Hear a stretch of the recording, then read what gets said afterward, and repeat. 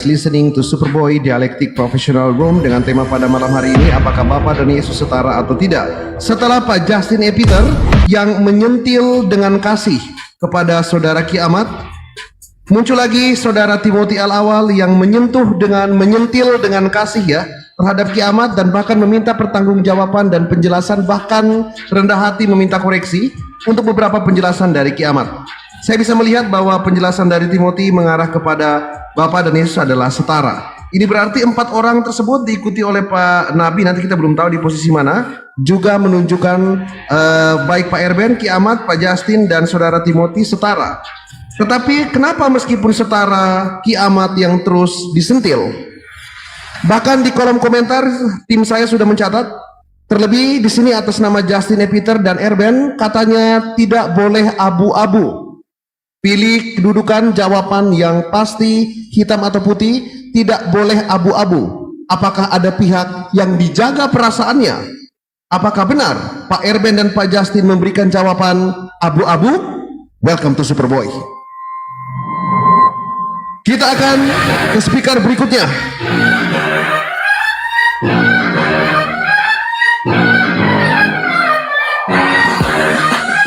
Bersabar sebentar untuk kalian semuanya. Nabi 26 akan berbicara. Superboy on air.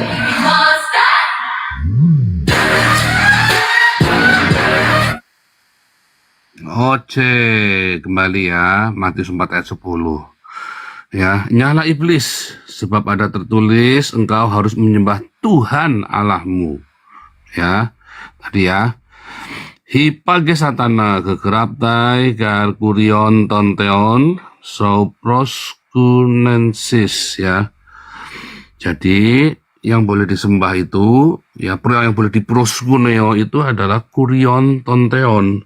Tapi masalahnya ya, Yesus mengatakan dirinya adalah Tuhan, kurios. Ya kan?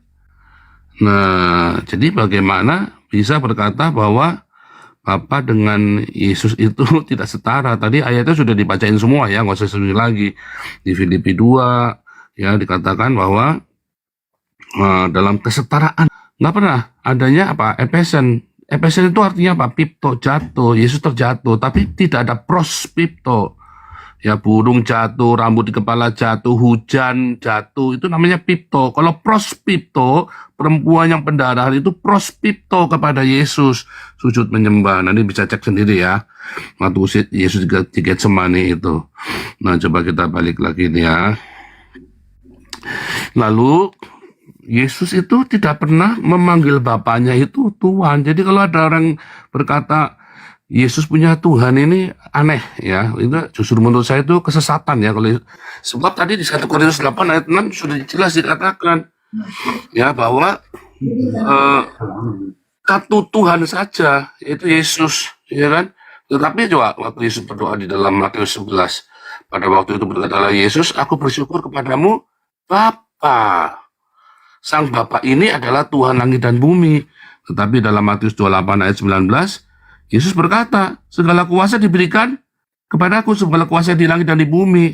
Artinya, itu bukan subordinat. Karena Yesus sendiri juga adalah Tuhan, dan Yesus sendiri mempunyai kuasa di langit dan di bumi. Ya, lalu ada yang berkata, oh, ya, lihat, ini ya tadi ya ayatnya ya. Nah, terus katakan tadi, oh, Yesus ini hambanya loh, hambanya Tuhan. Nah, sebentar. Seringkali orang suka bingung dengan kata hamba. Tadi Pak Erben juga sempat bingung ya.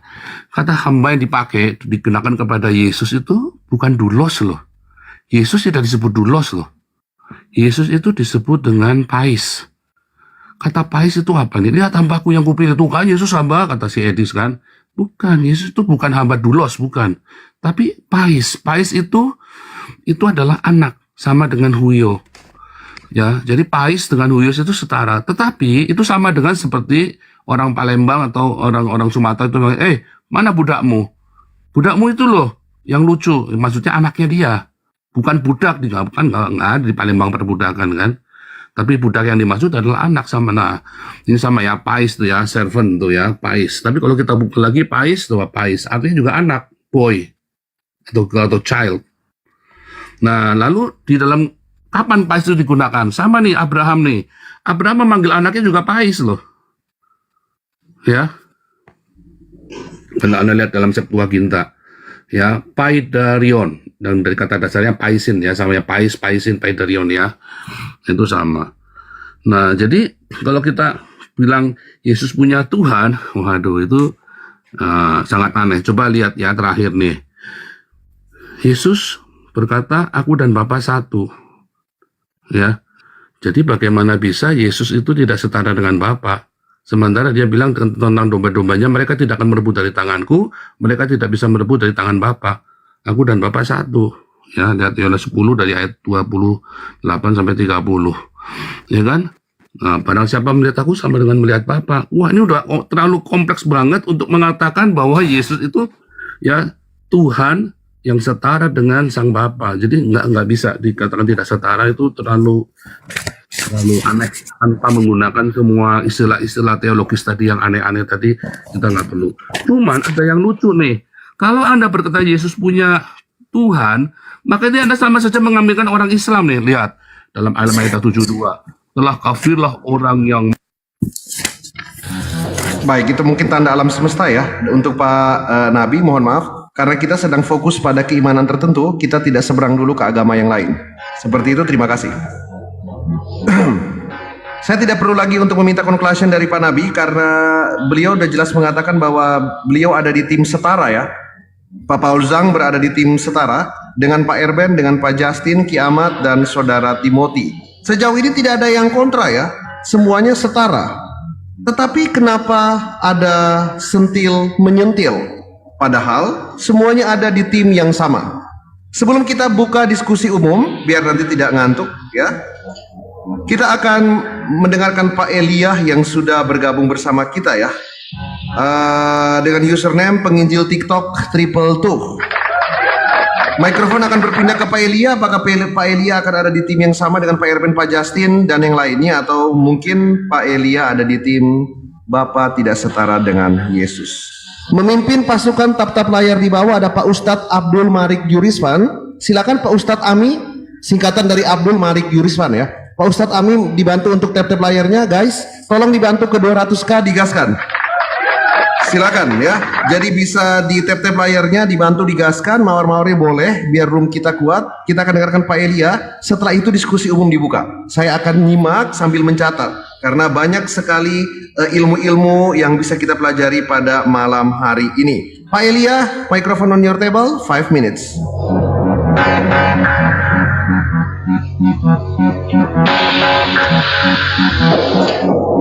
Ya, tes. Oke. Iya, jadi terima kasih buat host. Salam dulu buat semuanya. Tentang apakah Yesus setara dengan Bapa? Saya jawab dengan gamblang. Gampang saja saya jawab. Yesus setara dengan Bapa, betul sekali dalam keilahiannya. Nah, dalam kemanusiaannya ketika dia datang sebagai manusia, posisinya kan dia datang ke dunia untuk menjadi imam besar. Ngapain tugas imam besar itu? Bukankah imam besar itu melayani Bapa? Ini yang selalu saya tekankan. Imam besar itu melakukan pelayanan. Imam besar itu ngapain? Mempersembahkan kurban. Ini ya, saya tunjukkan ayatnya sebentar.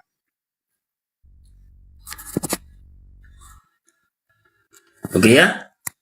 Ini di Ibrani ini. Saya tunjukkan ayatnya. Dari ayat Ibrani 5 dulu. Sebab setiap imam besar yang dipilih dari antara manusia ditetapkan bagi manusia dalam hubungan mereka dengan Allah, supaya ia mempersembahkan persembahan dan korban karena dosa. Imam besar itu tugasnya mempersembahkan korban, dan katanya di sini wajib dipilih dari antara manusia. Yesus bisa menjadi imam besar karena dia termasuk golongan manusia. Makanya Yesus disebut anak manusia. Itulah kodrat kemanusiaannya. Kodrat ilahinya, anak Allah. Itu yang membuat dia setara dengan Bapa. Dijelaskan dalam Yohanes 8 ayat 24. Jika engkau tidak percaya bahwa akulah dia, kamu akan mati dalam dosamu. Kata akulah dia di sini, itu diucapkan Yesus dalam teks Yunaninya. Itu adalah ego ini. Yang artinya ego emi itu adalah akulah yang telah ada. Dalam bahasa Ibraninya eye aser eye. Jadi Yesus setara dengan Bapa. Tetapi ketika dia menjadi manusia, Yesus melayani Bapa. Karena posisinya apa? Dia imam besar. Jadi kalau ada yang beranggapan Yesus mempertuhankan Bapa, melayani Bapa, itu ngaco katanya, itu tidak jelas. Anda yang kurang belajar. Karena arti kata mempertuhankan atau Yesus memiliki Tuhan, itu sama seperti ini. Saya berikan contoh sedikit. Kalau kamu hidup melayani nafsumu, maka nafsumu lah Tuhanmu. Kalau kau hidup untuk Tuhanmu, kalau kau hidup untuk uangmu, untuk uang, hanya untuk uang, ya tuh uang itulah Tuhanmu. Kalian lihat contoh dari perkataan saya itu. Bukankah itu mengindikasikan walaupun Tuhan itu tidak memiliki hakikat sebagai pencipta, bisa dipertuhankan. Batu itu bisa kau pertuhankan, bisa. Walaupun tidak punya hakikat sebagai pencipta. Jadi jangan kita pikir arti Tuhan itu berarti pencipta, itu udah ngaco. Maaf, itu udah ngaco. Alkitab tidak pernah menyatakan kurios atau Tuhan itu adalah pencipta. Sebab Sarah itu mengkurioskan Abraham. Apakah Abraham itu adalah pencipta? Ketika Sarah berkata, wahai kurie, katanya. Itu kan vokatifnya. Dalam bentuk vokatif, kurios itu kurie. Artinya Tuhan atau Tuhan. Itu nggak salah. Yesus mempertuhankan Bapa karena dia menjadi imam besar. Kalau dia tidak mempersembahkan darah, artinya dia tidak bisa menjadi imam besar. Dia bukan imam besar. Karena tugas mempersembahkan darah itu menurut Alkitab adalah imam besar. Ini saya bacakan lagi ayatnya. Ibrani 8. Ini tegas sekali surat Ibrani menyatakan rahasia dari kemah suci. Bahwasannya Yesus atau imam besar itu melayani Bapa. Lihat ini. Inti segala yang kita bicarakan itu ialah kita mempunyai imam besar. Yang demikian langsung saya lompat ke ayat tiganya. Sebab setiap imam besar ditetapkan untuk mempersembahkan korban. Imam besar itu melayani kawan. Mempersembahkan korban kepada Bapa. Yesus pun demikian. Dan persembahan. Dan karena itu Yesus perlu mempunyai sesuatu untuk dipersembahkan. Apa yang dipersembahkan Yesus? Di ayat Ibrani 9 ayat 14. Yesus mempersembahkan darahnya sendiri. Betapa lebihnya darah Kristus yang oleh Roh yang kekal telah mempersembahkan dirinya sendiri kepada Allah. Jadi tidak ada yang salah kalau Yesus mempertuhankan Bapa. Cuman lihat dia mempertuhankan Bapa sejak kapan? Sejak dalam manusia, dalam keilahian tidak.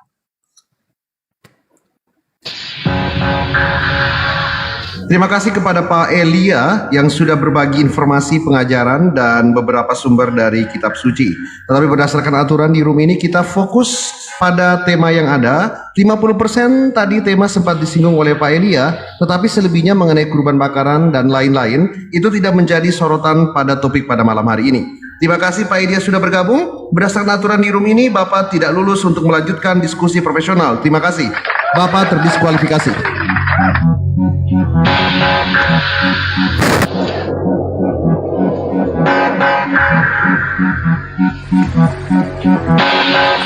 Baik, kita akan lanjut ya teman-teman. Kita akan lanjut. Tapi sebelumnya aku Alexandra, terima kasih banyak. Wah, ini nyonya rumah mendukung rumah sendiri nih ya. Baik, tapi sebelumnya aku mau nanya dulu nih teman-teman, suaraku jelas nggak di bawah untuk kalian? Jelas ya? Dan apakah back soundnya jelas nggak? Terdengar nggak teman-teman? Yang di kolom komentar ya, di kolom komentar aja ya, aman semuanya ya, baik ya, seperti itu, baik. Oke, untuk teman-teman ada beberapa orang yang tadi typing bahwa Pak Elia datanya apa adanya banget ya, datanya benar-benar sederhana ya, jangan begitu ya, itu kitab suci ya, nggak boleh. Sekali lagi Alexandra, terima kasih banyak nyonya rumah ya, semoga jadi istri yang tetap berpegang pada janji pernikahan kita.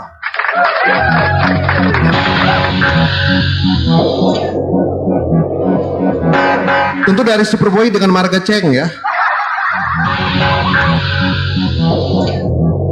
Baik, kita akan buka diskusi umum dan saya berharap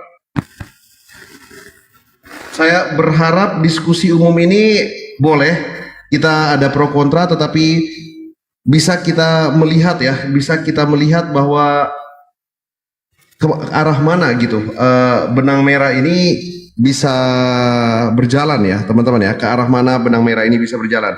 Saya akan membuka semua mikrofonnya, timer saya akan akhiri. Pak Erben, Pak Justin, Ki Ahmad, dan Timothy ini 4 orang hebat, mungkin bisa ngobrol karena mereka berada di satu tim, tetapi secara nggak langsung sudah ada 3 orang yang mengarahkan sentilan kasih ya, saya bilang sentilan kasih kepada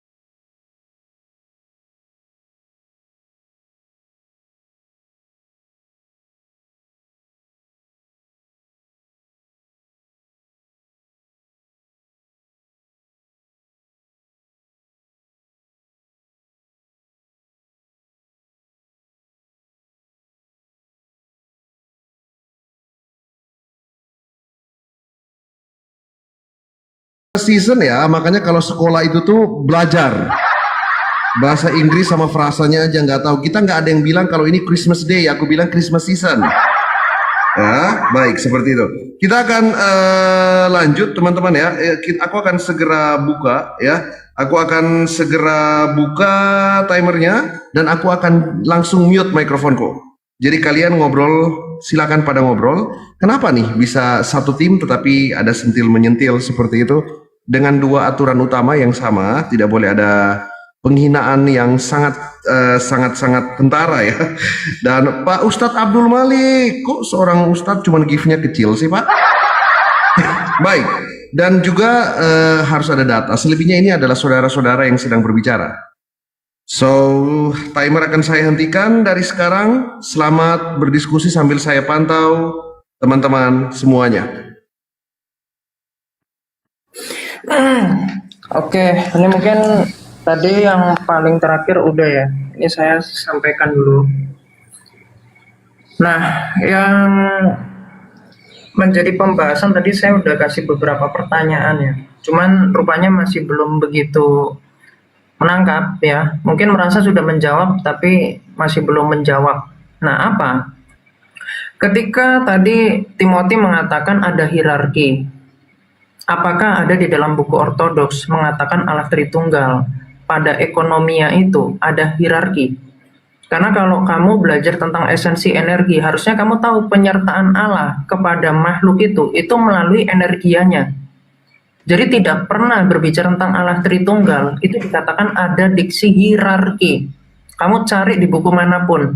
Ya, jadi jangan yang tertulis di situ apa, kemudian ditambah-tambahin ada istilah hierarki. Nah, terus berbicara tentang monarki itu berbeda dengan hierarki. Ketika mengatakan kata hierarki itu bicara tentang ekonomia, saya kira kalau mau belajar ortodoks itu harus tahu literatur dan jangan cuman ngeklaim.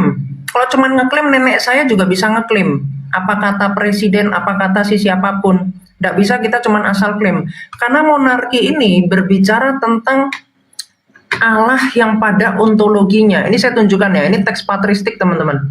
Nih ya, orasi teologis kelima, orasi ke-35 dari siapa? Gregorius dari Nazianzus. Ya, tidak pernah kata monarki itu berbicara tentang ekonomia atau fungsional. Ya, di sini dijelaskan gini. Karena untuk menyelamatkan diri dari masalah dalam membela monarkia, kalian telah mengingkari keilahian dan menyerahkan pernyataan-pernyataan itu kepada lawan-lawan kalian. Jadi berbicara tentang monarkia ini juga ada di dalam yang dijelaskan oleh Athanasius ya. Tapi ini saya tunjukkan di sini. Dikatakan gini, ketika kita kemudian memandang keilahian atau sebab pertama atau monarkia, apa yang kita pahami adalah esa. Tetapi ketika kita memandang pribadi-pribadi yang di dalamnya keilahian itu bersemayam, dan pada mereka yang abadi dan dengan kemuliaan yang sama memiliki wujud mereka, dari sebab pertama ada 3 yang kita sembah. Ini merujuk pada Allah Tritunggal, 3 pribadi. Jadi tidak pernah dipahami monarkia itu disamakan dengan hierarki dan kemudian dikatakan itu pada ekonomia. Potong leher saya, potong telinga saya kalau saya salah. Ya, saya jamin saya tidak akan salah. Penjelasan ini penjelasan ortodoksi. Ya. Kemudian ya, tidak ada satupun, buktikan kepada saya ada buku ortodoks mengatakan kata hierarki. Ya, trinitas ekonomia itu ada hierarki. Karena tidak pernah Allah itu dikatakan di dalam ruang dan waktu. Nih ya, saya tunjukkan. Ini katekismus gereja ortodoks. Saya tunjukkan di sini dikatakan apa? Ini pertanyaan nomor 63, dibaca halaman 34. 34 ya. Di sini dikatakan gini. Istilah dari esensi yang sama atau homoousios. Ya, homoousios diterima setelah banyak diskusi. Konsili Ekumenis pertama 325 mengutuk istilah tersebut seperti esensi bla bla bla. Ini langsung saya inikan di bawahnya ya. Sinode Suci mengadopsi istilah dari esensi yang sama homoousios, menyatakan bahwa putra memiliki hakikat yang sama dengan Bapa dan bukan diciptakan. Firman Allah adalah gambar Allah. Sang Bapa sama dan identik dalam segala hal dengan Dia, tidak dapat berubah. Ingat Allah tadi saya udah bilang di awal, Allah tidak pernah berubah. Dan tidak terbagi, ada bersamanya sebelum segala masa. Jadi tidak pernah dikatakan ada trinitas monarki, tapi disebutnya itu monarki itu pada ekonomia. Itu mohon maaf ya, itu kebodohan itu. Ya, saya kira jangan klaim belajar ortodoks kalau ternyata nggak ngerti tentang ortodoks. Itu. Terus yang kedua, saya tunjukkan ini ya, ini tadi Timothy berusaha mempelajari 1 Korintus 15 ya. 1 Korintus 15 ayatnya yang kedua 28. Di sini ada tulisan kan di bawah kakinya. Apakah Bapak punya kaki? Kan Bapak nggak punya kaki. Apa maksudnya di bawah kakinya? Apakah merujuk pada ketidaksetaraan? Kamu baca. Ini ada penjelasan patristik nih. Di sini dijelas apa? Setara. Jadi bicara tentang ketundukan, dikatakan anak tidak dapat berkata-kata dari dirinya sendiri karena sumber kehendak itu bukan dari hipostasis sang anak dan bukan dari hipostasis sang Roh Kudus. Sang Bapa itu dikatakan Allah pada hipostasisnya sendiri. Sang anak dikatakan Allah menurut kodrat. Karena kodrat ilahi itu dari sang Bapa, maka sang anak itu dikatakan Allah sejati. Dan yang mana yang dikatakan Allah dari Allah, kan Anda tadi sudah membaca itu. Jadi di ayat ini tidak pernah ada penafsiran itu dikatakan tidak setara. Anda baca Agustinus dari Hippo, dikatakan apa? Nih, jika putra setara, bagaimana Bapa lebih besar? Bicara tentang Bapa lebih besar, Yohanes 14 ayat 28, itu bicara karena Bapa itu sang sumber. Bapa yang memperanakkan sang sabda sebelum segala zaman. Lagi-lagi tidak berbicara tentang ekonominya. Ini sangat dasar loh saya kira. Dikatakan nih, namun ketika kitab suci menunjukkan bahwa ia setara, hal ini dipahami dalam kaitannya dengan keilahiannya. Sekarang pertanyaannya, ketika Anda mengatakan bahwa ada hierarki pada ekonominya, tunjukkan saya yang tertulis mana. Nah, lalu kalau kita mau bicara tentang inkarnasi, ini saya tunjukkan ya. Ini saya tunjukkan. Karena tidak sesimpel itu ya untuk kemudian asal ngeklaim. Nih, kalau Anda mengatakan bahwa sang anak itu inkarnasi, perhatikan pertanyaan saya. Bagaimana Anda menjelaskan sang anak itu inkarnasi? Apakah dia yang esensinya adalah Allah itu melompat keluar ke hakikat Allah? Apakah hakikat Allah itu di dalam ruang dan waktu? Saya yakin orang-orang heterodoks nggak bisa jawab ini. Saya jamin. Ya, karena ortodoks menjelaskan inkarnasi itu secara energetik. Nah, terus tadi saya difitnah ya. Mohon maaf nih, kalau memang nggak sanggup, nggak usah ngomong. Bilang aja saya nggak bisa untuk menjelaskan itu. Jadi jangan pakai narasi yang memalukan. Tiba-tiba tadi dikatakan bahwa Kristus Kristus, nama ilahi, nama Bapa. Ini omongan macam apa? Bahkan keluar dari mulut saya bahwa Kristus itu Allah Bapa pun tidak pernah. Ya, jadi gini ya, tidak pernah. Ini statement saya, tidak pernah nama pribadi itu pada kodrat. Karena kalau bicara tentang nama Allah itu bicara tentang atribut. Kalau Anda mengatakan ya nama dimiliki pribadi yang memiliki kodrat, itu betul. Ya, karena nama itu selalu dimiliki oleh pribadi. Tetapi bukan ya kodrat manusia yang bernama. Perhatikan, bukan kodrat manusia yang bernama. Karena kalau Anda mengatakan kodrat manusia yang bernama Yesus Kristus, nama itu, nama pribadi itu dimiliki oleh kodrat. Konsekuensinya kalau kodrat itu disebut sebagai pribadi, maka Anda sebetulnya nestorian. Hati-hati, Anda itu harus tahu tentang standar ortodoksi. Kalau ini nggak paham, ya nggak usah ngomong tentang mendengar dari episkop. Episkop itu selalu bilang, itu bicara tentang pribadi yang nuzul menjadi manusia, namanya Yesus Kristus. Jadi nama itu dimiliki oleh pribadi yang memiliki kodrat, bukan kodrat manusia yang bernama. Dengarkan baik-baik dan pahami. Ya, terus pertanyaan saya yang bagaimana Anda menjelaskan inkarnasi, apakah esensi melompat atau apa? Jelaskan dengan teologi heterodoks. Apa jawabannya? Apakah esensi melompat? Kalau esensi melompat wajar ada hierarki pada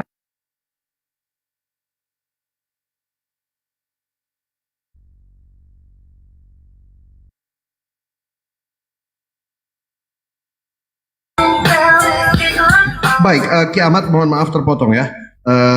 Sekali lagi saya tekankan ya, saya nggak tahu motivasinya apa, tapi Pak Erben, Pak Justin, dan Saudara Timothy ini sudah ada diskusi bebas.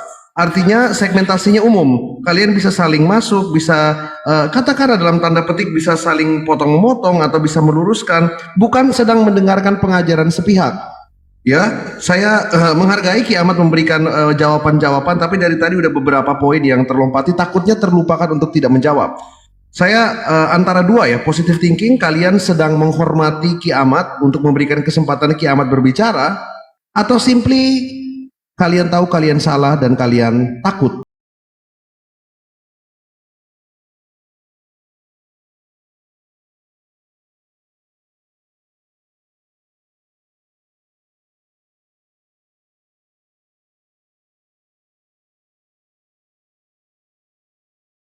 Dan satu koreksi kecil untuk Saudara Demian di bawah, bahasa Indonesia yang baik adalah naik, bukan naik.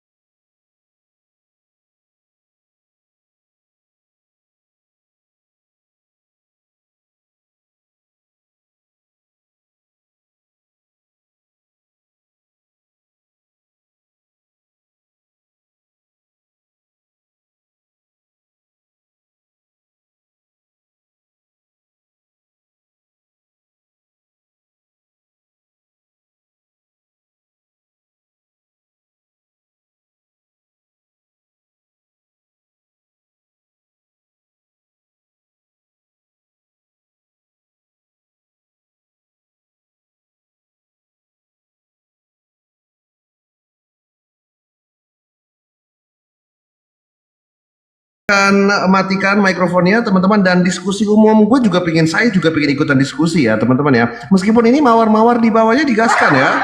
Dari tadi yang paling banyak ngasih itu Pak Ustadz Abdul Malik ya, seperti itu. Baik, silakan dilanjutkan diskusinya bapak-bapak dan saudara yang terhormat. Oke, ya sebenarnya aku gini ya bro ya, aku kan naik di sini karena pengen tahu gitu. Oh, ada suara itu. Maksud saya begini loh. Maksud saya begini, ini boleh nggak sedikit aja supaya poin yang ditemakan ini bisa selesai gitu loh pada pembahasan yang jelas. Jadi maksud saya gini, ini ada dua Tritunggal jadinya. Ada Tritunggal pertama itu Bapa setara dengan anak ya dalam kodrat ilahi. Tiba-tiba ekonominya Bapa tidak setara dengan anak ya dalam kodrat ilahi. Berarti Anda mau mengatakan kodrat manusia Kristus itu sebagai pribadi. Sejak kapan itu dikatakan sebagai anhipostasis? Nih saya tunjukkan datanya. Jadi kalau Anda mau mengatakan ada trinitas yang tidak setara di ekonomi, ada hierarki. Pertama di buku ortodoks tidak ada ya, tunjukkan di buku heterodoks juga silakan itu ya, itu mungkin coba kiamat kira-kira gini. dan errornya apa? Errornya ini, oke, errornya Sebentar dulu. tidak boleh, gini dengarkan Pak. Halo? Errornya gini Sebentar coba dulu, ini tolong, sebentar. ini poin terpenting dengarkan. Iya, saya mau tanya. Tidak boleh Pak, Ketika sebentar. Yesus mengatakan, Pak, Gini, sebentar. gini. Nah, ya saya dapat menjelaskan itu. Ketika dikatakan errornya apa? Tidak boleh membandingkan anhipostasis dengan hipostasis. Kemanusiaan Kristus itu bukan pribadi. Bagaimana mungkin Anda membandingkan yang anhipostasis dengan hipostasis? Itu errornya. Makanya kalau ada bilang nanti ada trinitas ekonomia itu tidak setara, nanti kalau ontologi itu setara, artinya Anda bikin ada dua jenis trinitas dan Allah itu berubah, Allah Tritunggal berubah. Thank you. Oke, sekarang jadi definisi apa yang bisa dijelaskan ketika Yesus mengatakan, aku tidak dapat berbuat apa-apa dari diriku sendiri. Bapa lebih besar daripada aku, kemudian Yesus juga menaklukkan dirinya kepada Sang Bapa. Apakah itu tidak bisa disebut monarki atau hierarki? Oke, kalau Bapak tadi mendengarkan dengan baik, bicara tentang monarki itu bukan berbicara tentang ekonomia, tetapi berbicara tentang Allah Tritunggal secara ontologi. Karena Bapa itu adalah sumber yang tak bersumber, dialah yang memperanakan Sang Anak. Bukan anak yang memperanakan Sang Bapa. Makanya Sang Bapa itu disebut sebagai kemonarkian, letaknya itu pada Sang Bapa. Ya. Terus kalau Anda mau tanya kepada saya, Yohanes 14 ayat 28, ini saya tunjukkan. Apa yang dimaksud Bapa lebih besar daripada aku? Ini saya jawab. Itu bukan lebih besar keilahiannya, bukan. Nih. Iya. Yohanes 14. Gini. Kita kan sudah sepakat.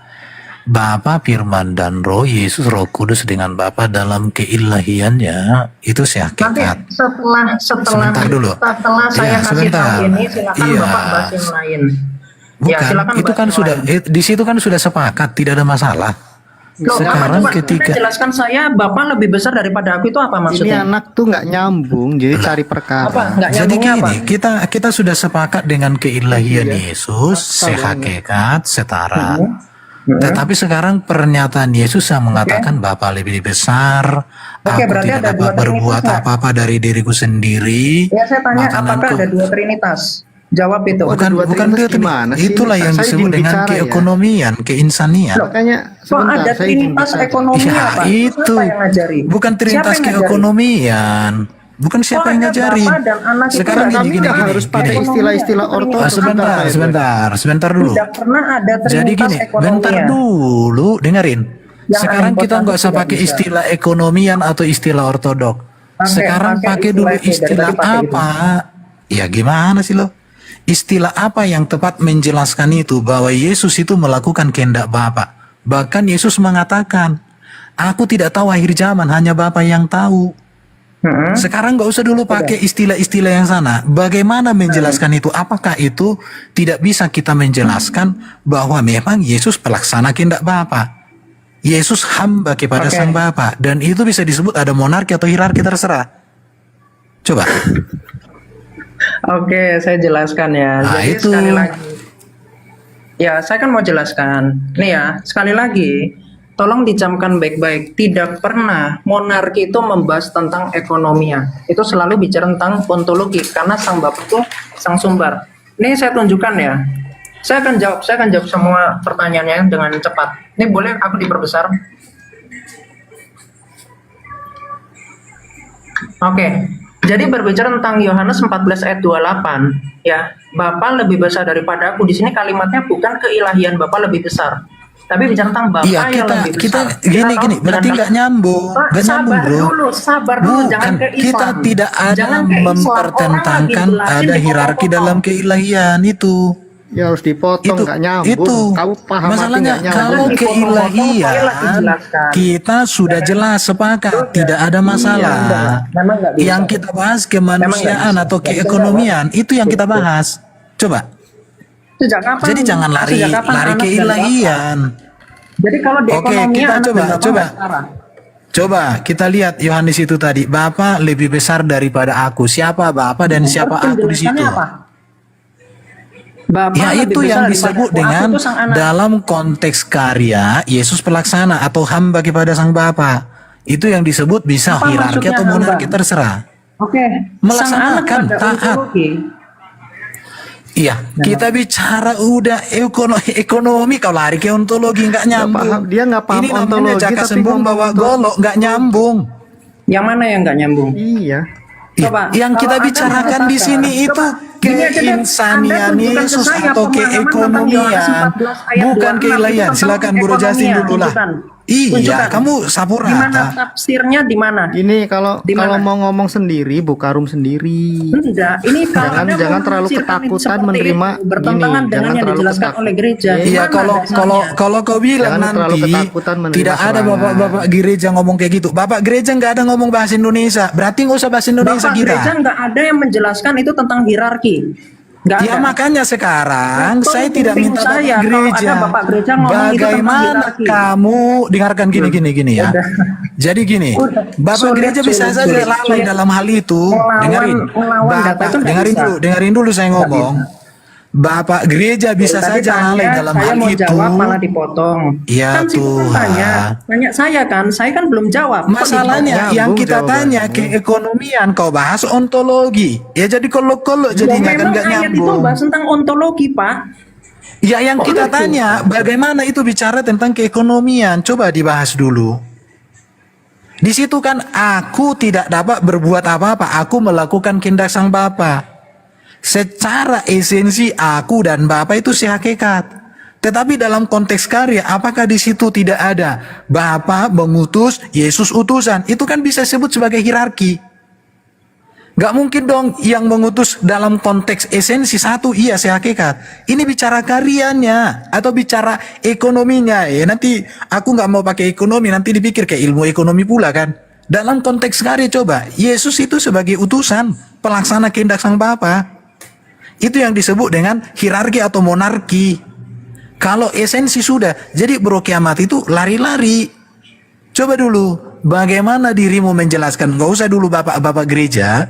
Ketika Yesus menaklukkan dirinya kepada sang Bapa, ketika Yesus mengatakan aku tidak dapat berbuat apa dari diriku sendiri, ketika Yesus mengatakan makananku melakukan kehendak sang Bapa, semua dari sang Bapa kepadaku telah diberikan. Segala kuasa di surga di bumi. Isi itu Yohanes pasal 3 35 36.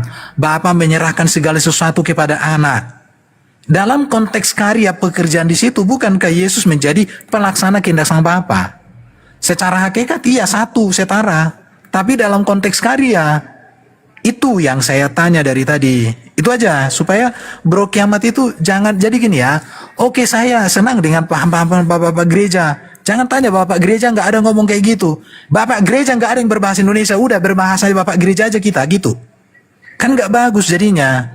Bapak gereja nggak pernah ngomong Alkitab pakai bahasa Indonesia. Jadi nggak usah kita pakai bahasa Indonesia supaya bapak gereja kita semua.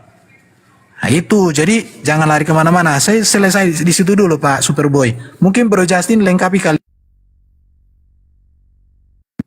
Iya makanya jangan nggak sesuai topik ya, orang lagi dipositioningkan siapa yang berbeda malah nyerang-nyerang seenak jidat sendiri. Terus habis itu typing, kamu ketakutan kan, ini kan sombong, nggak inget dirinya tuh seperti apa dulu.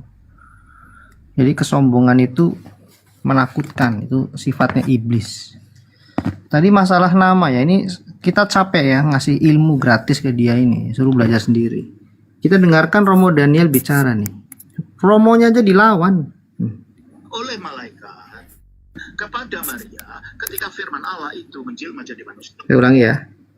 Jadi kalau lagi itu itu, Yesus itu memang namanya manusia. Tuh, Bukan. ulangi ya. Kalau itu namanya Allah. Dalam perjanjian lama Allah tidak pernah disebut Yesus.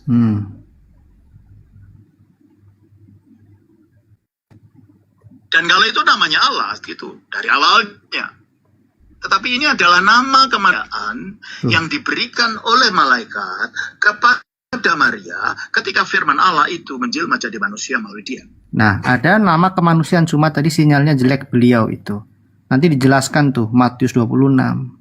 Ya, kata Malikil, kalau ada besi panas, korek kupingmu itu sama korek hatimu supaya nggak penuh dengan iblis. Masih kecil sombongnya minta ampun kau itu. Semua orang diserang. Kau ortodok bukan pakai data-data ortodok. Bikin malu, KG aja, Romo KG aja kau lawan. KG itu sering ngomong juga itu masalah ekonomi. Makanya kau ini kau penuh kepahitan hidupmu. Gak usah debat, bikin malu. Ini Romo Daniel ini nama manusia, lalu dia studi kasus. Yesus Barabas, Yesus yang lain. Otakmu tuh udah rusak. Kau gunakan ayat-ayat Alkitab itu untuk hajar-hajar orang. Ngaku ortodok. Nggak jelas kok kamu ini. Ingat dirimu tuh siapa. Ya. Jadi saya malas debat dengan dia. Sebentar lagi saya turun. Ini orang ini sakit jiwa ini. Butuh validasi. Semua orang dihajar sama dia. Nyebut orang heterodoks, nggak tahu malu kau. Ya. Ortodok bukan kau, ortodok KW kau gabrul kau.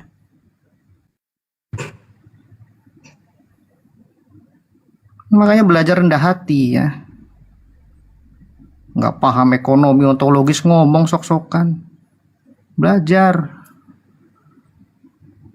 Gabrul kau. Inilah orang tua ketika kebanyakan garam itu jadinya darah tinggi, ya. Jadi kalau masalah experience, Anda itu nggak usah kemudian sok-sokan merasa lebih tua, ya lebih banyak garam gitu, nggak perlu.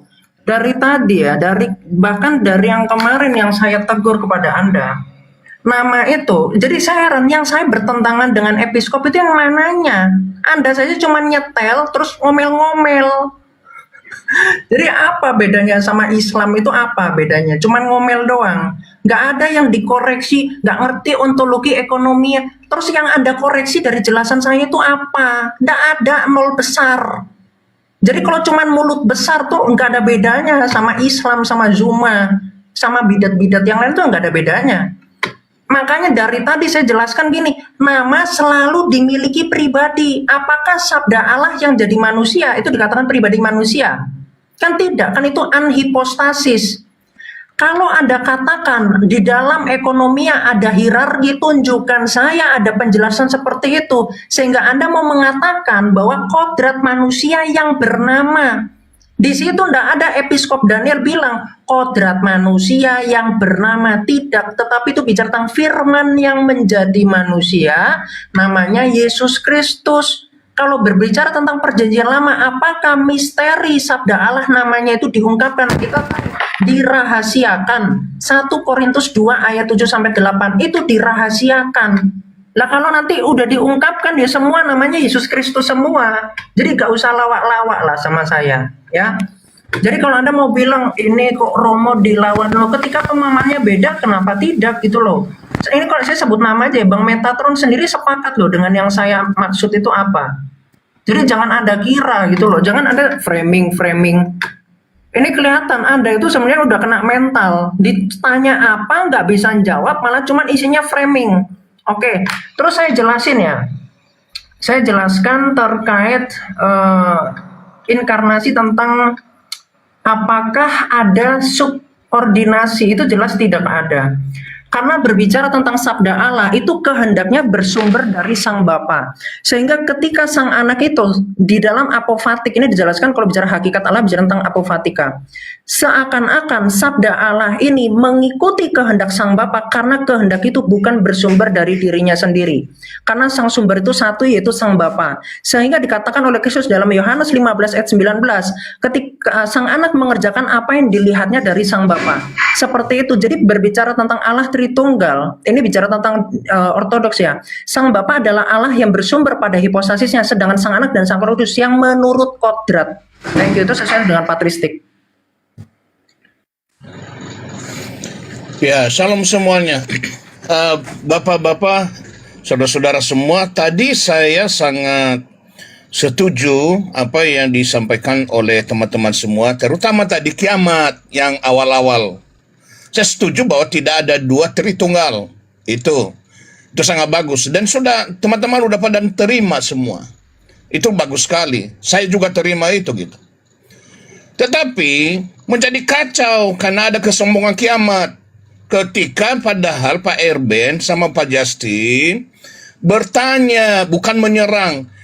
Tolong jelaskan bagaimana mengungkapkan atau mengatakan tentang Yohanes tadi mengenai Bapa lebih besar daripada aku tunduk kepada kehendak Bapakku. Itu bukan serangan, tetapi minta supaya kita lebih menjelaskan lagi, supaya lebih mengerti. Tetapi karena ada kesombongan kiamat menempatkan dirinya di atas segala-galanya, lebih tinggi dari burung Raja Wali, yang akhirnya itu adalah awal kejatuhannya. Padahal orang mau minta supaya bisa kita mengerti. Itu yang diminta, bukan menyerang kiamat. Rendahkan dirimu sendiri, berdoa dulu sebelum berkata-kata. Makanya tadi Pak Jasi ngomong seperti itu. Sombong sekali ini anak. Baru anak kemarin gak punya jemaat, gak jelas gerejanya di mana, ngaku-ngaku ortodoks. Sudah bagus awal-awalnya tadi, kita bisa terima itu. Nah, diminta oleh bapak-bapak ini, termasuk saya tadi enak. Wah, ini bagus ini. Saya mendapatkan sesuatu dari sini. Dari Roh Kiamat. Dapat ini. Ternyata kiamat menganggap Pak Erben menyerang. Menganggap Pak Justin menyerang. Kenapa begitu? Karena hatinya sudah ada kebusukan. Luruskan hatimu dulu. Demikian dari saya. Terima kasih.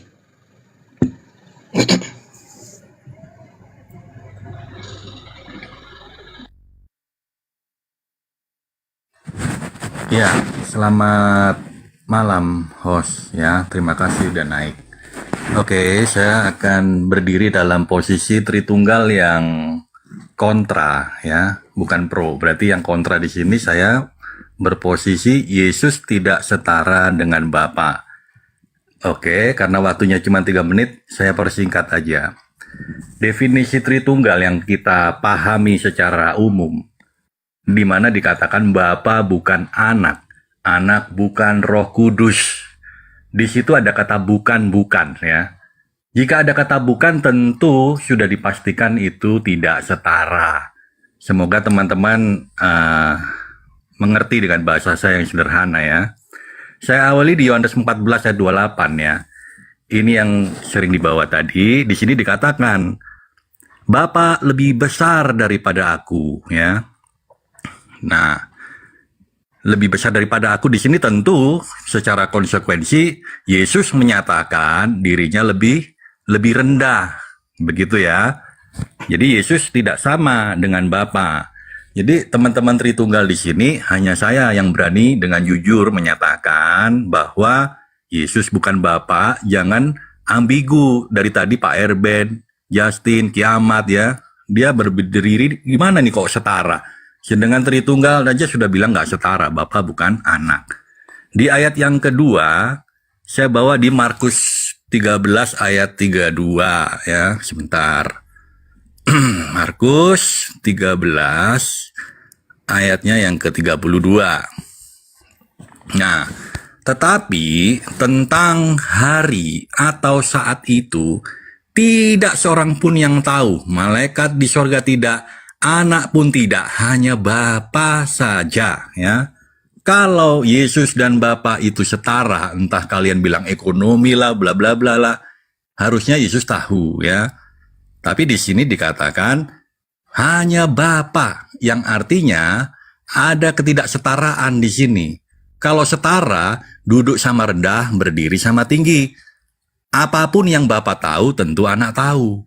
Tetapi ini ayat secara eksplisit, karena waktunya cuma 3 menit ya. Saya hanya bawa 2 ayat dulu lah. Sebenarnya saya masih bisa, kalau saya lolos, saya akan tunjukkan ayat-ayat lain lagi yang lebih eksplisit, di mana Bapa dan anak itu tidak setara.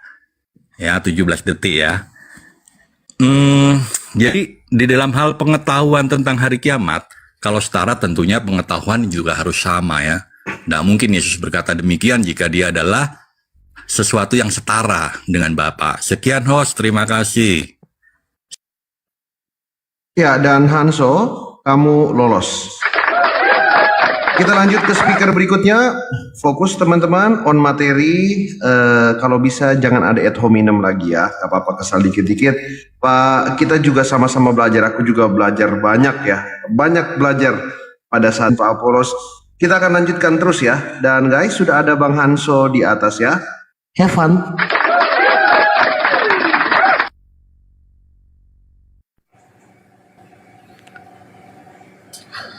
Oke ya teman-teman, jadi si Hanzo tadi itu, terima kasih Hanzo, kamu menyangkali keonesanmu demi mendukung Tritunggal yang sejati. Cuman dukunganmu itu sebagian. Kenapa saya katakan dukungan sebagian? Karena kami percaya dalam konteks insani ada di sini dikatakan Yesus sebagai hamba kepada Sang Bapa. Tetapi kamu tidak memahami keilahian Yesus, bahwa Yesus itu setara dengan Bapa dalam keilahian. Jadi ini Hanzo, dia seorang oneness, menghancurkan keonesannya hanya demi mengadu domba, tapi tidak mampan. Tapi kembali ke Bro Kiamat ya. Jadi kalau dalam konteks karya atau keekonomian istilahnya, maka saya katakan Yesus itu hamba kepada Sang Bapa. Contoh 1 Korintus 11 ayat 3. Tetapi aku mau supaya kamu mengetahui, yaitu kepala dari tiap laki-laki ialah Kristus. Kepala dari perempuan ialah laki-laki, dan kepala dari Kristus ialah Allah. Namanya kepala di sini berarti di sini ada semacam, kalau kita sebut hierarki oke, atau monarki, berbicara di sini ada Bapa, ada anak, sang anak tunduk kepada sang Bapa dalam konteks karya, bukan dalam konteks hierarki. Sama seperti wanita dengan perempuan. Secara tatanan sosial, laki-laki itu di atas wanita, kepalanya laki-laki, wanita itu badan tubuh. Tetapi secara esensi laki-laki dengan perempuan itu satu. Tetapi dalam konteks tatanan, maka laki-laki sumber bagi perempuan, karena laki-laki berasal dari perempuan. Contoh di Indonesia, secara hakikat Pak Prabowo dengan Pak Gibran sama, tetapi secara fungsi ya berbeda.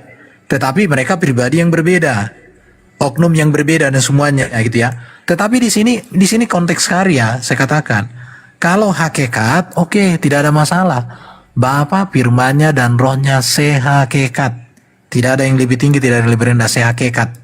Tetapi ketika firman hadir dalam rupa manusia, ketika roh Allah diutus kepada dunia ini, maka firman dan roh itu melakukan kehendak Sang Bapa, yang bisa disebut secara keekonomian atau secara di dalam karya, bahwa firman dan roh itu pelaksana. Ini ayatnya, kepala dari Kristus ialah Allah. Tidak ada dikatakan kepala Kristus adalah Kristus sendiri, atau Kristus dan Allah Bapa adalah kepala yang sama. Enggak begitu. Ini konteksnya. Dan ini menurut saya pernyataan seorang Rasul Paulus yang lebih tinggi daripada bapak-bapak gereja. Karena bapak-bapak gereja harus tunduk kepada Paulus.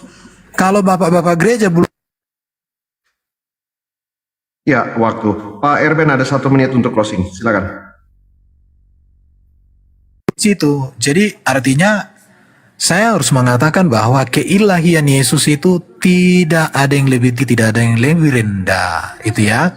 Tetapi dalam konteks karya, Sang Firman dan Roh itu melakukan apa yang menjadi kehendak Bapa, dan tujuannya untuk keselamatan manusia, untuk memulihkan seluruh tatanan dunia yang rusak oleh karena dosa. Jadi saya pikir penjelasan saya ini semoga dipahami dengan bagus, tapi untuk Hanzo, kamu orang yang tidak punya pendirian. Tapi mungkin kamu sudah ingin berubah menjadi Tritunggal sejati karena kamu bukan oneness. Kalau oneness itu mengatakan Yesuslah Bapa itu sendiri, jadi ayat-ayat yang tadi itu sudah menghancurkan keonesanmu hanya demi nafsumu yang nggak tepat. Kolok-kolok. Oke, saya tanggapi ya. Jadi saya tuh berharap tadi ada yang ditanggapi ya dari pernyataan saya. Jadi kalau mengatakan gini tadi, ini statement Pak Erben ya, teman-teman harus teliti ini. Katakan ini, Yesus dalam kemanusiaannya tidak setara dengan Bapa. Nah, saya tunjukkan Anda dokumen patristik ya. Apakah kemanusiaan Kristus itu pribadi sehingga disetarakan dengan yang pribadi? Kita lihat di e-book saya kutip tuh ya, volume 3. Aduh, ini waktunya. Nah ini, jadi dalam konsili Konstantinopel kedua atau 553 dikatakan apa? Christ humanity is an hypostasis in the logos, an anhypostasis by itself. Jadi kemanusiaan Kristus itu disebut anhypostasis, Pak. Ini udah di anatema nih. Ini Nestorian yang di anatema. Ketika ada mengatakan ya, Yesus dalam kemanusiaannya, Anda harusnya berbicara tentang kemanusiaan Kristus itu sebagai apa? Sebagai kodrat manusiawi yang mengkomunikasikan kehendak, bukan kemudian dibandingkan dengan pribadi. Karena yang pribadi ini kan adalah Sang Firman, adalah Allah sejati. Ya, aduh, ini udah ini. Oke nih. Jadi kalau dikatakan yang anhypostasis ini Anda katakan tidak setara dengan Bapa, ini sama seperti gimana ya? Ini kan bukan pribadi gitu loh. Yesus dalam kemanusiaan, kalau Anda katakan itu pribadi berarti ada Yesus yang manusia, ada Yesus yang Allah. Atau kalau kata Patris Allegro, Yesus yang Tuhan menyelamatkan Yesus yang manusia. Yesus yang manusia itu kemudian lebih rendah daripada Sang Bapa. Ini bukan ajaran gereja. Kalau Anda anti dengan bapak-bapak gereja ya silakan. Nah, terus yang anehnya lagi, kalau dalam ekonomia Kristus taat dengan Bapa, berarti kalau dalam ontologi apa? Berarti apakah ada 3 kehendak pada diri Allah? Nah, makanya saya katakan Anda jangan menggunakan monarki itu pada ekonomia, karena tidak pernah berbicara tentang kemonarkian Tritunggal itu berbicara tentang ekonomia, itu berbicara tentang Bapa adalah Sang Sumber. Terus yang kedua, Yohanes 14 ayat 28 itu berbicara tentang ini. Sebab jelaslah bahwa dia adalah gambar yang sepenuhnya memuat segala sesuatu yang dengan keserupaan terbesar dia nyatakan sebagaimana Tuhan sendiri telah mengajarkan kita. Bapakku lebih besar daripada aku, namun kita harus menyatakan bahwa hanya Bapa yang memiliki hak untuk tidak dilahirkan. Jadi ini bicara tentang keunikan hipostasis dari Sang Bapa, bukan bicara tentang ekonominya. Silakan Kiamat closing 50 detik. Ya, jadi sekali lagi Yohanes 14 ayat 28 itu tidak berbicara tentang ekonomi ya, tetapi bicara tentang prinsip bahwa Sang Anak itu taat kepada Sang Bapa. Itu harus dipahami secara apofatika.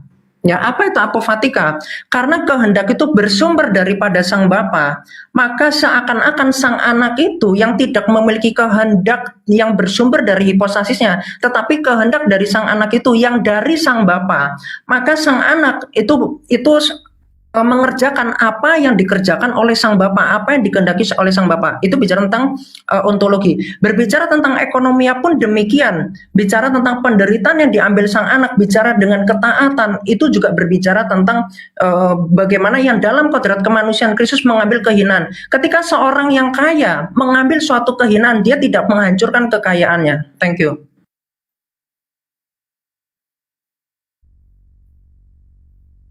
Bapak Justin. Ya. Saya akan buka di Efesus 3 ayat 2 ya. Di Efesus 1 ayat 9 juga, tapi saya akan buka di Efesus 3 ayat 2. Jadi di Efesus 3 ayat 2 di sini ada kata oikonomian tes caritos tu teu, tuh ya. Ya, administration of the grace of God. Jadi kata ekonomikal itu sangat alkitabiah ya. Oikonomi ya, pengaturan dalam diri Allah itu. Bahkan di Efesus 1 ayat 9 sampai 10, Efesus 3 juga, ada bahkan di surat Galatia juga. Kolose 1 25 sampai 27 juga. Ini lucu ya. Tadi sudah saya kasih data dari Romonya, bahkan dia sempat ngomong kalaupun salah berbeda salawan gitu. Oh, ya. Oke ya. Nah, tadi Romo Daniel mengatakan jelas, nanti di YouTube kalau butuh source-nya saya kasih di YouTube-nya. Source YouTube-nya ya, link YouTube-nya. Itu jelas tuh nama manusia. Manusia itu kodrat. Manusia itu kodrat. Nama kodrat itu nama jenis kodrat manusia itu. Jadi ya memang itu untuk tujuan apa? Supaya bisa dipanggil. Kalau dia mengatakan bahwa nama Yesus itu nama Allah, seperti tadi Romo Daniel mengatakan ya, di perjanjian lama nggak ada nama Allah itu Yesus. Ini berbahaya. Nanti bisa seperti Yohanes itu. Ya, bisa seperti Yohanes. Tuh, kemudian ya, jadi sekarang kita lihat ya. Kemarin dia mengatakan dengan PD-nya membela Edis, Yesus punya Bapa. Oke ya. Sekarang kita tagih janjinya, konsistensinya. Yesus punya Bapa itu dijelaskan. Oke. Ini ayat-ayat yang sudah saya share sebenarnya. Yang lain nih, Yohanes 16 ayat 15. Segala sesuatu yang Bapa punya adalah aku punya. Ini bicara tentang apa? Perkataan yang diberikan Yesus kepada Roh Kudus untuk disampaikan. Kalau kiamat ini nggak kabur dari tanggung jawabnya membela Edis, Yesus punya Tuhan yang sudah teridentifikasi sebagai Unitarian. Ya sayang sekali. Terus ini anak nggak nyambung. Kita di sini nggak pernah ada yang mengatakan Yesus mengambil pribadi, firman mengambil pribadi manusia. Nggak ada. Kolose 2 ayat 9, ya. Ini kita percaya bahwa hanya ada satu pribadi, sebab dalam dialah berdiam secara jasmani ya seluruh kepenuhan kealahan. Sungguh sayang ya Timothy turun ya. Mungkin menghindari.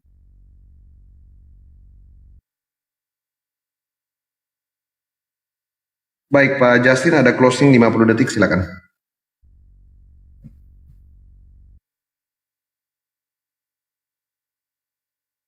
Oh, nggak bisa ya. Oke, baik. Aku lanjut ya Pak Justin ya. Kita ke Paulos. Berikutnya Pak Apolos. Ya, saya nggak menambah lagi. Sebetulnya bapak-bapak di atas sudah hebat-hebat semua, sudah bagus apa ya dijelaskan. Jadi gini, ini maaf bukan menasihati, tapi ketika kita menempatkan diri kita paling benar sendiri, maka tidak ada kekuatan kita, tidak punya kekuatan apapun. Yang benar adalah saling mengisi seperti bapak-bapak gereja. Apalagi kalau kita berbicara tentang rasul-rasul, murid Tuhan Yesus saling mengisi. Lalu kemudian saling mengingatkan, itu yang paling benar. Makanya Tuhan Yesus mengajar, marilah kepadaku hai kamu yang letih lesu dan berbeban berat. Belajarlah kepadaku karena aku rendah hati. Jadi kerendahan hati itu yang penting. Maka semua perbedaan teologis akan bisa disatukan di dalam satu kebenaran dengan kelemah lembutan. Bahwa kita punya gramatika yang berbeda, itu wajar karena kita manusia biasa. Jadi apa yang dijelaskan oleh bapak-bapak sebetulnya tidak saling bertentangan ketika saya duduk mengambil kesimpulan sendiri. Oh iya ya, seperti itu. Dan sini saya naik tadi di sini ini karena ingin belajar, bukan untuk menjadi sombong. Mau belajar. Tadi sore saya bilang, ada Pak Justin, ayo mari kita belajar. Jangan malu belajar kepada yang junior oleh senior. Begitu sebaliknya. Belajar. Karena firman Tuhan itu sangat luas, sangat dalam. Bahkan dan tetapi di dalam kita belajar itu ada patokannya. Ada patokannya, ada dogmanya. Kita belajar dari Nisea, ya konsili Nisea, kita belajar Kalsedon, kita belajar lagi kepada bapak-bapak gereja yang lain, dan dasarnya kebenaran firman Tuhan. Jadi itu teman-teman, kita akhiri semua perbedaan pertentangan dan kita satukan dengan cara kita masing-masing bisa berbeda. Yesus dan Bapa adalah setara. Saya nggak mau menambah, nggak mau mengurangi. Entah mau menjelaskan tentang kemanusiaannya atau menjelaskan tentang keilahiannya, saya mau mengatakan Yesus dengan Bapa adalah setara. Hanya satu, namanya Tritunggal, itu nggak ada yang lain-lain. Demikian, Tuhan memberkati kita semua. Shalom.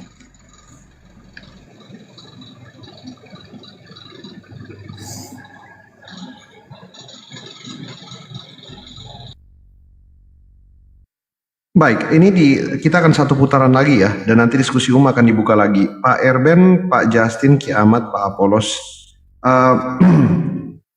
Izinkan host memberikan satu pertanyaan derivatif ya, pertanyaan turunan. Maafkan kalau pertanyaannya salah atau pertanyaannya tidak tepat. Maafkan.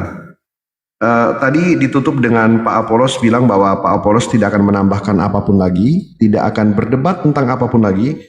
Menurut Pak Apolos pribadi bahwa Bapa dan Yesus adalah setara, selesai. Seperti itu ya, tadi Pak Apolos sampaikan, kita dengar bareng-bareng ya, teman-teman di bawah juga ya.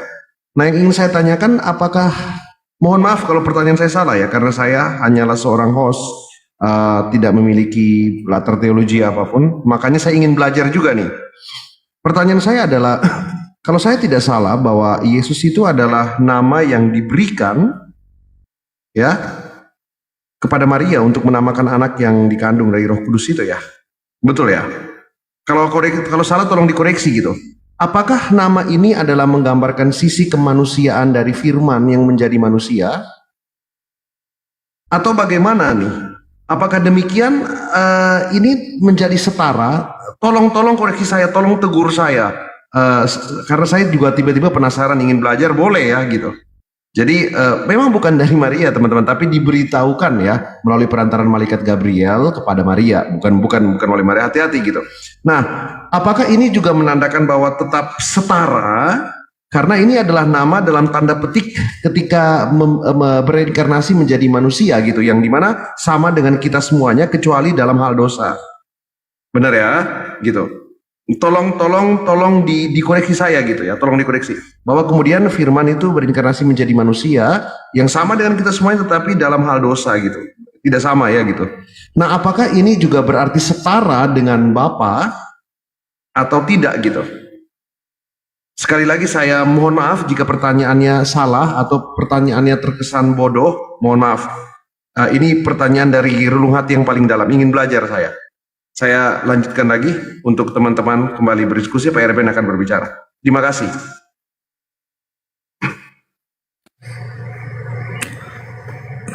Ya, oke ya. Jadi ini mungkin aku pun merasa sudah cukup, tapi ini saya penutup. Pertanyaan bahwa Yesus adalah nama dari manusia yang dilahirkan Maria, yaitu Sang Firman yang menjadi manusia. Ini penjelasan yang historis dan kronologis. Jadi ini jangan dipotong. Jadi kalau kita sudah berbicara Yesus, maka kita berbicara duinatur.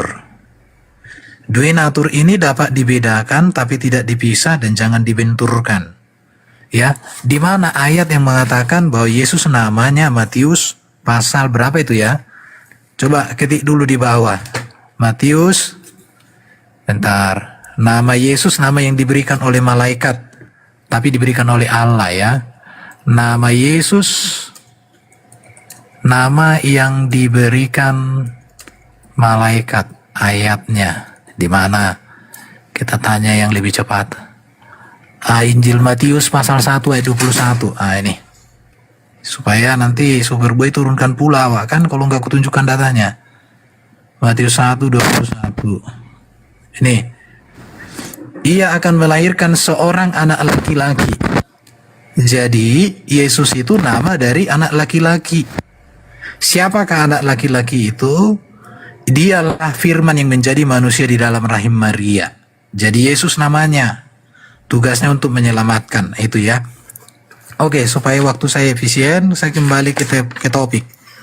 Jadi berbicara tentang Yesus itu, bicara pribadi Yesus, maka bicara ilahi Yesus dan bicara insani Yesus yang tidak terpisah, tapi dibedakan. Dalam membedakan Yesus ini antara ilahi dan insani itu berbicara karya. Di dalam karyanya, yaitu sang ilahi dan sang insani itulah Yesus, maka dia menjadi hamba kepada sang Bapa, melakukan kehendak Bapa, hamba kepada sang Bapa, menyerahkan dirinya kepada sang Bapa, bahkan Bapa itu menjadi kepala atas dirinya. Inilah yang disebut seperti ada hierarki di dalam konteks karya itu, karena firman dan roh adalah pelaksana atau melakukan kehendak sang Bapa.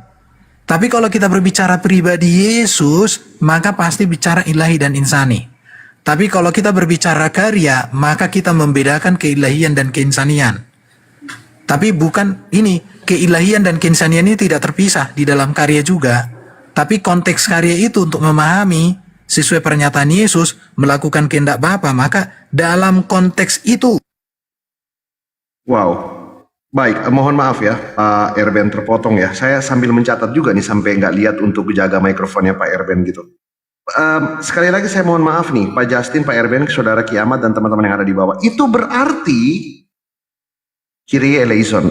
Saya mohon maaf ya. Itu berarti bahwa Yesus dan Bapa tidak setara dong.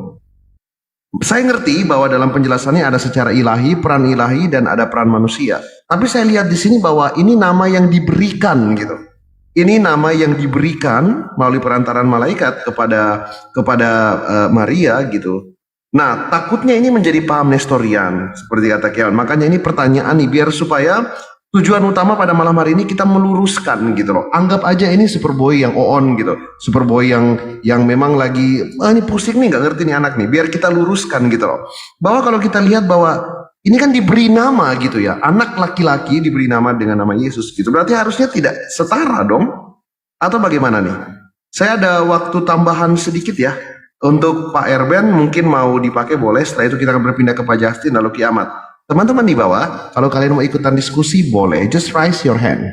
Ya, untuk sementara saudara-saudaraku yang muslim bersabar sebentar karena kita belum buka diskusi lintas agama. Kita masih dialektika iman profesional, belum dialektika lintas agama seperti itu. Saya dengan rendah hati ingin bertanya dengan hormat atas semua teman-teman yang ada di room ini, baik teman-teman Kristen maupun saudara-saudaraku, teman-teman muslim dimanapun berada yang mungkin ada di kolom komentar.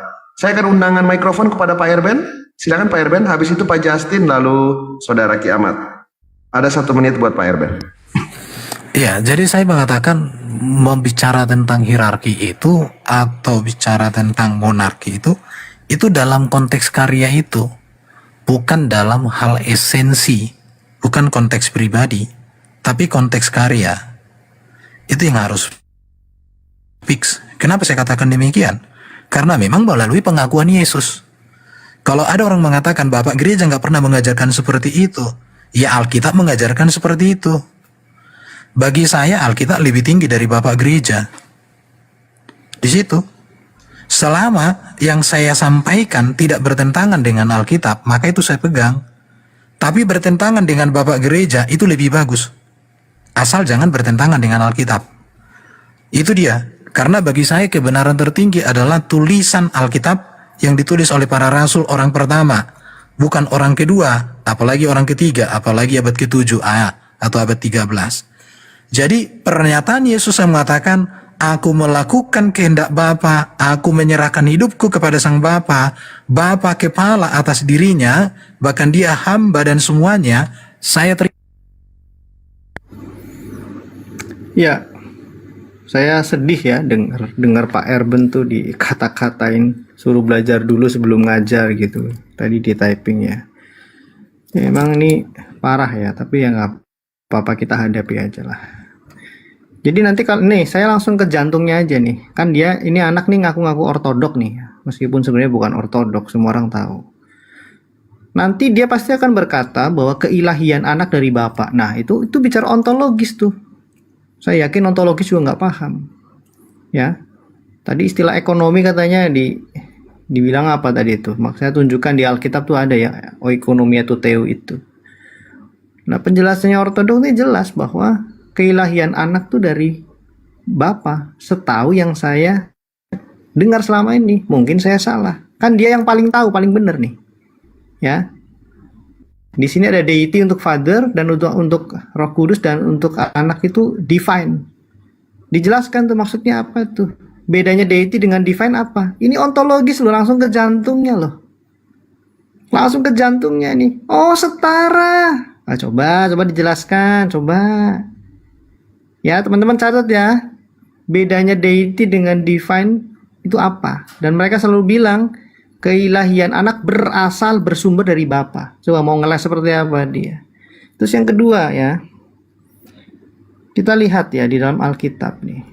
Ini anak nih nggak paham oikonomia itu, ekonomi itu, tapi sok-sokan ngeritik kayak si Malikil dulu.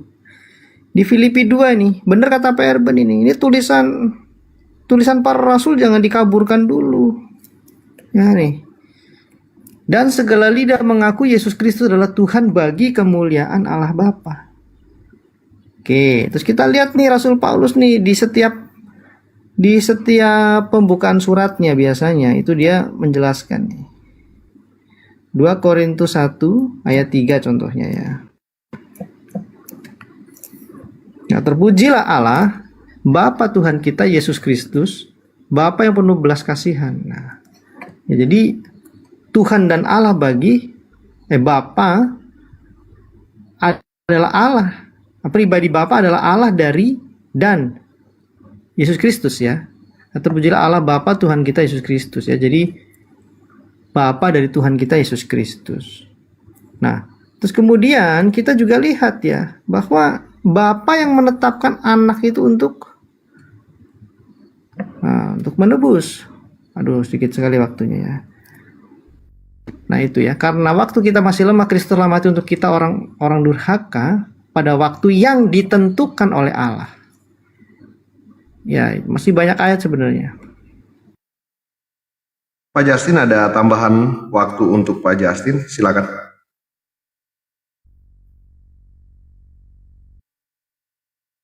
Oke. Sepertinya sekali permintaan nggak bisa langsung dijawab. Nanti aku akan coba lagi ya. Bersabar Pak Justin, standby di layar. Karena kalau ingin meminta lagi itu harus bersabar 1 menit lagi gitu. Baik, Kiamat nanti akan berbicara sehabis ini ya. Dan Kiamat juga pasti akan dapat extension. Dan habis ini kita akan ada diskusi umum lagi gitu. Dan ya habis ini saya kirim lagi Pak Justin, bersabar, harus nunggu 30 detik.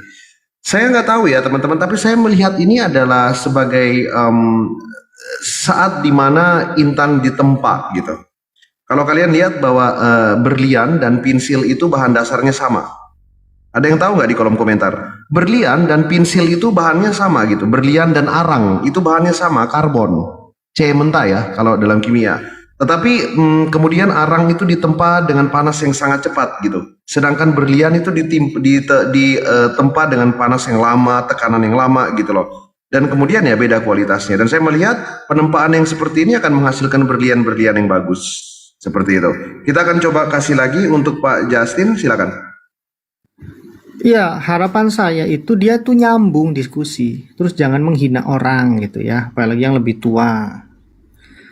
Kamu tuh gagal mendefinisikan pola-pola tadi yang ada di dalam ayat-ayat yang Pak Erben sampaikan. Bahkan di Roma 3 ayat 25, anak itu ditentukan sebagai jalan pendamaian. Di Kisah Rasul 17 ayat 31, anak ditentukan menjadi hakim. Ibrani 1 ayat 2, Allah ya, anak itu disebut yang berhak menerima segala yang ada. Jadi kalau bukan hierarki apa? Terus tolong jawab, jadi kamu definisikan gitu loh, jangan apa itu, apofatik, pembukanan. Itu apa, nggak ada hubungannya dengan pembukanan. Oh, bahasa apofatik lebih lucu lagi, kesetaraanku dengan apofatik. Apofatik itu kan istilah mudahnya pembukanan gitu ya, yang bertentangan. Kok bicara kesetaraan kok apofatik? Ini kan saya cuma ketawa dari tadi, ini kebingungan yang terlalu dipaksakan. Makanya nggak usah sok-sokan nyerang orang. Ya, jati dirinya diperjelas. Jadi silakan ya jelaskan yang tadi diagram Trinitas Ortodoks tuh, keilahian anak dari mana tuh? Terus konsistensimu kemarin Yesus punya Bapa itu kamu jelaskan, kamu usung di sini. Jangan malu-malu. Ya saya pikir itu aja, clear.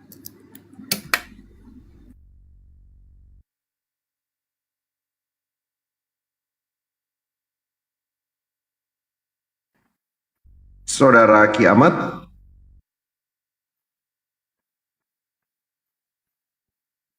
Saudara Kiamat, 1. Saudara Kiamat, tamu terputus ya. Jadi di sini di keterangan anti vertex saya itu bukan ke band ya, bukan ke band, bukan kenapa-kenapa, tetapi terputus dari sambungan gitu. Jadi akunnya aman. Semoga baik-baik di sana. Baik, ini masih ada 2 narasumber menarik di atas ya, di mana dari tadi sepemikiran. Jika tidak keberatan Pak Erben dan Pak Justin, saya mungkin ada beberapa pertanyaan sebelum Bapak-Bapak istirahat. Ini masih setengah 10, belum jam 10. Terakhir saya ngelihat Pak Justin sempat komal di jam setengah 2 pagi ya. Jadi jangan alasan dulu untuk istirahat. Saya ada beberapa pertanyaan nih dalam rangka pengajaran. Jadi saya cuma mau nanya, Bapak-Bapak tolong menjawab gitu. Kalau ada pertanyaan saya yang mungkin keblinger, tolong dijewer kupingnya. Ya, jadi benar-benar ingin bertanya tanpa ada bantahan apapun, ingin bertanya di beberapa catatan saya. Boleh ya Pak Erben, Pak Justin ya. Nah, nanti teman-teman di bawah kalau mau ikutan bertanya boleh sambil menunggu Saudara Kiamat ya. Tadi terputus mungkin karena jaringan teman-teman. Jadi bukan karena dia kenapa-kenapa, nggak boleh framing dan juga tidak ke band ya. Hanya terputus sambungannya seperti itu. Oke, sudah ada di permintaan. Nanti kita akan ada beberapa pertanyaan. Kita kasih kesempatan dulu buat Kiamat untuk menyampaikan narasinya, karena tadi sempat di catatanku itu 11 kali namanya dimention berturut-turut oleh Pak Erben dan oleh Pak Justin Peter beserta Pak Apolos. Pak Erben dan Pak Justin bersabar sebentar. Teman-teman yang mau naik di bawah tolong beritahu saya kalian memang urgent mau naik. Ini ada permintaan banyak banget yang naik ya. Ini berarti bapak-bapak ini seksi bener ya, menarik banyak untuk mau naik ke atas gitu ya. Dan juga ada satu anak muda cerdas, ada Kiamat juga seperti itu. Baik, kita akan kasih kesempatan buat Kiamat dulu. Sebentar saya encore kamu dulu dan Superboy ini diturunkan, and then Kiamat, your time for speak.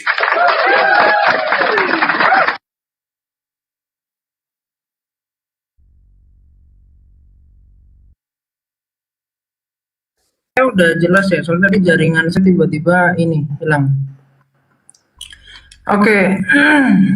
Jadi sebetulnya yang ditanya sama Pak Justin itu sudah saya jelaskan loh dari tadi itu. Tapi mungkin karena nggak nyimak ya. Coba, ini semoga terlihat ya. Saya tuh menjelaskan Sang Bapa itu adalah Allah yang bersumber dari hipostasisnya sendiri. Ya, karena Sang Bapa yang memiliki satu kodrat ilahi itu. Karena tidak ada 3 kodrat ilahi, tidak ada 3 sumber pada hipostasis itu. Kemudian Sang Anak dan Sang Roh Kudus adalah Allah sejati menurut apa? Menurut kodrat. Ya, makanya bicara tentang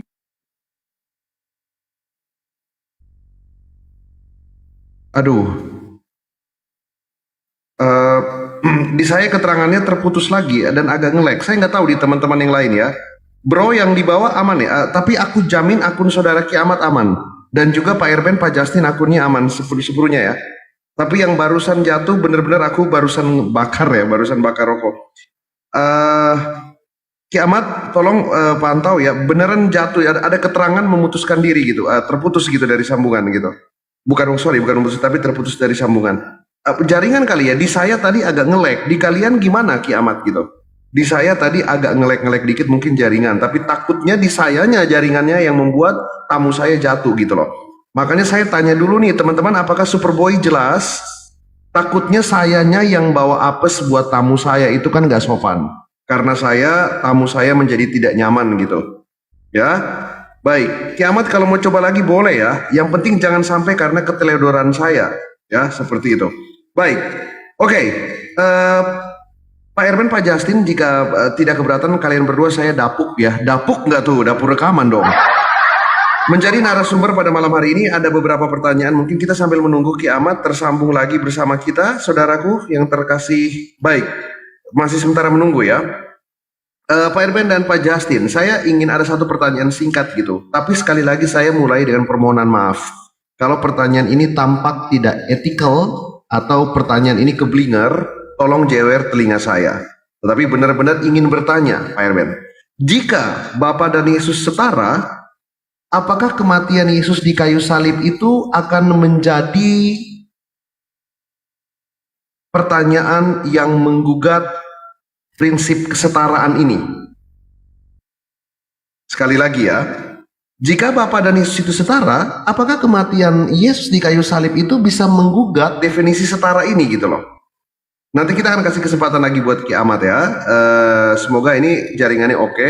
Nanti ini Pak Erben dan Pak Justin bisa tolong siapkan jawabannya setelah kesempatan buat Kiamat ya. Saya kasih lagi sekali lagi kesempatan buat Kiamat. Saya encore dulu buat Kiamat. Semoga jaringannya oke ya. Kita lewat.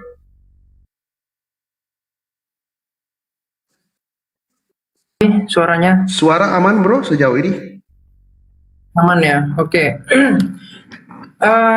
Saya itu curiga ya. Sorry nih, saya curiga nih. Ketika tadi Pak Justin itu membawa penjelasan Trinitas dari Ortodoks, terus Anda tanya tentang itu dan kita lagi membahas bahwa Anda menekankan Bapa dan Anak itu tidak setara, ada hierarki. Kemudian Anda membawa itu, apakah Anda pikir Ortodoks itu pemahamannya Trinitas hierarki? Nah, ini berbahaya ya. Ini udah masuknya itu udah mau ke framing dan penipuan.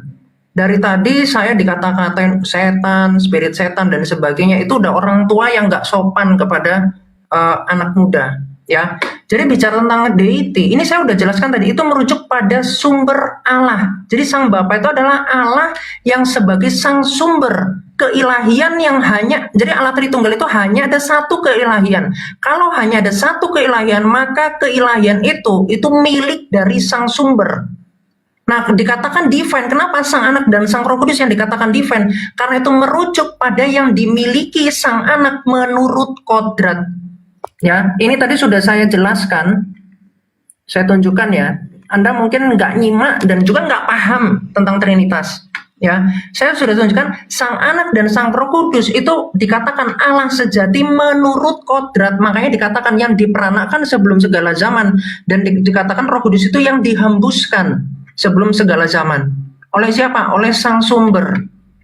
Makanya dikatakan Allah, dikatakan Kristus, Bapa itu adalah satu-satunya Allah. Kenapa? Karena itu berbicara tentang Allah yang sang sumber dari hipostasisnya sendiri.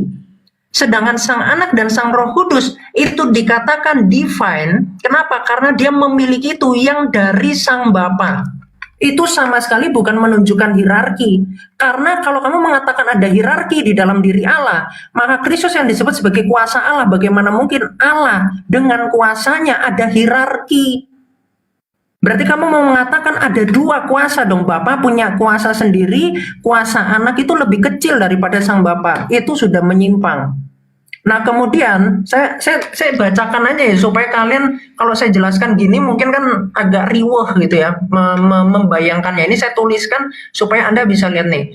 Allah sang Bapa dikatakan Allah karena ia satu-satunya Allah yang bersumber dari dirinya sendiri, sedangkan Sang Anak dan Sang Roh Kudus dikatakan Allah, bukan dikatakan sebagai hipostasi sang sumber, tetapi Allah menurut kodrat yang satu dengan Sang Bapa, dan kodrat ilahi ini dari Sang Bapa. Sehingga, gak cukup boy.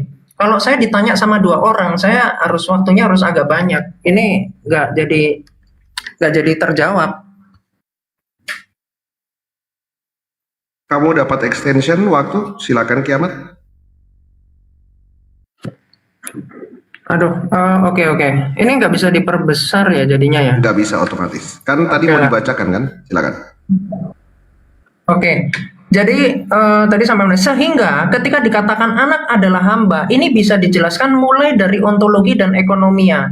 Dalam ontologi sebagai bahasa metaforis atau apofatik ya, negasi. Seakan-akan karena anak bukan sumber dan selalu satu dengan Bapaknya, dengan kesatuan yang sempurna. Sehingga jika Allah itu ada, maka kehendak hanya berasal dari sang sumber. Yohanes 5 ayat 19.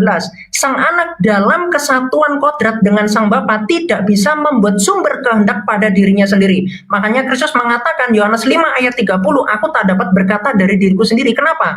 Karena Sang Anak bukan sang sumber, karena Sang Anak bukan Sang Bapa. Karena jika ini terjadi, maka Allah, kalau seandainya terjadi ada banyak sumber, itu bicara tentang autotheos ya. Dan kalau hal itu terjadi, maka ada 3 sumber ilahi dan artinya Allah tidak lagi esa. Dan dijelaskan juga Roh Kudus itu kehendaknya yang dari Sang Bapa, Yohanes 16 ayat 13. Bukan disebut hamba pada kelemahan. Jadi ketika dibahas pada ranah ontologis, itu lagi-lagi pakai bahasa apofatik, teologi negasi. Bukan hamba pada kelemahan. Ya, jadi ketika kehendak dari Sang Bapa ini bicara tentang kemonarkian dari Sang Bapa, selalu kembali kepada Sang Bapa. Apa yang dikerjakan oleh Sang Anak selalu kembali kepada Sang Bapa, karena Sang Bapa itu adalah Sang Sumber. Sang Sumber bicara tentang monarki itu bukan hierarki. Ya, Anda harus paham itu. Ya, dan berbicara tentang Allah Tritunggal itu berbicara tentang hypostatic relation. Makanya dari tadi saya minta untuk Anda tunjukkan kepada saya, mana Anda kalau kutip-kutip dari ortodoks, tunjukkan, saya sudah tunjukkan dari katekismus, Allah Tritunggal itu setara. Anda tunjukkan dari teologi yang dijelaskan oleh para gereja, ya, Bapak gereja itu mengikuti apa yang diajarkan oleh Kristus. Kalau Anda mengklaim saya mengikuti ajaran Kristus, itu klaim Anda sendiri. Kalau Anda mengatakan hierarki, Kristus mengatakan apa? Bahwa apa yang dimiliki oleh Sang Bapa itu dimiliki oleh Sang Anak. Ya, di dalam Yohanes 17 ayat 10. Jadi kalau Anda mengatakan bahwa Sang Anak lebih rendah dari Sang Bapa, sedangkan ini bicara tentang pribadi Sang Firman, kodrat manusiawi itu ditambahkan pada hipostasis Sang Firman. Dan kalau Anda bandingkan kemanusiaan Kristus itu anhipostasis. Tidak mungkin yang anhipostasis disamakan dengan yang hipostasis. Kamu mikir, Kristus bukan pribadi manusia. Thank you.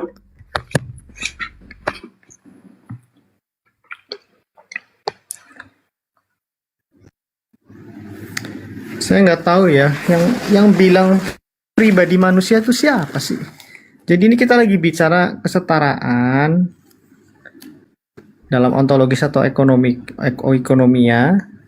Dia bawa-bawa ke masalah framing saya ini Nestorian. Terus dia dikata-katain nggak mau, padahal dia di typing tuh ngatain dulu, mau nyiksa saya katanya.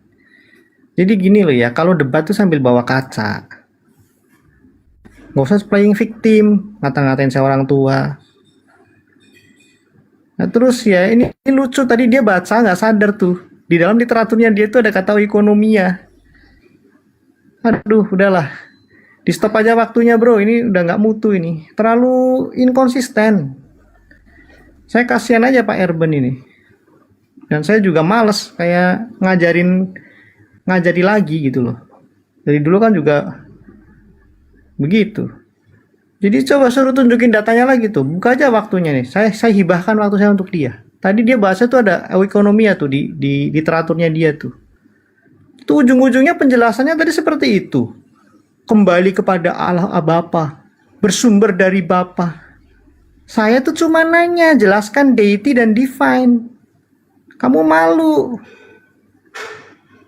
Ya. Makanya gini, kalau memang apa ya, jangan shock gitu loh. Semua orang tuh diserang membabi buta. Ini kan mengerikan. Ini masalah integritas. Tadi ketika dia baca kan tuh keceplos tuh oikonomia. Pas ke debat di mana tuh juga masalah rencana iblis juga dia baca itu. Ada rencana Allah. Yang sering blunder. Hibahkan aja waktu saya untuk dia tuh, suruh baca ulang data dia tadi tuh, waktu jelasin deity dan divine. Saya nggak framing, nggak pelintir. Jangan kayak anak kecil lalu debat. Saya tuh nanya, silahkan jelaskan diagram ini jantungnya, ini bicara ontologis ini. Penjelasannya bersumber kepada Bapa, kembali kepada Bapa. Apa yang anak kerjakan? Itu namanya apa? Terus yang kedua ya, ketika kita menyebut monarki, itu pada ranah apa yang dilawan oleh gereja pada abad-abad awal itu? Ada monarki dinamis, ya, terus ada varian baru adopsionisme, kemudian ada monarki atau subordinat yang di sisi ontologis. Orang romomu aja, romo diakonmu itu sering tuh ngomong ekonomi, monarki, prinsipnya belajar ortodok adalah monarki. Sering tuh di penjual TikTok tuh, romo diakonmu tuh, yang kau lawan juga tuh. Aduh, pakai kaca, kalau debat pakai kaca yang besar depan muka. Baik, saya pikir tidak ada perpanjangan waktu ya karena Pak Justin menghibahkan waktunya. Pak Erben akan berbicara. Saya merasa terhormat ya malam hari ini kedatangan orang tua senior ya yang memberikan untuk saya pribadi, saya nggak tahu buat teman-teman yang lain, tapi untuk saya pribadi ini kesempatan untuk belajar dan ini ilmu ini mahal. Kalau saya harus belajar sendiri mungkin harus mengeluarkan rupiah yang banyak. Saya nggak tahu teman-teman yang di bawah, tapi saya pribadi menyadari bahwa ini tidak ada ilmu yang gratis dan ilmu ini mahal. Terima kasih banyak untuk Pak Erben, Pak Justin, Saudara Kiamat, dan saya mungkin akan mendengarkan juga dari Pak Tosikage yang sudah bergabung. Tapi Pak Tosikage bersabar sebentar ya. Saya ke Pak Erben dulu, lalu ke Pak Tosikage. Tapi izinkan 15 detik, teman-teman, tarik napas semua. Remember, semuanya dari bendera yang sama, remember. Ya, tarik napas semua. Teman-teman di bawah apa kabar? Christmas season already here. Jadi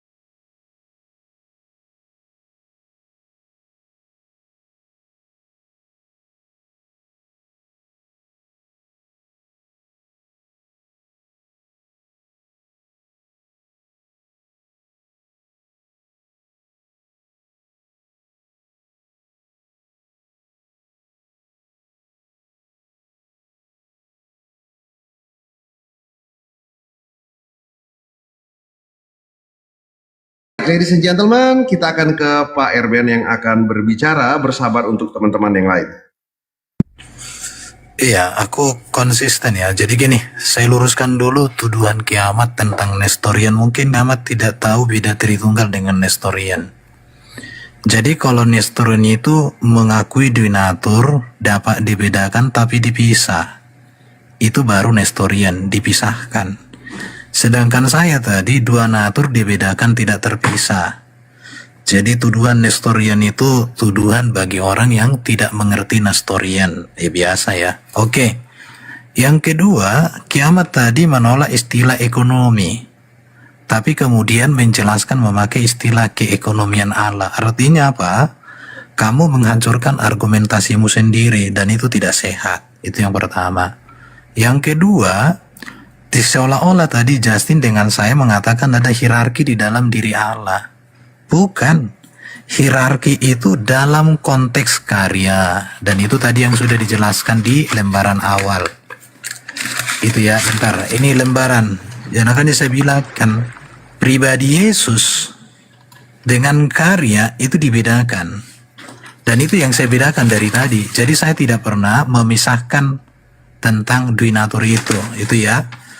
Jadi itu yang perlu, yang harus diperhatikan. Tetapi saya mau kasih ayat lagi, contoh ya, ini bahwa memang di dalam konteks karya itu Yesus itu melakukan, maka bisa disebut ada hierarki dalam karya itu. Contoh, Bapa mengasihi anak dan menyerahkan segala sesuatu kepadanya.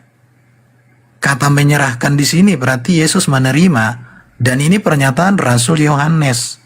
Saya percaya Rasul Yohanes lebih hebat dari Bapak Gereja. Sekarang kita buat pernyataan Yesus sejalan enggak dengan pernyataan Yohanes? Matius 28 ayat 18. Kepada aku telah diberikan segala kuasa di surga dan di bumi. Ini berbicara tentang ada yang memberi, ada yang menerima. Dalam konteks karya, maka yang memberi itu dapat disebut lebih tinggi dalam konteks karya. Dalam konteks penyataan karya itu. Kita tunjukkan lagi. Jadi, kalau Bapak Gereja tidak setuju dengan saya, tapi saya setuju dengan Alkitab dan Alkitab setuju dengan saya, maka Bapak Gereja saya pinggirkan. Itu prinsipnya. Perhatikan. Jadi seluruh kaum Israel harus tahu dengan pasti bahwa Allah telah membuat Yesus yang kamu salibkan itu menjadi Tuhan dan Kristus. Jadi memang ketuhanan Kristus itu pun dari Sang Bapa. Artinya kepenguasaan Sang Kristus itu adalah kepenguasaan yang dari Sang Bapa, tapi kuasa yang satu. Bukan kuasanya dua berbeda bertingkat, enggak. Kuasa yang satu. Perbedaannya, Bapa Sang Sumber Kuasa, Yesus. I'm so sorry, 3 menit telah terpotong. Akan saya kasih waktu lagi. But untuk Kak Elma yang ada di bawah, terima kasih banyak. Juga untuk teman-teman semuanya yang sudah bantu tap-tap layar, yang sudah bantu dengan cara apapun, terima kasih banyak. Karena telah terus mendukung Room Dialektika Profesional ini masih berjalan di TikTok. Masih ada waktu perpanjangan, Ki Ahmad, Pak Justin, bersabar sebentar. Terlebih Pak Tosi KG yang akan berbicara setelah ini. Kuli kapal dan semua yang ada di bawah yang sudah absen, terima kasih banyak. Once again, Kak Elma, gracias. Obrigado, terima kasih banyak. Pak Erben, ada waktu tambahan, silakan.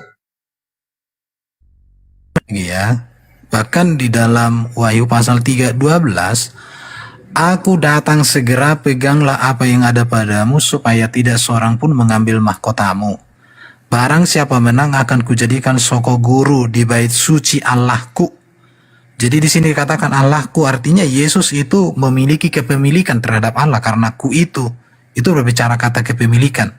Dan ia tidak akan keluar dari situ, dan kepadanya akan kutuliskan nama Allahku dan nama kota Allahku, yaitu Yerusalem baru yang turun dari surga dari Allahku, dan namaku yang baru. Di sini ada katakan Allahku sebanyak 3 kali, 4 kali malah. Allahku, Allahku, Allahku 4 kali. Jadi saya katakan dalam konteks karya itu ada yang memerintah, ada yang melakukan, ada yang mengutus, ada yang diutus, ada yang menjadi Tuhan, ada yang hamba. Itu konteks karya, ada hierarki atau monarki, terserahlah di situ. Tapi dalam konteks esensi, saya tidak pernah mengatakan bahwa Bapa, Firman dan Roh itu esensinya itu berbeda, hakikatnya berbeda, tidak. Jadi hierarki di dalam diri Allah itu tidak ada kalau berbicara esensi. Tetapi hierarki itu dalam konteks penyataan karya, bahwa Roh dan Firman melaksanakan kehendak Sang Bapa. Dan itu ada datanya. Saya pikir sampai di sini supaya Bro Kiamat jangan framing ya. Jadi mungkin coba dipahami lagi, diperdalam lagi, apa bedanya Tritunggal sejati yang saya ajarkan dengan Nestorian. Kalau Nestorian itu memisahkan keilahian dan kemanusiaan Yesus. Bapak Gereja tunduk kepada Alkitab, itu Bapak Gereja. Di situ ya. Karena bagi saya para rasul lebih tinggi dari Bapak Gereja. Oke, saya pikir itu.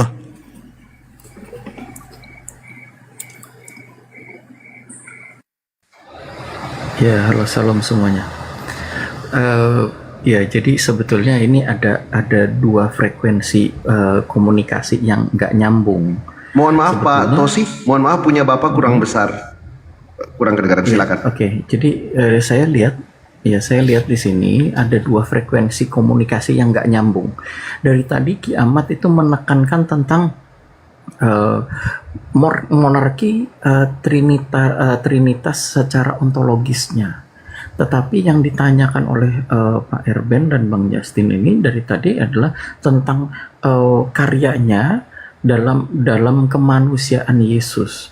Nah, dalam karyanya ini memang Yesus, ini sekalian saya menjawab Bang Superboy juga, ya, Yesus itu tidak datang ke dunia untuk meninggikan dirinya. Dia tidak datang ke dunia untuk mengatakan aku adalah Tuhan, sembahlah aku. Itu yang seperti harapan orang-orang Islam. Dia tidak pernah seperti itu. Justru dia datang ke dunia ini untuk direndahkan serendah-rendahnya, dan dia itu mati di atas kayu salib. Nah, di sini yang sebetulnya yang dari dalam kemanusiaan Yesus ini yang ditekankan sama Bang Erwin ini tadi tadi adalah bahwa dia taat kepada Bapa. Nah, karena ketaatannya dia kepada Bapa, ini kan berarti ada entitas yang lebih tinggi.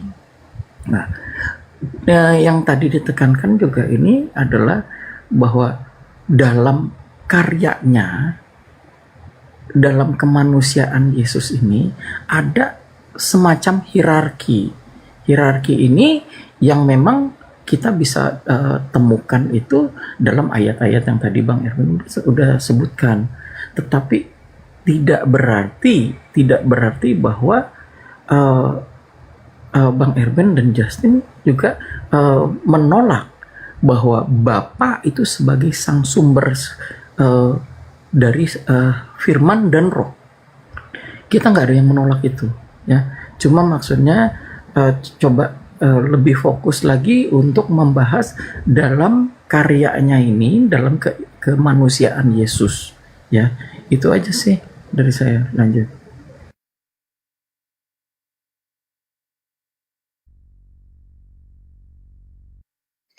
Iya, baik. Terima kasih atas kesempatannya, host. Saya di sini eh, tidak pada posisi mengiyakan maupun mentidakkan apa yang sudah disampaikan kawan-kawan semua tadi. Saya hanya akan mencoba men-sharingkan apa yang dahulu pernah saya pelajari mengenai topik ini. Ketika kita berbicara mengenai Bapa dan Yesus, harus lebih jelas dulu Yesusnya ini Yesus yang mana. Jangan sampai Yesus Barabas. Jika kita sudah sepakati bersama bahwa Yesus yang dimaksud adalah Yesus Kristus, yang merupakan hipostasis kedua dari Triados itu sendiri, maka kita bisa lanjut ke berikutnya, apakah setara atau tidak. Yang perlu menjadi pemahaman kita bersama adalah bahwa di dalam usianya atau di dalam zatnya, baik Bapa, Sang Firman atau Sang Putra dan Sang Roh Kudus adalah satu zat. Adalah sama-sama Allahnya, semuanya setara. Namun di tingkat hipostasisnya ada perbedaan. Apakah perbedaan ini kemudian bisa dibahasakan dengan topik dari yang disampaikan host, apakah ini setara atau tidak? Menurut saya akan cukup misleading ketika kita menggunakan kata setara. Karena kalau kita menggunakan setara atau tidak setara, seakan-akan ada hierarki yang menunjukkan satu lebih tinggi dibandingkan lainnya secara hipostasis, ya. Meskipun saya tidak dapat memungkiri yang disampaikan oleh beberapa kawan tadi bahwa secara karyanya memang seakan-akan ada hierarki. Namun yang saya tangkap seakan-akan kawan-kawan tadi sebenarnya sepakat dengan apa yang saya sampaikan bahwa secara hipostasisnya mereka ini berbeda dan mempunyai masing-masing.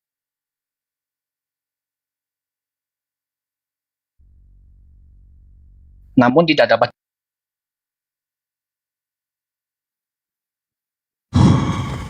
Itulah efek samping kalau pakai EV ya, EV anti vertex. Kalau kalian terjeda sedikit itu bisa terputus gitu. Selamat malam Pak Pastor Junaidi, Pak Pastor Cipto ya. Kalau tidak berkeberatan Pak Pastor Cipto mungkin ingin memberikan 1-2 pandangan, boleh silakan bergabung ke atas. Mohon maaf, ya terputus tadi kontra ya, punya kamu terputus gitu, jaringan ya maksudnya. Ya, baik. Baik. Saya nanti akan buka, aku mau nanya dulu nih, teman-teman jawab lewat kolom komentar. Saya nanti akan buka timernya, Pak Erben, Pak Justin, Ki Ahmad. Kalian mau nggak untuk ngobrol langsung gitu? Atau maunya timer aja? Kalau saya matiin timernya, kalian masih mau nggak kira-kira ngobrol gitu, langsung dari hati ke hati dengan dasarnya tetap kepada dasar yang baik ya gitu. Tapi kalau seandainya nanti akan terpotong-potong ya saya akan tetap pakai timer seperti itu. Ya, saya tunggu jawaban kalian di bawah, silakan Pak Justin, Ki Ahmad, Pak Erben, atau mau tektok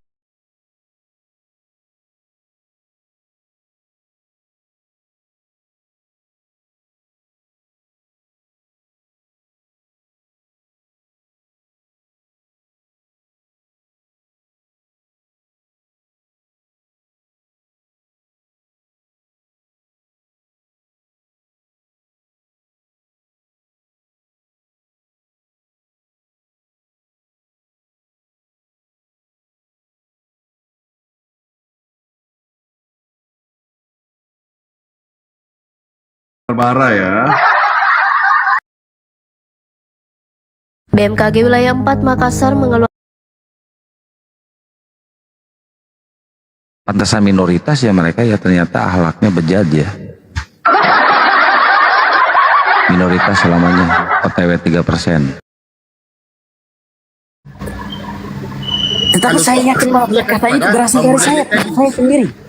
Iya, makanya suara tadi itu kan masih melekat tuh kayak pita suara. Kan sama Bang Hurlele tuh. Kita kan bermain retorika nih. Ya kan? Retorika gramatikal nih, ya kan? Biar Abang paham di situ gitu loh. Yang mana suara, yang mana perkataan. Berarti saya harus contohkan supaya Bang Player saya harus contohkan supaya Bang Player bisa paham ya, atau mengerti. Tidak paham juga tidak apa-apa. Gini Bang Player. Gini Bang Player. Kalau Bang Player mau membedakan tentang suara atau perkataan, misalnya tadi kan suara atau itu kan tadi saya sudah katakan bahwa intonasi yang berubah dalam kata-kata gitu. Oke, misalnya Bang Player ada anak Bang Player di dekat di sini. Bang Player langsung mengatakan, "Ayo anakku, ambil air untuk saya minum dulu." Itu contoh ya. Atau kalau Bapak mengatakan itu anak Bapak Player itu dengar dan dia langsung mengambil air itu untuk Bang Player minumnya. Iya. Atau kalau mau membedakan misalnya tidak intonasi tidak mengeluarkan sebuah kalimat atau kata, apakah dimengerti oleh anak Bang Player? Iya, itu nggak saya nggak ada kan? Di situ nggak saya bantah. Atau seperti apa ya? Orang yang apa itu? Orang yang hanya tunjuk-tunjuk itu namanya apa? Bahasa Indonesia apa? Gimana? Sporter.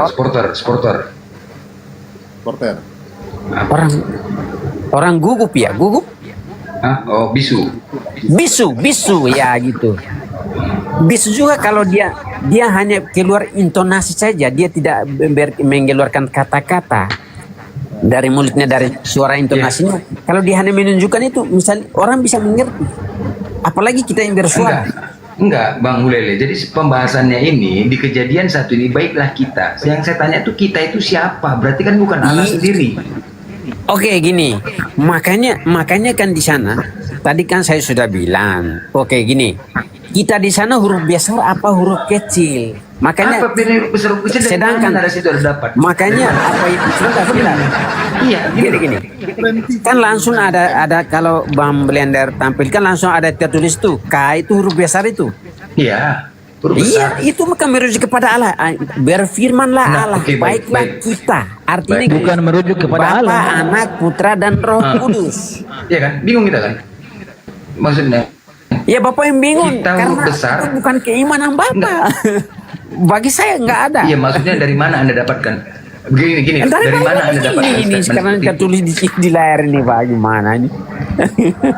Maksudnya gini loh. Kata kita itu dari mana Anda dapatkan itu menyatakan dia? Dari mana?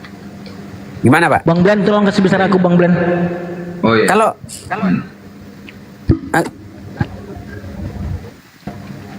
ini Hulele, Iya, aku iya, silakan. pakai Alkitab Al-Muqaddas. Jadi kejadian 126 di sini dia.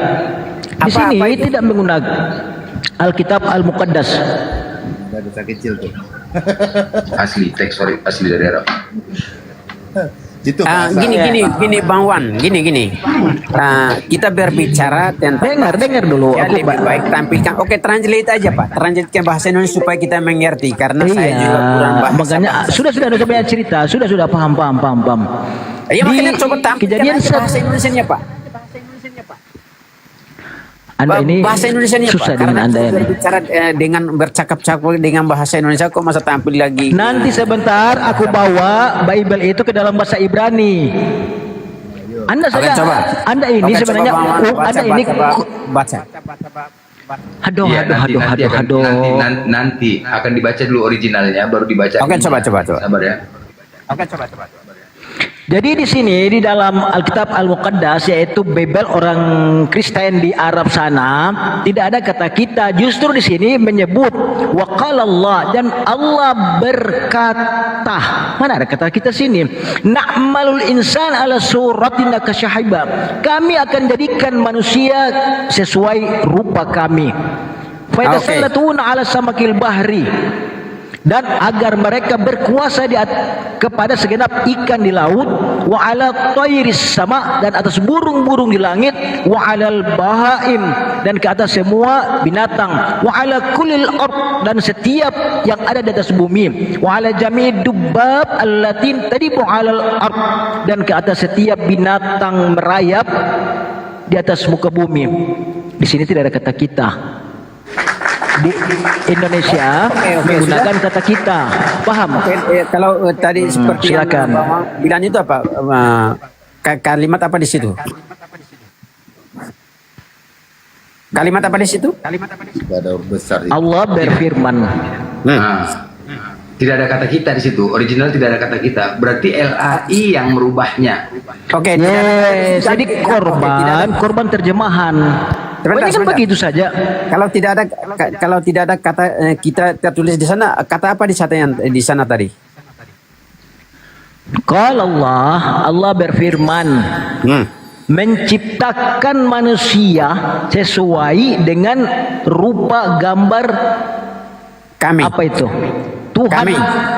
Kami. Mana ada kami situ? Baca kami, saya dengar itu. Aku baca kami itu hanya untuk menyesuaikan dengan cara Anda berpikir. Jangan gosot, Pak. Bukan. Aku jadi bingung dengan cara Anda bernarasi. Coba bagi-bagi saya poin-poin, jadi senang cerita. Gini Bang Wan.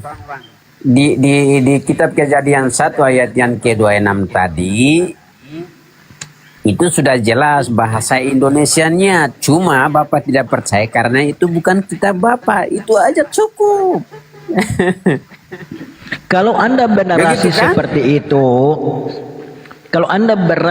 itu, aku setuju benar sama kamu. Ini kalimat atau asumsi Anda ini berdasarkan Roh Kudus kah? Oke, bisa saya tanggapi? Saya tanggapi? Sudah jelaskan saja. Oke, saya tanggapi ya. Tadi saya sudah bilang bahwa berbicara mengenai huruf kita di sana itu tidak masalah bagi kami Kristen. Tetapi sangat masalah bagi orang yang bukan Kristen. Karena apa? Memang itu bukan kitabnya. Tapi masalahnya, Bang, Anda sulit memberikan penjelasan kepada kami. Itu masalahnya. Masalahnya di situ kan. Masalahnya di situ. Saya menjelaskan terkait tentang Kejadian 1 ayat yang ke-26. Iya, akhirnya Anda paksakan sebuah kata kita dijadikan Tuhan yang sebenarnya tidak ada. Ini kan memaksakan nih.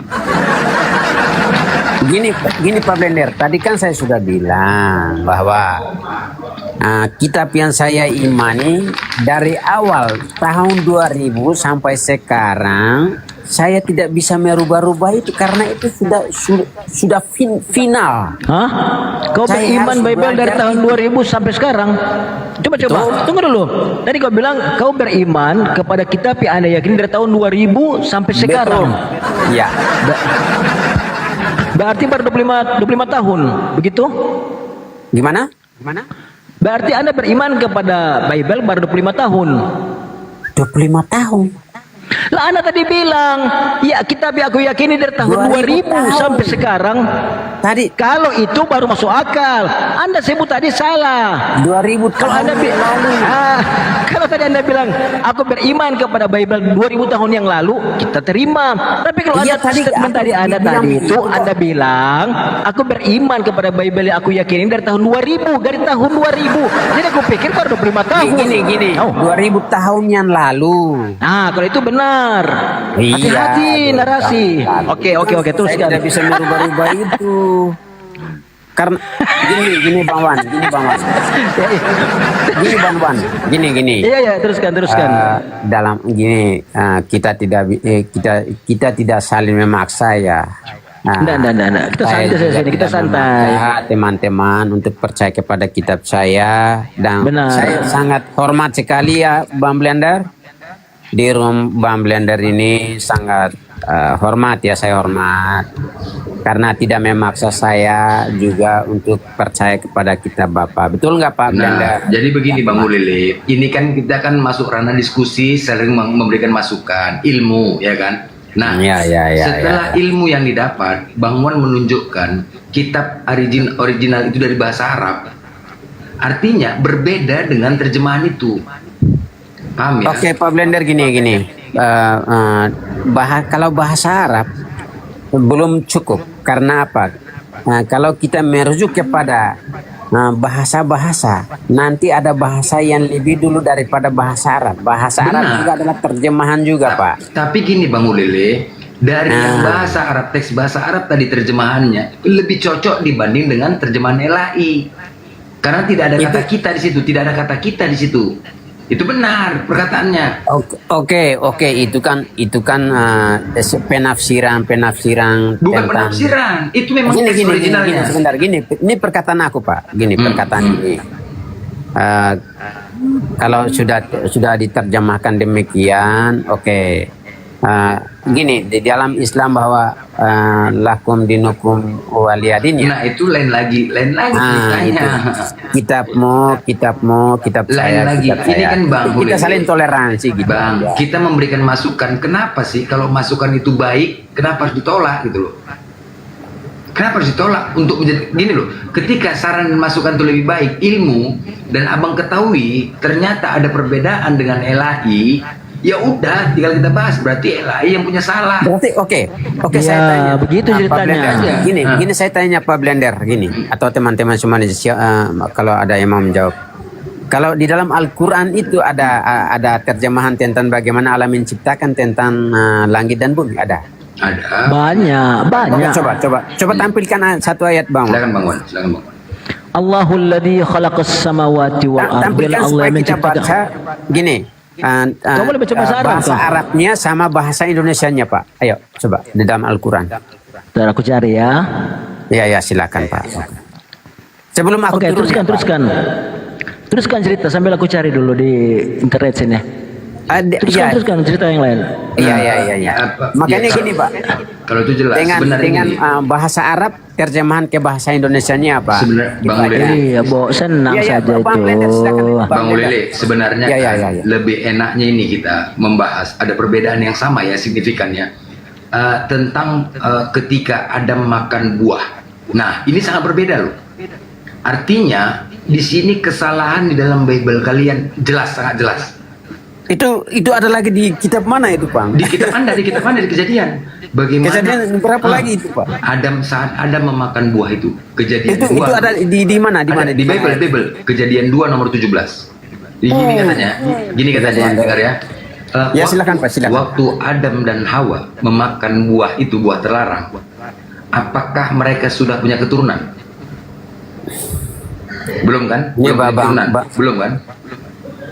Belum ya? Waktu mereka makan buah yang baik dan buruk itu, mereka belum punya keturunan. Benar kan?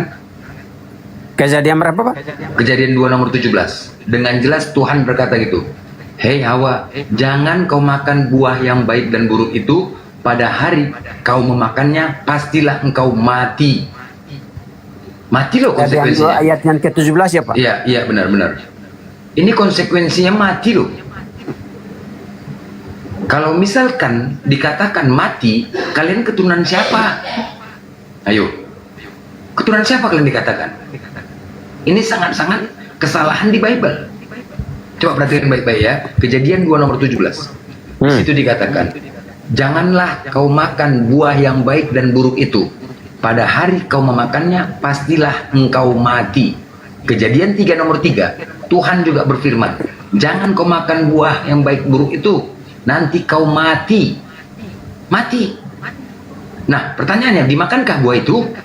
Yes, dimakan. Di Kejadian 3 nomor 4. Iblis menggoda Hawa dengan mengatakan, iblis menyerupai ular. Hei, Hawa, sekali-kali kau tidak akan mati, kata iblis.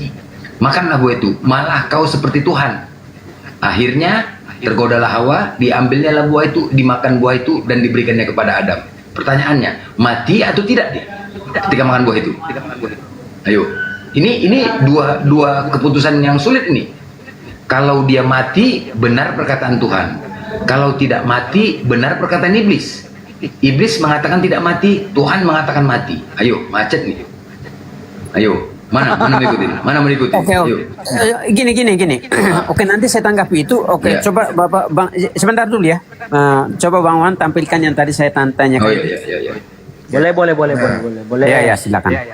Bahasa Arab Al-Quran sama dengan bahasa Indonesianya. Ya, di dalam Itu suratnya ada di mana, Pak? Surah Al-A'raf ayat 54. Gimana? Buka, Bu. Sudah? Al-A'raf 54. Oke. Sudah? Oke, coba Bapak bacakan. Situ menyebut Inna rabbakum. Aku baca per ayat langsung terjemahkan ya. Terjemahkan. Inna sesungguhnya Rabbakumullah, Tuhan kamu adalah Allah, bukan kami. Alladzi khalaqas samawati wal ard. Dialah yang telah menciptakan langit dan bumi fi sittati ayyam, dalam 6 masa.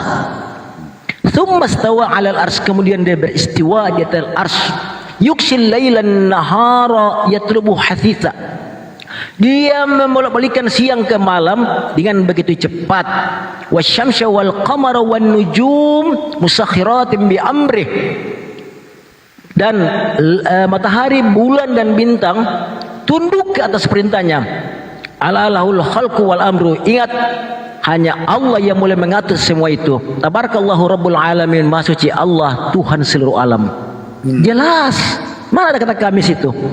Allah. Oke, terus apa lagi? Bisa saya tanya sedikit, Pak? Bisa nggak? Silakan. Ini firman Allah gitu ya? Ya, Allah Iya. Kenapa emangnya? Ini saya bingung dengan kalimat yang pertama ini, Pak. Di mana Anda bingung? Anda bingung karena Anda tidak paham bahasa Arab ini. Sebentar. Saya kan mau bertanya. Seperti yang tadi kebingungan terhadap kitab saya itu. Oke. Saya kan tidak imani kitab seperti Al-Quran ini ya, Pak. Sudah. Poin. Makanya pertanyaan saya gini. Kalau ini adalah firmannya, suaranya Allah SWT, perkataannya Allah SWT, kok masa sesungguhnya Tuhan kamu ini, Tuhannya siapa lagi nih, Pak? La ilaha illallah. Tuhan. Ini Allah Dia yang berkata, tetapi ini Tuhan kamu ini gimana lagi nih, Pak? Matius, kamu tanggapi lah ini, Matius. Ini bukan aku tidak mau jawab, tapi bingung. Bukan bingung apa? Aduh. Ya, saya bingung. Ini perkataan Allah. Kalau perkataan Allah misalnya, aku seperti yang tadi siapa yang narasikan, aku menciptakan langit dan bumi, itu harus begitu. Sekarang ini sesungguhnya Tuhan kamu. Ini Tuhan siapa lagi nih, Pak? Terus. Tuhan siapa yang menciptakan? Ini perkataan Allah. Allah SWT. Iya, terus. Allah SWT bisa. Allah berbicara kepada Biarkan siapa? saya dia Bang Blender. Biarkan saya Bang Blender bicara sendiri. Sebentar. Ya makanya saya bingung juga tentang perkataan Allah SWT ini. Kalau sesungguhnya ini adalah perkataannya sendiri. Oke, sebentar dulu. Dia mengatakan, akulah menciptakan langit dan bumi di dalam 6 masa lalu yang bersemayam. Tetapi di sini lain lagi. Perkataan ini adalah sesungguhnya Tuhan kamu. Tuhan kamu ialah Allah yang menciptakan. Ini siapa yang berfirman seperti ini? Terus. Oke, terus apa lagi? Ya, ini aja pertanyaan saya. Tuhan, sesungguhnya Tuhan Anda bertanya atau seperti ini? Tidak seperti yang tadi Bapak narasikan. Anda ini bertanya kan mengambil kesimpulan ini. Kan langit dan bumi itu mesti kalau saya jelas-jelasnya itu adalah perkataan Allah, harus seperti itu, langsung aja. Iya, benar. Anda kan tidak beriman dengan Al-Quran kan? Iya, betul. Iya, mohon maaf ya. Nah, sudah selesai. Sudah selesai. Oke. Selesai, sudah Anda tidak beriman. Iya, oke. Kalau berarti tidak ada jalan. Gini. Sebentar ya, gini. Oke, ketika Anda berkata kepada anak Anda, aku ini ayahmu. Ya. Itu lain lagi, Pak. Enggak, ini aku kasih contoh. Aku nih ayahmu. Ayahmu inilah yang menciptakan kau, yang melahirkan ibumu, ya, yang menciptakan kau sama mamamu. Ayahmu inilah. Jadi kau harus tunduk, patuh kepada ayahmu. Ayo, sama nggak? Itu narasi lain lagi. Oke, berarti kau harus Karena tunduk. yang tadi di Al-Araf ayat 5 ya, ayat 5 yang tadi seperti itu kan.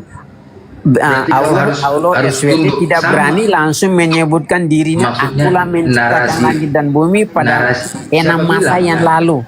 Tidak seperti itu. Aduh, Makanya gue bilang Bang Blender, cerita dengan si Hurlele ini sama dengan kita cerita anak TK yang baru membaca sebenarnya harus belajar dulu kitab-kitab yang lain. Makanya begini, Saya Bang. akui itu.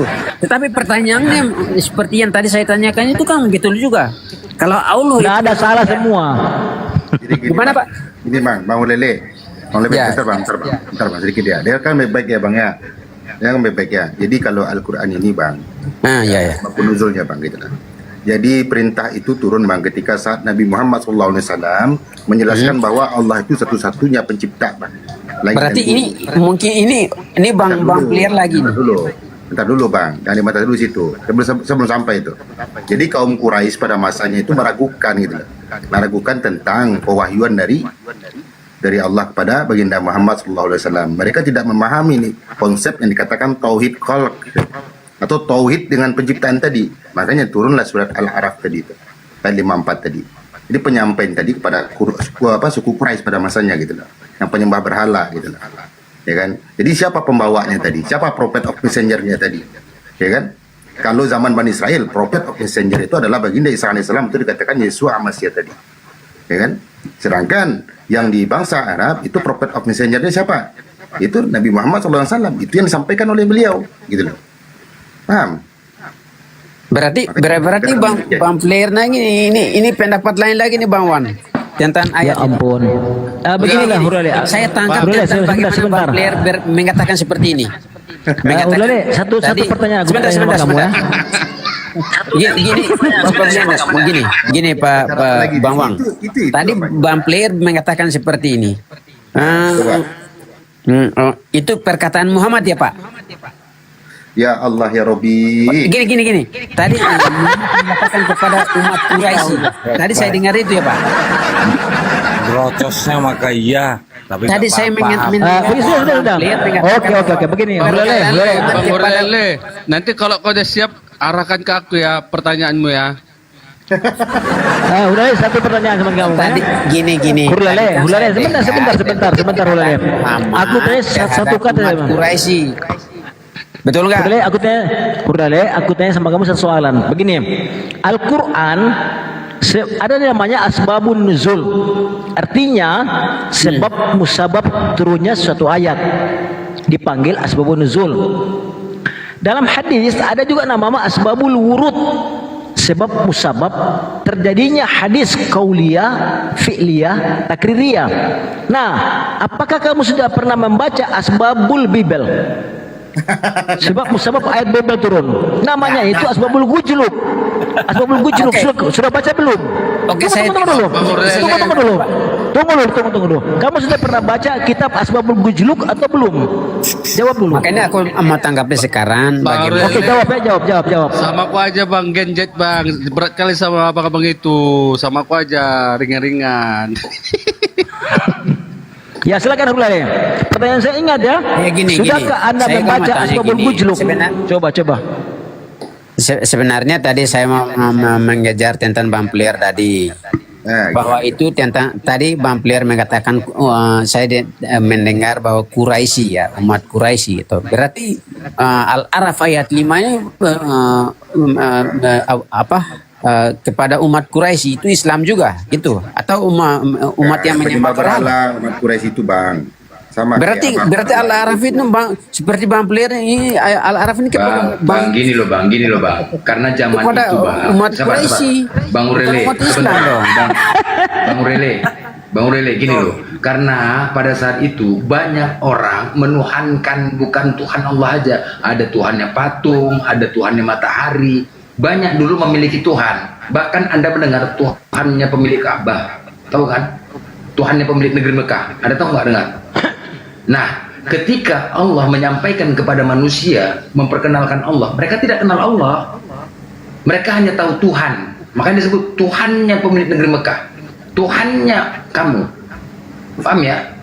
Kalau dikatakan menyembah Allah, mereka tidak kenal Allah. Dan mereka pasti menolak. Mereka pasti menolak. Kalau Allah sampaikan Allah, pasti menolak. Karena mereka tidak mengenal Allah. Mereka hanya tahu Tuhan. Mereka punya Tuhannya dewa, Tuhannya matahari, Tuhannya patung, Tuhannya binatang. Punya Tuhan semua. Berarti makanya Allah menyebut Tuhan. Paham ya? Berarti Bang Urele, umat Quraisy capek kau bang, berat kau menghadapi abang-abang itu. Sama aku aja bang, bertanya bang. Aku genjet bang. Gini Berat Bang. kau bang. Udah nggak sanggup. Ini kalau nggak sebenarnya sanggup, saya Bang. mau turun, tetapi kan tadi apa ya? Sebenarnya saya mau turun karena apa? Gini, saya tadi sampaikan gini, kita kan tidak saling imani ya, kitab-kitab yang kita sendiri-sendiri. Nah, kalau Saya aku bang tidak nggak ada mengimani menyinggung isi Al-Quran. bibelmu bang. Bang, kalau aku bang bertanya nggak ada menyinggung isi bibelmu. Jadi pertanyaan itu sangat simpel. Mau nggak abang kutanya bang? Nggak aku singgung isi bibelmu bang. Mau nggak bang? Ini pertanyaan Mau tanya apa, ilmu Bang? sosial Silakan. bang. Silakan Ilmu sebelum sosial aku bang. turun ya bang. Sebelum Iya aku iya. turun. Bang, Ya, ya. izin dulu bang. Ini terima kasih bang ya. Bang Hurele. Ya. Abang kan Kristen. Iya kan? Ya. Abang kan percaya bahwasanya Tuhan abang itu akan turun ke bumi untuk kedua kali kan bang? Betul nggak bang? Ya betul, iya ya. Ya, oke, jawabannya betul dan dia Tadi ini. kok ini gini Ben, wah, gini tadi kamu Ben, apa gini. itu? Tadi dari awal saya dengar perkataan Pak Ben bahwa saya tidak menyinggung Bibel. Sekarang Bang mengatakan tentang bahwa Ya, Tuhan saya untuk turun kedua kali itu pertanyaan sosial Bibel, bang, ilmu Pak. sosial bang. Nggak aku singgung isi bibelmu. Gampang ini bang pertanyaannya. Bukan itu sudah itu tertulis dalam Bibel Pak. Ya sabar bang, sabar. Kan begini. Mana? Nanti bang kira-kira bang, kami ingin tahu bang. Selain umat Kristen, kami kan agama di dunia ini kan banyak. Bukan hanya Kristen saja. Nah di luar dari Kristen seperti kami ini, kami bertanya dan ingin tahu. Kira-kira bang nanti ketika Yesus turun ke bumi, kira-kira di mana nanti dia bang berpijak bang? Turun ke bumi itu di mana? Di wilayah mana? Di kota mana? Di negara mana? Terus nanti ketika dia turun ke bumi, nanti dia itu bang beras apa bang? Berkebangsaan apa? Apakah dia orang Negro? Apakah dia orang Latin? Apakah dia orang Asia? Apakah dia orang Eropa? Terus berapa lama nanti dia di bumi bang? Kira-kira bang, apa aja yang dilakukannya di bumi tugasnya bang? Nah, coba dulu abang jawab dulu 3 pertanyaan itu bang, dirangkum bang ya, pelan-pelan bang. Mulai dari di mana dia nanti berada, turun ke bumi, terus warna rasnya ya, berkebangsaan apa, terus berapa lama dia di bumi bang? Silakan bang, jawab bang. Kalau itu nggak bisa dia jawab, aku yang jawab itu. Oke, Blender, bentar bang, kasih abang ini kesempatan. Gini kalau Ya, silakan bang ya. Gini Pak Ben, kalau bertanya untuk saling menggetes, tetapi menggetes untuk seorang imam, bagi saya itu gimana Pak Ben, saya tidak bisa goyah iman saya, itu saya jujur saja di sini Pak. Kalau berbicara tentang untuk kedatangan Yesus untuk kedua kali itu memang ada tertulis ayatnya bahwa Bang Glenn, bagus kita tengok si ini Ki Ahmad sama si Erben begaduh di roomnya. Mana? Coba tampilkan bang. Bisa ditampilkan bang? Nih bentar. Bisa ditampilkan? Boleh.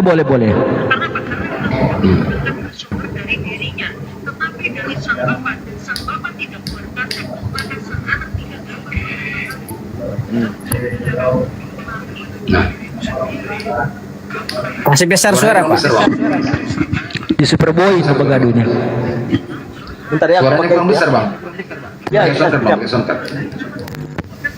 Sumber akademis yang mengatakan Tritunggal itu ada hierarki. Sekarang kau bantah narasimu sendiri, kau hancurkan itu Saya sudah masalahnya. menunjukkan data, Coba, itu bicara tentang monarki. kalau Pak. sang anak kuasanya Coba pakai bersumber literatur dong. dari sang bapak, itu bagaimana? Pakai literatur mana? Alat Tritunggal ada Itu hierarki. ayat Alkitab, gimana sih? Mana ayat Alkitab mengatakan ada hierarki? Itu kan tafsir Anda. Kepadaku telah diberikan segala kuasa di surga di bumi. Karena kuasa itu hanya satu dari sang Bapa. Ya udah, kuasa itu dari sang Bapa diberikan kepada siapa? Jadi Anda ngomongnya hierarki. Jawab dulu. Artinya, Diberikan kekuasaan kepada itu bukan siapa? bersumber dari Jawab sang aja. anak. Diberikan kepada Iya. Ketika heterodoks itu akibatnya seperti itu. Loh, jangan Anda nggak ngomong yang paham lain. tentang monarki. Kenapa Monarki memberikan bukan kuasa hierarki. itu kepada siapa? Kacau. Udah. Ya Anda nggak udah, bisa kan dengar jangan. penjelasan saya? Sekarang saya tanya, Bapak memberikan kuasa itu kepada siapa? Kepada sang anak. Terus Oh ya udah, yang memberi dengan yang menerima berbeda enggak?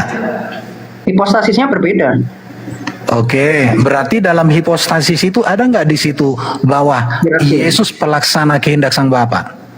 Betul, pelaksana kehendak sang Bapa. Oke, Terus deal, mana letak selesai. hierarkinya? Itulah yang dimaksud hierarki, selesai. Loh, kok yang dimaksud hierarki? Anda bikin Ya teologi itu yang dimaksud. Itu Ada yang bukan ajaran melaksanakan, gereja. ada yang saya memerintah. maksud, Gimana sih lu? terminologi Anda itu menyesatkan. Sudah selesai. Terminologi Anda Kalau kau menyesatkan. sudah mengakui bahwa Sudah. sang anak melaksanakan kehendak sang Terminologi Bapa, menyesatkan itu kok, sudah Bang. yang disebut hierarki itu. Itu bukan ajaran Gimana gereja. sih lo, bro? Itu ajaran orang di luar gereja. Dirimu sendiri sudah ngomong bahwa sang anak melakukan Sejak kehendak kapan saya sang ngomong Bapa. ada hierarki Terus pada kamu tidak Trinitas? konsisten. Gimana sih kiamat gimana sih, bro? Udah ada literatur nggak? Mana? Sekarang kamu sendiri punya omongan sendiri tadi. Loh, saya nggak ada ngomong ada hierarki. Oh, coba Bicara moderator, tentang monarki, bro, yang betul nggak monarki itu dilakukan bicara tentang bahwa kerajaan sang sang Bapa anak yang menerima bukan kuasa dari sang hierarki. Bapa, sang Kacau. anak melakukan kehendak sang Bapa, betul nggak? Diakui tadi. Kacau. Anda yang Coba. nggak paham. Loh, Anda nggak paham. sang anak menerima kuasa dari sang Bapa, sang anak melakukan kehendak sang Bapa, bahkan sang anak itu bergantung kepada sang Bapa. Karena sang anak itu dikatakan eternal generation. Tahu eternal Oke, generation? sekarang ketika Apa itu sang eternal anak generation? melakukan kehendak sang Bapa, yang memberi perintah dan melaksanakan perintah siapa? Sudah. Cari yang mampu aja saya. Anda nggak mampu Loh, sudah. masalahnya kamu sendiri nggak konsisten. Saya pun nggak bisa jawab. Malah jadinya historikan. Iya, Tuhan. Udah dijelaskan kemanusiaan Kristus itu anhipostasis, masih ngeyel.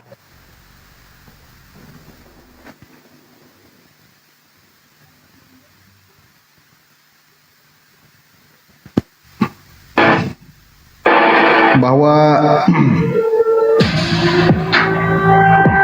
yang paling utama adalah etika dan sopan santun, bahwa yang paling utama adalah memang betul secara filsafat pikiran yang disopan santunkan adalah kemunafikan.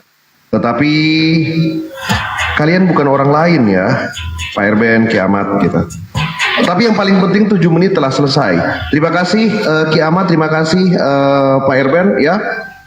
Koreksi saya kalau salah, bahwa rasul-rasul pun pernah berdebat ya, bahwa masa-masa terdahulu itu juga banyak sekali perdebatan yang dilakukan, tetapi kemudian duduk bersama dan membuahkan karya-karya gitu. Jadi diambil dengan kepala dingin. Ya, diambil dengan kepala dingin. Saya akan matikan timernya dan diskusi umum dibuka. Sudah tidak ada one versus one lagi. Silakan. Jadi mungkin nanti Pak Erben mau lanjut sama Kiamat boleh, Pak Justin mau masuk juga boleh, Pak Tosikage mau masuk juga boleh. Silakan. Jadi tidak akan ada 2 koma yang dibesarkan lagi. Boleh. Nanti semua berbicara, Pak Justin boleh berbicara, Kiamat, RB. Yang penting ingat bahwa tidak boleh ada monolog terlalu lama. Seperti itu ya teman-teman ya. Tarik nafas teman-teman, 15 detik dari sekarang akan saya buka. Misalkan di bawah ada Pak Pastor Cipto mau ikutan naik, atau mungkin ada para pendeta, pastor, Romo mungkin yang mau ikutan bergabung boleh. 15 detik dari sekarang, let me know kalau kalian ada di bawah. Ya, Sekali lagi let me know kalau kalian ada di bawah ya. 1.600 orang di bawah, boleh mawar-mawarnya dibantu? Keterlaluan ya kalian ya.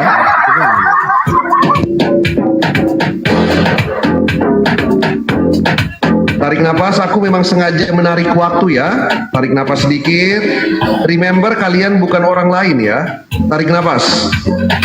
Ini kalau misalnya ada yang mau lempar TikTok Universe, aku nggak marah ya.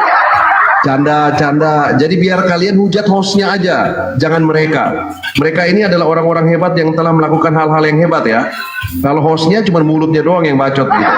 Tetapi Pak Erben, Kiamat, Pak Justin, Pak Tosikagi, dan banyak orang-orang hebat lainnya, mereka sedang, katakanlah ya, memberikan kita pemahaman lebih dalam lagi tentang iman. Jadi kalau ada yang mau dibacotin, hostnya aja.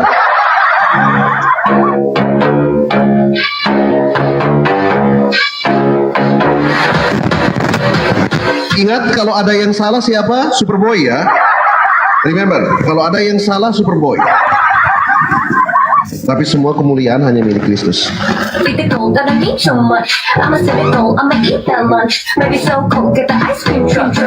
Jelaskan Superboy ini kan Oten.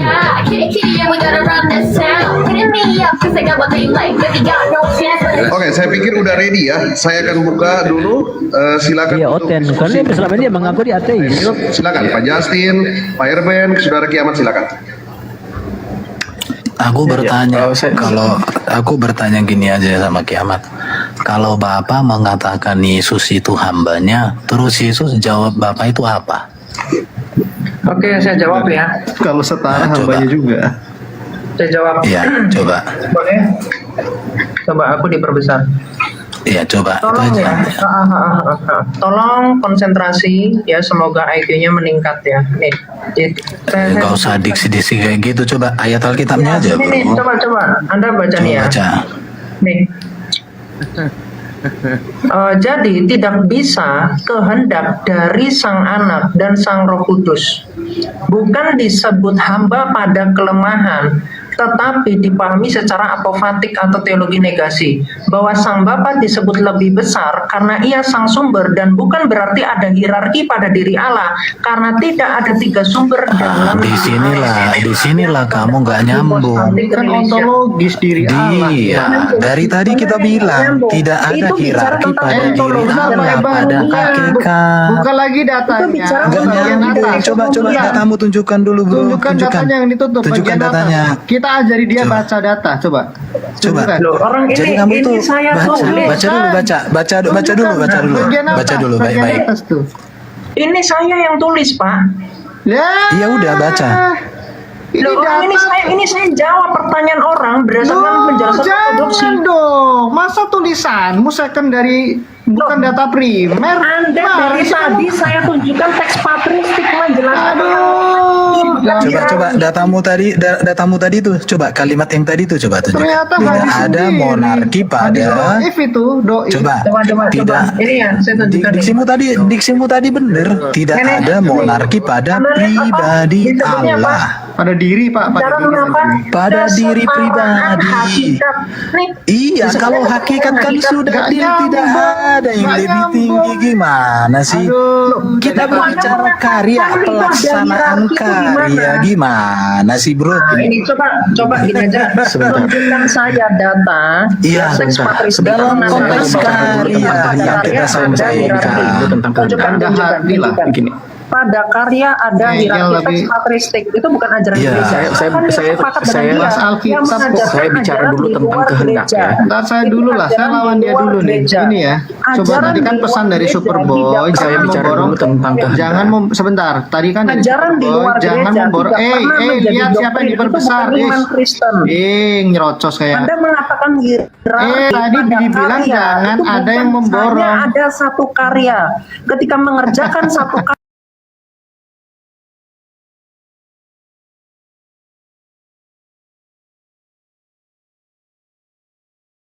BMKG wilayah bahasa apofatik, Pak. Ya, bahasa Justru Yesus mengatakan, aku melakukan kehendak Bapakku. Gimana sih lo? Allah sifatnya bukan lemah, jadi bukan hamba pada masalahnya. Bikin malu ya. Ternyata hadis doif ya.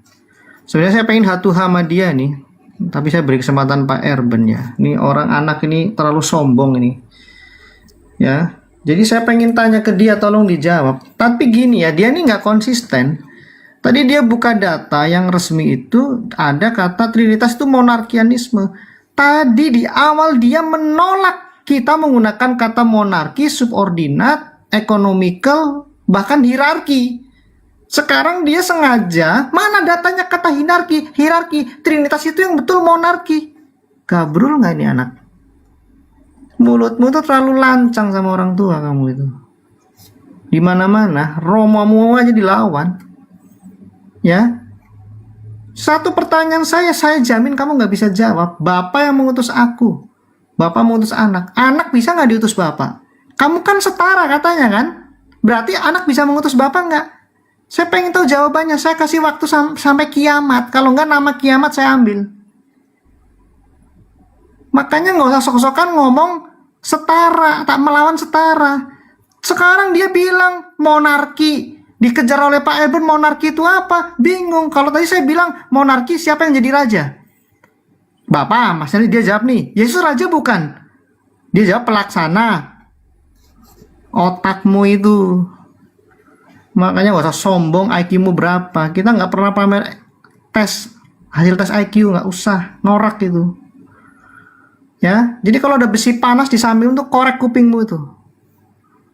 Anak ini terlalu sombong, siapapun diserang, penyakit jiwa nih. Ya, jawab, jangan ngeles. Kamu kerjanya cuma bisa fitnah dan framing. Kau ini penghujat. Penghujat kau ini. Patristik. Kamu ini ortodok, bukan. Gayamu lebih orang ortodok, bikin malu kau. Gak akan bisa dijawab karena tadi dia sudah terkunci. Di awal dia sombongnya minta ampun, ontologis itu setara, economical karya pun setara. Habis itu diperhalus narasinya. Pak Erben tuh masih baik. Kamu itu tadi bilang ekonomi setara, bikin malu. Habis itu kau bilang Trinitas ekonomi. Apa? Monarki. Suruh jelasin monarki bingung. Ini kan hanya masalah istilah, artinya ada bertingkat secara karya. Mana ayatnya hierarki? Tadi menentang ekonomia, kita kasih ayatnya diem 1000 bahasa. Kalau ada lakban tuh di lakban mulutmu. Pakai ngaca, ingat dirimu. Gabrul, salam dor ekonomi. Tuh. Oke. Gini, tolong Anda nanti tonton video saya narasi dari awal. Ada nggak saya menolak istilah ekonomi? Saya nggak pernah menolak istilah ekonomia. Yang saya tolak dari awal itu mengatakan ada hierarki. Monarki itu berbeda dengan hierarki. Hierarki bicara tentang ada yang tinggi, ada yang rendah. Ya, itu bicara tentang hierarki. Dari awal saya jelaskan Trinitas itu bicara tentang monarki. Monarki itu harus dijelaskan karena hanya ada satu. Firman Allah, Sang Putra ini hanya ada satu. Jadi saya menjelaskan secara ontologi dan secara ekonominya seperti apa. Jadi saya kira Anda ini memang nggak paham dari awal dengan apa yang dibahas. Nih loh, dari awal saya sudah mengatakan ini, saya jelasin ke orang yang tanya terkait persoalan yang lagi dibahas ini. Kok tiba-tiba Anda baru sadar gitu loh. Berarti Anda ini kan nggak dengerin dari awal. Jadi kupingmu sendiri, ingatanmu itu sendiri yang kamu ingat-ingat baik-baik itu. Kok bisa kamu yang nggak paham, kamu yang lupa, lalu kamu sendiri yang kemudian nyala-nyalain saya. Yang gabrul itu siapa? Ngata-ngatain anak-anak. Kamu sama saya lebih pintar siapa? Sadar gitu loh. Dari tadi saya tanya, inkarnasi itu secara apa? Nggak bisa jelasin apakah kemelompatan esensi atau tidak. Nggak bisa jawab. Di mana letaknya kamu tuh pahamnya apa? Gitu loh. Dan saya di sini saya jelaskan nih. Jadi tidak bisa kehendak itu dari sang anak, kehendak itu dari sang bapa. Artinya berbicara tentang kesatuan kodrat karena hanya ada satu kodrat dari sang bapa, maka tidak dikatakan hierarki Trinitas itu. Tetapi berbicara tentang dari sang bapa, maka dikatakan sang anak yang hanya satu itu dikatakan hamba. Itu kalau bicara tentang ontologi bukan pada kelemahan, karena tidak ada sifat lemah di dalam diri Allah, tetapi dipahami secara apofatik. Karena apa? Karena sang bapa adalah sang sumber, sang bapa lah yang menyatakan kehendak melalui sang anak di dalam Roh Kudus. Jadi bukan berbicara tentang tiga kehendak, bukan berbicara tentang karya Bapa lalu kalau di anak jadinya karyanya kecil, atau kemudian mengatakan kalau kemudian hierarki itu disebutnya istilahnya hierarki, itu bukan ajaran gereja. Tahu nggak, ajaran gereja itu bukan hierarki. Jadi silakan orang yang mau menyimpang dengan ajaran gereja ikuti omong-omongan cecungu heterodoks ini. Nggak ngerti ajaran ortodoks, kamu kemudian nggak ngerti apa-apa, kamu bilang hierarki, potong kuping saya. Ada ajaran ortodoks mengatakan hierarki pada Trinitas, mau itu tentang karya, mau itu apapun, bicara tentang monarki, bukan hierarki. Kok belajar lagi, nggak ngerti apa-apa.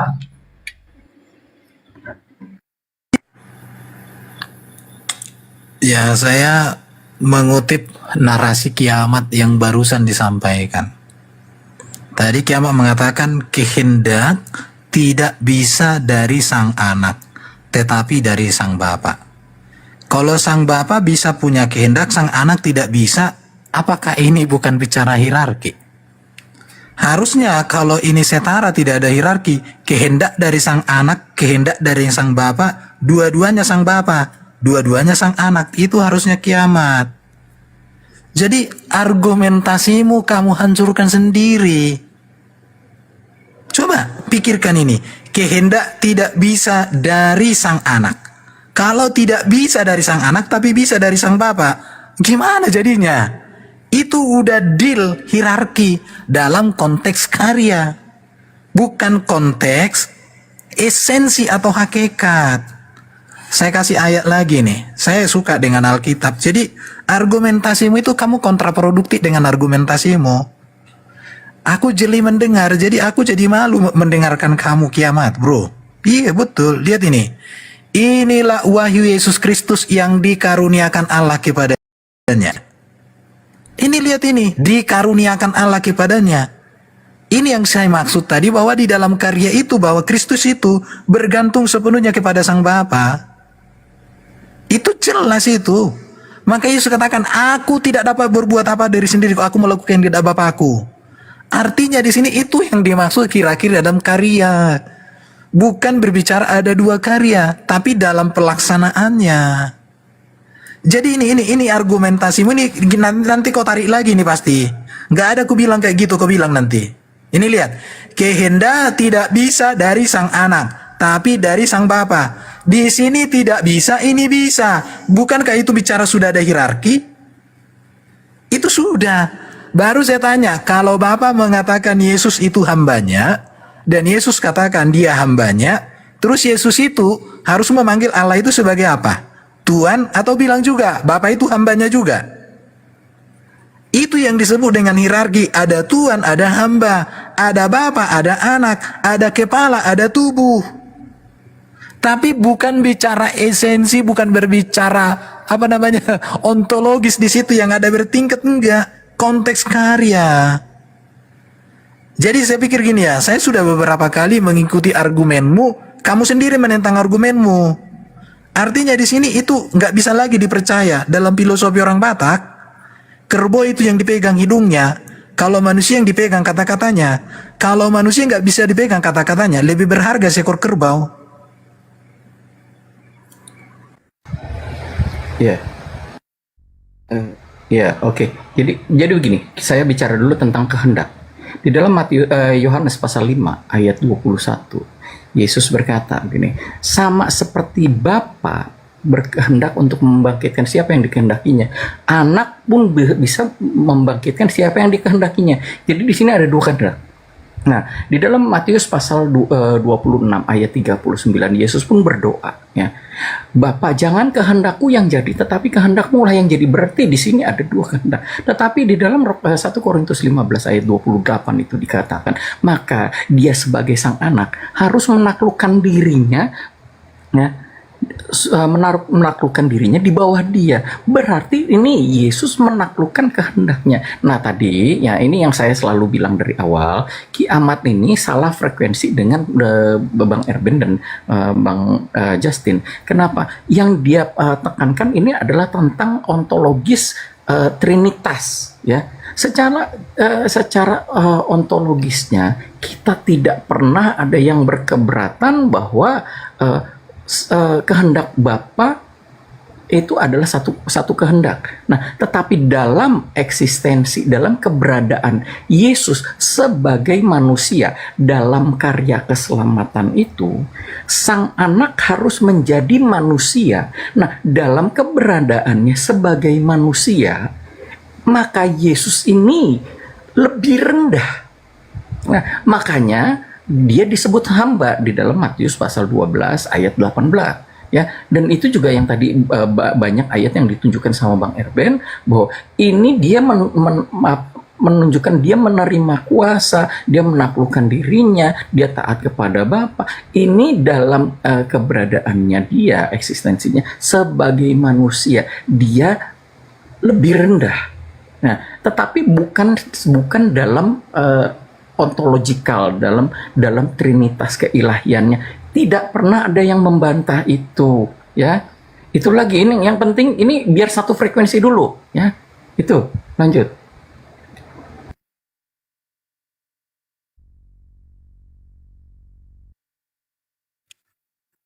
Baik. Harusnya timer akan saya matiin. Jadi lanjut lagi untuk selayang pandang, ngobrol bebas gitu. Setuju ya, Pak Erben, Pak Justin, Kiamat? Setuju ya? Apa kita mau timer terus nih? Nah, sebelum kita lanjut, saya mau ngajak kita bareng-bareng bahwa coba kita mundur selangkah dulu. Kalian semua orang hebat, kalian semua juga orang tidak hebat, bareng-bareng semuanya gitu. Saya mau minta kita ingat dulu bahwa apapun yang kalian lakukan masing-masing, baik di komal kalian, baik di offline, online, baik di TikTok, baik di gereja kalian, dimanapun itu, kira-kira kalian lakukan untuk siapa? Untuk Kristus bukan? So, kalau saya salah tolong koreksi gitu. So, mari kita, bolehlah namanya manusia, wajar, punya emosional, punya kecewa, tersinggung boleh. Tapi saya matikan timer, kita coba lebih landai ya. Boleh kita lebih landai ya. 30 detik dari sekarang saya akan matikan timernya. Teman-teman di bawah boleh dibantu untuk menyemangati. Mereka berempat di atas atau bertiga di atas tidak sedang bertarung intelektual, tidak. Ini sometimes memang dibutuhkan gitu. Jadi teman-teman jangan salah sangka ya. Koreksi saya bahwa apapun yang terjadi, rumah Tuhan itu tidak akan pernah kosong. Tidak hanya dengan kejadian Pak Erben debat dengan Pak Justin, dengan Kiamat lalu serentak tiba-tiba rumah Tuhan kosong. Tidak kan teman-teman? 30 detik lagi saya akan mematikan timernya. Lalu kita akan mulai ngobrol bebas lagi ya teman-teman ya.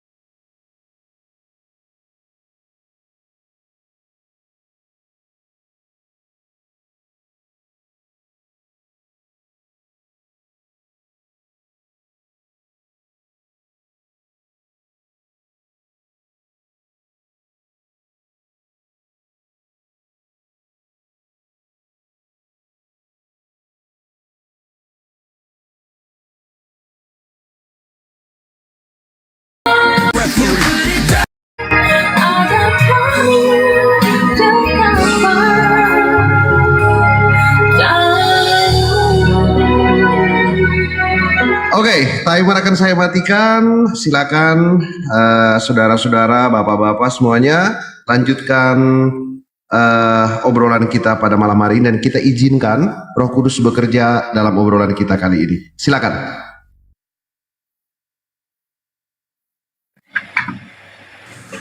Aku sudah selesai karena itu aja nya terus. Nggak usah kabur. Ya. Bukan masalah kabur, enggak. Jadi dari awal, coba gini ya. Jadi dari awal yang saya tentang itu apa? Ketika mengatakan sang anak itu tidak setara dengan Bapa. Dan mereka mengatakan ini tidak setara dalam ekonomi. Makanya nggak nyambung, udah Saya, dibilang tadi. kok nggak nyambung? Orang rekamannya ada. Anda mengatakan Berarti bahwa tidak ini saya setara live dengan- kan. Tadi dari Iya. tadi kamu itu Coba, benar-benar Anda dengerin bisa nggak dengerin ya. satu-satu kalau ngomong? Bisa nggak? Bukan, dengerin.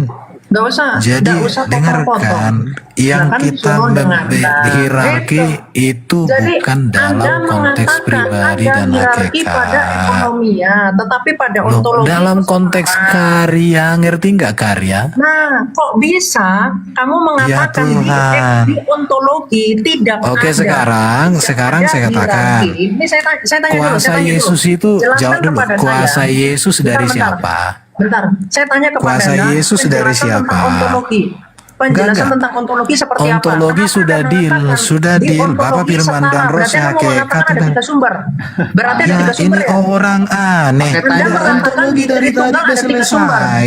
Anda memahami monarki pada ekonominya, pada ontologi bukan Dalam bukan konteks monarki. karya udah dibilang. Dalam ekonomi Anda mengatakan Ya hierarki. Tuhan, dengarin. Pada ontologi Anda mengatakan tidak ada hierarki. Udah lah, dia orangnya itu senangnya itu bersumber dari Enggak nyambung ngomong sama kamu, enggak nyambung. biarin suruh ngomong aja. Biarin Nggak Iya, paham, enggak nggak paham. nyambung, enggak nyambung, Jadi enggak dia nyambung. ini sebenarnya tiga Allah.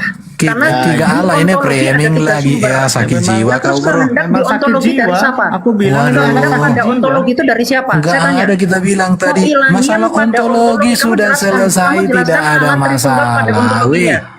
Coba jelaskan Udah Allah dibilang. Tritunggal pada ontologi. Orang kita sepakat nggak ada. Sudah sepakat kok. Bapak Firman dan Ros ya kekat. Kamu jelaskan pada Udah ontologi. jelas, ngapain lagi mau dijelaskan? Aduh.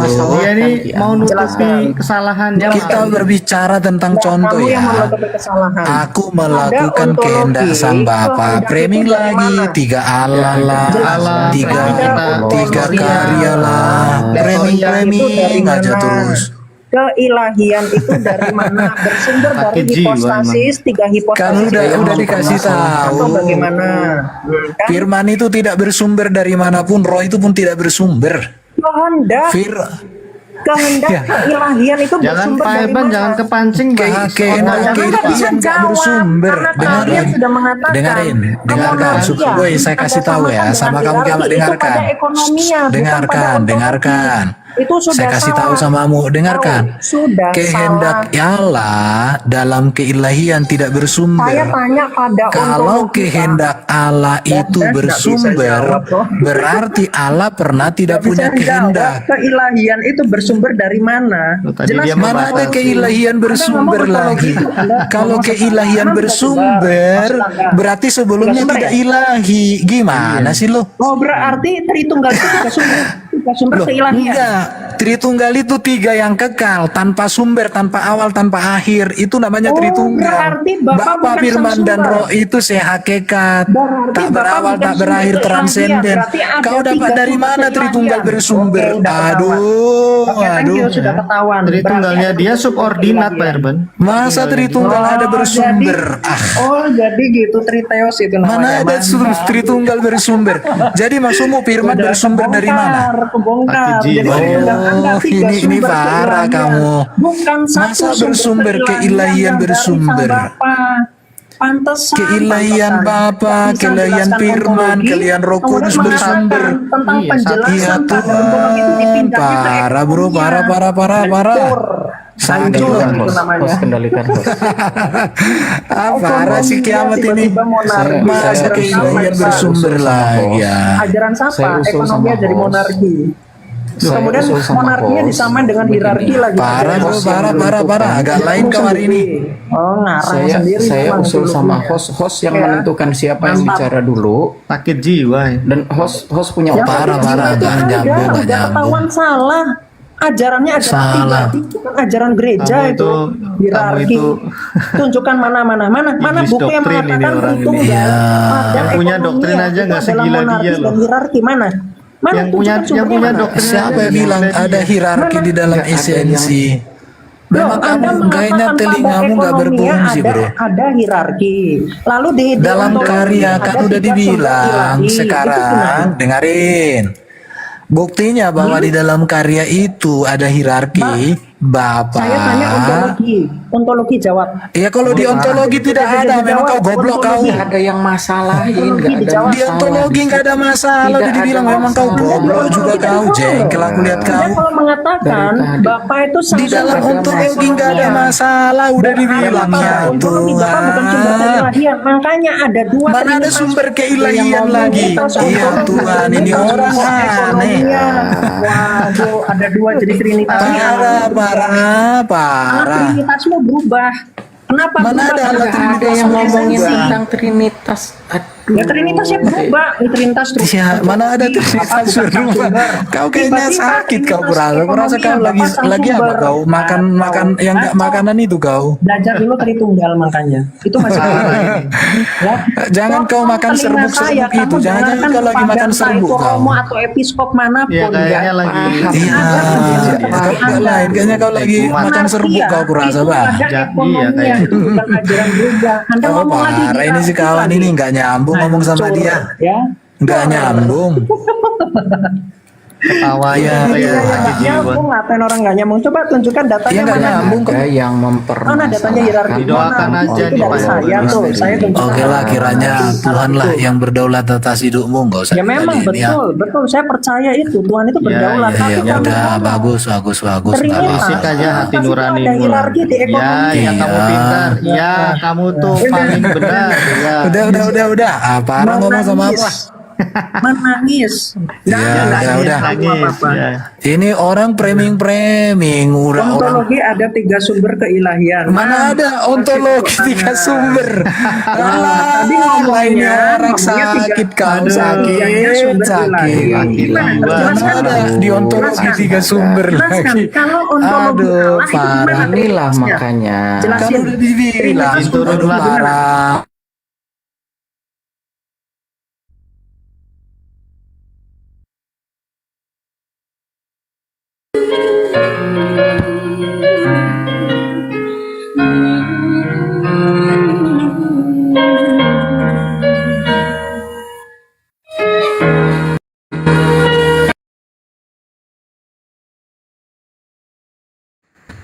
Nah, dan sebagai pribadi, seperti yang saya katakan dari awal. Lalu ada tertulis di mana? Kejadian.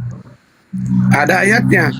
Pada mulanya alam menciptakan langit dan bumi belum berbentuk dan kosong, gelap gulita menutupi samudera raya, dan roh Allah melayang-layang di atas permukaan air. Artinya pada dasarnya Allah itu adalah roh. Roh itu tidak berbentuk, tidak terlihat, memenuhi segala yang ada. Makanya di Kejadian 1 ayat 26 katakan, marilah kita menciptakan manusia menurut gambar rupa kita. Artinya ada yang terlihat, ada yang terbentuk, pribadi. Nah, kenapa dikatakan mari kita menciptakan manusia? Sebelum Allah menciptakan segala sesuatu dan menciptakan malaikat, terlebih dahulu apa yang dia ciptakan? Pribadinya yang terlihat itu. Siapa itu? Firman itu. Makanya dikatakan pada mulanya ada firman itu bersama-sama dengan Allah, dan firman itu adalah Allah. Izin Pak Ferdi, kayaknya harus gantian nih karena terlalu lama Pak Ferdi ambil waktu. Sekarang giliran saya mau fokus deh. Baik. Tadi kan kita sudah dapat kita sudah dapat itu kan. Ya, tadi kan kita sudah dapat kehendak Bapa di sorga nih. Izin teman-teman kalau bisa bantu di tap-tap layar ya biar komalnya kuat ya.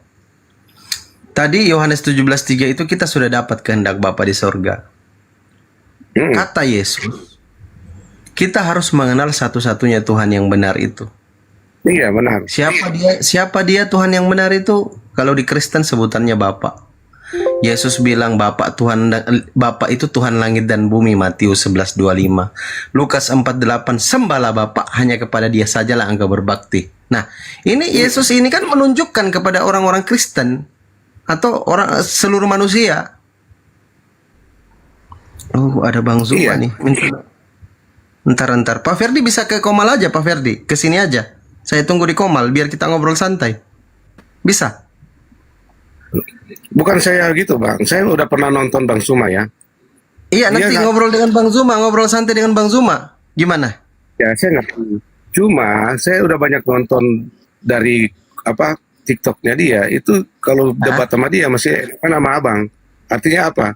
Dia nggak pernah memberi kesempatan. Dan nanti saya melihat kasih banyak. kesempatan. Ya udah. Gini, nanti saya jadi moderator, saya kasih kesempatan ke Bang Ferdi ngomong. Gimana? Baik. Saya tunggu di Komal, tutup Komalnya, Bang Ferdi masuk di Komal saya. Siap? Oke. Asal sesuai ya. Ya, saya kasih kesempatan. Oke, saya kasih kesempatan Pak Ferdi untuk ngomong. Silakan, Pak Ferdi, saya tunggu di Komal. Tutup Komalnya. Ya. Komalnya. Ya, teman-teman ya. Nah, ini seru nih. Aku hadir di malam ini, teman-teman, karena lagi galau melihat si kiamat sama Erben cakar-cakaran. Assalamualaikum warahmatullahi wabarakatuh. Waalaikumsalam warahmatullahi wabarakatuh. Opening sinden dulu Bang, opening sinden dulu. Enak. Itulah dia. Udahlah tadi. Mana Bang Ferdi ya? Saya naikkan dulu Bang Ferdi. Enak ngobrol sama beliau walaupun ngalur ngidul Bang Zuma. Tapi enak. Masalah generasi. Aduh sakit perut kurang ini ngobrol. Aduh. Iya, mana beliau? Ada nih di bawah. Ah, ini. Iya. Nanti kasih kesempatan juga beliau untuk ngomong Bang Zuma ya. Boleh. Kita suruh dia khutbah, saudara kita. Ini kalau Pak Ferdi mau open cam silakan ya Pak Ferdi ya. Bisa, nggak apa-apa. Ya, siap. Nah. Silakan Pak Ferdi. Baik, makasih Bang Suma. Salam kenal ya. Salam kenal Bang Ferdi. Saya juga ada banyak nonton Komal Bang Suma ya. Masya Allah, ya makasih. Temanya apa ini?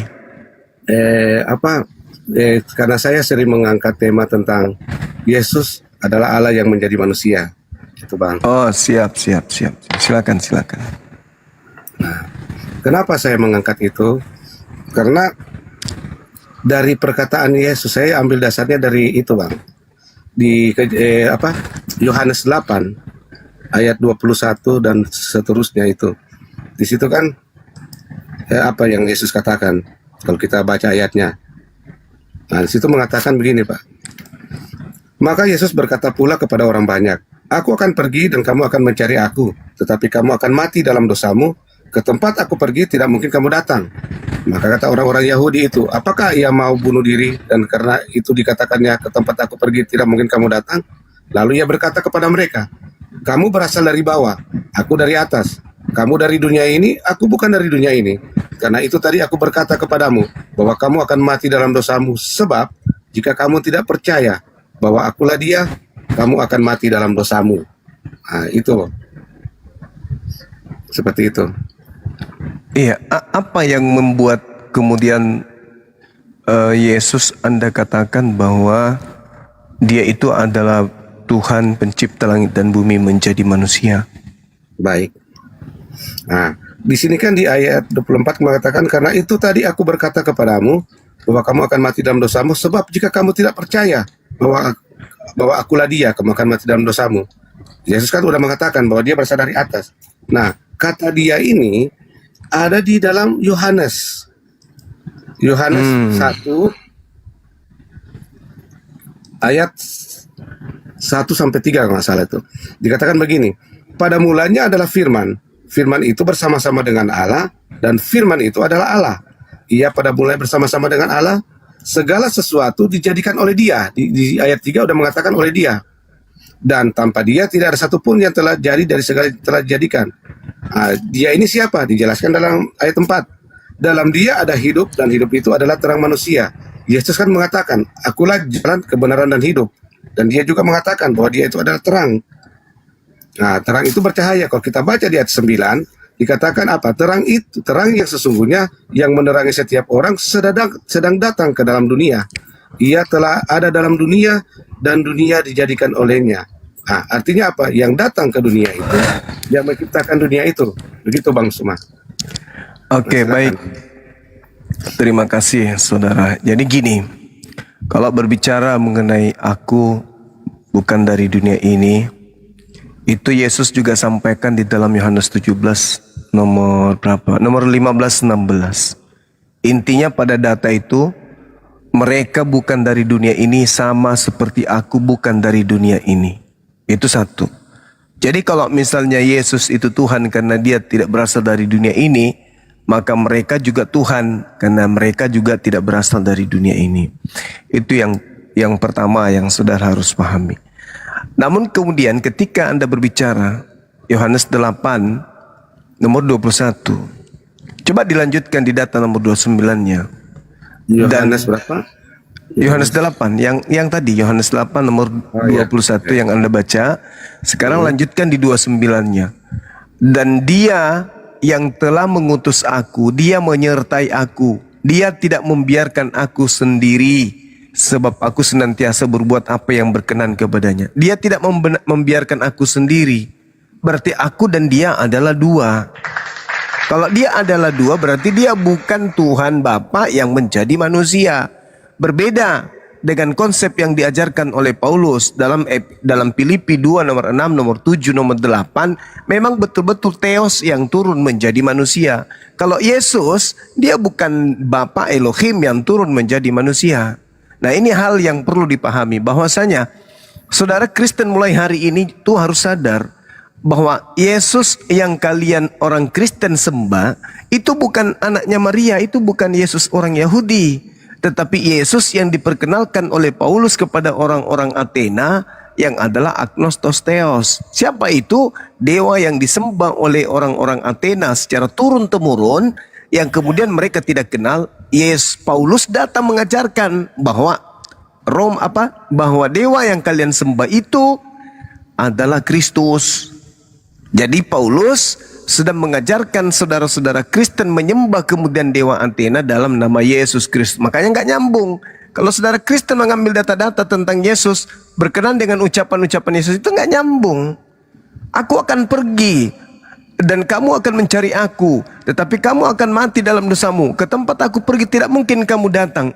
Yesus ini kemana? Ke Bapa.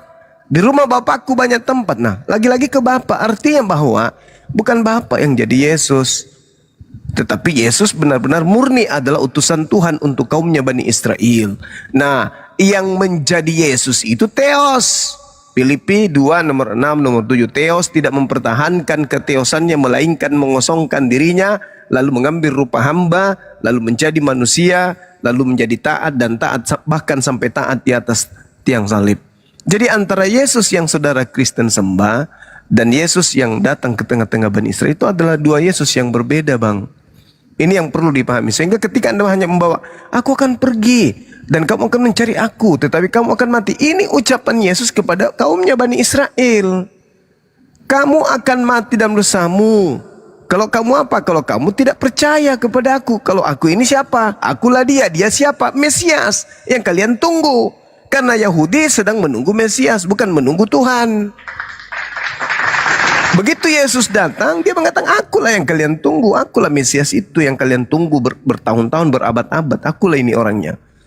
Nah, bukan berarti aku ini Tuhan, karena orang Yahudi itu sudah tamat tentang Tuhan. Di Yeremia 31 nomor 34, jelas dikatakan, jangan lagi kalian saling mengajarkan tentang Tuhan, sebab besar kecil kalian sudah mengenal aku, akulah Tuhanmu. Jadi tak ada lagi mengajarkan Tuhan. Orang Israel itu sudah tahu Tuhannya. Tuhannya itu maha besar, Tuhannya maha hidup, maha bijaksana, maha kuasa, maha mematikan dan seterusnya. Mereka sudah tahu. Jadi tidak mungkin Yesus datang dalam keadaan bayi orok. Mereka ini Tuhan kita. Enggak. Kecuali orang Roma, orang Athena. Baru konsep itu betul. Bahwa dewa mereka turun ke bumi jadi bayi, kemudian besar jadi sakti. Nah, itu konsep mereka. Tapi kalau Yesus, akulah dia, yang dimaksud adalah Mesias. Gitu, Bang. Baik, silakan Bang Ferdi. Baik.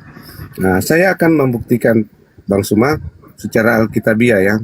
Karena ini kan kepercayaan orang Kristen Alkitab ya, seperti orang Muslim percaya dengan buku petunjuk mereka adalah Al-Quran.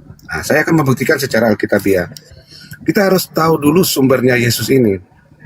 yang Bang Suma katakan itu betul. Saya tidak mengatakan tidak betul. Betul. Dalam keadaan sebagai manusia memang betul dia dikatakan utusan apa. Tetapi kita lihat dulu sumbernya Yesus ini berasal dari mana. Nah, tadi saya sudah buktikan dari atas kan. Nah, sekarang saya akan buktikan apakah Allah atau Bapa itu dan firman itu berbeda atau dia itu sendiri. Nah, saya akan buktikan ya. Dikatakan begini kan, di Kejadian 1 kan mengatakan begini. Pada mulanya adalah pada mulanya Allah menciptakan langit dan bumi kan. Di situ dikatakan pada mulanya Allah menciptakan langit dan bumi. Di Yohanes 1 mengatakan apa? Ayat 1. Pada mulanya adalah firman. Apakah Allah dan firman ini berbeda atau satu? Nah, di jawabannya itu ada di Wahyu, Bang Suma. Dikatakan apa di Wahyu 1 ayat 8? Ini perkataan Yesus. Yesus mengatakan, Aku adalah Alfa dan Omega, firman Tuhan Allah yang ada dan yang sudah ada dan yang akan datang, yang maha kuasa. Nah, di sini katakan Alfa dan Omega, artinya yang awal. Pada mulanya itu berbicara Alfa. Di Kejadian 1 ayat 1 mengatakan pada mulanya Allah menciptakan, itu berbicara Alfa. Di Yohanes 1 juga mengatakan pada mulanya adalah firman, itu juga berbicara Alfa. Makanya dia mengatakan, aku adalah Alfa dan Omega, firman Tuhan Allah yang ada dan yang sudah ada dan yang akan datang, yang maha kuasa. Nah, seperti itu. Jadi kita harus lihat sumbernya dulu. Ketika dia dalam keadaan sebagai manusia, betul saya katakan, dia dikatakan nabi, dia dikatakan utusan, bahkan dia dikatakan hamba Tuhan. Banyak ayatnya. Dia dikatakan sebagai guru, itu banyak ayatnya. Tetapi dia itu adalah Allah yang menjadi manusia dalam keadaan sebagai manusia sepenuhnya. Jadi waktu dia datang keadaan sebagai manusia, itu manusia sepenuhnya. Dari dia lahir sampai dia disalibkan, dia bangkit, itu keadaan manusia sepenuhnya. Makanya kan ada ayat-ayat yang mengatakan dalam keadaan sebagai manusia, dalam keadaan sebagai manusia. Artinya apa? Sebelum dia menjadi manusia, dia apa? Nah, seperti itu Bang Suma. Terima kasih atas kesempatan yang diberikan. Oke, jadi gini saudara. Kalau berbicara mengenai Yesus itu pada mulanya adalah firman dan firman itu adalah Elohim. Dan Elohim itu adalah Yesus. Itu larinya kemana perginya? Larinya ke ajaran paganisme. Karena ketika Tuhan itu pada mulanya, lalu kemudian Tuhan menciptakan alam semesta ini dengan berfirman, itu wajar, itu rasional. Cuman permasalahannya ketika dikatakan bahwa Yesus itu adalah firman itu sendiri yang menjadi manusia, itu keliru besar. Itu sesat Bang. Kenapa? Coba Anda lihat di dalam Yohanes 8 nomor 42. Aku datang ke atas muka bumi bukan atas kehendakku sendiri. Nah, katanya yang turun adalah firman. Berarti firman itu sendiri adalah Tuhan itu sendiri. Berarti firman itu sendiri yang datang jadi manusia. Kalau konsep Filipi 2 nomor 6, nomor 7, nomor 8. Si firman mengosongkan diri lalu turun menjadi manusia. Itu baru betul bahwa Yesus yang Anda sembah adalah Theos yang nuzul sendiri menjadi manusia. Dia sendiri yang mau jadi manusia. Jadilah Kristus yang diajarkan oleh Paulus. Tapi kalau berbicara mengenai Yesus anak Maria itu berbeda. Yohanes 8:42, aku datang bukan atas kehendakku sendiri. Lalu atas kehendak siapa? Ya atas kehendak Tuhanku. Andai saja Yesus itu adalah Elohim itu sendiri, maka dia akan berkata, aku datang menjadi manusia karena aku mau sendiri, aku sendiri yang mau. Aku jadi manusia karena kehendakku sendiri. Tapi faktanya kan tidak. Itu ucapan Yesus. Lantas kenapa kemudian saudara mengumpulkan data-data bahwa Yesus itu Tuhan? Dari mana hasilnya? Dari mana datangnya catatan-catatan itu? Ingat Bung, Bible itu bukan firman Tuhan.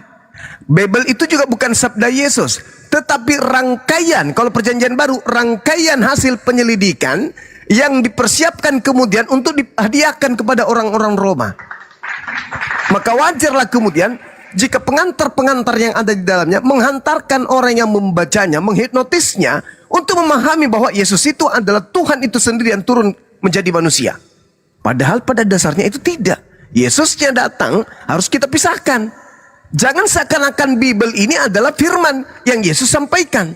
Jangan seakan-akan Bible ini adalah karya Yesus. Bukan. Yesus mengajarkan kepada muridnya, penulis itu tidak dikenal oleh Yesus. Dan misi daripada penulis juga tidak diketahui oleh Yesus. apa yang ada dalam catatan-catatan mereka juga Yesus tidak tahu. Jadi apapun yang dituliskan di dalam, sebisa mungkin penulisnya menggiring pembacanya untuk memahami bahwa Yesus itu Tuhan. Padahal Yesusnya sendiri pada tempat yang berbeda mengajar kepada Bani Israel sebagai utusan. Apa buktinya? Coba kita lihat. Yohanes 17:8. Apa kata Yesus? Segala firman yang Tuhan berikan kepadaku telah aku sampaikan kepada muridku. Muridku telah menerimanya dan mereka sudah percaya bahwa engkaulah yang telah mengutus aku. Berarti segala firman yang menghantarkan Anda kemudian menuhankan dia justru menghantarkan murid Yesus, dan Yesus mengakui kalau Yesus hanyalah utusan Tuhan. Segala firman loh, bukan comot-comot satu firman, dua firman, enggak. Semua firman, segala firman yang engkau berikan kepadaku telah aku sampaikan kepada mereka, dan mereka telah menerimanya dan mereka percaya. Salah enggak kepercayaan murid Yesus ketika murid Yesus percaya kalau Yesus itu utusan Tuhan? Salah enggak? Enggak salah. Yang salah kalau Yesus itu Tuhan yang turun jadi manusia. Itu yang salah. Tapi ketika dikatakan Yesus adalah utusan Tuhan, ya tak ada masalah di situ. Benarlah kepercayaan itu. Begitu juga ketika Yesus bersaksi tentang dirinya. Adakah yang lebih tinggi kesaksian Yesus daripada Yesus? Enggak ada. Yohanes 5:36. Ada kesaksianku yang lebih penting dari kesaksian Yohanes Pembaptis, bahwa segala pekerjaan yang aku lakukan, mujizat-mujizat, kekuatan-kekuatan, pekerjaan itu yang aku lakukan saat ini, dan pekerjaan itu yang bersaksi tentang aku, bahwa aku adalah utusan Tuhan. Jadi baik ucapan Yesus maupun pekerjaan Yesus, dua hal ini menghantarkan Yesus membuktikan dirinya, mempromosikan dirinya sebagai utusan Tuhan.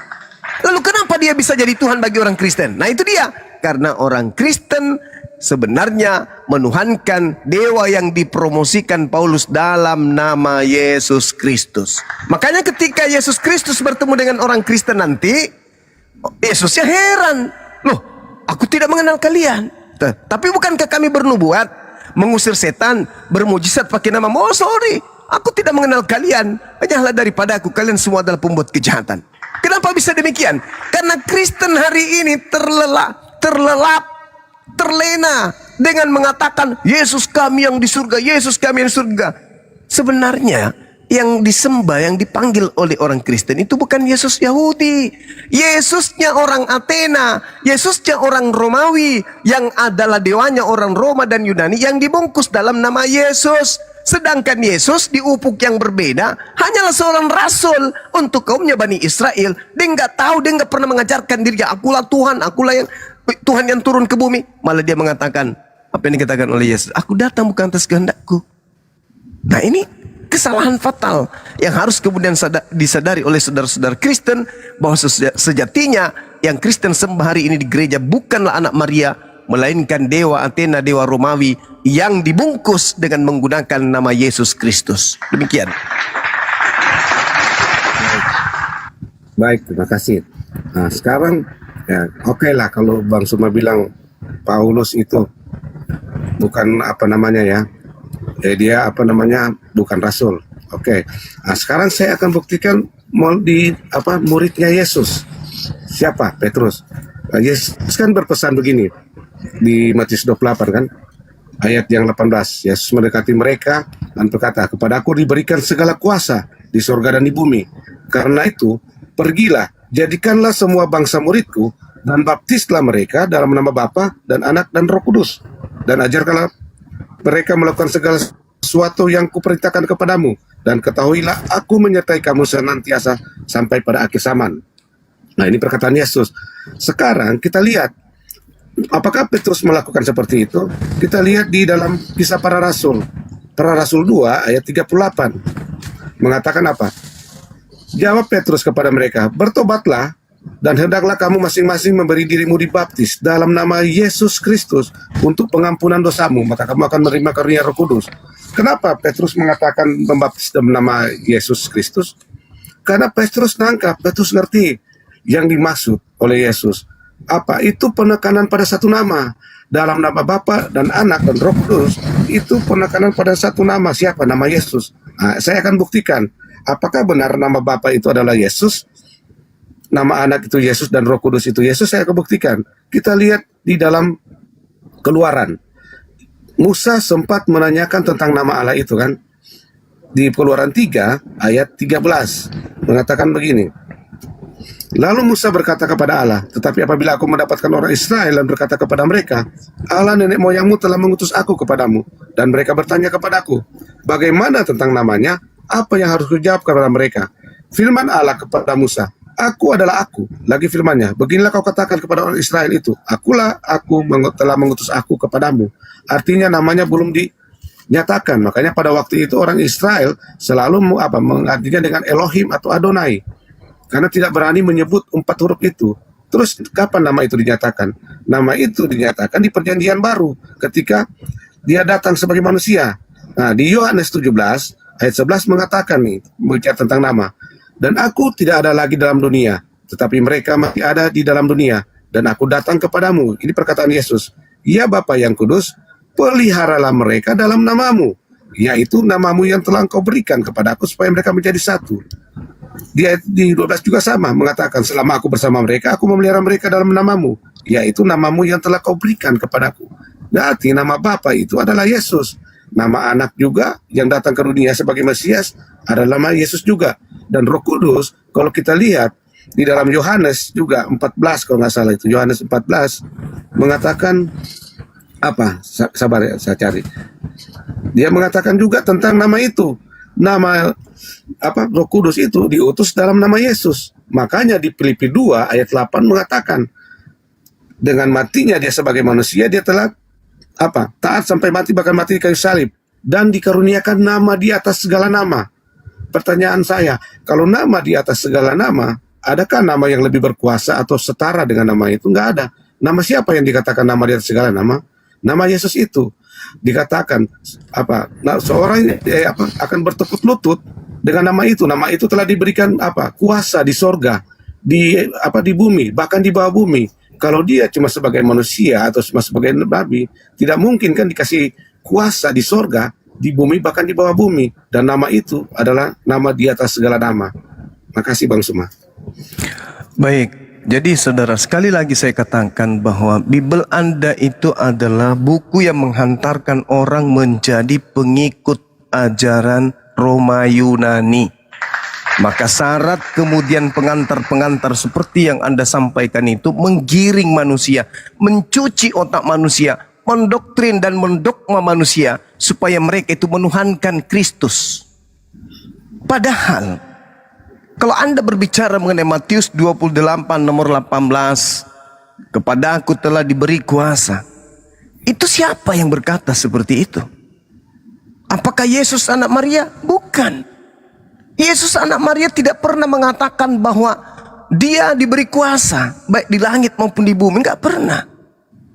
Yesus malah mengatakan dalam Yohanes 5 nomor 30, aku tidak dapat berbuat apa-apa dari diriku sendiri. Bahkan ketika Yesus berbuat apa-apa, itu hanya sekedar untuk membuktikan dirinya sebagai utusan Tuhan. Cuman Yesus mengatakan kepada muridnya, waspadalah kepada penyesat yang datang kepadamu, memakai namaku.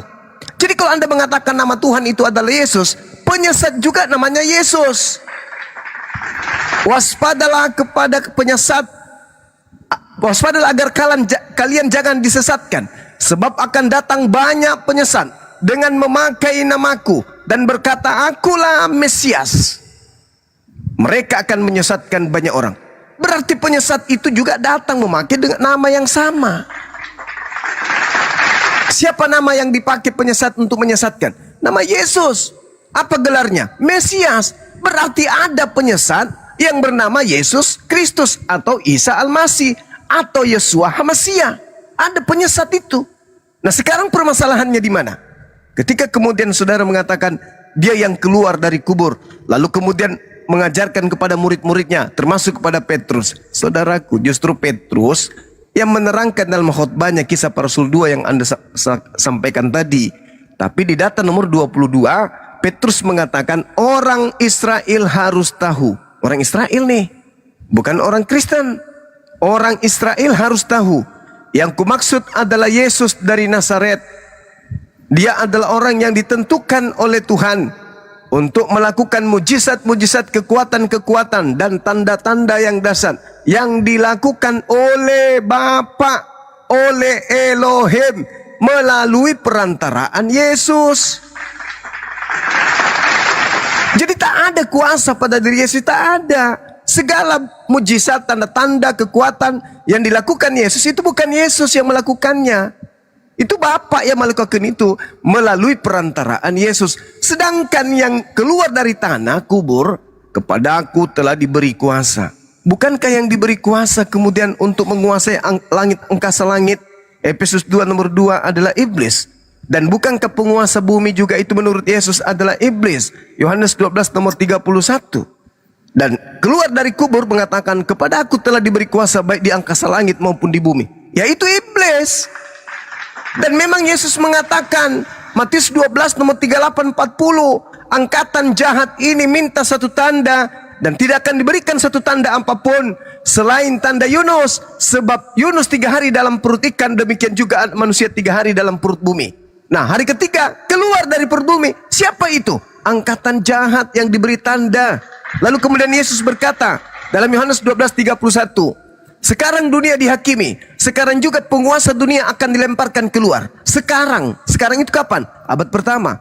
Dilemparkan keluar. Keluar dari mana? Keluar dari kubur. Kenapa bisa keluar dari kubur? Karena untuk tanda bagi angkatan jahat. Siapa yang percaya kepada kebangkitan yang keluar dari kubur? Orang Kristen. Kenapa bisa demikian? Karena orang Kristen percaya kepada orang Farisi. Percaya kepada orang Farisi yang mengajarkan bahwa pencipta langit dan bumi turun ke bumi menjadi manusia. Padahal yang diajarkan oleh orang Farisi kepada orang Athena dan orang Yunani, orang Roma, adalah agnostos theos. Bisa dibaca dalam Kisah Para Rasul 17 nomor 21, 22, 23. Bagaimana Paulus kemudian menghentikan penyembahan orang Athena pada saat itu dan berkata, dewa yang kamu tidak kenal yang kau sembah itu, inilah yang kuberitakan. Dewa yang kalian sembah selama ini, yang kalian tidak kenal ini, kalian tidak kenal itu, inilah yang saya perkenalkan, inilah yang kuberitakan kepadamu, yaitu Yesus Kristus. Maksudnya, kalian yang selama ini menyembah dewa, di mana dewa itu kalian tidak kenal, di dalam kuil-kuil kalian, inilah yang saya ajarkan. Nama dewa kalian itu adalah Yesus Kristus. Makanya Natal masih dilakukan. Pohon Natal masih ada. Sinterklas masih ada. Ibadahnya hari Minggu. Makanannya masih babi. Tidak bersunat. Kenapa? Karena itu adalah tradisi-tradisi kecintaan orang-orang Athena dan orang Roma. Jadi Yesus ini cuma dipakai namanya doang. Lalu diambillah cerita-cerita dalam kitab kanonik. Wah, ini untuk Yesus, ini untuk Yesus. Yesus yang mana? Yesus yang kalian lantik menjadi Tuhan kalian, yang ngotot kalian sampai mati menuhankannya, itu bukan anak Maria. Itu cuma topeng doang. Sebenarnya yang kalian sembah itu adalah dewa Yunani dalam nama Yesus. Makanya Yesus berkata, waspadalah kepada penyesat yang datang kepadamu memakai namaku dan berkata, akulah Mesias. Mereka akan menyesatkan banyak orang. Berhasil enggak mereka menyesatkan banyak orang? Ya harus. Karena Yesus sendiri yang menubuatkan. Mana orang yang banyak disesatkan dalam nama Yesus Kristus? Ya Kristen. Orang Islam tidak mungkin, Hindu Buddha nggak mungkin, ateis nggak mungkin, Yahudi apalagi. Satu-satunya kandidat orang banyak yang disesatkan dalam nama Yesus Kristus, ya Kristen. Makanya ketika Anda bertemu Yesus nanti, apa kata Yesus? Oh sorry lah, aku tidak mengenal kalian. Lalu Yesus mana yang kami panggil? Ya iblis. Yang datang dalam nama Yesus, yang keluar dari kubur, yang datang kepada Paulus, yang di Pulau Patmos. Itulah mereka penyesat itu yang datang menyamar-nyamar menjadi Yesus. Akulah Sambingtan Timur, akulah Tunas Daud, akulah Sambingtan Timur Tunas Daud, akulah Yesus Kristus. Itu siapa yang datang kepada Paulus itu? Itu bukan anak Maria. Makanya saudara, banyak Injil apokripa, banyak cerita-cerita yang setara dengan Lukas, Markus, Matius, Yohanes yang ditolak. Kenapa? Karena tidak berkesesuaian dengan kepercayaan orang Roma, orang Yunani. Kenapa lolos 4 kitab ini? Karena sesuai, ada mirip-miripnya dengan konsep orang Roma, Yunani. Tapi sama enggak konsepnya dengan orang Yahudi? Enggak dong. Mana ada Tuhan turun ke bumi jadi manusia, jadi bayi dan seterusnya. Kalau mau jadi manusia, kenapa enggak kayak Adam, langsung dewasa? Kenapa enggak kayak Melkisedek, tanpa ayah, tanpa ibu? Kenapa harus kemudian dia jadi bayi dulu? Untuk apa dia jadi bayi? Jadi sekali lagi saya katakan saudara, sekuat apapun saudara berargumentasi, ujung-ujungnya Anda hanya mencomot-comot ucapan-ucapan yang katanya ucapan Yesus Yahudi, padahal pada endingnya yang kalian, yang saudara-saudara Kristen ingin promosikan itu adalah dewanya orang Athena dalam nama Yesus. Demikian. Baik, makasih Bang Sumaya. Terima kasih telah kesempatan ya berdialog dengan Bang Suma. Ternyata saya berdialog dengan Bang Suma tidak seperti yang saya bayangkan ya. Artinya, saya lihat galak-galak banget ya. Tapi luar biasa. Makasih Bang. Sama-sama. Atas kesempatan ya. Ya. Nah, saya cuma satu lagi saya mau cuma membuktikan ya. Tadi kan perkataan Bang Suma mengatakan Yesus tidak dapat berbuat apa-apa kan. Nah, memang benar dikatakan itu, tetapi ada sekali-kali dia membuktikan bahwa dia berkuasa dalam bentuk apa? Nah, kalau kita lihat di Alkitab kan banyak mengatakan Yesus ketika melakukan mujizat dia selalu berdoa kan, tetapi ada juga dia tidak melakukan itu untuk membuktikan kepada muridnya bahwa dia ini siapa. Saya kasih contoh ya di Markus 4. Di situ di ayat 35 kan mengatakan begini, pada hari itu waktu hari sudah petang, Yesus berkata kepada mereka, marilah kita bertolak ke seberang. Mereka meninggalkan orang banyak itu lalu bertolak dan membawa Yesus beserta dengan mereka dalam perahu di mana Yesus telah duduk dan perahu-perahu lain juga menyertai dia. Lalu mengamuklah taufan yang sangat dahsyat dan ombak menyembur masuk ke dalam perahu sehingga perahu itu mulai penuh dengan air. Pada waktu itu Yesus sedang tidur di buritan sebuah tilam, maka murid-muridnya membangunkan dia dan berkata kepadanya, Guru, engkau tidak peduli kalau kita binasa? Ia pun bangun menghardik angin itu dan berkata kepada danau itu, diam, tenanglah. Lalu angin itu reda dan danau itu menjadi teduh sekali. Lalu ia berkata kepada mereka, mengapa kamu begitu takut? Mengapa kamu tidak percaya? Mereka menjadi sangat takut dan berkata seorang kepada yang lain, siapa gerangan orang ini sehingga angin dan danau pun taat kepadanya? Nah, apa yang saya mau jelaskan di sini Bang Suma? Yesus sekali-sekali dia selalu berdoa kepada Bapa kan ketika melakukan mujizat. Nah, ini dia melakukan sendiri. Artinya dia mau membuktikan kepada murid-muridnya bahwa dialah memang Allah yang menjadi manusia. Maka dia berkata begini, mengapa kamu begitu takut? Mengapa kamu tidak percaya? Artinya bahwa yang berada dalam dia itu adalah Mesias. Mesias dalam konteks Yesaya mereka tahu berbicara Mesias atau anak Allah itu berbicara tentang Allah itu sendiri yang datang. YHWH itu sendiri yang datang. Makanya mereka menolak Yesus waktu dia mengatakan apa? Dia itu Mesias atau anak Allah, bahkan berusaha untuk membunuhnya. Nah, itu terjadi juga tergenapi juga di Yohanes 1 kan, yang dia datang kepada milik kepunyaannya, tetapi mereka tidak menerimanya. Nah, seperti itu Bang Suma. Terima kasih.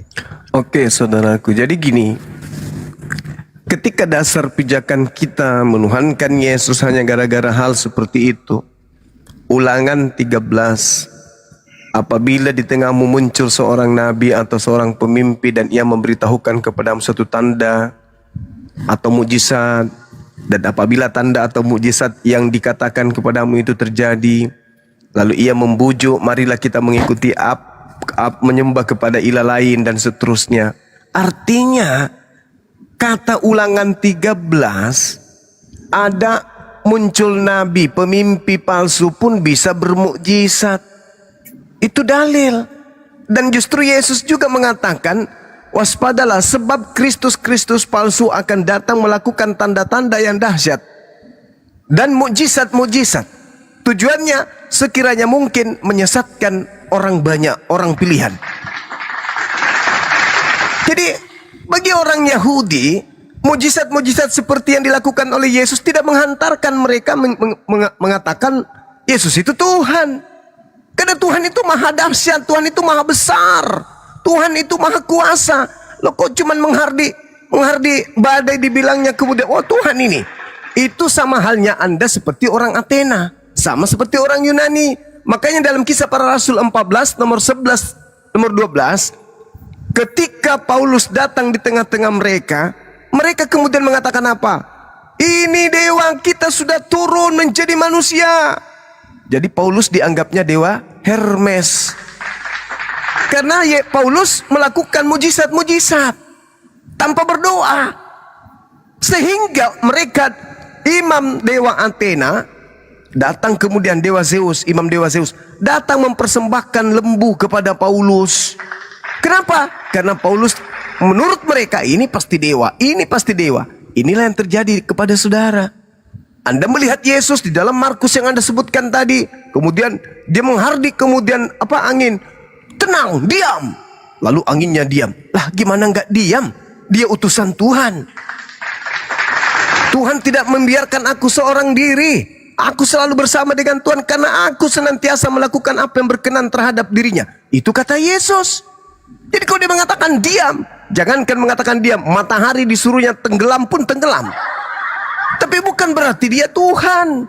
Namun bagi orang Roma, Yunani dan pengikutnya, hal-hal seperti ini itu dianggap sebagai hal yang luar biasa yang hanya bisa dilakukan oleh Tuhan. Padahal saudaraku, Yesus sendiri mengatakan dengan mulutnya, aku tidak dapat berbuat apa-apa dari diriku sendiri. Aku tidak bisa berbuat apa-apa dari diriku sendiri. Itu kata siapa? Kata Yesus. Terus kenapa Anda masih memaksanya untuk menjadi Tuhan? Karena sejatinya yang Anda maksudkan dia harus Tuhan itu dewa Athena, bukan Yesus anak Maria. Kalau Yesus anak Maria sudah mengatakan, aku tidak dapat berbuat apa-apa dari diriku sendiri. Lalu saya ini kenapa bisa bermujizat? Bisa jalan di atas air, bisa kemudian orang lumpuh sembuh. Kenapa bisa? Padahal itu aku tidak bisa dari diriku. Ternyata dari sang sumber, Bapa yang mengutus aku. Dialah yang melakukan pekerjaannya melalui aku. Begitu juga Petrus mengatakan itu. Orang-orang Israel harus tahu, yang kumaksud Yesus, yang ditentukan oleh Tuhan untuk menjadi perantara bagi manusia dan Tuhan, yang melakukan mujizat, tanda-tanda dan kekuatan yang dilakukan oleh Tuhan melalui perantaraan Yesus. Udah jelas-jelas seperti itu pun. Tapi lagi-lagi saudara saya berfilsafat seperti filsafatnya orang Yunani.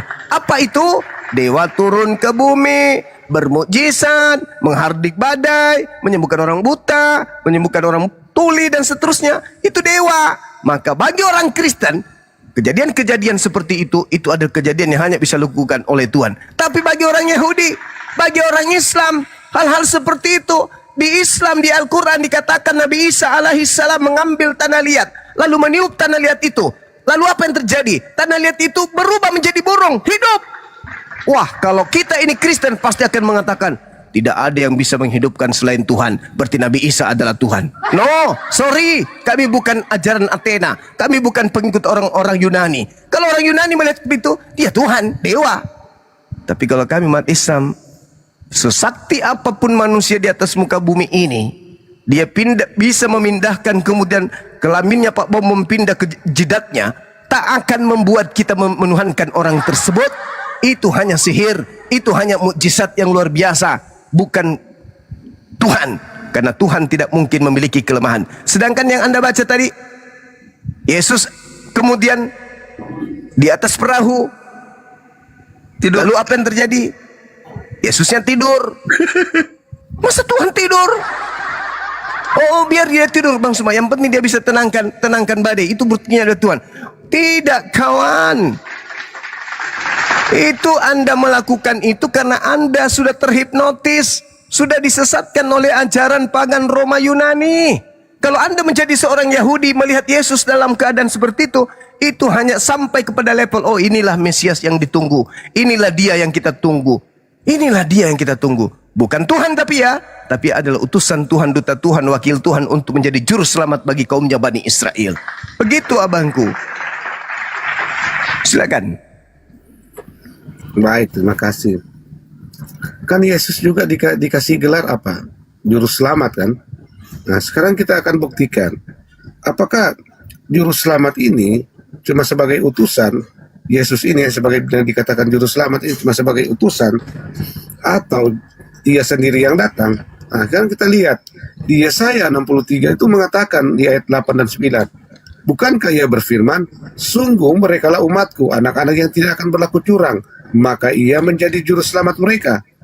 Konteks juru selamat sudah ada di perjanjian lama. Terus dikatakan di 9, dalam segala kesesakan mereka apa? Bukan seorang duta atau utusan, melainkan ia sendirilah yang menyelamatkan mereka. Dialah yang menebus mereka dalam kasihnya dan belas kasihannya. Nah, makanya saya mengatakan begini loh semua. agama-agama yang ada di dunia ini dengan kekristenan itu beda. Nah, bedanya apa? Kalau agama-agama lahir kan karena upaya manusia mencari Tuhan kan, maka lahirlah agama-agama. Kalau kekristenan itu ialah apa? Allah sendiri yang berinisiatif mencari manusia. Karena apa? Karena dosa itu ya menjadi penghalang. Karena apa? Allah suci, Allah itu kan maha suci, maha kudus. Tidak ada satu titik pun dosa yang bisa mendekat kepadanya. Makanya caranya bagaimana? Dia sendirilah yang datang mencari manusia. Dengan apa? Sebagai juru selamat itu. Seperti yang dikatakan Yesaya, nubuatan ini. Dan tergenapi di Yohanes tadi ayat 1. Dia datang kepada apa? Ke dalam dunia, ke dalam kepunyaannya sendiri. Nah, itu bagaimana menurut Bang Suma?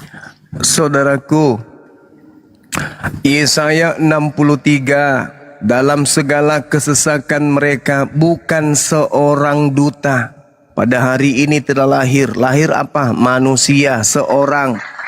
Firman itu telah menjadi seorang. Bukan seorang manusia, bukan seorang duta, bukan seorang utusan. Berarti bukan Yesus. Yesus utusan. Hidup kekal itu adalah mereka mengenal Yesus Kristus yang engkau utus. Berarti Yesus utusan. Setelah dia menjadi utusan, apa yang katakan oleh Yesus? Coba kita lihat di dalam Yohanes 4 nomor 34. Makananku adalah melakukan pekerjaan apa yang diperintahkan oleh Bapa untuk aku kerjakan. Berarti bukan duta, bukan utusan, tapi Bapa itu sendiri. Aku tidak dapat berbuat apa-apa dari diriku sendiri. Apa yang kukerjakan adalah apa yang diperintahkan oleh Bapa untuk aku kerjakan. Makanya dikatakan dalam segala kesesakan bukan seorang duta, bukan seorang utusan, melainkan Tuhan itu sendirilah yang menyelamatkan mereka. Dialah yang menebus mereka dalam kasih-Nya dan belas kasih-Nya. Dia mengangkat, dia menggendong mereka selama dari zaman purbakala. Jadi Yesus itu sesuai dengan khotbah Petrus. Orang Israel, saya ulang lagi nih.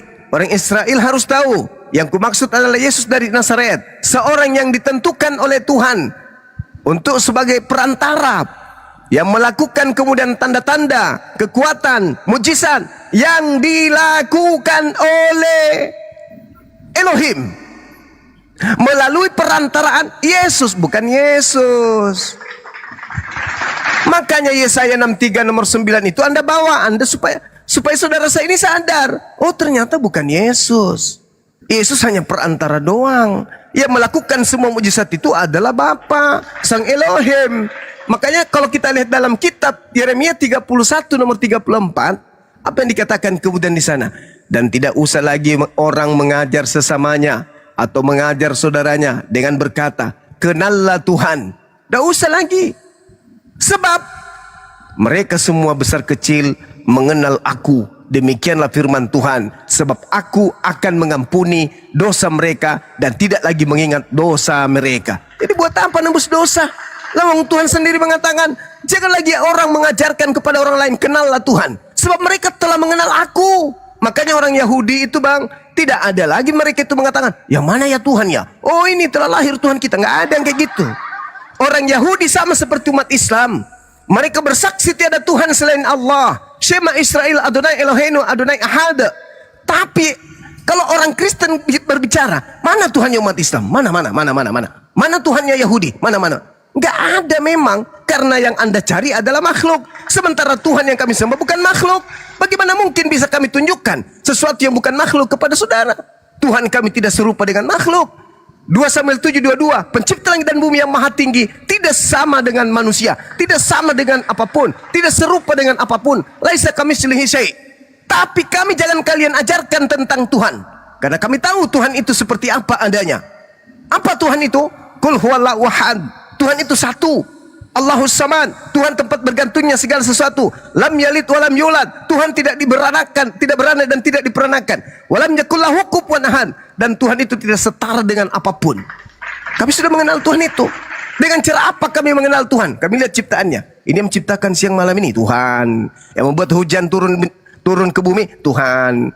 Yang membuat gunung Tuhan. Yang membuat bumi Tuhan. Yang membuat air Tuhan. Yang menghidupkan Tuhan. Yang mematikan. Ngapain lagi kami mencari Tuhan-Tuhan selain daripada hakikat yang telah menciptakan segala ini?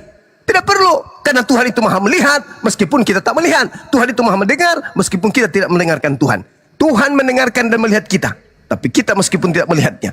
Itulah konsep dalam iman Islam dan iman Yahudi. Jadi tidak perlu lagi orang mengajarkan Tuhan itu begini loh. Hanya gara-gara dia lahir tanpa ayah, dibilang Tuhan. Hanya gara-gara jalan di atas air, menghardik badai, dianggap Tuhan. Waduh, Tuhan itu tidak serendah itu. Tuhan menciptakan alam semesta. Tuhan yang berkuasa atas segala-galanya. Sementara Yesus hanya seenggok bayi Yahudi, dibilang Tuhan. Alamak. Bukan seperti itu sahabatku, saudaraku. Ingat, ada dua kekuatan di atas muka bumi yang ingin dituhankan.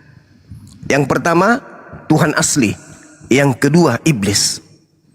Di dalam Lukas 4 nomor 6 nomor 7, iblis acap kali menjadikan Yesus sebagai kelinci percobaan. Selalu mencoba Yesus supaya Yesus ini jatuh. Bahkan pada endingnya iblis yang mengatakan kepada Yesus, Yesus, jika kamu menyembah aku, maka segala kuasa akan kuberikan kepadamu dan kemuliaannya. Sebab aku berkuasa memberikan kepada siapapun yang aku kehendaki. Nah, iblis minta disembah. Lalu kemudian data nomor 13-nya, apa katanya di sana? Setelah iblis mencoba Yesus, mundurlah iblis lalu menunggu waktu yang tepat. Berarti iblis ini mengintai.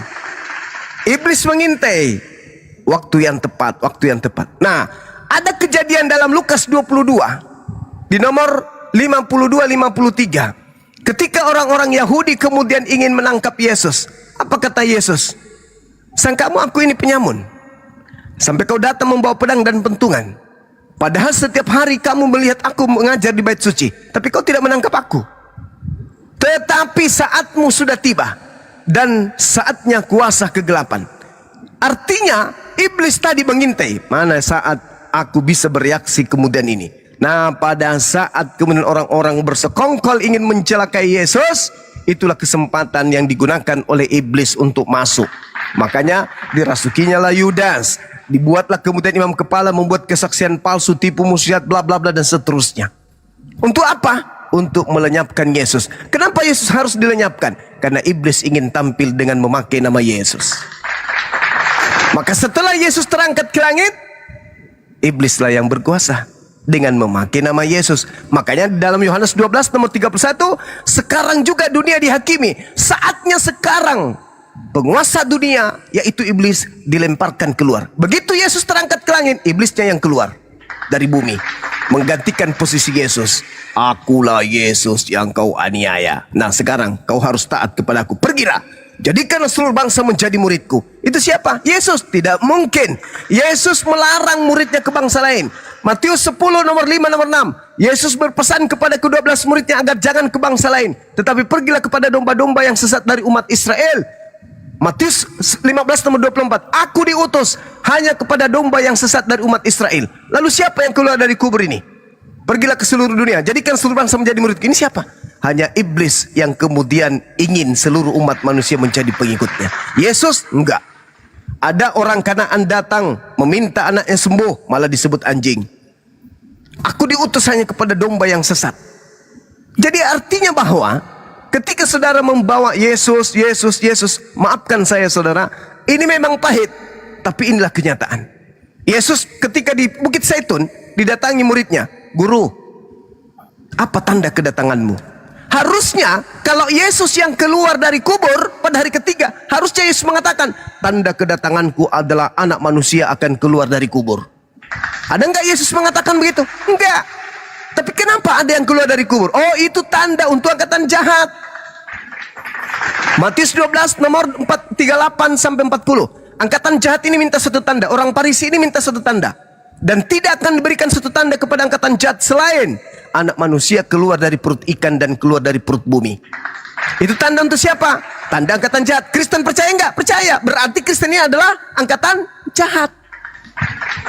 Sekarang muridnya yang benar, angkatan yang benar datang kepada dia di Bukit Zaitun. Matius 24 nomor 3 sampai nomor 31. Apa kemudian kata guru muridnya? Guru, iya paman, berikan kami satu tanda dong. Apa tanda kedatanganmu? Nah, Sayangnya dia tidak mengatakan, aku akan datang, anak manusia akan datang di tengah-tengah kubur. Tapi apa kata Yesus? Tanda kedatanganku adalah aku akan nampak di tengah-tengah langit, bukan di tengah kuburan. Tapi ada yang keluar dari kubur, itu untuk angkatan jahat. Mau jadi angkatan jahat? Kalau mau, percaya sama yang keluar dari kubur. Tapi kalau kamu angkatan benar, percaya bahwa aku akan datang dengan membawa tanda. Di tengah langit, seluruh manusia akan melihat aku. Jadi itu perbedaannya. Nah sekarang Kristen duduk di mana? Kristen duduk di angkatan jahat. Memang perih, memang pedih. Lalu siapa lagi kalau bukan kami yang mengingatkan saudara-saudara kami Kristen? Kami harus mengingatkan itu. Meskipun saudara tidak suka, kalian mengatakan kita ini penghujat, keras dan seterusnya. Demi untuk meluruskan besi yang bengkok, maka keras pun dibutuhkan. Terakhir, ketika Yesus berkata, waspadalah agar kalian jangan disesatkan. Nah, ini kenapa saudara-saudara Kristen tidak mau perhatikan itu? Waspadalah agar kalian jangan disesatkan, sebab akan datang banyak penyesat memakai namaku dan berkata, akulah dia, akulah Mesias. Kenapa itu tidak diperhatikan? Mereka akan menyesatkan banyak orang. Apakah itu terbukti? Terbukti. Kalau tidak terbukti berarti Yesus membohong. Maka saudara, coba itu direnungkan. Silakan. Ya, baik. Nah, seperti yang tadi Bang Suma katakan kan, bahwa Yesus cuma diutus untuk Bani Israel. Nah, tetapi ada ayat mengatakan kan, karena begitu besar kasih Allah akan dunia ini sehingga dia memutus, akan dunia ini dikatakan sehingga dia memutuskan anaknya yang tunggal. Anaknya yang tunggal itu siapa? Ini katakan itu kan Yesus. Nah, kalau Anda tadi mau mengatakan apa namanya itu tadi karena diutus kepada bangsa Israel, terus seperti yang contoh itu kepada perempuan itu, dan dia mengatakan apa, tidak patut memberikan roti kepada anjing kan. Tetapi kalau kita lihat dari ending cerita itu, Yesus menolong orang itu, karena dalam konteks itu kita lihat Yesus menguji tentang keimanan itu. Makanya dia mengatakan apa, besar imanmu, dia mengatakan seperti itu kan. Dan dari kata anjing itu mengangkat derajat dia menjadi apa, ibu. Dan kalau kita lihat di Alkitab, Yesus cuma mengatakan 2 orang dengan sebutan ibu. Perempuan itu dan siapa? Maria. Artinya apa? Memang dia juga diutus. Bahkan ada ayat yang mengatakan bahwa sejak semula Allah telah menunjukkan rahmat-Nya kepada bangsa-bangsa lain. Artinya memang udah ada juga keselamatan untuk bangsa lain melalui siapa? Yesus itu yang datang sebagai selamat itu. Dan situ juga banyak ayat-ayat yang membuktikan bahwa dia datang memang untuk dunia, tetapi memang harus melalui siapa? Bangsa pilihannya itu dari Israel itu. Tetapi apa? Sebagai untuk dunia melalui dari satu bangsa itu, bangsa Israel itu dia datang. Jadi itu Bang Suman. Makasih. Iya, saudara, Anda kudu wajib mendengarkan apa yang dikatakan oleh Yesus di dalam Yohanes 4:21. Di situ dia juga memanggil ibu, meskipun lembaga Bible Indonesia itu menyalahartikan kemudian original teksnya. Di situ original teksnya adalah gune atau guneka, yang artinya ibu atau perempuan. Sama seperti ketika dia memanggil di dalam Matius 15 itu juga dengan panggilan gune. Itu. Nah, lalu saudara coba lihat konteksnya. Tidak pantas kemudian roti yang disediakan untuk anak-anak diberikan kepada anjing. Anjing. Apa kata ibu itu? Nah, ini yang dikagumi oleh Yesus. Ucapan iman kepercayaan ibu ini yang dikagumi Yesus. Apa katanya? Betul Tuhan. Tapi bukankah anjing makan remah-remah, makan sampah yang jatuh dari meja tuannya? Tuh. Waduh. Baru kali ini ada orang non-Yahudi yang betul-betul bisa merendah. Biasanya angkuh mereka ini. Kok bisa merendah? Maka Yesus kagum terhadap ibu itu. Besar imanmu ibu. Jadilah seperti apa yang engkau inginkan. Apa yang kau inginkan? Sembuh anaknya. Itu aja. Gak ada yang lain. Berubah gak dia menjadi domba? Enggak. Tetap aja dia ada anjing. Itu yang Anda harus paham. Apakah dia besar imanmu ibu, jadilah seperti domba? Enggak dong, dia tetap anjing. Tidak pernah berubah dia kemudian status menjadi domba. Itu satu. Kemudian yang kedua, ketika kita berbicara mengenai Yesus, Yesus diutus ke tengah-tengah kaumnya. Dengan Anda mengatakan begitu besar kasih karunia Tuhan akan dunia ini. Betul. Makanya sedunia umat Islam mendapatkan karunia keselamatan. Kenapa? Karena umat Islam beriman kepada para nabi. Nabi yang diutus oleh Tuhan kepada Bani Israel bernama Nabi Isa, Yesua, Iso. Orang Yunani merubahnya menjadi Isos. Itu pas itu. Hidup kekal itu adalah mereka mengenal Engkau satu-satunya Tuhan yang benar. Dan mengenal Yesus Kristus sebagai yang Engkau utus. Itu iman kami umat Islam. Begitu besar kasih karunia Tuhan akan dunia ini, sehingga ia menganugerahkan Yesus sebagai anaknya, sebagai hambanya, yang tunggal, yang seorang diri. Pada saat itu kemudian untuk membimbing Bani Israel menuju kepada keselamatan. Barang siapa yang percaya kepadanya tidak binasa, melainkan memperoleh hidup yang kekal. Percaya enggak ketika Yesus mengatakan aku diutus hanya kepada domba yang sesat dari umat Israel? Percaya dong umat Islam. Orang Kristen percaya enggak? Enggak. Untuk kami juga dong, bukan cuma Israel doang. Salah kau Yesus. Aku tidak dapat berbuat apa-apa dari diriku. Percaya enggak umat Islam? Percaya. Orang Kristen enggak dong, kau kan Tuhan. Masa enggak bisa? Kau ada Yesus. Jadi Kristen selalu membantah Yesus ini. Kenapa? Karena sejatinya Yesus yang mereka ikuti itu tadi, agnostos theos yang Paulus jual kepada orang-orang Athena di dalam Kisah Para Rasul 17 nomor 21, 22, 23. Nah, kemudian ketika dikatakan begitu besar kasih karunia Tuhan akan dunia ini sehingga ia menganugerahkan kemudian anaknya yang tunggal, barang siapa yang percaya kepadanya tidak binasa melainkan memperoleh hidup yang kekal. Saudaraku, Yesus itu ketika dia datang di tengah-tengah kaumnya, kenapa dia menjadi anugerah bagi dunia? Karena dia mengajarkan kepada kaumnya, hei Bani Israel. Yohanes 16 nomor 7 sampai nomor 15. Masih banyak yang ingin aku ajarkan kepadamu, tapi kalian belum sanggup untuk menanggungnya. Masih banyak loh. Masih banyak yang belum diajarkan Yesus, yang pada zaman itu belum mampu untuk ditanggung oleh orang-orang Yahudi. Artinya ada ajaran yang kelak datang, yang mana ajaran itu ketika didudukkan di abad pertama tidak akan sanggup orang lakukan.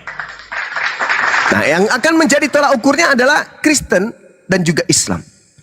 Kira-kira ajaran di Kristen yang tidak bisa ditanggung di abad pertama oleh orang Yahudi itu apa?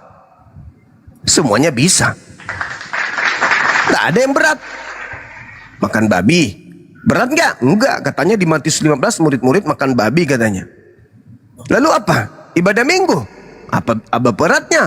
Malah meringankan. Karena kalau hari Sabat tidak boleh ngapa-ngapain. Tidak boleh ada kehidupan. Nah sedangkan hari Minggu berpesta pora, nyanyi-nyanyi, ke mall. Bisa, gampang. Apalagi Natalan. Oh itu juga pesta-pesta dalam orang Yahudi. Lalu apa yang berat? Puasa 40 hari 40 kan sudah dilakukan Yesus pada saat itu. Yang maksud Yesus adalah masih banyak yang ingin aku ajarkan, tapi kamu belum sanggup untuk menanggungnya. Yohanes 16 nomor 12. Tapi ketika ia datang, yaitu roh kebenaran, dialah yang akan mengajarkan kamu segala sesuatunya tentang penghakiman, hukum-hukum, keadilan dan pengisapan dunia akan dosa. Nah, ternyata ada yang akan diutus, seorang penghibur lain yang akan mengajarkan sesuatu yang tidak bisa dilakukan kemudian oleh angkatan Yesus. Apa itu? Misalnya haji. Itu. Apalagi puasa.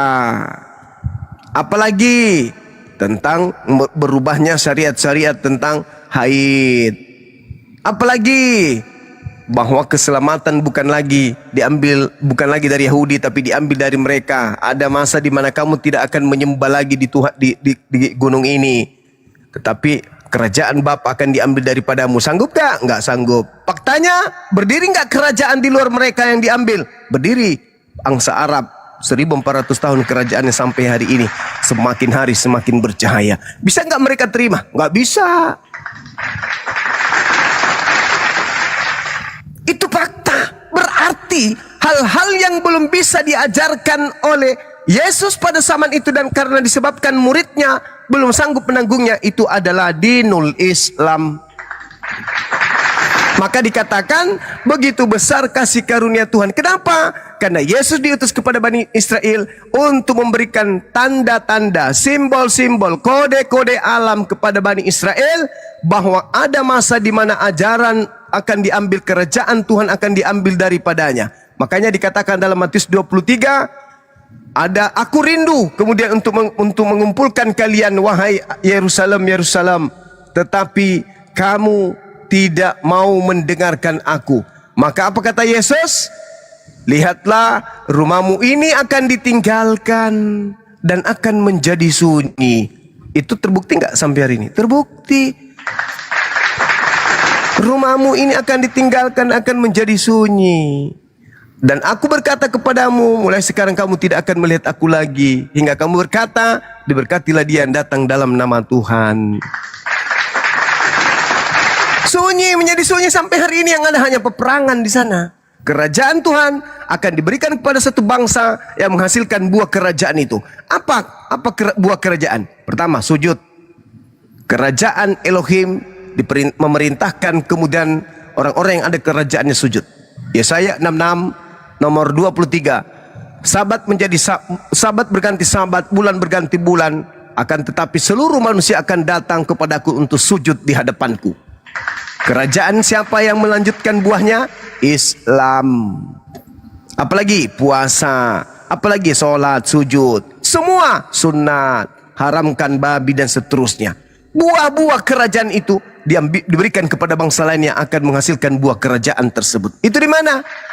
Agama Islam. Makanya Yesus dikatakan begitu besar kasih karunia Tuhan akan dunia ini sehingga dia menganugerahkannya supaya orang yang percaya tidak binasa melainkan peroleh hidup yang kekal. Kami percaya kepada Yesus Kristus. Dia adalah utusan Tuhan yang datang ke tengah-tengah kaumnya Bani Israel, lahir tanpa ayah, mengajarkan hikmat Injil dan Torah agar Bani Israel kembali kepada hukum Tuhan yang datang kepada Nabi Musa alaihissalam.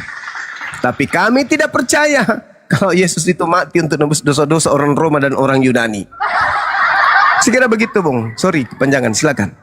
Baik. Tadi Bang Suma mengatakan bahwa Yesus hanya diutus kepada domba-domba.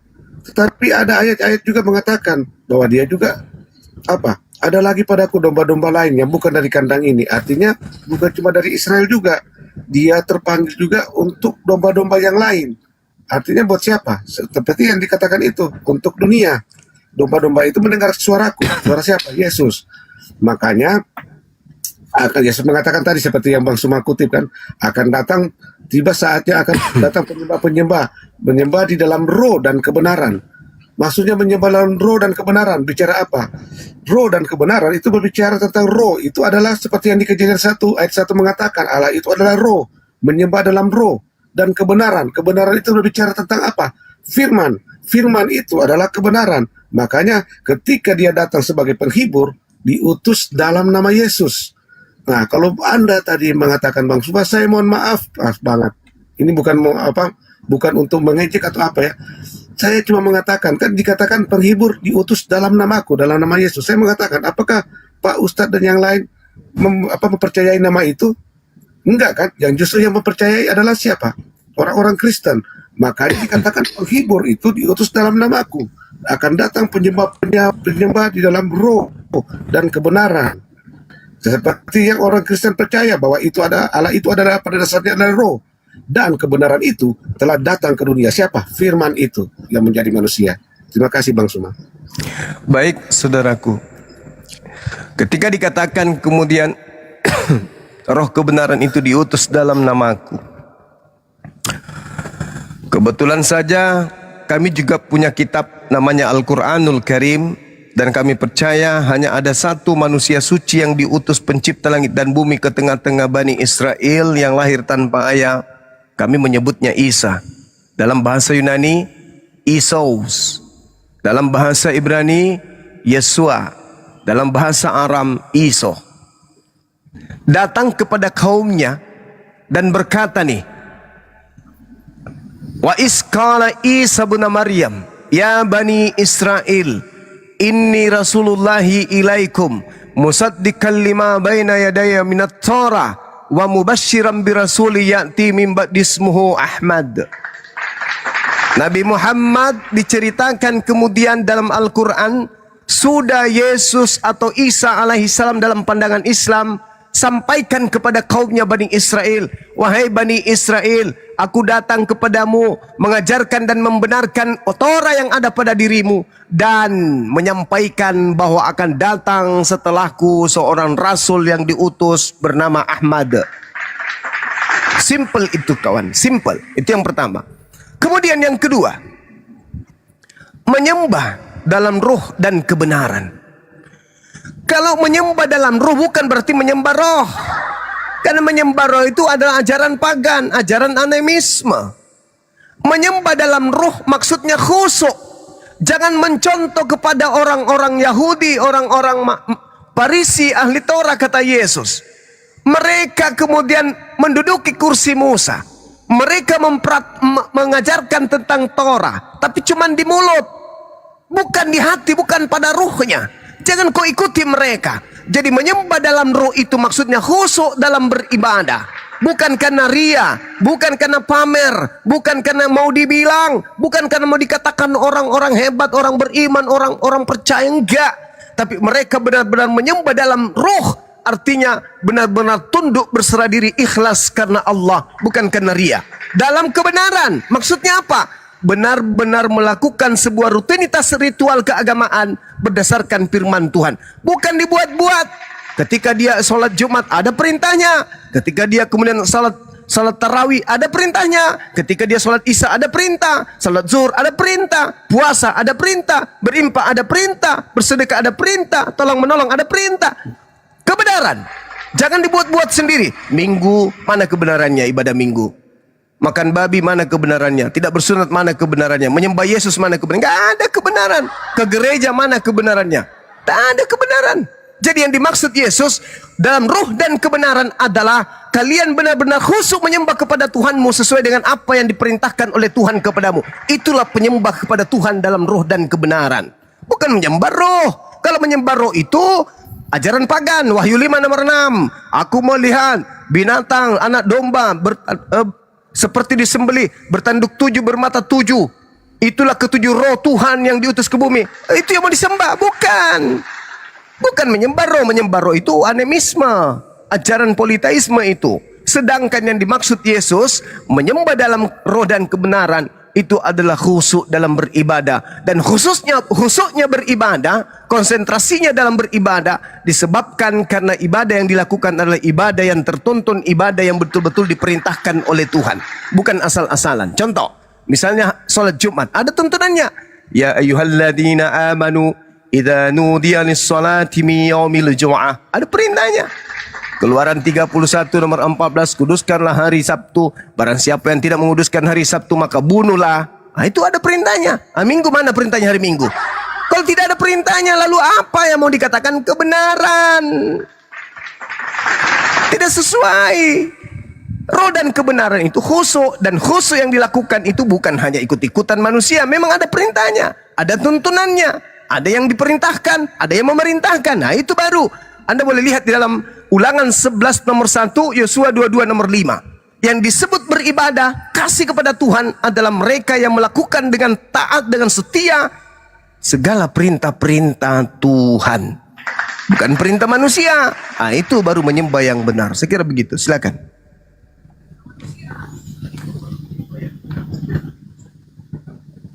Baik. Seperti yang Bang Suma bilang kan, bahwa kita sebagai orang Kristen tidak melakukan seperti yang dilakukan ya. Nah, contoh makanan haram dan melakukan ibadah tidak di hari Sabtu. Itu kenapa? Saya kasih contoh begini, kayak di Kisah Para Rasul. Kenapa sampai dikatakan? Memang saya setuju banget yang Bang Suma bilang. di perjanjian lama, di zaman orang Israel itu, di zaman hukum Taurat, memang itu tidak boleh makan makanan ham dan beribadah di hari Sabat itu. Tidak boleh melakukan pekerjaan apapun. Saya setuju itu pada ayatnya. Tetapi semenjak ada Yesus datang sebagai Selamat itu telah digenapi hukum Taurat itu. Bahkan Paulus mengatakan telah membatalkan hukum Taurat itu. Batalkan karena apa? Karena dia sendiri melakukan kerjaan di hari Minggu. Hukum Taurat.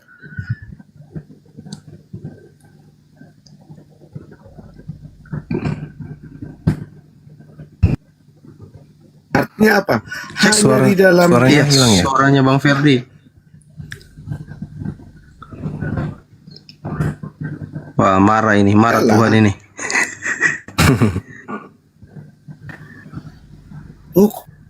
Bang Ferdi. Hukum Taurat tidak ditut lagi. Ya, signal makanya pada waktu itu Petrus ketika di Kisah Rasul, ketika kedengarannya belum Bang, masih putus-putus. Masih putus-putus. Coba cek. Oh iya, koneksi buruk ini di sini tulisan. Ah, udah bagus. Tadi sampai membatalkan hukum Taurat. Iya. Ya, sampai tadi Paulus membatalkan hukum Taurat. Artinya itu Iya. itu tidak bertentangan. Artinya tidak bertentangan dengan Yesus yang datang menggenapi. Kenapa? Karena Yesus sendiri melakukan itu. Di hari Sabat, Yesus apa? Dia memetik gandum beserta murid-muridnya. Bahkan dia mengatakan dia adalah Tuhan atas hari Sabat itu. Nah, itu makanya Paulus mengatakan dia telah membatalkan. Artinya apa? Semua tergenapi di dalam Yesus. Tuntutan hukum Taurat itu diganti dengan apa? Hukum kasih. Makanya dia mengatakan kan hukum yang terutama seperti di Markus itu. Ketika ada orang bertanya, orang Saduki bertanya kan, mana yang terutama? Dia mengatakan, dengarlah, hai orang Israel, Tuhan Allah kita, Tuhan itu Esa. Baru dia mengatakan kan, hukum yang pertama apa? Kasihlah Tuhan Allahmu dengan segenap hatimu, dengan segenap kekuatanmu, akal budimu. Terus hukum yang kedua, kasihlah sesama manusia. Dan dia mengatakan seluruh hukum Taurat itu telah termasuk di hukum kasih itu. Artinya apa? Ketika kita mau makan apapun bisa, karena Petrus juga melakukan itu ketika disuruh oleh Tuhan. Kalau kita baca di Kisah Para Rasul, bahkan Petrus bilang dia tidak berani makan karena ini adalah haram. Tapi apa yang Tuhan katakan, apa yang telah dinyatakan Tuhan oleh yang halal dikatakan halal, dan Petrus disuruh makan. Artinya apa itu? Artinya apa? Konsep semua tentang Yesus itu udah untuk seluruh dunia. Itu berbicara sebenarnya apa? Buat semua untuk seluruh dunia. Makanya dia kasih konsep seperti itu. Menyuruh makan apa? Petrus memakan makanan itu. Artinya bahwa konsep juru selamat itu untuk seluruh dunia. Dengan seperti itu dia suruh makan. Kalau kita baca di Kisah Para Rasul itu, semua itu ditulis oleh apa? Untuk menyatakan tentang apa? Penginjilan tentang Yesus untuk ke seluruh dunia. Seperti itu, Bang Suma. Terima kasih. Oke, saudara. Jadi gini,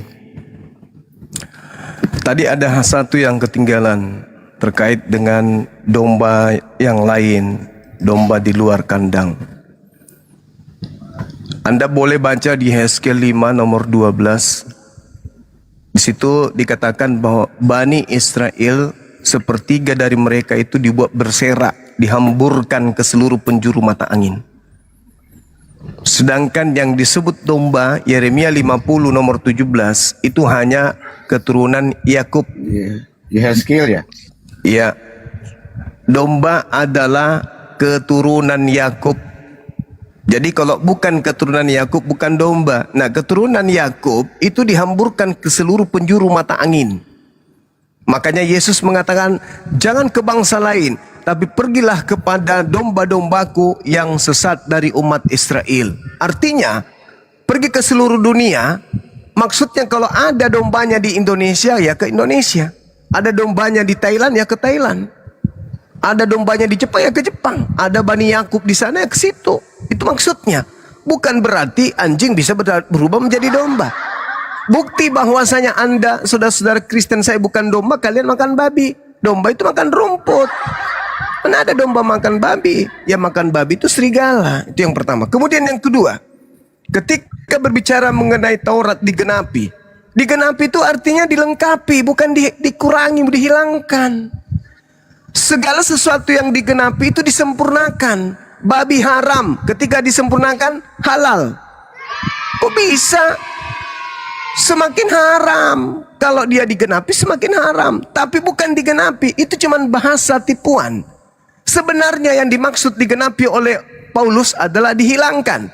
Efesus 2 nomor 15. Dengan matinya Yesus di atas tiang salib, dia Yesus telah membatalkan hukum Taurat beserta segala perintah-perintah yang ada di dalamnya. Ayo. Digenapi. Untuk apa digenapi tapi dihilangkan? Maksudnya digenapi itu dihapuskan, lalu diganti dengan ajaran kasih. Itu yang kedua. Yang ketiga, saudara Kristen kita itu harus cerdas untuk menelaah kasus ini. Khususnya hukum Taurat.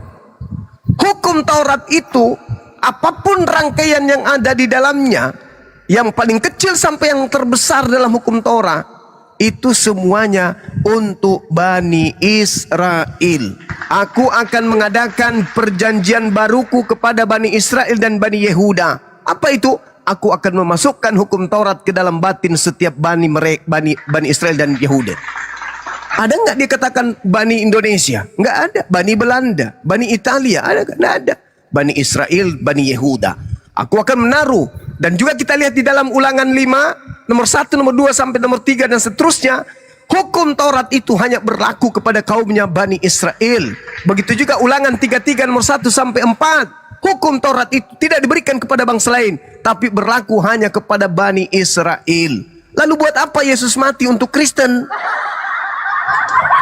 Oh, kami sekarang sudah bisa makan babi, Bang. Anda memang Bani Yakub, Bani Israel? Enggak sih. Lah, tak pernah kalian itu diharamkan babi untuk kalian. Mau ada hukum Torah, tidak ada hukum Taurat, tidak ngaruh kepada Kristen. Karena hukum Taurat itu bukan untuk Kristen. Jadi kalau orang Yahudi hari ini tidak makan babi, karena hukum Taurat memang untuk mereka. Dan hukum Taurat bagi mereka tidak pernah dihilangkan, tidak pernah dihapuskan, tidak pernah digenapi menurut pandangan Kristen. Sedangkan Kristen mengatakan kami makan babi karena tidak lagi berlaku hukum Taurat. Lah, berlaku tidak berlaku hukum Taurat, apa pedulinya dengan Kristen? Janganlah engkau makan babi, engkau. Janganlah engkau makan babi. Imamat 11 tahun 7. Karena itu haram bagi kamu, engkau siapa? Engkau siapa? Engkau siapa? Engkau Bani Israel, Bani Yakub, bukan Kristen. Jadi nggak usah mengambil kemudian, oh Yesus sudah membatalkan. Di dalam Matius ini dia katakan bukan yang masuk ke mulut, yang ngapain kayak gitu kali? Itu kan untuk kalian babi itu. Bukan haramnya babi itu kan untuk kalian, bukan untuk kalian. Jadi kalian mau makan babi, pesta babi, tak ada hubungannya dengan hukum Tuhan, tak ada hubungannya dengan hukum Taurat. Kalian punya hukum sendiri, sibuk-sibuk sendiri. Tidak pernah Tuhan menurunkan sebuah aturan main kepada orang Athena, kepada orang Yunani, kepada orang Roma. Kalian aja sibuk-sibuk sendiri bikin aturan dengan memakai nama Yesus doang. Bikin aturan-aturan sendiri, ibadah minggu, bla bla bla dan seterusnya, bikin aturan sendiri. Itulah yang dikatakan kemudian Yesus, percuma mereka memuliakan aku dengan mulutnya, padahal yang mereka lakukan adalah perintah manusia. Itu, saudara. Jadi ketika kita berbicara bahwasanya hukum Taurat itu sudah dibatalkan atau digenapi, ya itu ucapan siapa? Untuk ucapan Paulus kepada siapa? Kepada non-Yahudi. Galatia 1:15, aku diutus kepada orang-orang non-Yahudi. Galatia 2:8, aku diutus untuk orang-orang yang tidak bersunat. Berarti tidak nyambung Paulus. Kamu membatalkan hukum Taurat kepada orang yang memang bukan hukum Taurat untuk mereka. Aneh. Aku diutus kepada non-Yahudi. Terus untuk apa kamu batalkan hukum Taurat kepada non-Yahudi? Emang Taurat untuk mereka? Jadi itu cuma ngeprank doang. Paulus itu cuma ngeprank. Oh, kita sudah bisa lagi dong makan babi. Emang sejak kapan nenek moyangmu dilarang makan babi sama Tuhan? Gak ada hukum Taurat datang kepada non-Yahudi. Gak ada. Tidak ada, jangan makan babi. Oh, kami makan babi sekarang, Bang. Kenapa? Karena Taurat sudah dibatalin. Gimana itu? Kapan itu kalian punya nenek moyang dilarang makan babi sama Tuhan? Larangan makan babi hanya berlaku kepada Bani Israel, Bani Ismail. Hanya 2. Di luar daripada itu, mau makan babi mau tidur dengan babi, tidak ada urusan. Kenapa sibuk-sibuk? Tak ada hubungannya. Kami juga sudah tidak bersunat lah. Memang sejak kapan perintah sunat datang kepada kalian? Jadi inilah kemudian kelucuan demi kelucuan yang dipertontonkan oleh ajaran yang dibawa oleh Athena dari Roma, yang dibawa Belanda masuk ke Nusantara. Sebuah konsep yang dibangun tanpa ada validasi, tak ada legitimasi dari Yesus itu sendiri. Padahal sang pengajar, sang guru dan Tuhan adalah Yesus. Sayangnya sang Tuhan tidak mengenal Bible, sang Tuhan tidak mengenal Kristen, sang Tuhan tidak mengenal kemudian janji-janji keselamatan kepada di luar daripada non-Yahudi. Saya kira begitu saudaraku, mudah-mudahan apa yang saya sampaikan itu bisa bermanfaat minimal kepada diri saya sendiri. Silakan. Ya, makasih Bang. Ini juga sama-sama. Makasih ya atas debatnya. Terima kasih kesempatan yang diberikan Bang semua. Sama-sama saudaraku, tetap sehat. Ya, tetap sehat, panjang umur. Silakan. Ya, saya izin turun ya. Siap, Saudara Ferdi. Terima kasih udah diskusi dengan baik. Ya. Bang Ferdi jangan kapok ya Bang. Enggak. Ya, siap. Makasih. Ya, sama-sama Bang, sama-sama Bang. Makasih Bang Ferdi. Ada lagi domba-domba lain yang bukan dari kandang ini. Domba-domba itu harus kutuntun juga, dan mereka akan mendengarkan suaraku, dan mereka akan menjadi satu kawanan dengan satu gembala. Nama gembalanya mungkin salah satunya adalah Bang Suma.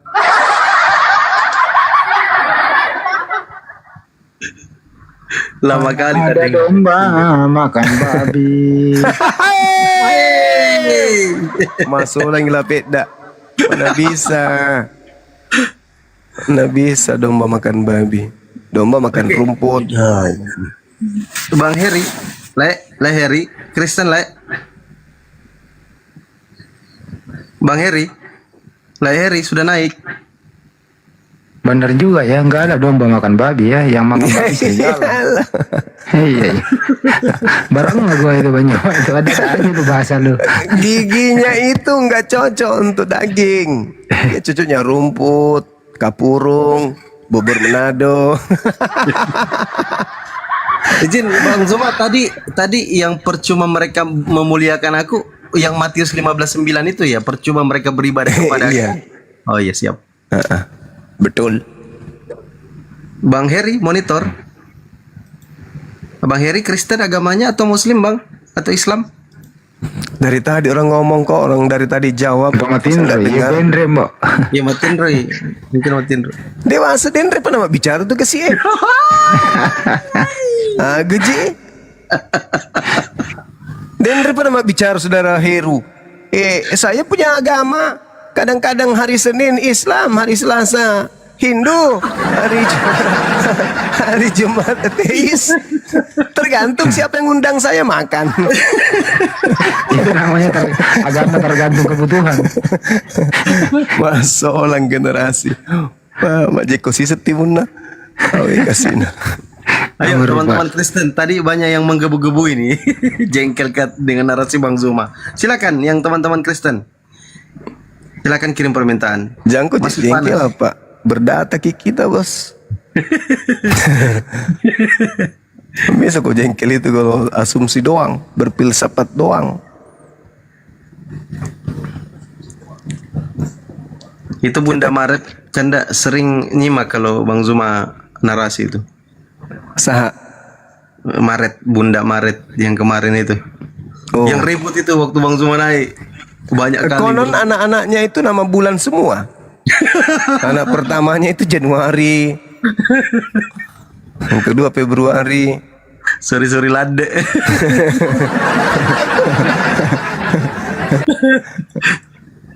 Ayo teman-teman Kristen yuk ngobrol santai aja yuk. Anggi ini kayaknya Muslim. Rems ini mana tadi teman-teman Kristen yang menggebu-gebu? Gian, mana Gian tadi? Iya, naik di sini ya. Bara oding ikang kungisita ya. Mana kule di ini di apa Arenanjo di Pantai Pakarang. Wasolang generasi. Belum sehat Kakanda, saya dengar masih bersin-bersin. Iya, tergantung cuaca juga kan. Begitu deh. Makelo kita seyolo Bang Suma aja na bos, tergantung bayaran. Apalagi lagu Bugis itu mahal coy. Lambut nio soe, turun ni para kange, jagai polok muna sosok ipopo. Iya kan? Iya, masih keluarga kan Popo sama Paragangin. Ya 11 kali, 12 kali dengan bom-bom.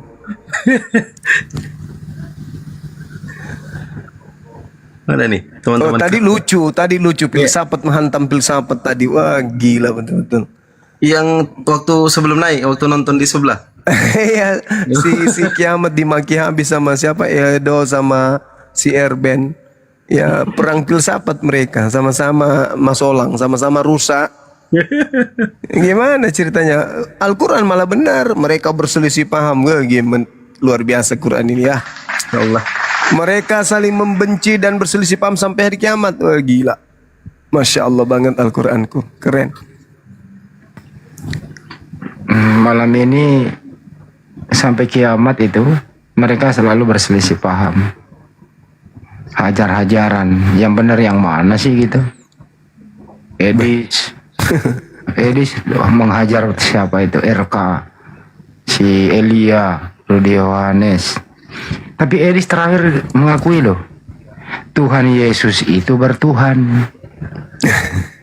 Artinya Edis sudah mengakui Tuhannya ada 2. Itu malah asah. Tuhan bertuhan. Tuhan bertuhan. Oh, katanya kok Bang Zuma bisa bahasa Sunda. Oh sembarang kalau Bang Zuma ini apa kok? Bahasa beroncong lagi bisa. Saya kemarin Kristen, tidak percaya Yesus, difitnah sebagai Tuhan, makanya saya keluar dari Kristen. Oh ya mantap, Masya Allah. Bang John Stephen. Ayo teman-teman Kristen gak usah takut, ngobrol santai aja yuk. Ini banyak teman-teman Kristen di bawah ini, tapi menyimak, menonton. Ya kan memang banyak juga yang ngefans sama kita. Ya dengan Bang Zuma banyak yang ngefans ini teman-teman Kristen. Betul. Benar itu. Dia mau naik, kalau saya naik. Nanti saya diterapi sama Banyuma bagaimana dia? Mana di bawah ngintip gitu kan ya? Iya. Ya karena kalau kita menjelaskan tentang Bible itu kita nggak berfilsafat. Kita apa? Karena kenapa? Bible itu tidak perlu ditafsirkan. Karena itu adalah upaya-upaya yang dilakukan oleh orang-orang yang ada di lain untuk mereka sudah mentafsirkan. Tidak usah lagi ditafsirkan sebuah tafsir. Itu sudah tafsir itu, makanya selalu direvisi, dikoreksi, kan gitu. Nah, ada domba tersesat ini. Burunda. Alhamdulillah min zalik. Astagfirullah. Kan itu ternyata. Dulu. Oh dulu, oh iya dulu betul. Dulu. Assalamualaikum, Deng Dito. Waalaikumsalam warahmatullahi wabarakatuh. Dari mana Ki? Waalaikumsalam warahmatullahi wabarakatuh. Masya Allah. Iya. Dari Gamping kecil dulu sama Bang Handi tadi sana. Di mana? Oh siap. Di Superboy. Di Ivan Burunda. Oh Ivan. Hotelnya penghujat. Kan Banyuma ada di sini. Saya sama Kandito dulu di sana. Nunggu selesai Banyuma kita naik sini. Oh gitu. Masya Allah, luar biasa ya. Ada pendeta tadi di sebelah itu. Kira pendeta beneran. Ternyata pendeta cuma 2 jemaatnya, anaknya sama istrinya.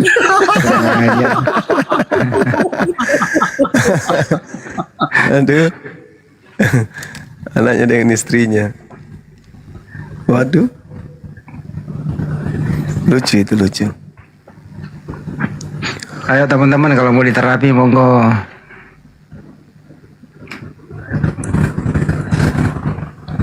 Kang Dito tadi terlambat ini ya. Lanjut Bang Andi. Ya.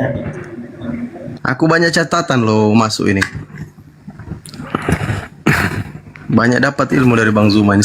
Cuman 2 jam tapi banyak kali catatan penuh ini. Kelumbain lagi Kang Dito, kelumbain lagi dia. Enggak, beliau sudah dapat kok semuanya yang datang. Alhamdulillah, Masya Allah. Kalau saya sarankan jangan Saya dicatat. semuanya kan dari Bang Zuma, dari Burunda nanti. Kalau mau belajar itu ide-idenya Bang Joma jangan dicatat. Ganti-gantian.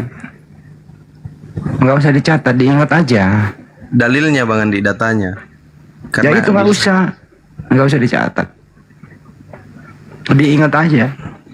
Strukturnya aja begitu. Oh seperti ini loh alurnya. Udah itu aja udah. Sekali bersin lupa. Ya enggak lah kalau udah masuk. Kalau udah sering denger kok. Ya kalau diulang-ulang iya bagus. Nggak apa.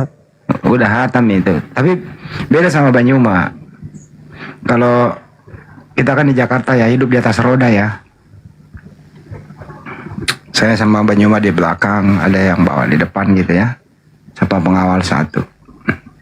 Saya tuh nggak ngobrol loh sama Banyuma. Kok perhatiin ini orang ngapain sih?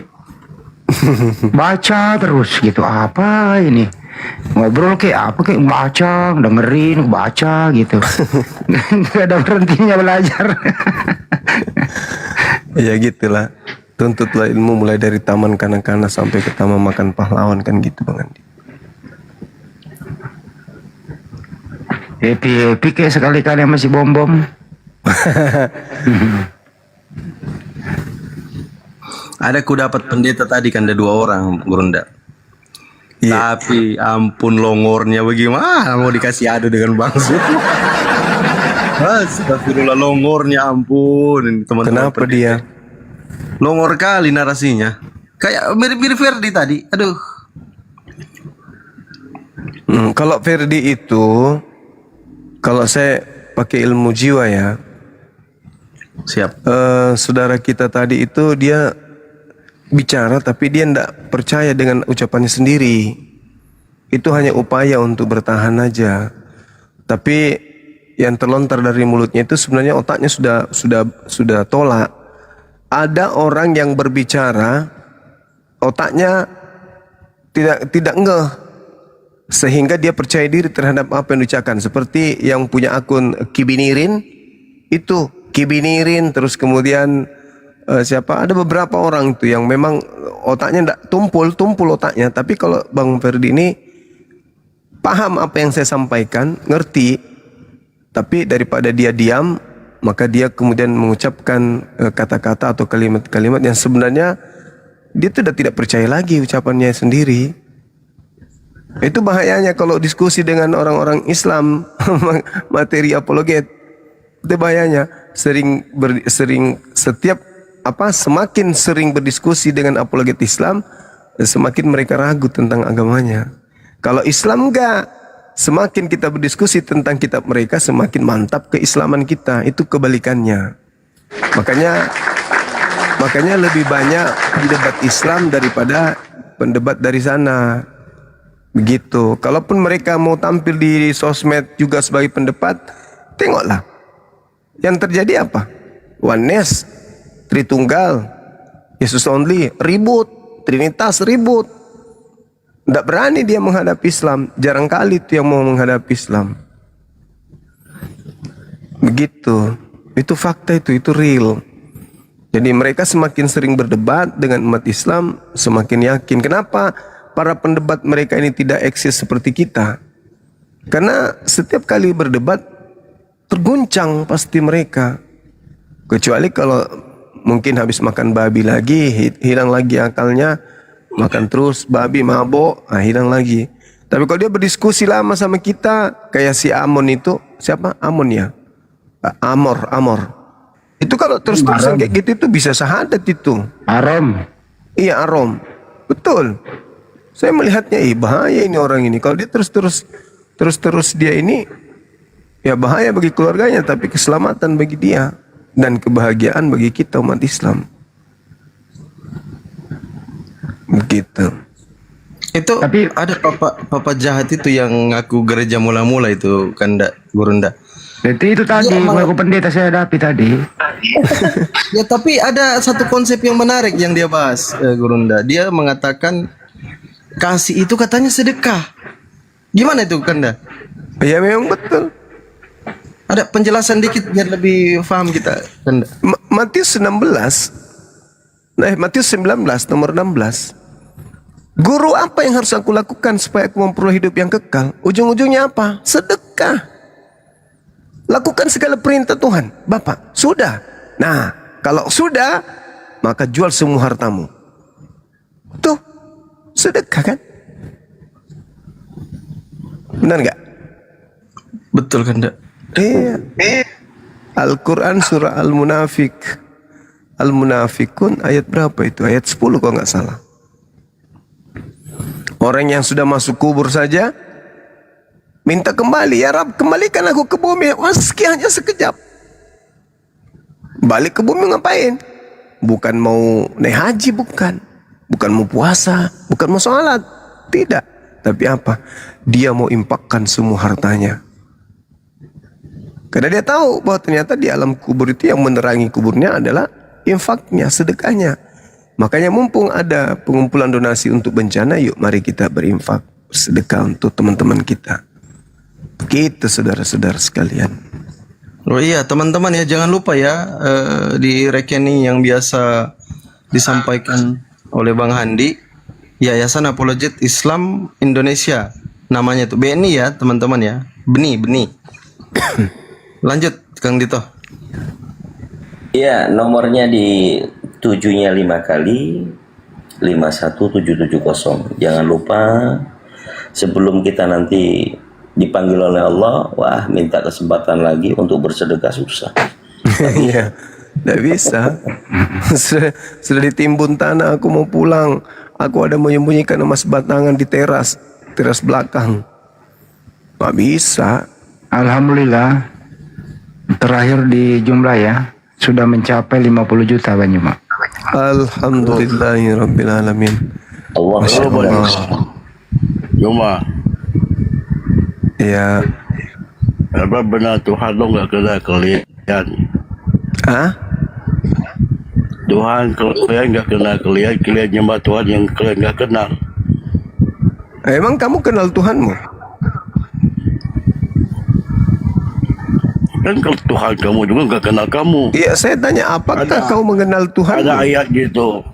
Kan waktu Ya. lu mati ditanya Tuhan lo siapa Tuhanmu? Nah sekarang apakah kau agamamu? mengenal Tuhanmu? Siapa nabimu? Gimana? Tuhan lo sendiri nggak kenal lo. Apakah kau mengenal Tuhanmu? Ya kamu sendiri ditanya begitu. Kamu ditanya gitu kayak orang mau stroke. Kapan lo kenal Tuhan lo? Tuhan saya itu tidak dikenal. Kapan lo kenal? Sampai kiamat Tuhan lo nggak muncul lo. Bertanya tapi nggak mau mendengar jawaban. Lucu. Sampai Abang dibawa aja bang, jaga sendal. Nanti kalau misalnya jaga celeng. Jangan celeng. Orang itu bertanya diam, dengarkan jawaban. Ini bertanya mau datang berkelahi di sini berantem. Nanti kalau kita keras, wah rasis, semua penghujat. Bertanya kok dia ngoceh, sakit. Anda buka komal sendiri, ngoceh di situ. Sampai mulut merobek. Nggak ada yang larang, ngoceh lah di sana. Siapa yang mau larang di situ? Mau naik di komal orang bertanya, tapi tidak dikasih jawab, ruang untuk menjawab. Gimana itu? Buka komal sendiri bang. Ngomong di situ, curhat semua penderitaanmu. Kecewa gereja. Kalau nggak bisa buka komal, buka warung aja jual tuak. Cemburu ekonomi apa? Cemburu akidah. Ditanya, siapa Tuhanmu? Ya kamu sendiri kenal Tuhanmu enggak? Bagaimana mukanya Tuhanmu, wajahnya? Ayo. Pertanyaan yang lebih berat. Kami Tuhan kami bukan makhluk. Lah kamu Tuhanmu sudah makhluk. Manusia Yesus lagi namanya. Kau kenal nggak dia? Yang mana? Ayo. Yang mana yang Yesus ini? Yang mana yang Yesus? Kasih lihat kau fotonya nanti. Yang mana tuh? Tunjukkan. Ditunjukkan fotonya. Bingung kau kan? Mana Tuhanmu di sini? Mana? Cari penyakit bertanya. Tuhan kok dikenal kayak makhluk? Apa? Alhamdulillahirrabbilalamin. Masya Allah. Inilah tadi yang dimaksud. Ada beberapa kategori orang yang diskusi ya, Kristen itu ya. Ada yang memang nggak tahu dia bertanya. Ada yang bertanya tidak mau tahu. Bertanya tapi tidak mau tahu. Iya. Bertanya tapi dia yang ngomong terus. Iya, kayak asu kan menggonggong. Mau lu apa? Oh, ternyata mau dikasih tulang baru diam.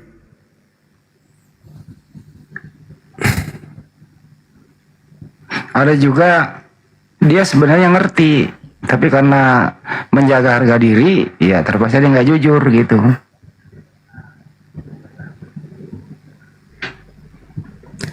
Ini teman kita dia mau kasih rendang gratis Bang Andi.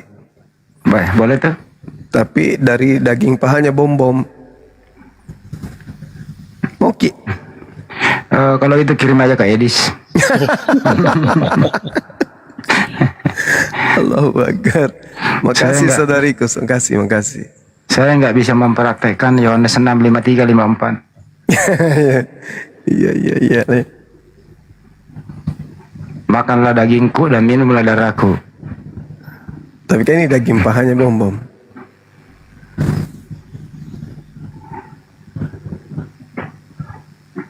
Ya tadi saya sampaikan ya teman-teman semua ya bahwa baru 2 hari ya sudah terjumlah ya 50 juta lebih ya. Iya. Mudah-mudahan bisa tercapai 100. Amin. Iya, amin ya rabbal alamin. Habis itu program kita kejar kuda ya Bang Andi. Iya, kejar kuda kita habis itu. Tapi kalau mendesak kita tutup aja ya 50 cukup kan sesuai target ya. Tergantung Bang Juma sih. Kalau udah sudah ya. Habis itu kita kejar kuda. Iya, kejar kuda kita. Nah, nanti alokasinya seperti apa ke ini ya, ke api sumut ya. Iya. Yang di lapangan. Besok malam ya. Besok malam kita tutup aja kalau gitu ya. Iya, karena teman-teman sudah butuh di sana kan. Iya. Oke. Sudah capai target juga sih. Kan targetnya kemarin 50 ya. Oke. Ada yang terakhir ini cukup saya beri apresiasi ya. Seorang wanita pahlawan devisa di Arab Saudi begitu. Dia mendengarkan ini terus minta video-videonya saya kirimkan gitu. Terus dia kasih ke majikannya. Majikannya ikut terharu. Alhamdulillah beliau menyumbang 8,6 juta dari sana. Seorang pahlawan devisa, seorang perempuan, nggak usah disebutkan namanya. Masya Allah.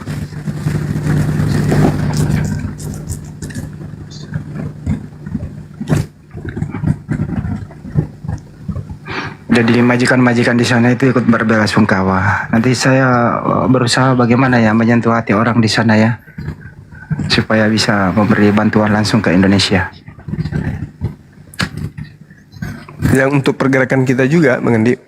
Iya, termasuk itu. Habis ini saya berpacu kayak kuda Banyumas setelah selesai ini. Amin, insyaallah.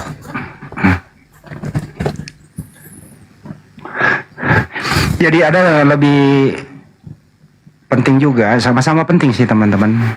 Karena ini menyangkut masa depan apologet Islam Indonesia yayasan ini begitu. Artinya pergerakan kita juga kan membutuhkan dana ya. Karena kita nggak bergerak di media sosial saja. Kalau media sosial apa sih, paling bayar wifi gitu ya. bayar WP, minum kopi udah. Tapi yang paling itu ya pergerakan di dunia nyata. Dari provinsi ke provinsi gitu. Tanggal 6 nanti ada lagi undangan ke Garut. Banyuma mengikuti kajian bersama Bina Mualaf Center di Garut. Gitu. Jadi Ustaz Alip sama Kores, Akang dan saya mungkin ikut. Sama Bang Arif juga ikut Banyuma. Alhamdulillah. Jadi teman-teman setelah kita tutup nanti donasi ke Sumatera, kita buka kembali untuk donasi ke API, pergerakan kami semua di sini gitu. Ada hal-hal yang perlu disampaikan tapi tidak secara transparan.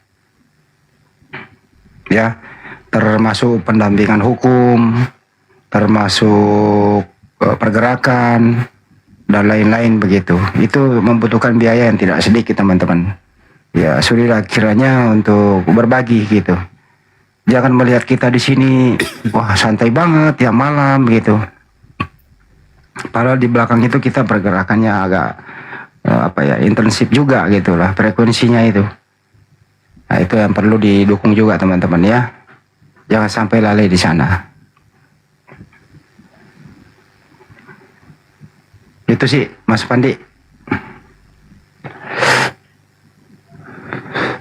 Siap, Kanda. Ada tamu kita. Kang Dito kenapa jadi pendiam Kang Dito ini? Loh, kan kalau sudah ada Gurunda. Enggak, maksudnya ini kan masih ngobrol santai. Itu ada tamu lagi. Bang Viking, selamat malam. Enggak, dia saya mau bikin kopi campur masako, Dinda. Oh. Ya, assalamualaikum Bang. Waalaikumsalam. Waalaikumsalam. Muslim Bang. Alhamdulillah Muslim Bang. Ada yang mau disampaikan mungkin? Oh iya, saya mau Bang, bertanya cara bergabung di Apologet Islam bagaimana Bang? Abang posisi di mana? Di Makassar Bang. Sering-sering memang masuk bergabung. Nanti juga ada kita bentuk api sulsel nanti kita bangkitkan kembali. Makassar mana? Di daerah Daya Bang Andi. Dekat rumah gitu, saya rumah Pasar Daya. Di Makassar Tongki Bang Andi? Iya, Pinjamai.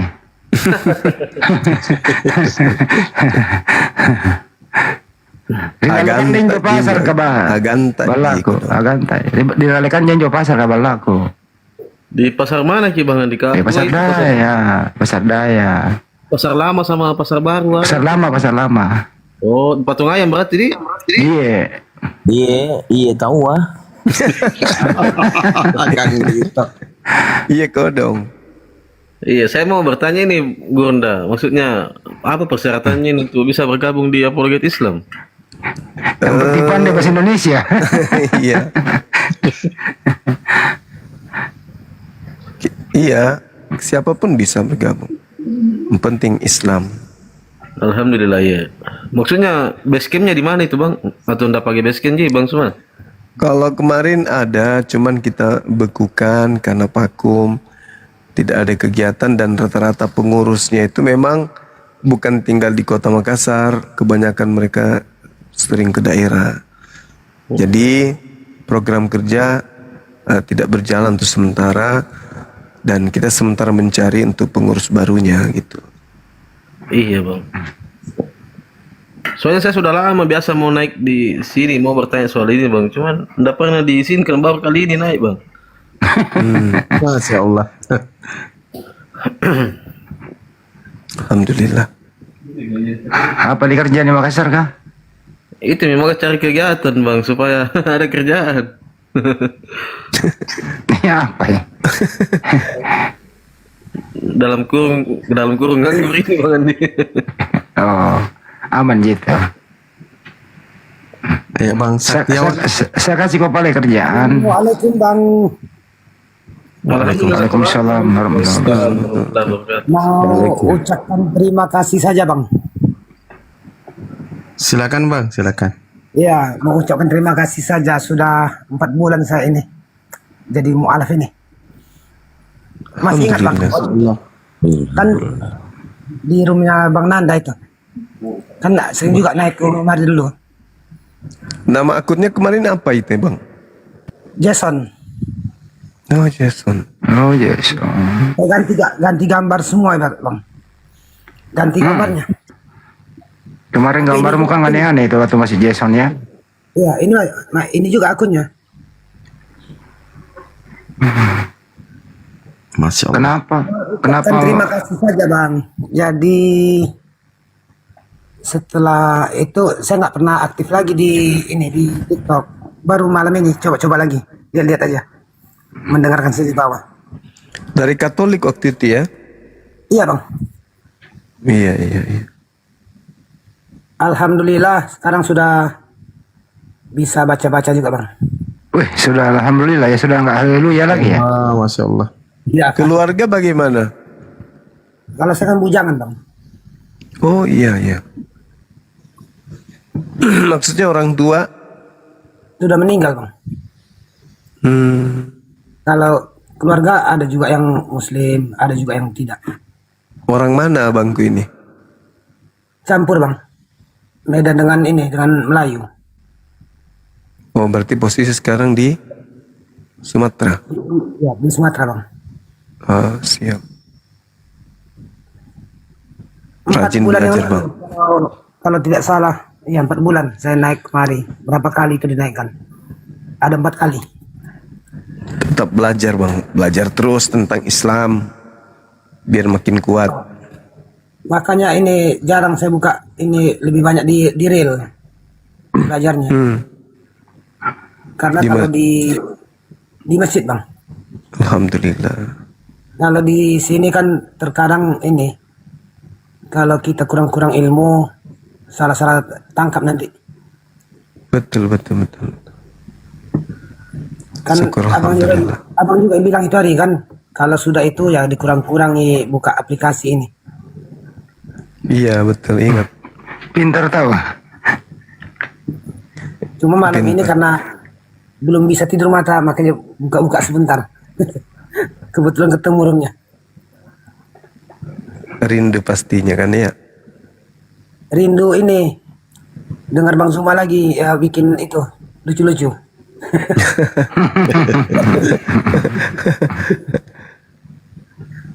Tapi masih ingat syahadat bang? Masih bang. Jangan sampai lupa. Ashadu Allah ilaha illallah wa ashadu anna Muhammad Rasulullah. Artinya? Aku bersaksi tiada Tuhan selain Allah dan Nabi Muhammad itu utusan Allah. Mantap. Kalau sekarang lagi belajar baca zikir juga bang. Sudah bisa Al-Fatihah? Sudah bang. Al-Fatihah sudah, ayat pendek sudah ada sekitar 6 atau 7 itu. Wih, mantap. Benar-benar 4 bulan ya, cepat ya. 4 bulan bang. Kan setelah syahadat saya cuma 2 kali buka komal, sudah itu nggak aktif lagi. Lebih banyak belajar di reel. Kemarin saya ikut ke Lampung itu bang, ke Lampung itu, ke Kota Baru itu. Oh, di bawah kawan-kawan. Ikut sama jamaah tablik di situ ya? Iya, tapi saya cuma jadi sopir. Bukan ini. Ya nggak apa-apa, yang penting ikut. Ramai bang. Iyalah seluruh dunia. 5 benua katanya itu. Ada seminggu kami di sana. Setelah masuk Islam, hati tenang, pikiran tenang. Yang paling indah itu sewaktu kita sujud. Masya Allah. Memang sebelumnya nggak tenang bang? Kalau soal dunia tenang bang. Tapi kan kalau untuk yang itu malam hari kan suka mikir-mikir juga itu. Waktu itu, kalau sekarang tidak lagi. Sekarang tidurnya nyenyak, bisa bangun jam 5 pagi. Dulu itu Anda mau memeluk Islam itu karena kalau debat atau karena memang niat dari dulu? Bukan karena debat, tapi kan sering mendengarkan di bawah. Jadi suka dulu perasaan saya kan di ejek-ejek dulu. Ternyata itu bukan ejekan, tapi memang ilmu. Soal apa itu, Bang? Ya, botol segala macam. Oh, jangan diulang, nggak boleh. Nggak boleh. Awal pertamanya kan juga marah itu, tapi setelah 3 kali 4 kali naik baru terasa memang kata-kata itu betul. Oh, jadi Anda menjadi apa? Penyemangat ya. Loh, kok saya dibilangin kayak gitu ya? Ingin membuktikannya gitu ya? Nah iya, saya bukan bodoh gitu. Ternyata memang bodoh dulu. Kalau sekarang sudah pintar, Bang. Masya Allah. Tuhan ada berapa? Kalau ditanyakan dulu, Tuhanmu berapa? Kalau dulu 3 dalam 1, 1 dalam 3 kan. Kalau sekarang satu saja.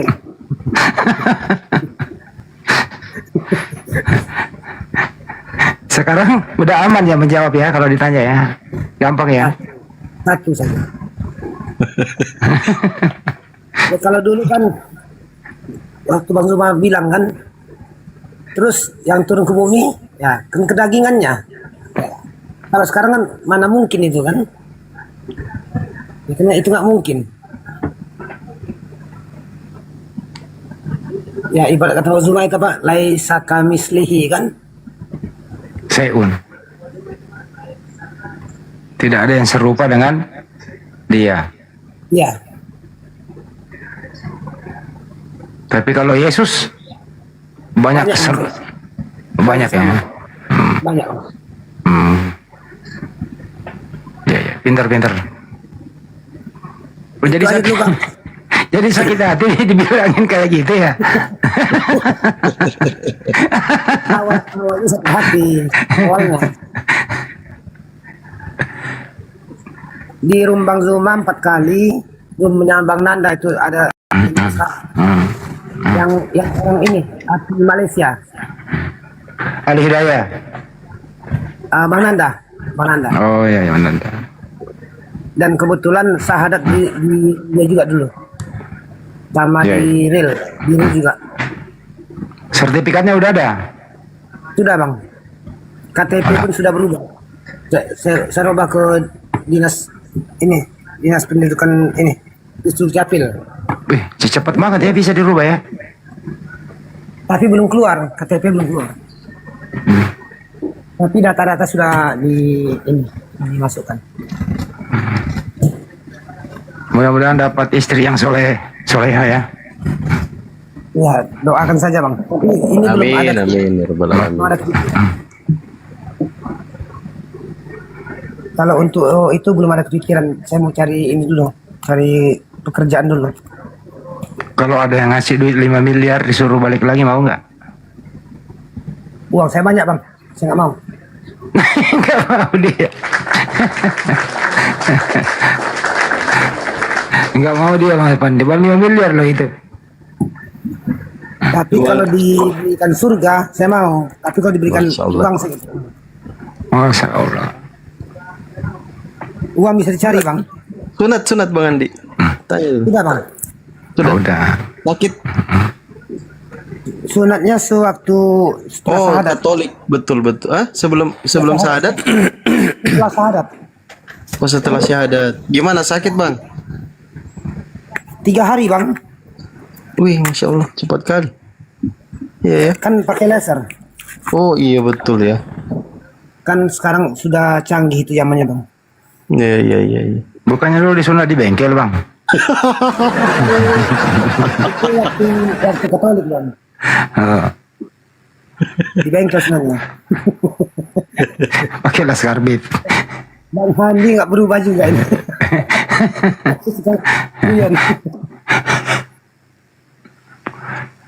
Ya tetap semangat ya, Bang ya. Iya, Bang. Terus belajar. Kalau Ya, ikuti belajar, insya Allah terus belajar, karena di dalam Islam belajar itu sampai napas terakhir kan. Betul. Betul. Tidak, kalau dulu tidak, belajar waktu kecil saja. Ya, sedikit dari saya, Bang Saktiawan. Anda kan baru 6 bulan nih mu'alaf. 4 bulan Bang. 4. Luar biasa. Ya, sesekali bagaimana mendoakan kami supaya tetap istiqomah, gurunda kita ini sehat, berkah, selalu dalam lindungannya. Mungkin itu harapan kami sih, supaya selalu satu barisan, tidak ada goncangan-goncangan internal atau orang-orang munafik. Ya, ini yang minta kami didoakan oleh para mu'alaf. Ya, tapi saya belum bisa bahasa Arabnya Bang, masih bisa. Masih bahasa Indonesia. Bahasa Indonesia Allah itu Maha tahu. Kalau YouTube saya setiap hari buka. Karena kalau YouTube kan tidak bisa terjawab. Kalau di sini kan itu. Makanya lebih enak di YouTube lihatnya. YouTube ini apa? Official itu. Bang Zuma itu. Zulkifli Ma'bas official. Iya. Itu saya rekam semua itu. Setiap hari diulang-ulang. Hebat kali nih Pak Saktiawan, baru 4 bulan loh. Iya juga ya, pasti belajarnya udah lama. Tergoncangnya udah lama. Masih ibarat kata kertas putih bersih itu, belum ada ya coretan hitamnya ya. Bukan saya yang hebat Bang. Yang hebat itu apologet ini Islam yang hebat. Anda yang hebat Bang, karena Anda mau pakai akal. Anda yang hebat karena akal Anda berfungsi. Sehebat-hebatnya Bang Jumba, ya kalau Anda menutup kuping kalau bertanya dijawab kayak tadi gitu, ya nggak bakal bisa. Anda yang hebat. Tapi ini ya tanda terima kasih saya memang dengan 2 orang, Bang Nanda dan Bang Zuma. Makanya itu. Masya Allah. Dari mereka ini saya dapat ilmu kan. Dapat ilmunya, dapat pencerahannya. Walaupun yang tetap yang di atas mengabulkan. Tapi kan jalannya kan dari mereka. Masya Allah. Kalau begitu saya ucapkan selamat nanti hari mualaf ya. Mohon izin Ya. Bang Andi, saya potong sedikit Bang Andi. Iya, saya boleh bertanya sama Bang Saktiawan ya? Boleh Bang, boleh Bang. Boleh, tapi jangan matematika. Nah, siap. Saya mau bertanya ini, Bang Saktiawan kan asalnya dari Kristen. Ya, Katolik Bang. Ya, Katolik. Ini jarak antara Muhammad Sallallahu Alaihi Wasallam dengan Yesus itu berapa tahun Bang Andi jaraknya? 6 abad. 6 abad, berarti 600 tahun kurang lebih ya? Ya. Ya. Oh iya, sedangkan foto Rasulullah tidak ada. Gimana dengan foto Yesus sih? Tampilnya dari mana itu Bang Andi? Bang Saktiawan. Kalau sekarang saya bisa jawab. Itu foto foto ini anaknya Paus itu. Jangan. Jangan. Muslim udah. Udah Muslim dia, jangan Oke, dipancing mungkin lagi. langsung aja Bang Andi, ini Bang Viking tadi gimana? Dia hubungin siapa nih supaya dia bisa gabung juga? Bang Viking aku mau ngasih kerjaan. Iya Bang Andi. Oh, siap. Itu kan Bantaing sekarang juga lagi kena musibah tuh. Di Bantaing? Iya. Oh iya. Dia banjir juga di Bantaing gitu. Oh iya, kalau ada Bang Andi siapa tahu ada kerjaan nih saya bisa langsung ke sana tuh bagaimana? Cari situ relawan ke sana. Maksudnya ndak ada channel Bang Andi di sini untuk saya bisa diarahkan ke sana. Nanti besok saya DM saja saya nanti ya, atau nomorku nanti nih. Nanti saya DM di sini saya kasih ke nomorku atau bagaimana Bang Andi? Aman itu. Oh iya. Oke, balik Bang Andi, Gurunda semua, semuanya saya pamit dulu ya. Makasih, siap. Ya, terima kasih banyak. Assalamualaikum. Pamit Bang Handi. Waalaikumsalam warahmatullahi wabarakatuh. Siap Bang Saktiawan. Dito juga. Terima kasih. Marganya apa? Entar dulu, marganya apa? Sinaga Bang. Sama dengan kipernya Indonesia dulu, Saktiawan Sinaga. Oke Pak Bang Sinaga, makasih ya. Makasih Semangat. Bang. Ya. Assalamualaikum warahmatullahi wabarakatuh. Waalaikumsalam warahmatullahi wabarakatuh. Turunkan Bang, saya di bawah Bang. Oke, siap. Oke. Bang Zuma istirahat, sekarang Kang Dito. Silakan, rasakan kau. Bang Zuma istirahat dulu. Capek beliau. Oke, jadi mau apa ini? Mau digas-gas? Ya, masih bisa 1 jam, 1,5 jam untuk Kang Dito sama Bang Handi ya. Tahu kan jam-jam kita kan? Kita kan nggak ada. Sabarlah, tunggulah naik jam-jam kita ini. Kesenai lah. Silakan teman-teman. Kugaskan kita, tapi gas saya itu gas plat, santai, mudah dimengerti gitu. Kalau udah nggak sanggup saya kasih ke Bandito. Kayak tadi, pusing kepalaku, aduh saya ambil Bandito daripada saya marah.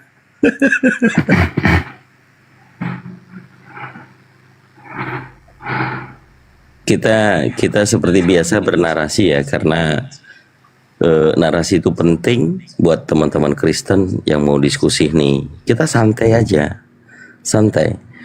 Temanya akulah Yesus. Yang ngomong akulah Yesus ini apakah Yesus sendiri atau bukan?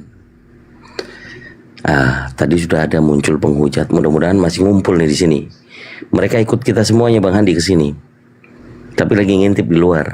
Mudah-mudahan bintitan ya kan? Lanjut. Ya, karena sejatinya kita memiliki beberapa narasi itu. Kalau yang dipikir apakah akulah Yesus yang engkau aniaya itu? Saulus, mengapa engkau menganiaya aku? Jawabnya Paulus, siapakah engkau tuh? Tuhan? Tuhan itu dia berseru, dia bertanya. Akulah Yesus yang kau aniaya. Ini siapa? Dia dalam bentuk manusia atau cahaya? Bang Andi kemana? Kepental lanjut. Nah, pada saat kita melihat narasi yang dikatakan di dalam Bible, yang bertemu kepada Paulus ini, dia jelas-jelas mengatakan akulah Yesus yang engkau aniaya itu. Poinnya ada di situ. Siapa dia ini?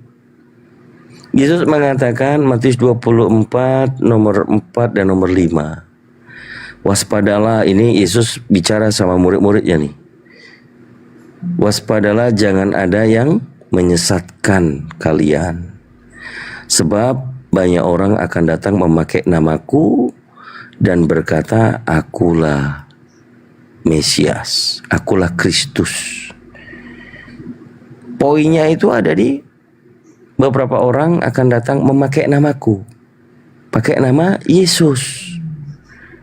Ini fakta bahwa yang dikatakan oleh Yesus akan ada penyesat yang datang memakai nama Yesus, pakai namaku. Jelas-jelas dalil lain mengatakan barang siapa yang tidak mengaku bahwa Yesus datang, dia itu manusia, dialah antikristus.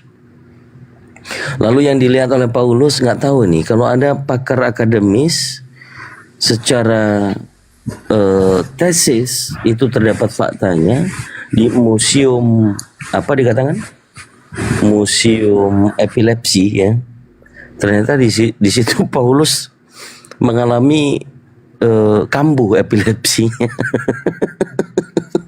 Diralat enggak kayak gitu. Oh, diralat ya. Diralat. Assalamualaikum Bang Andi, Bang Tito. Waalaikumsalam warahmatullahi wabarakatuh. Saya mau menyampaikan sesuatu hal yang penting sama guru kita Bang Suma. Kalau ada salah saya minta maaf. Kemarin saya diskusi sama Kiai Murtad mungkin dia tidak percaya Bible, makanya saya injak Bible.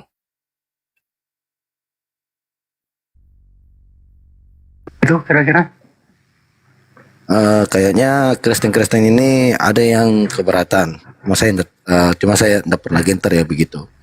Karena saya injak Bible karena Kiai Murtad ini menghujat tentang Rasulullah bahwa Al-Quran itu adalah tulisan cacing. Mungkin saya tidak tahan di situ, dan saya juga cek saudara Islam kita karena dia digiling di situ, dan dia mau sengaja juga untuk sengaja untuk memurtadkan saudara Islam kita, makanya saya langsung cegah dia.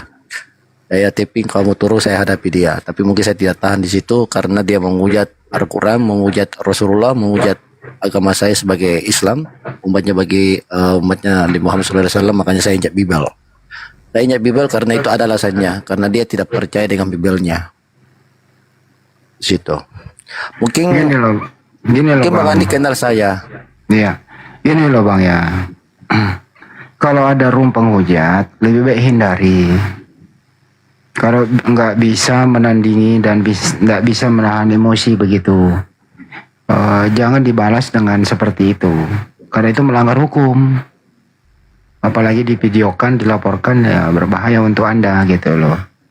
Kalau ada momen-momen tertentu di room yang sama, lebih minta maaf. Hujatan jangan dibalas dengan hujatan. Itulah indahnya Islam itu. Lebih baik edukasi kalau mampu, kalau enggak tinggalkan saja. Harus bisa mengendalikan emosi Bang. Itu sih saran saya ya. Oke, makasih. Iya, memang seperti begitu. Cuma kebetulan ada saudara Islam kita digiling bahasanya, diputar-putar bahasanya. Terus jangan kamu kenapa kamu sampai hari ini kamu Islam? Lebih baik kamu masuk Kristen aja loh. Enggak benar ini. Ini kan ini hostnya ini namanya Kiai Murtad, dia pakai topeng. Dia kelihatan mukanya cuma dia pakai surban di kepalanya. Jadi mungkin saya agak panas karena ada saudara Islam saya naik di atas untuk keluar dari Islam. Sebenarnya saya tidak setuju hal seperti itu Bang Andi, Bang Tio, semuanya. Saya tidak setuju.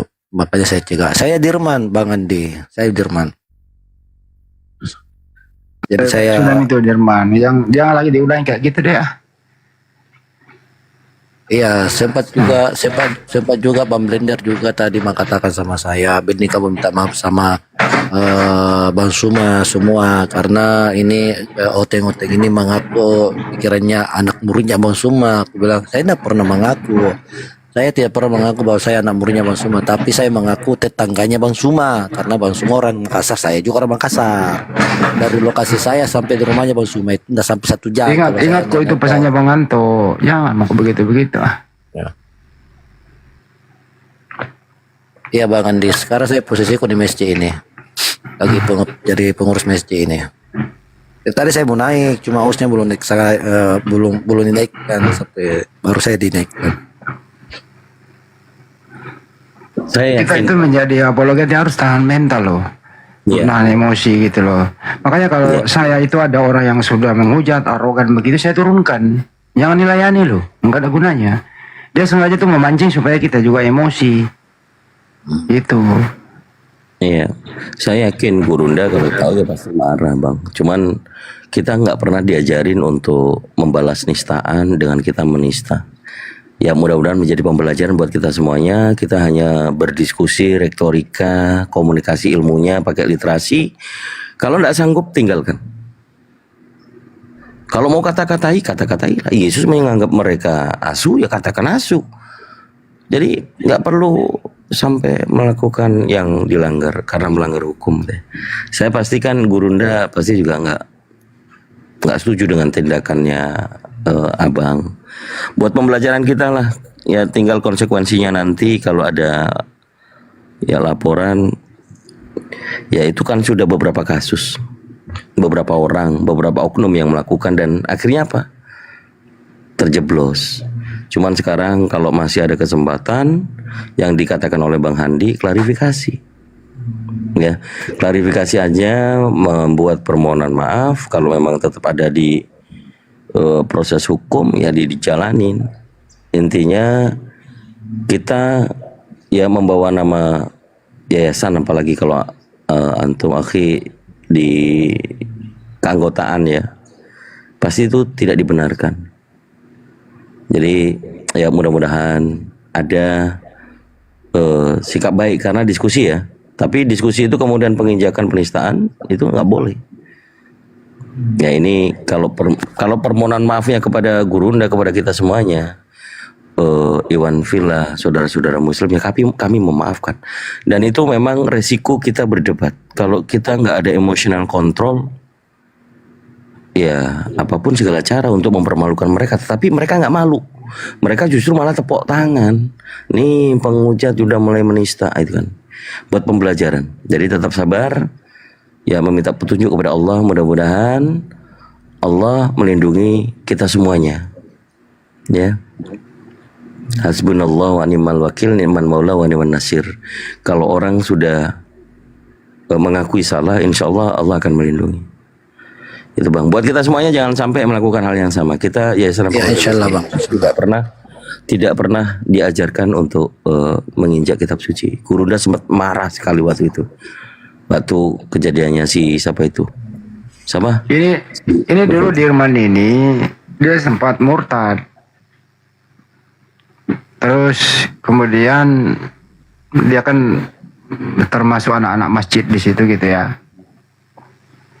Saya koordinasi lah teman-teman di Makassar atas atensi Bang Juma juga. Ya saya hubungilah salah satu teman termasuk tokoh masyarakat Makassar gitu.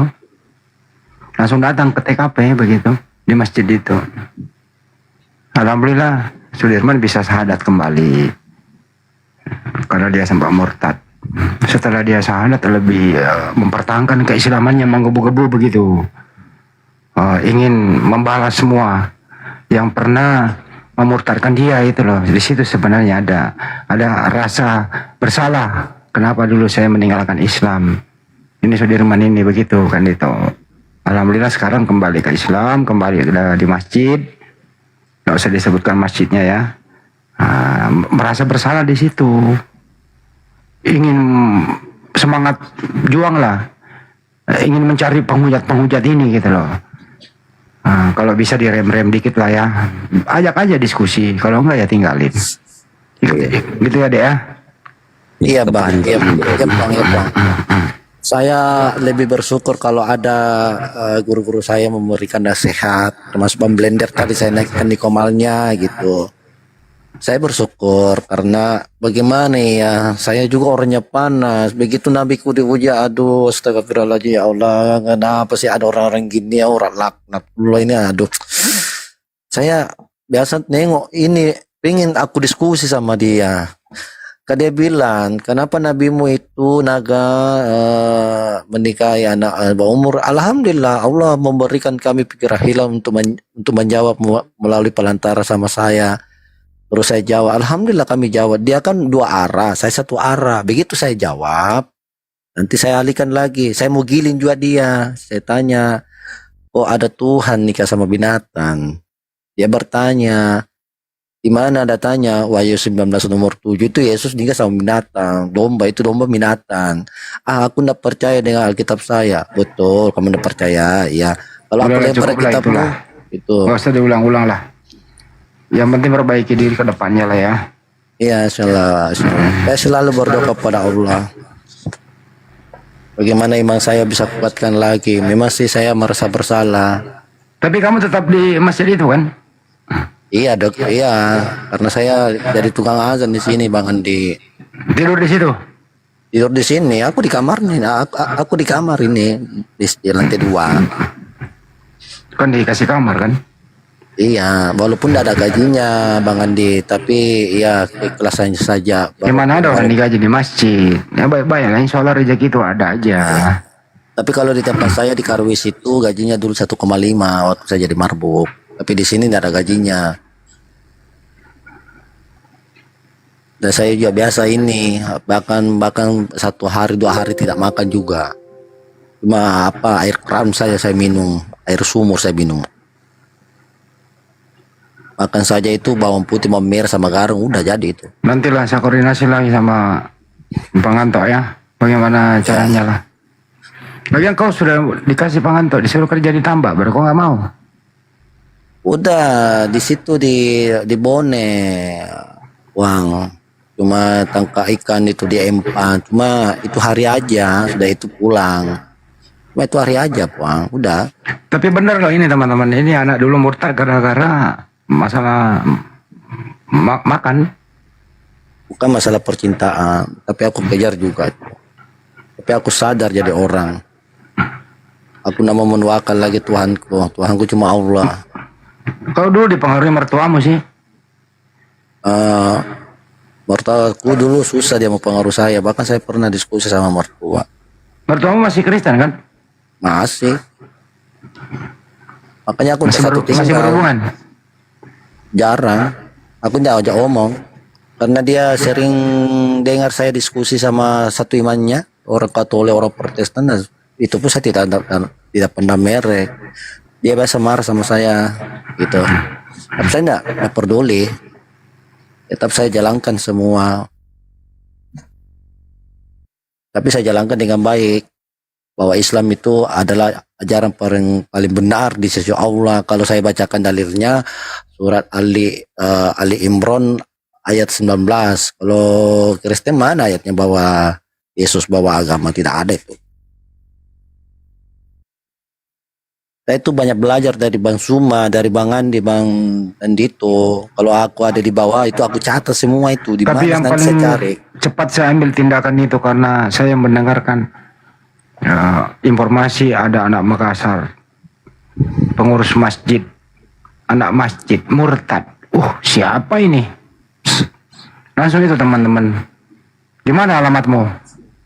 Teleponmu berapa? Dia telepon saya telepon ini anak. Kamu di mana? Sherlock. Di mana berada Sherlock? Gua telepon lah teman-teman di Makassar. Cepat. Langsung datang tuh ketemu dia nih. Hari itu juga. Ya cepat begitu. Sebenarnya saya juga di situ sebelum datang teman-teman itu saya memang sudah sadar di situ. Saya mengakui bahwa saya salah. Sesuatu dalam kesalahan itu kalau saya buat saya sadari itu. Langsung eksekusi syaratkan kembali dalam masjid itu. Ada dulu videonya tuh. Kan Dito masih ingat kan Dito? Ada videonya dulu saya putar itu. Iya, masih ingat. Ternyata itu Puang Andi, ternyata itu yang dia menuntun saya mengucapkan 2 kalimat syahadat, ternyata ada buang keluarga. Baru saya tahu. Dia ustaz memang, dia jamaah tablik juga. Saya juga terlalu banyak belajar juga di situ. Karena saya tinggal di masjid karena saya tidak bisa tinggal sama mertua karena beda keyakinan. Kita mau sholat juga ada aja patung tak gantung. Manusia yang digantung. Teleponmu masih itu ya, besok ya ada orang datang ke situ. Kalau ada besok telepon kau angkat ke. Masih itu, Bang. Masih itu nomorku. Aku tidak pernah ganti nomor. Banyak orang yang telepon saya. Guru saya gurunya pada Ustaz Dasar Latif. Saya telepon kau. Nanti besok saya telepon dia. Nomor WA-nya juga Bang Suma ada sama saya. Ada, cuma saya jarang telepon Bang Suma karena saya takut kalau dia lagi sibuk, lagi live. Aku mengerti di situ. Iya, sekarang kan kamu bukan di masjid itu, sekarang di masjid mana? Masjid Ciniparang, Rapokaling. Masjid Parang. Dekat di sini, dekat Karwisi juga. Dia satu. Oh, di situ. Dekat itu. Bang Akal saya itu tahu. Dia tahu, tapi Bang Akal saya tidak mau ngomong bahwa Dirman itu masih di sini dia tempati. Dia tutupi dia. Kalau Bang Akal. Saya sempat tadi naik di komalnya Bang Blender. Saya juga diberikan akses sama Bang Blender. Ya saya juga salut sama saudara saya itu Bang Blender. Salut juga walaupun dia suaranya besar mungkin saya malungi karena karakternya seperti begitu. Karena Bang Blender itu menyampaikan kebenaran dalam keislaman itu saya paham itu, saya mengerti. Sempat juga aku di situ ya minta maaf semua ya. Tapi Bang Blender betul juga Dirman kamu tidak sadar itu kah? itu ada nama Tuhanmu di situ. Iya, aku tahu, Bang. Aku tahu. Cuma lebih parah lagi nih si Kiai Murtad ini. Aduh, kok mau jati itu Al-Quran tulisan cacing. Berarti saya sempat berpikir, loh, selama ini saya baca Al-Quran ini cacing-cacingan yang aku baca ini. Ini orang ini tak bisa nih. Kenapa ada orang gini bisa dihidupkan ini? Tidak layak dia hidup di dunia ini. Oke, Bang Andi, mungkin cukup untuk Bang Naga. Bang Naga istirahat dulu tadi komunikasi sama Bang Andi belakang layar aja. Oke, Kasih Bang. kesempatan teman-teman Kristen dulu, mungkin masih mau dialog. Nanti itu dibahas di belakang layar saja, begitu saja. Oke, Bang Anto, Bang Andi aku turun dia. Assalamualaikum warahmatullahi wabarakatuh. Waalaikumsalam. Warahmatullahi wabarakatuh. Astagfirullahaladzim. Oten masih hidup nggak nih? Oten masih hidup. Masih ada nggak Oten nih? Masih. Oh, masih ada. Mana? Coba yang Yesus Kristen. Hah? Ya, Yesus imitasi nih temanya. Saya udah nggak tertarik sebenarnya bahas yang dalil-dalil remeh-remeh itu. Iya, nanti masuk ke situ Kang Dito. Di ini dulu, pelan-pelan aja dulu. Saya maunya langsung hajar. Tapi jam 2 ini, di sana jam 3 tutup saja deh. Boleh juga Bang Andi, boleh. Dan juga udah istirahat juga. Saja. Iya, Bang Zuba istirahat juga. Iya. Tentu kan Dito, doa keparatul majelis. Silakan Kang Dito. Teman-teman, Masya Allah, Alhamdulillah wa syukurillah. Hari ini kita temani Gurunda meskipun saya datangnya belakangan. Mudah-mudahan ilmunya menjadi maghfirah buat kita semuanya. Kita tutup dengan hafaratul majelis. Bismillahirrahmanirrahim. Subhanakallahumma wa bihamdika asyhadu an la ilaha illa anta astaghfiruka wa atubu ilaik. Wabillahi taufiq wal hidayah. Wassalamualaikum warahmatullahi wabarakatuh. Salam satu Tuhan. Allahu akbar. Waalaikumsalam warahmatullahi wabarakatuh. Maaf atas segala hilaf. 4G ada 5G. Kalau kamu mau yang 5G-nya di 4.200.000, harganya dia 4.200.000. Dibuka etalasenya dulu. Udah saya bantuin, ada di etalase 128 ya. Buka etalase dulu ya. Kamu boleh buka di etalase berapa? Ada di etalase 122. Menerima Roh Kudus. Artinya Petrus juga dikuasai Roh Kudus. Apa katanya? Jawab Petrus kepada mereka, bertobatlah dan hendaklah kamu masing-masing dibaptis dalam nama Yesus Kristus. Mana dalam nama Bapa, Putra, Roh Kudus? Sedangkan ini Oke Pak Nance, terima kasih. Ini membuka ini bagi saya, ini PR saya. Mungkin besok sama kakang saya ini saya jelaskan. PR ya buat saya ya. Kenapa membaptis Yesus dalam Putra Bapa dan Roh Kudus? Saya Bapa, di Putra, sini. Roh Kudus. Oke. Ya, di sini ruang edukasi ya. Ya, saya ini masih baru tahu ini seperti ini. Akan saya cari tahu asal usulnya kenapa begini. Ya. Ini PR buat saya. Yang saya tidak tahu yang saya akan cari tahu, selidiki. Oke Pak Dance. Iya. Oke, Thank you. Bunda, kan Yesus itu dibaptis oleh Yohanes Pembaptis atas nama Bapa, Putra, dan Roh Kudus. Oke? Betul nggak? Yes. Oke. Yang saya tanya sekarang, siapa yang membaptis Yohanes Pembaptis? Siapa Yang membaptis Yohanes Pembaptis. Kan Yohanes mengatakan harusnya saya yang dibaptis Tuhan. Lalu Yesus menyangkal, apa kata Yesus? Ada jawaban Yesus ya. Nah, yang pasti semua murid Yesus yang memilih dan mengurapi muridnya. Yang Dia saya yang tanya, memilih. siapa yang membaptis Yohanes? Saya belum tahu bos. Cari tahu dulu. Ya. Oke. Pertanyaan selanjutnya, boleh saya bertanya? Boleh. Karyana pasti adalah seorang pengikut Yesus. Oke, teladan apa yang Anda telah ikuti terhadap Yesus? Apa saja yang dilakukan oleh Yesus diikuti oleh evangelis pendeta Karyana. Silakan. Oke. Ya, Yesus ya selalu mengarahkan kita murid-murid, pemuridan Yesus kepada murid-murid. Doa Bapa kami yang di sorga, dia mengatakan alamat, Ya, itu suatu alamat doa. ke Bapa.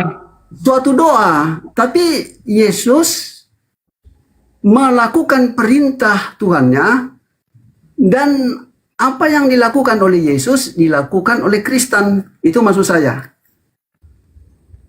Oke. Ya. Hukum 10? Hukum Taurat. Gini ya, Kan Yesus disunat, jadi pengikutnya harus disunat. Nah, ini perintah sejak pada kitab Tanakh. Jadi orang Yahudi melakukan ini diteruskan oleh Yesus. Karena Yesus berbicara, aku tidak pernah berubah hukum para nabi. Artinya di sini menggenapi nubuat dalam kitab Yesaya. Ya, sebenarnya saya cari kitab Yesaya. Yesaya pasal 55 ayatnya yang ke 11 kalau tidak salah. Tapi sebenarnya saya baca 55 ayat 11. Oke, ini dia ayatnya yang ke 11. Demikian firmanku yang keluar dari mulutku, ia tidak akan kembali kepadaku dengan sia-sia, tetapi akan melaksanakan apa yang ku kehendaki dan akan berhasil dalam apa yang kusuruh kepadamu. Jadi Allah telah berfirman, dan firman itu dia tidak akan tarik dengan sendirinya, tetapi firman itu bekerja sesuai yang dia suruh. Nah, Allah telah berfirman tentang 10 hukum. Lalu ada ya syarat-syarat hukum, termasuk jangan makan babi dan sebagainya, termasuk hukum sunat, basuh kaki dan tangan dan sebagainya. Dan ini dilanjutkan oleh Yesus. Lukas pasal 2 ayat 21, Yesus disunat. Muslim disunat. Matius pasal 4 ayat 2, Yesus puasa. Muslim puasa. Puasa di sini sama dengan orang Yahudi berpuasa. Jadi bukan hanya tergerak berpuasa, bukan begitu. Harus ada jadwalnya. Seperti waktu saya pendeta, saya pernah bertanya kepada pendeta, sesama pendeta, Pak Pendeta, jadwal puasanya kapan? Oh, saya nanti puasa kalau sudah habis beras. Nah, lanjut lagi.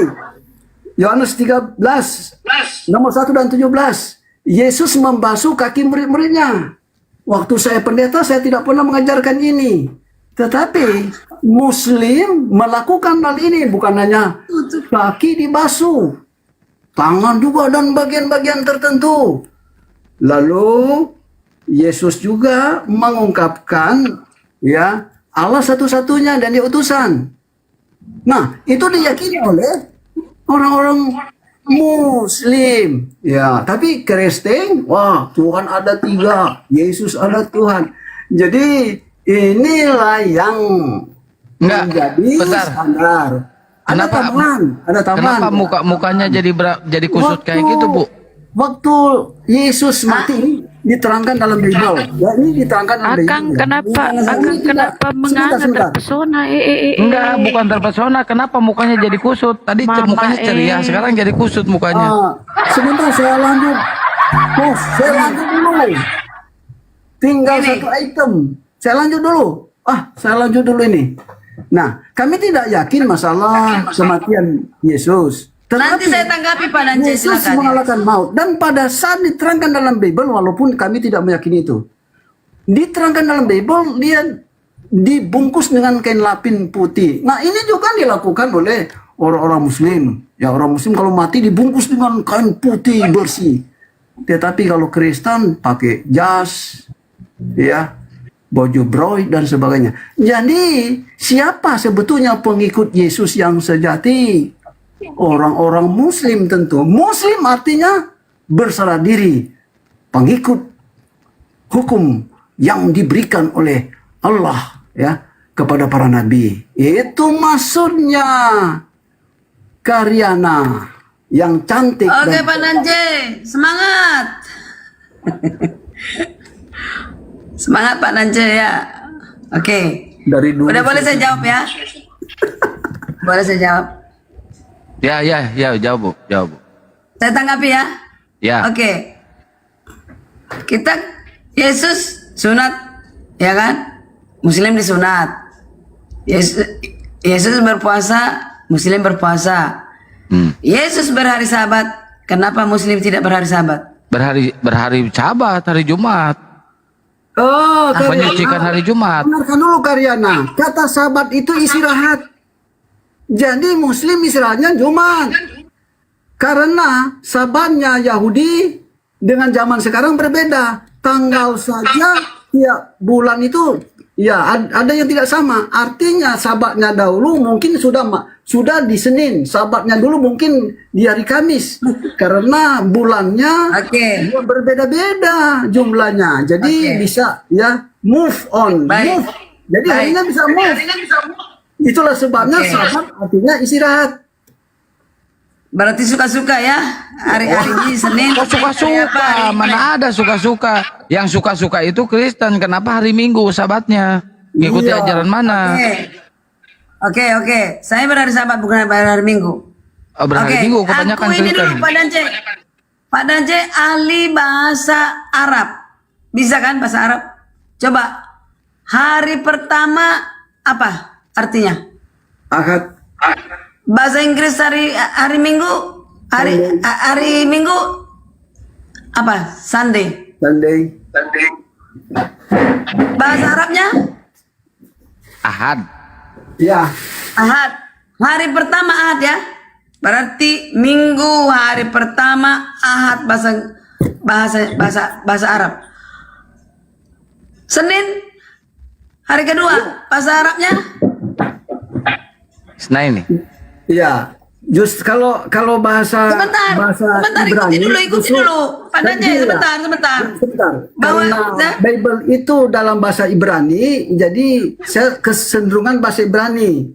Jadi Minggu Yom Rishon, Senin Yom Seni. Jangan dulu. Selasa, sebentar. Pak Nanje inilah kadang-kadang. Terus. Oke, lanjut. Hari Minggu Ahad. Hari pertama. Arti hari Minggu. Yang Santang lebih pakar dari saya. Kang, nggak usah lah Pak Dance dulu. Arti hari Minggu Ahad hari pertama ya. Oke. Senin bahasa Arabnya apa? Isnin. Hari kedua. Selasa itu Salasatun. Bahasa Arabnya ketiga. Kamis. Arbatun. Rabu.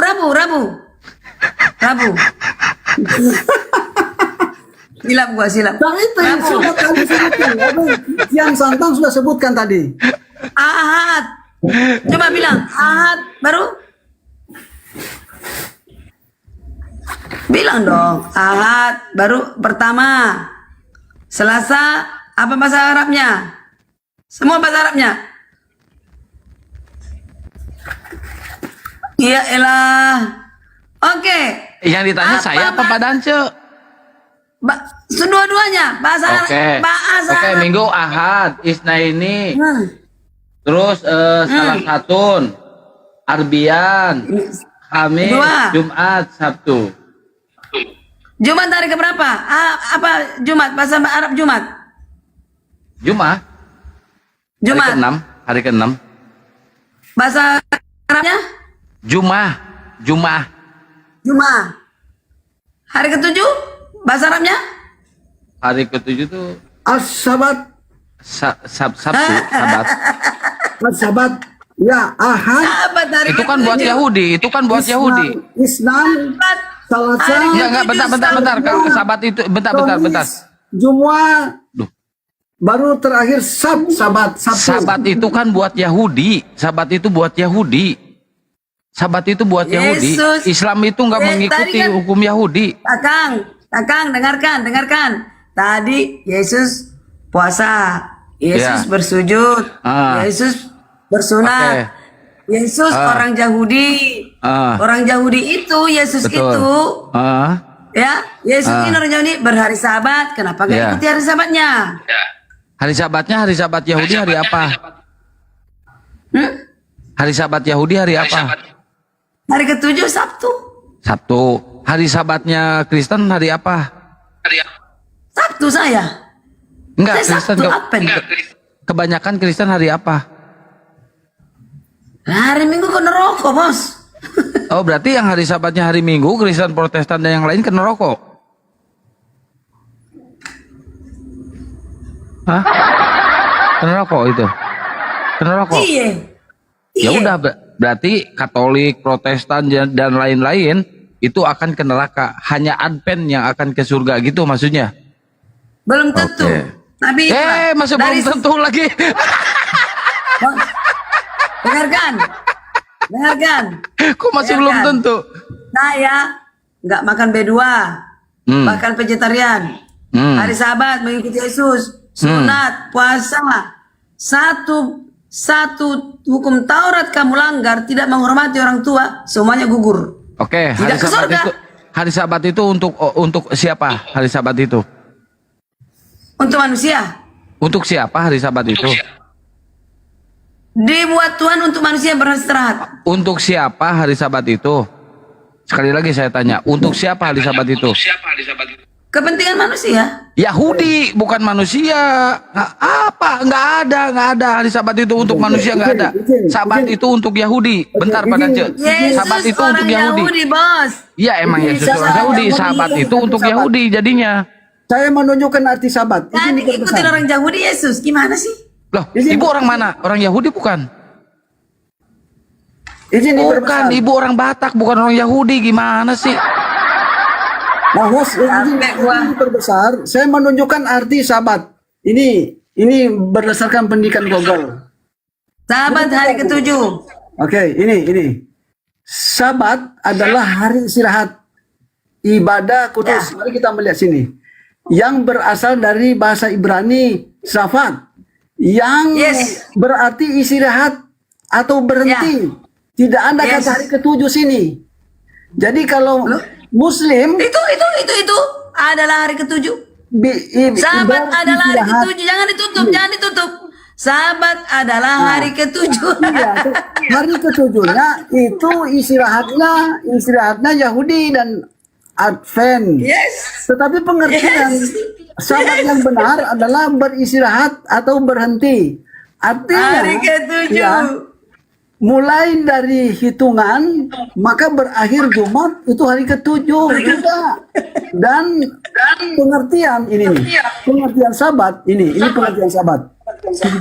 Beristirahat atau benar-benar berhenti.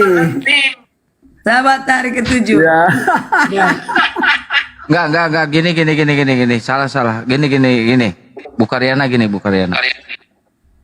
Sabat itu untuk orang Yahudi. Yesus itu dilahirkan di kalangan Yahudi. Dan Sabat itu untuk Yahudi. Sedangkan Bukaryana ini bukan Yahudi tapi Batak.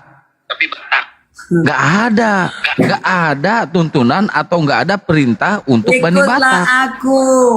Jika kau mengasihi aku, berarti kau mengasihi Bapa di sorga. Sabatkanlah hari Sabtu itu untuk siapa? Untuk umat mana? Sabat, ingat dan kuduskanlah hari Sabat. Untuk siapa itu?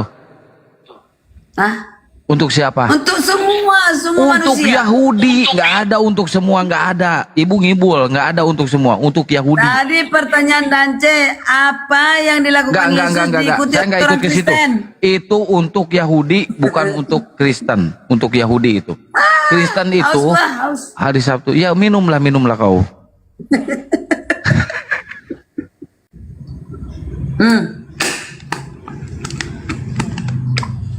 Aduh.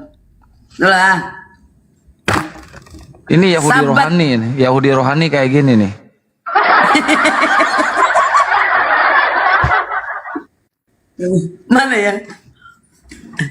Mana ya? Taruh. Wah, udah hilang cincin gua. Cincin apa? Cincin datu. Mana ya? Ah, di sana kali. Oh, ini nih. Nih, Kakang.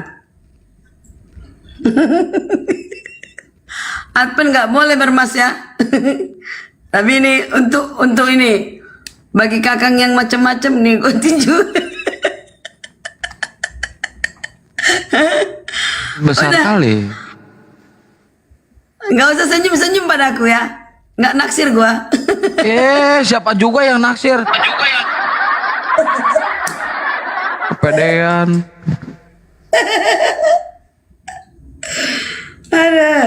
Udahlah Bu, hilangin dogmanya. Walaupun Advent juga tetap salah.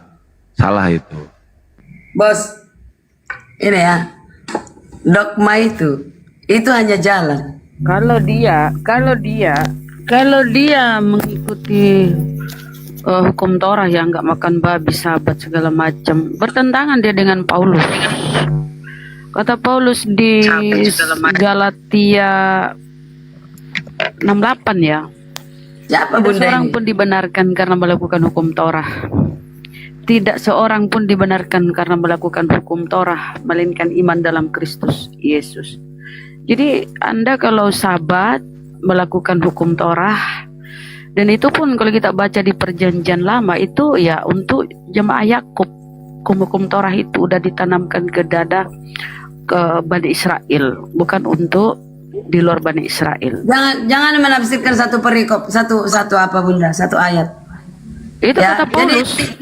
Jadi Paulus mengatakan itu bukan berarti kita tidak melakukan hukum Taurat. Artinya, kalau Anda kucuri uangmu boleh, kan dikatakan hukum Taurat nggak boleh mencuri, boleh kucuri uangmu. Kan Anda sabat, Anda tidak makan babi.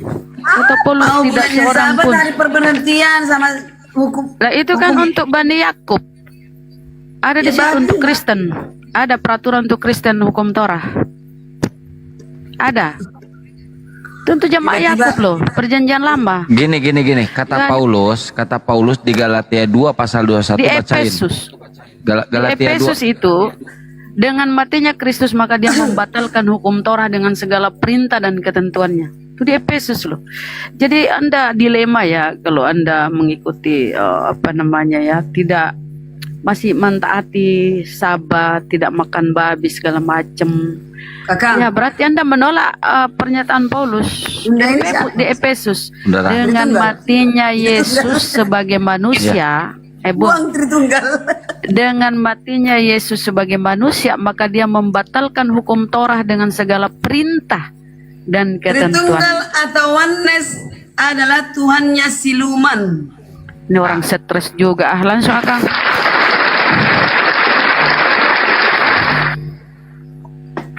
Orang stres dia agak diskusi. Bunda, on cam. Ayo kita dapat berdua yuk di atas. Bunda Rahma, nyerah Bunda Rahma. Ya orang stres gimana dong? Bisanya ketawa. Stres pula. Bisanya jual gigi. Iya, agak stres ya. Sabar Bun. Bang Indra ini musim apa sih kan? Di bawah basic aja Bun. Yesus Tuhan atau Muslim, bukan Bun? Lanjutlah, malas aku Bang Kores kalau gitu. Coba dibaca Bu Karyana, dibaca Galatia 2 pasal 21, coba dibaca.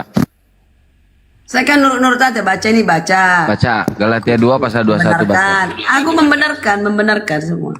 Ya. Galatia 2 pasal 21. Oke. Galatia Efesus. Oke, Galatia 2 21. Ini bahasa apa ini? ayat 21. Ya. Mau mikirin rundown mabok otaknya. Ntar dulu lah. Galatia 2 ayat 21. Oh. Aku tidak menolak kasih karunia Allah, sebab sekiranya ada kebenaran oleh hukum Taurat, maka sia-sialah kematian Yesus. Apa artinya? Di sini Ini kalau bukan kalah misalkan menang. Akang itu live, butuh oten. Lanjut. kenapa Bunda Rahma ini sih? Apa Galatia tuh kenapa Galatia? Itu di bawah bilang kalah, nggak ada kalah menang ya. Aku paham kita harus ini. Saya di sini bukan mau cari menang, nggak cari popularitas Akang tidak. ini kan live, saudara-saudara kita live. Lanjut. Kalau misalkan ada kebenaran di dalam hukum Taurat, maka sia-sialah kematian Yesus Kristus. Oke? Jadi ngapain juga harus ngikuti hukum Sabat? Apa namanya hari Sabat? Ngapain? Buat apa? Gak ada lagi. Kalau ada kebenaran dalam hukum Taurat, maka sia-sia kematian Yesus. Ya gitu Kakang, dong, tegas dong. Kakang, Akang. gini, Oh, keren. gini Kakang, aku baca dulu. Aku tidak menolak Akang udah jadi kasih apologet karunia Allah. Bun. Sebab sekiranya ada kebenaran oleh hukum Taurat, maka sia-sialah kematian Yesus. Artinya, Kakang bilang, apa artinya? Artinya, kalau ada kebenaran di dalam hukum Taurat, termasuk 10 hukum Taurat itu, termasuk hari Sabat itu, maka sia-sia kematian Yesus. Sia-sia orang yang nyangkut di kayu salib. Salah. Ya. Kok salah? Salahnya di mana? Ayo jelasin. Coba jelasin coba. Ayo jelasin. Kasih karunia datangnya dari Tuhan. Ya. Terus? Aku tidak menolak kasih karunia yang datang dari Tuhan. Hukum Taurat datang kepada manusia diturunkan karena itu adalah syarat dari kematian Yesus. Kalau ada Yesus kebenaran di dalam Taurat, kalau ada kebenaran nih, kalau ada kebenaran di dalam Taurat, maka sia-sia kematian. Kalau nggak ngerti nih ya, nih nanti Iya. tinju. Tinju. Nih ya, dengarkan. Kan tadi sudah kan tadi kronologis saya kuceritakan Kakang, Ya. ya kan? Kasih Bumi nggak tahu, karunia yang Bun. dari Tuhan, seharusnya bumi ini sudah lenyap. Ya. Kenapa jadi ke situ? Ngadi-ngadi, kenapa jadi lari ke situ? Untuk syarat itu diberikan hukum Taurat, yaitu dengan kematian Yesus bersyarat. Ini ngaco, Lakukan hukum Taurat. Ini kari ayam. Jangan lari ke situ. Kemana?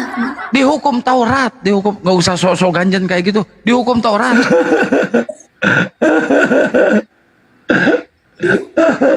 Kurang tidur ini Bu Karyana, ini kurang tidur ini. Nggak ngerti artinya, nggak ngerti. Apa persoalan di awal itu dulu, ngerti dulu bos. Ya Anda bawa dulu ke kejadian 1 nggak apa-apa, bawa dulu ke sana.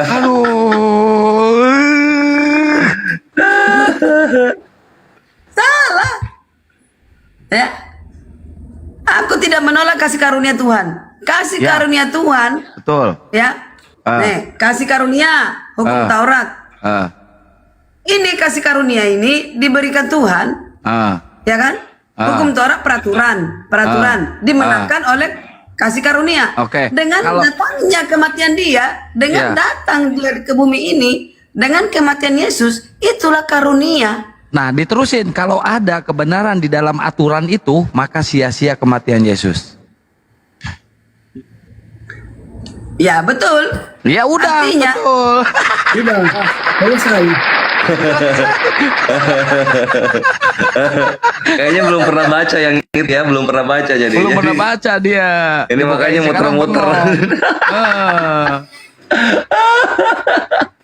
Tadi mukanya bersih, udah bersolek, sekarang kusut, berantakan. Belum baca. Belum pernah baca bagian itu. Aduh. Kasihan ya. Bukan. Ini kan udah aku bilang aku 70% mendengar, membaca 30. Tapi kalau udah dibaca saya paham. Ya udah baca dulu. Loh, kan aku tidak menolak kasih karunia. Kasih karunia itu apa? Bukan harusnya yang Bu Karyana jelasin itu yang sia-sianya. Apa itu sia-sia itu? Sia-sia kematian Yesus, seharusnya Yesus tidak mati. Seharusnya. Iya. Ya, supaya nggak sia-sia Tauratnya. Kalau manusia di awal tidak melanggar dosa. Apa ada begitu?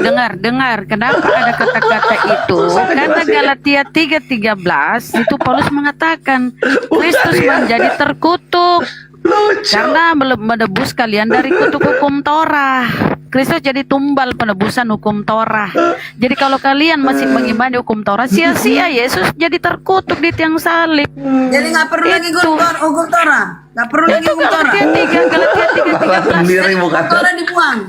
Nggak usah, Galatia 3:13 itu. Makanya di situ tertulis sia-sialah Yesus disalibkan. Karena Paulus itu menjadikan Yesus tumbal sebagai penebusan, membebaskan kalian dari kutuk hukum Torah, karena hukum Torah itu dianggap sampah, dianggap enggak berguna itu hukum Torah. Lah itu sia-sia Yesus disalibkan. Kristus dijadikan tumbal.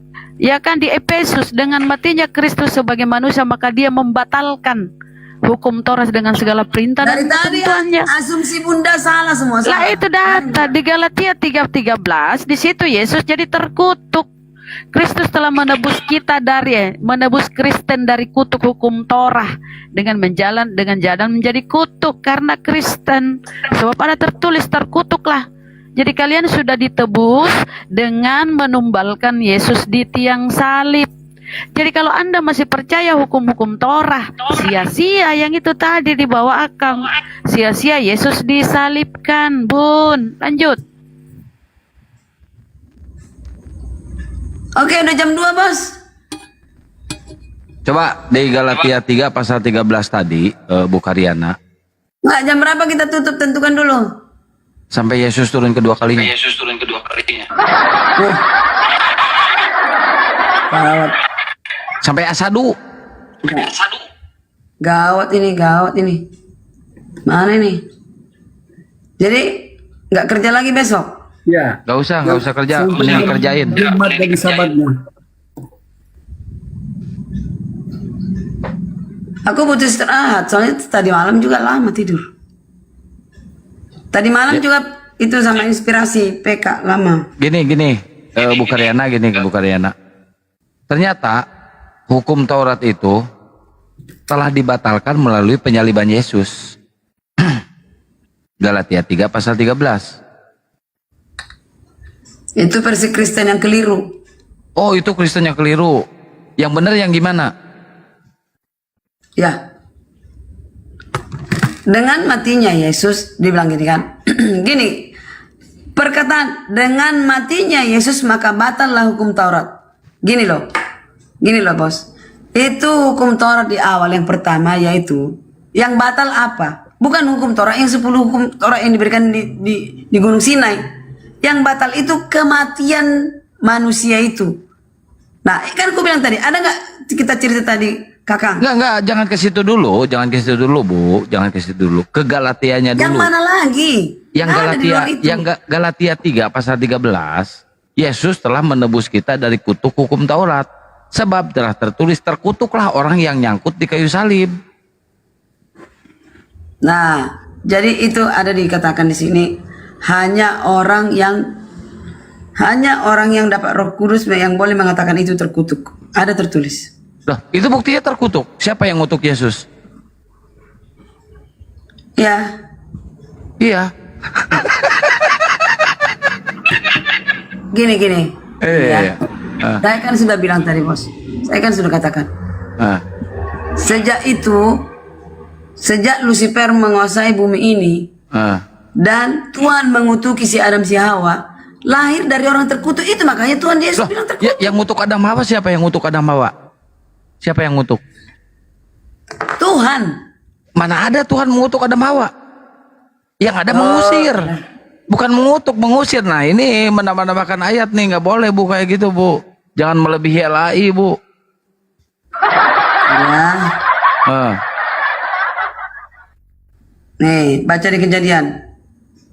Ada penciptaan ada Nun Hawa di mana? Yang dikatakan sejak diusir, Adam diusir. Coba. Jangan penciptaan, pengutukannya. Saya pengen pengutukannya. Adam dan Hawa itu dikutuk oleh Tuhan. Mana ayatnya? Bentar ya.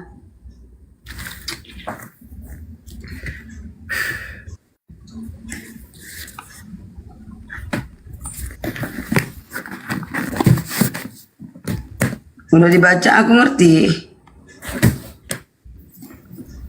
Coba baca di mana, Bos? Adam, di mana engkau? Ibu yang bawa, kok saya yang baca, gimana sih?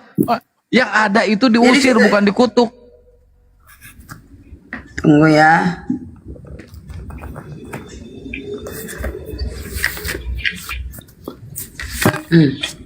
Bentar, kejadian 3.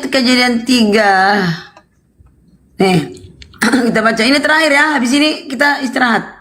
Aku ini Ibu rumput. aja kali, masa ngajak saya mau tidur, gimana sih? Baca dulu. Nih, kejadian 3 ayat 1. Manusia jatuh ke dalam dosa. Ya. Adapun ular ialah yang paling cerdik dari segala binatang di darat dan dijadikan oleh Tuhan Allah. Ular itu berkata kepada perempuan itu, tentulah Allah berfirman, semua pohon dalam taman ini jangan kamu makan buahnya. Bukan? Lalu saat perempuan itu kepada ular itu. Sebenarnya terlalu jauh ya, ke sini aja lah. Nggak ada, nggak ada itu, Bu.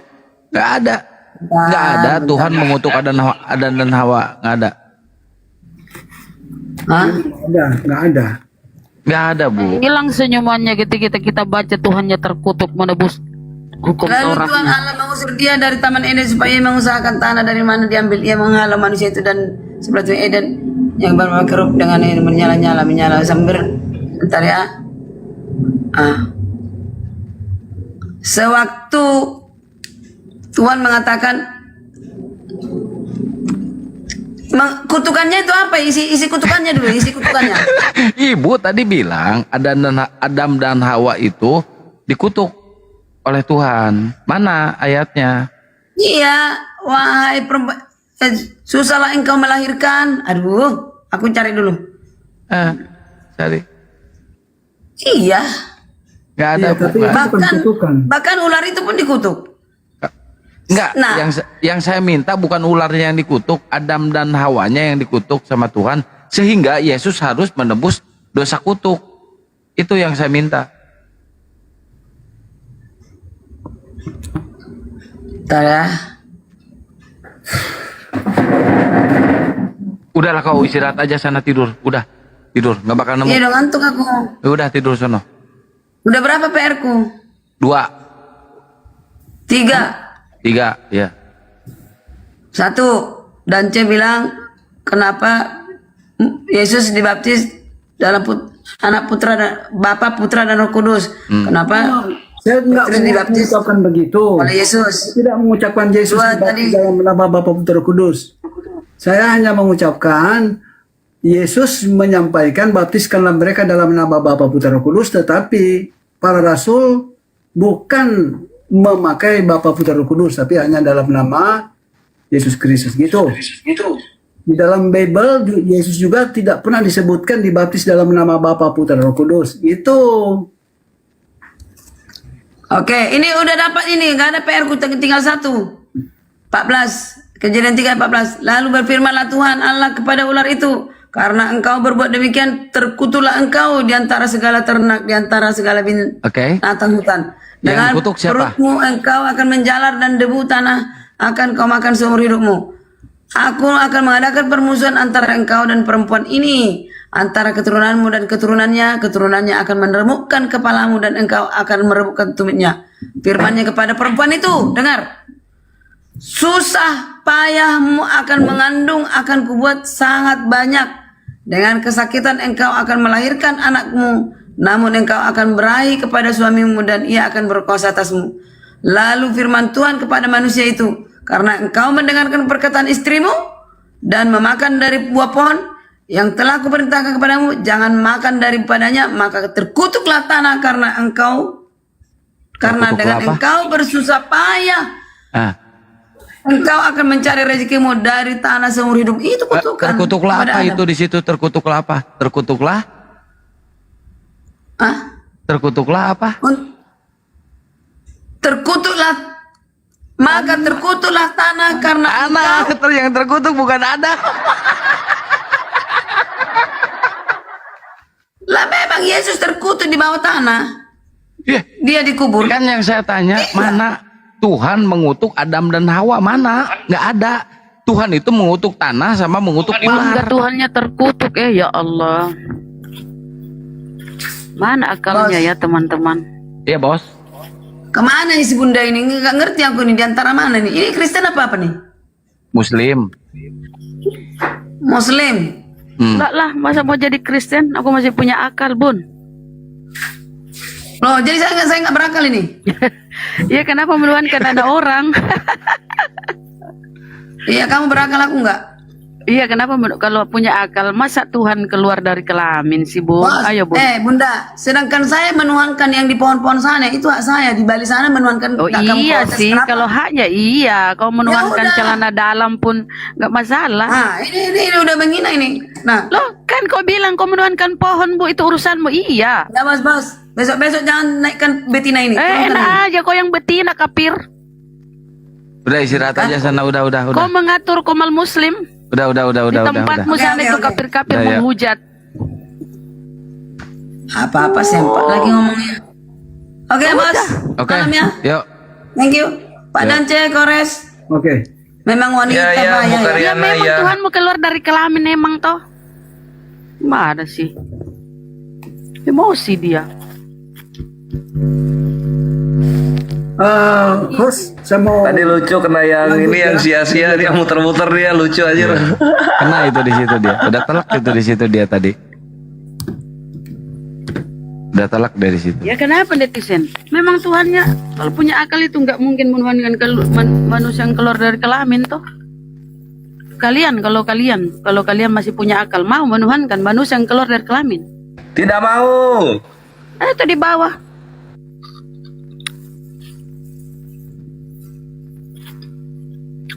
Hukum Torah itu ya untuk Bani Israel. Nih ote nih Bani apa?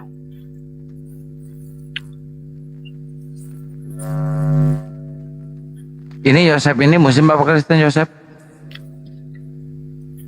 Yosef.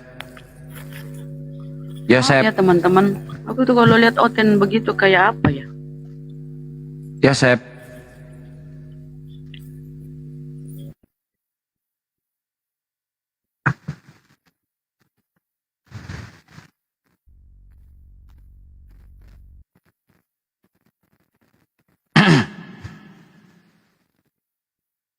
Panjang tadi Res, 3 jam lebih loh. Iya itu bisa. Sama Gurunda udah ketemu belum? Itu. Udah di komalnya siapa ya, bukan di komal ini. Oh, oke.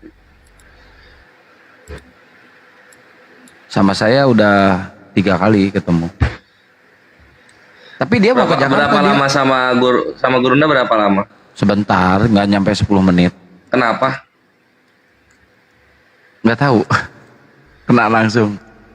Itu tadi dianya kabur atau gimana? Kabur kayaknya. Kumasi. Di mana dialognya, bukan di sini berarti? Bukan di Arif NH. Oh. Oke. Tapi tadi si Kiamat itu bubuk sama si Erben. Di mana itu? Nonton. Di mana? Di Superboy. Superboy. Si Kiamat. Iya, Superboy. Iya. Si Erben sama si Alda. Iya. Oh. Si Erben ini ya. Yesus punya Tuhan. Enggak, dia kan Tritung. Si Erben. Iya, enggak. Ini topiknya apa? Dua-duanya tahu. Tritung berantem sering kok. Apa topiknya? Ya itu Yesus punya Tuhan. Oke, si Alda apa?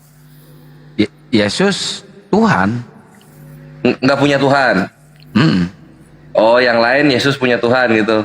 Lu kalau pengen nonton videonya di channelnya Gurunda aja. Tadi nge-live-in dia dari awal Gurunda di sini. Oh gitu? Si ini jadi apa dia itu? Mesianika atau ortodoks? Siapa? Si Kiamat. Si Alda Victory ini dia ngawinin ortodoks sama Katolik karena ortodoks dia butuh butuh apa namanya penjelasan bapak-bapak gereja. Pak Robert Bun mau sama Pak Robert Bun? Nangis nanti dia nangis. Ya udah Pak Robert naik sini Pak Robert. Naik Bang sama ini Akang. Enggak mau gua, enggak mau. Enggak. Enggak. Enggak, ini sama Bunda Rama. Nggak mau dia sama aku. Mau, yang penting ditanya aja. Pak Robert, selamat malam. Tanya, coba tanya. Mau sama aku diskusi, Pak Robert? Gimana? Mau? Biasanya nggak mau. Mau. Ya biasanya Cak, naik, Cak, sini, Cak. nggak diskusi sih orangnya, nggak mau Itu diskusi. kan? Nggak mau dia. Nah, dicoba dulu ya. Coba Bun tanya Bun. Saya kan sering di Zoom dulu. Langsung diskusinya langsung menyimpulkan, jadi Aku itu bukan orangnya diskusi. tegas ya, nggak Ya dipatahin aja kesimpulannya Pak Robert. Coba ya. Kores, apa kabar? Aku mbak Saya kangen bele, nggak Oh, menye-menye. Kita nggak pernah ketemu Pak Robert. Tangannya gimana? Iya, coba. Pertanyaanku aja ke Iya. Pak Robert ya. Satu Pak Robert ya. Pak Robert, menurut Pak Robert di Matius 11:25, Yesus di situ berkata, "Aku bersyukur kepadamu Bapa, Tuhan langit dan bumi."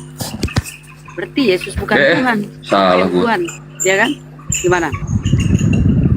Enggak, maksudnya Bapak adalah Tuhan. Bersyukur kepada Bapa, Tuhan langit dan bumi.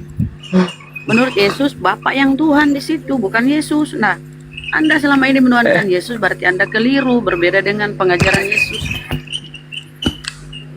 Iya. Ya Yesus juga menolak dipanggil Bapak Tuhan. Yesus juga tidak menolak dia dipanggil Tuhan. Ya, kan nggak ada yang manggil dia Tuhan toh. Murid-muridnya panggil.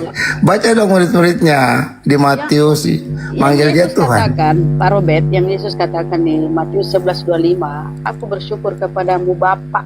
Bun, dengung Bun. Itu ya. Dengung. Murid-muridnya semua manggil dia Tuhan, kecuali Yudas manggilnya Rabi doang. Di mana itu? Ya Rabi ya guru juga. Gini, kan di Yohanes 13:13 kan kamu memanggil aku guru dan Tuhan. Itu kan kamu tuh yang dia maksud adalah Jangan dulu murid-muridnya. kemana-mana, itu dulu selesaikan. Yesus berkata, "Aku bersyukur kepadamu Bapa, Tuhan langit dan bumi." Di 2 Korintus 11:31, Allah yaitu Bapa dari Yesus. Jadi Bun, dengung kecil suaranya Bun. Gini.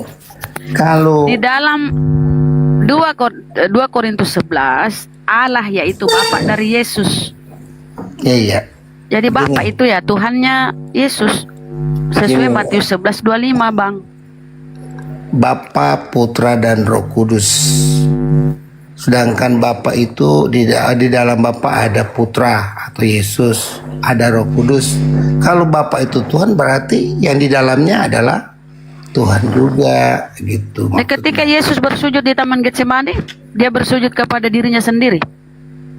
Harusnya kepalanya bengkok dong, ngadap ke perutnya. Dia bersujud kepada Bapa. Berarti dirinya bukan Bapa toh? Iya, dia bukan Bapa. Lah, Dia katanya Bapa, Putra, Roh Kudus. Dengan YHWH itu terdiri dari Bapa, Putra dan Roh Kudus. Dari mana itu? Orang Yahudi yang punya kitab kok Anda menafsir terdiri dari Bapa, Putra, Roh Kudus. Dari mana itu? Itu Yesus yang bicara. Benar-benar ini di kepalanya dogma doktrin. Yesus. Orang Yahudi mana? Kau bawa lagi YHWH. Orang Yahudi mana mengimani Trinitas itu? Salib di sana diludahi, Bang. Sadarlah kau, Bang. Jangan lari ke YHWH. Dengar dulu Kores, dengar ya. Sekarang gini, kamu ini dong tengahi kalau saya mau ngomong. Supaya dia Bunda kasih Pak Robert coba. Ini. Gimana? Katanya Bunda, orang Yahudi meludahi, orang Yahudi nggak terima terus. Itu murid-muridnya Yesus, itu orang Yahudi. Yang 12 Iya, itu, orang yang Yahudi. 70 Tapi orang apakah Yahudi. apakah Yesus itu untuk Kristen? Coba kasih satu rujukannya. Yesus mendedikasikan dirinya untuk Kristen, coba. Ada dia pernah menyebut Kristen. Kalau di dalam Al-Quran kami, Bang, di surah Al-Maidah ini saya kasih ke Islam ya.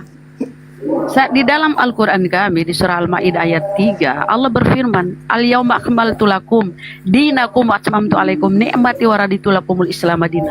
Hari ini telah kusempurnakan agamamu Telah kucukupkan nikmatku bagimu dan telah kuridoi Islam menjadi agamamu. Coba deh, Yesus itu menyebut kata Kristen sekali aja. Coba ada konfirmasi dari Yesus tentang Kristen. Berpikirlah kalian kawan. Res, tolongin Res, Pak Robert, Res, udah tua Res, tolongin Pak Robert. Pak Robert mau ngomong, ayo Pak Robert ngomong. Kores jangan keluar kau. Iya, Kores, Nah ini di sini. Kores, Saya udah tolongin kangen dong, sama Pak Robert. kamu Kores. Kalau Kores udah gini, saya mau kasih tahu aja. Kenapa Kalau saya begini supaya itu dogma di kepalamu itu kurang Pak Robert, supaya kau sehat. dengar. Sehat. Tuh Res, tolongin tuh Res. Pak Robert udah tua Res, tolongin Res. Nanti setrum gua yang tanggung Pak jawab. Robert, Aduh. Pak Robert, kalau kau tersesat dan saya biarkan, berarti saya juga berdosa. Saya harus meluruskan otakmu, Pak Robert. Tinggal kau terima atau enggak, itu data. Sekarang mana Yesus mengkonfirmasi tentang Kristen? Ah, si Kores diam aja nih, si Kores kapan nih. mau bicara nih Kores? Ini yang nggak bisa kalau kita mau diskusi. Nggak dikasih ke waktu Ya udahlah, kamu Kores, kasihan ya, kasihan orang tua. Lanjut, Kores. Gimana? Enggak, Bagaimana kita mau diskusi? Bagaimana kita mau diskusi? Apa? Iya, silakan Pak Robert, Kalau Kores kita udah 7 tahun, Kores ngaku bahwa Yesus itu Tuhan, dia udah akui. Yesus Tuhan. Mana Kores ngaku Yesus Tuhan? Aduh, fitnah Bunda lagi. belum lahir, kita udah diskusi sama Kores. Ya Allah, tahulah saya 8 di tahun Zoom yang lalu. bagaimana. Dari dulu Tanya memang sama Pak Robert Kores. ini teman-teman ngeyel ya memang. Tanya Namanya sendiri, dogma-doktrin ya. tanya sendiri sama Kores. Kalau dia bohong Kores, sama kau saya, pernah mengaku dia Yesus tapi- Tuhan? Waduh, berbahaya. Pernah? Ya, Pernah Kores Kores. mengaku Yesus Tuhan? Apa bisa gue mengakui Yesus Tuhan? tanya Iya. sendiri dia Bang. Pak Robert, Yesus ada kelamin ya Pak Robert? Mampus. Cara itu. Oke, lanjut mau diskusi atau mau ini kita? Nah iya, silakan. Kenapa tadi disebut Yesus punya kelamin katanya mau sama Kores? Iya. Data itu kan kemanusiaannya ya, berarti Akal sempurna. dimainkan di situ. Gini Pak Robert, teman-teman. gini loh Pak Robert. Nah, Itu kemanusiaannya ya, kemanusiaannya. Itu kemanusiaannya. Sekarang kalau misalnya Pak Robert berbicara kasar, terus di penjara, kenapa nggak suaranya aja yang di penjara? Kemanusiaan, banyak lah. Lupa lagi, saya udah jelaskan. Kemanusiaannya, maka kemanusiaannya yang dihukum kan, yang Suaranya ke suara itu kemanusiaan bukan? Ya. Suara itu kemanusiaan bukan suara? Suara, ya kalau dia manusia punya suara kan? Iya, kemanusiaan bukan suara itu. Iya, Kenapa suaranya yang salah, badannya yang dihukum? Kenapa? Ya makanya dia Nah manusia. sekarang sama dong ini. Ketika Yesus ini berkelamin, maka ya kealahannya juga gitu. Karena kan itu nggak bisa dipisahkan. Ya aduh, Kores, kamu kan dulu nggak mau naik kelas lagi nih kamu kalau begini. Oh iya. Bukan, Pak Robert sekarang harus udah S3 Pak Robert. Ayo Pak Robert, semangat. Kores, Yesus yang hologos itu yang transenden, ya. Transenden. Ada 2 Yesusnya. Nah, Yesus yang Yohanes 1 ayat 14 dia imanen, ya.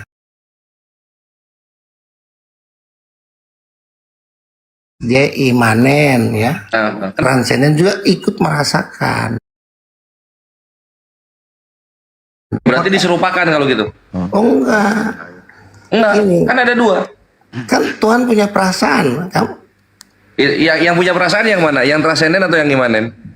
Ya, imanennya merasakan, kedagingnya merasakan disalibkan.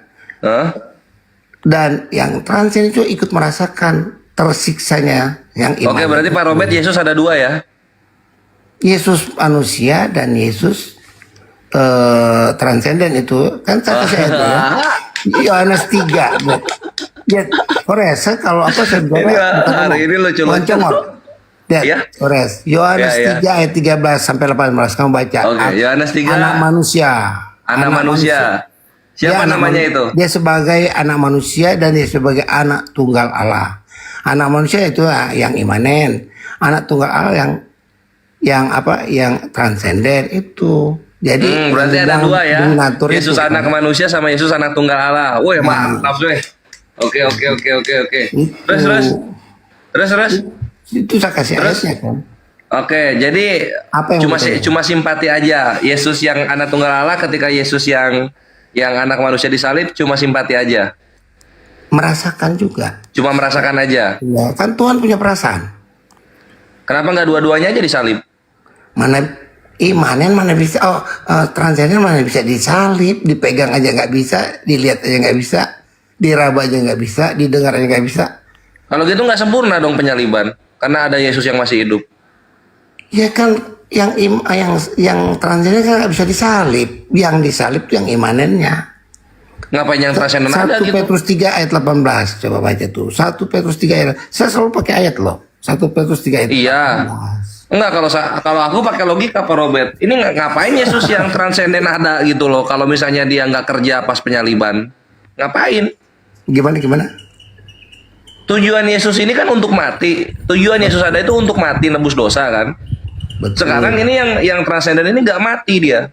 Ya ngapain ada dia? Ya nggak bisa, memang yang transenden nggak bisa mati. Ya terus Tapi ngapain ada? ikut merasakan. Ngapain ikut merasakan?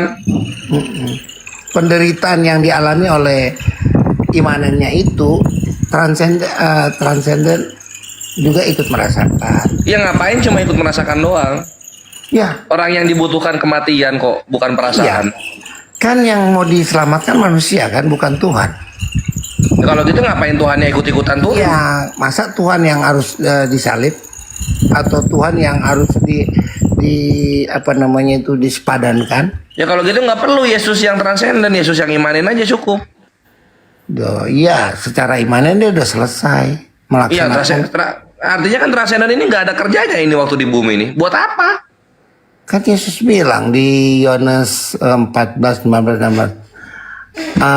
Dia yang mengutus aku bersama-sama aku, ada di dalam aku. Yesus mengutus Yesus. Bukan Bapa. Bukan Yesus mengutus. Itu Edison, itu pemahaman Edison.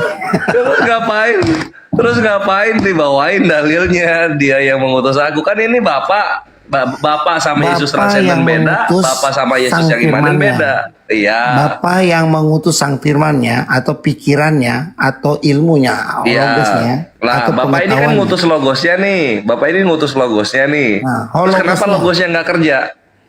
Gimana? Kenapa logosnya nggak kerja? Dia kan setia sampai mati di atas kayu salib.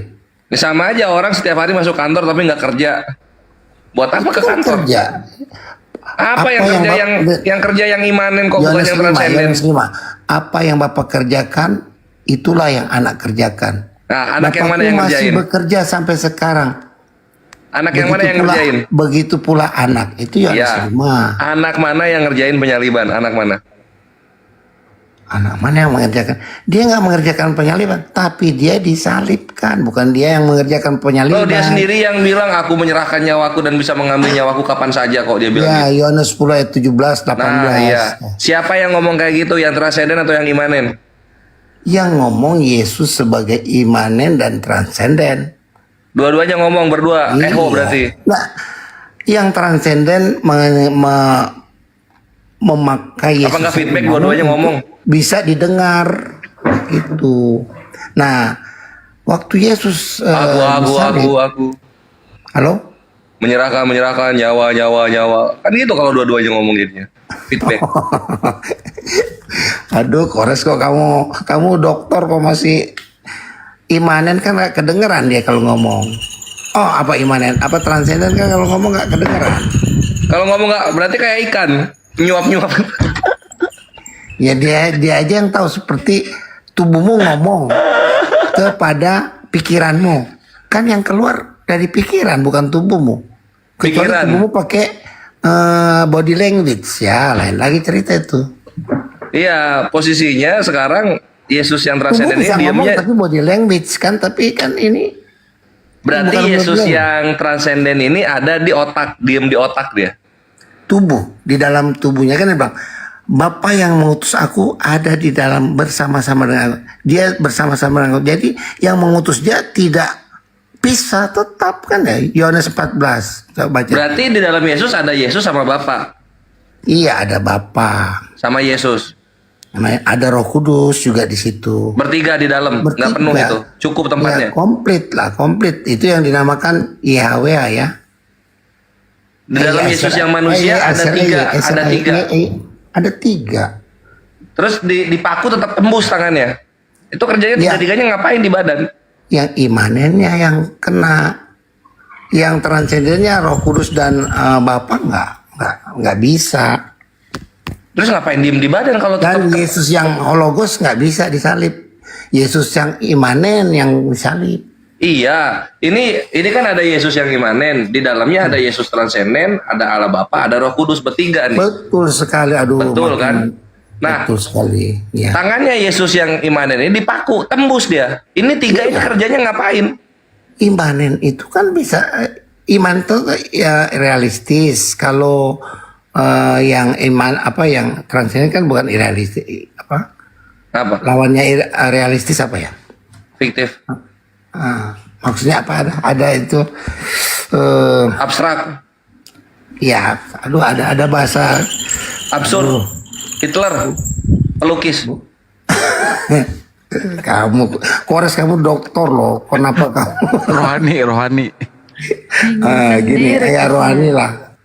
Iya enggak, pertanyaannya gitu aja Pak Robert. Ini rasional dan irasional gitu. Irasional ya. Ini kan irasional nih, irasional.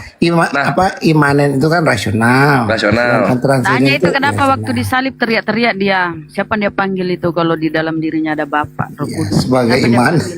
Sebagai iman. Itu kan dia sedang bermazmur. Gimana sih?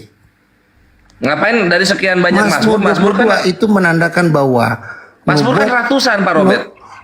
Dengar nubuat daripada Daud pada saat ada orang yang memanggil ya Bapak atau bahasa itunya apa namanya itu Eli lama sabaktani. Bapak mana di mana itu artinya. Terus dialah yang disebut Amasia itu kan. Ngapain mazmur yang itu yang dipakai? Ngapain? Ya, kan mazmur ada banyak. Itu kan ada yang gini Taurat Tuhan itu sempurna kan ada itu. Atau kan, diantara para Allah menghakimi kan ada itu mazmurnya. Kenapa mazmur yang itu yang dipakai? Itu adalah penggenapan. Mazmur 22 itu penggenapan daripada penggenapan tentang Tuhan meninggalkan hambanya, itu maksudnya. Hambanya maksudnya murid-muridnya gitu. Enggak kan yang teriak bukan muridnya. Yang teriak kan Yesusnya. Oh, Yesus sebagai dia kan Mazmur 22 itu kan nubuatan tentang Tuhan meninggalkan hambanya kan gitu. Teriakan seorang hamba yang ditinggalkan oleh Tuhannya. Kenapa pakai Mazmur yang itu? Kenapa? Kan Mazmur ada banyak Mazmur. Itu kan nyanyian. Coba kau baca. Iya, kan nyanyian Mazmur itu ada banyak nih. Aku pilihin satu ya yang bagus, bagus. Itu yang ditulis ya Mazmur 22 itu.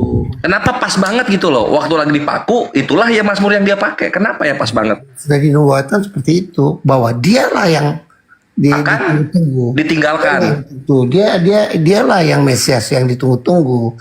Mesias yang akan dipaku. Mesias yang dijanjikan. Mesias yang akan dijanjikan dipaku dia. Dia disalib. Yesaya 53. Jadi salib kan bukan dilem Pak Robert. Yesaya 53. Jangan ini lama sabaktani dulu Mazmur. Nih kita pilih Mazmur ya, mana Mazmur? Mazmur.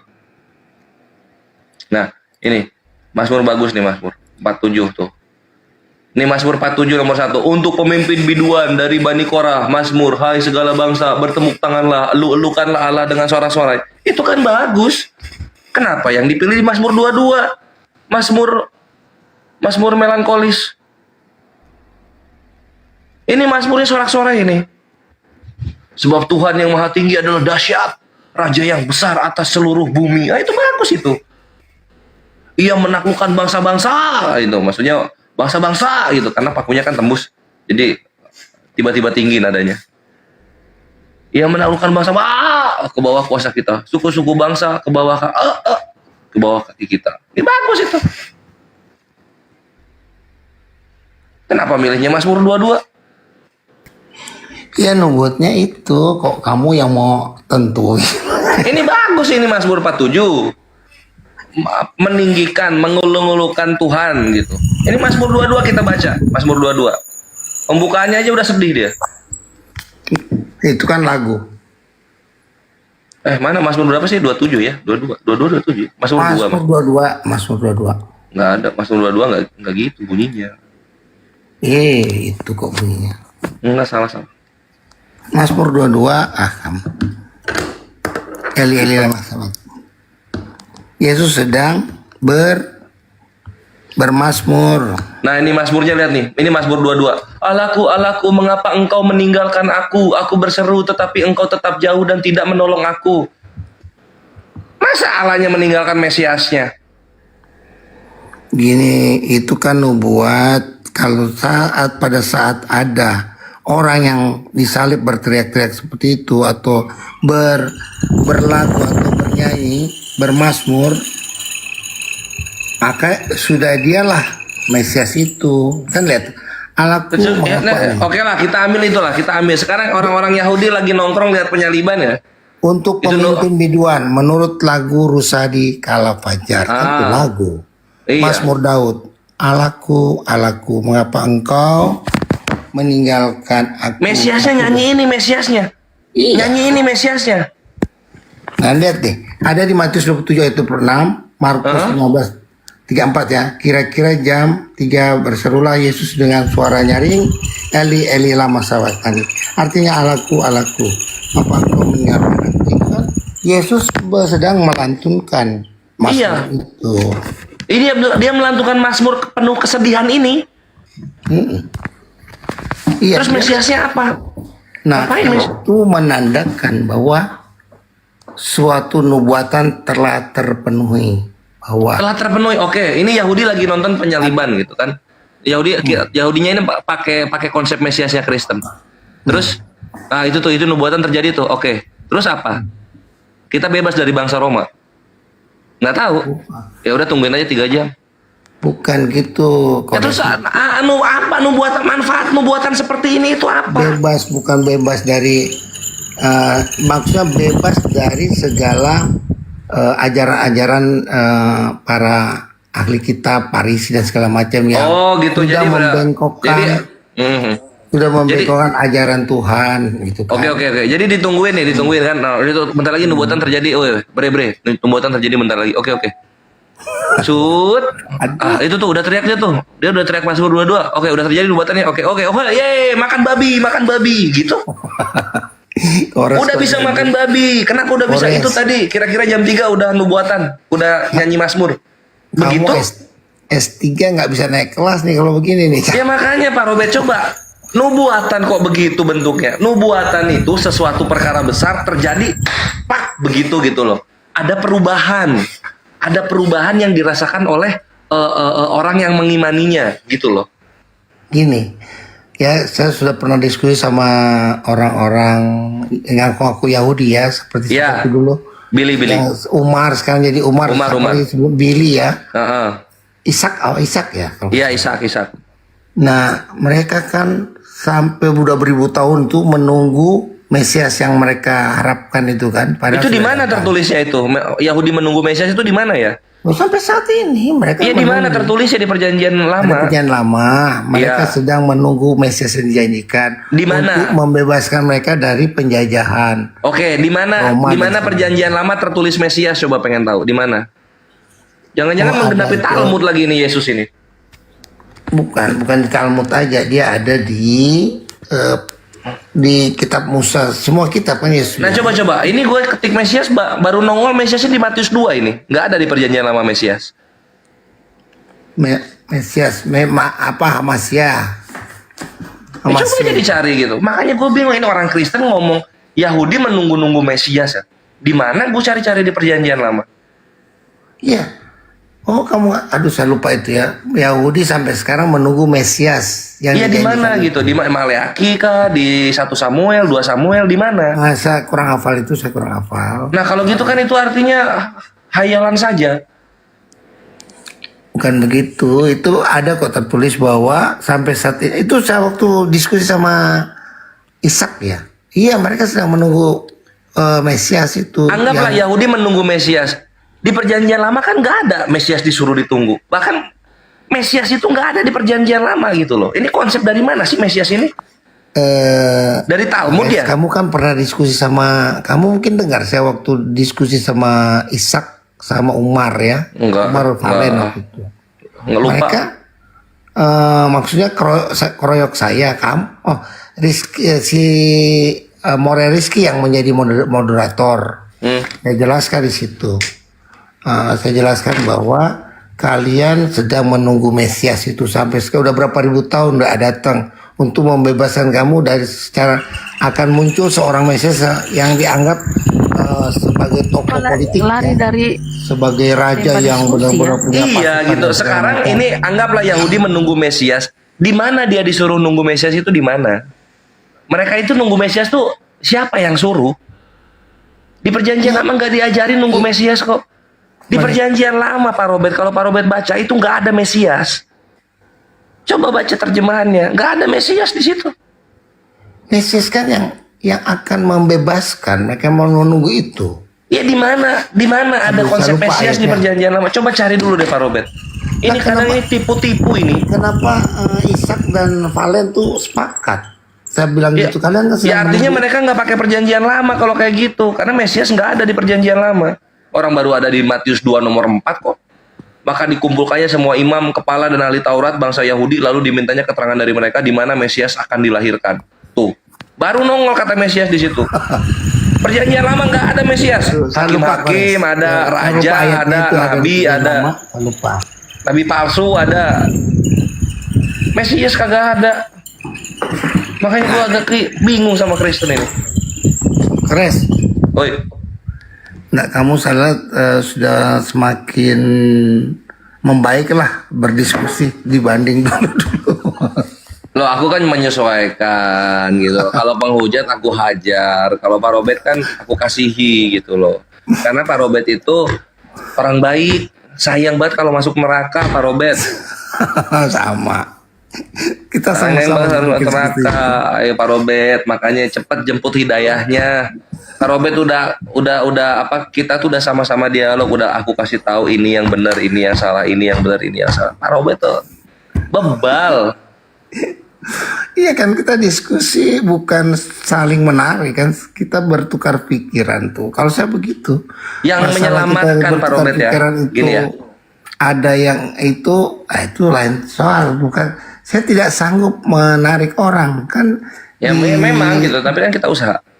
Kan kita cuma tugas, kan kita diberikan perintah Yohanes Matius 28 itu kan sama Markus. Pak Robert untung ya, gini Pak Robert. Iya. Untung, alhamdulillahnya segala puji bagi Allah.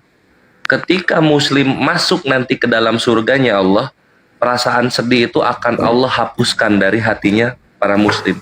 Kalau enggak, kami masuk ke dalam surga dalam keadaan sedih, mengingat orang-orang seperti Pak Robert malah masuk neraka. Untung dihapus itu perasaan sedih waktu masuk surga. Kalau enggak sedih gua serius. Pak Robert orang baik. Saya gitu. Iya, aduh, ya Allah, Pak Robert orang baik. Tapi ya gimana? Sama gitu. Nabi kami aja nggak bisa, nggak diberikan hak kuasa untuk menyelamatkan orang yang musyrik, orang yang kafir gitu. Apalagi gua, Pak Robert. Nah, kalau kita doakan orang.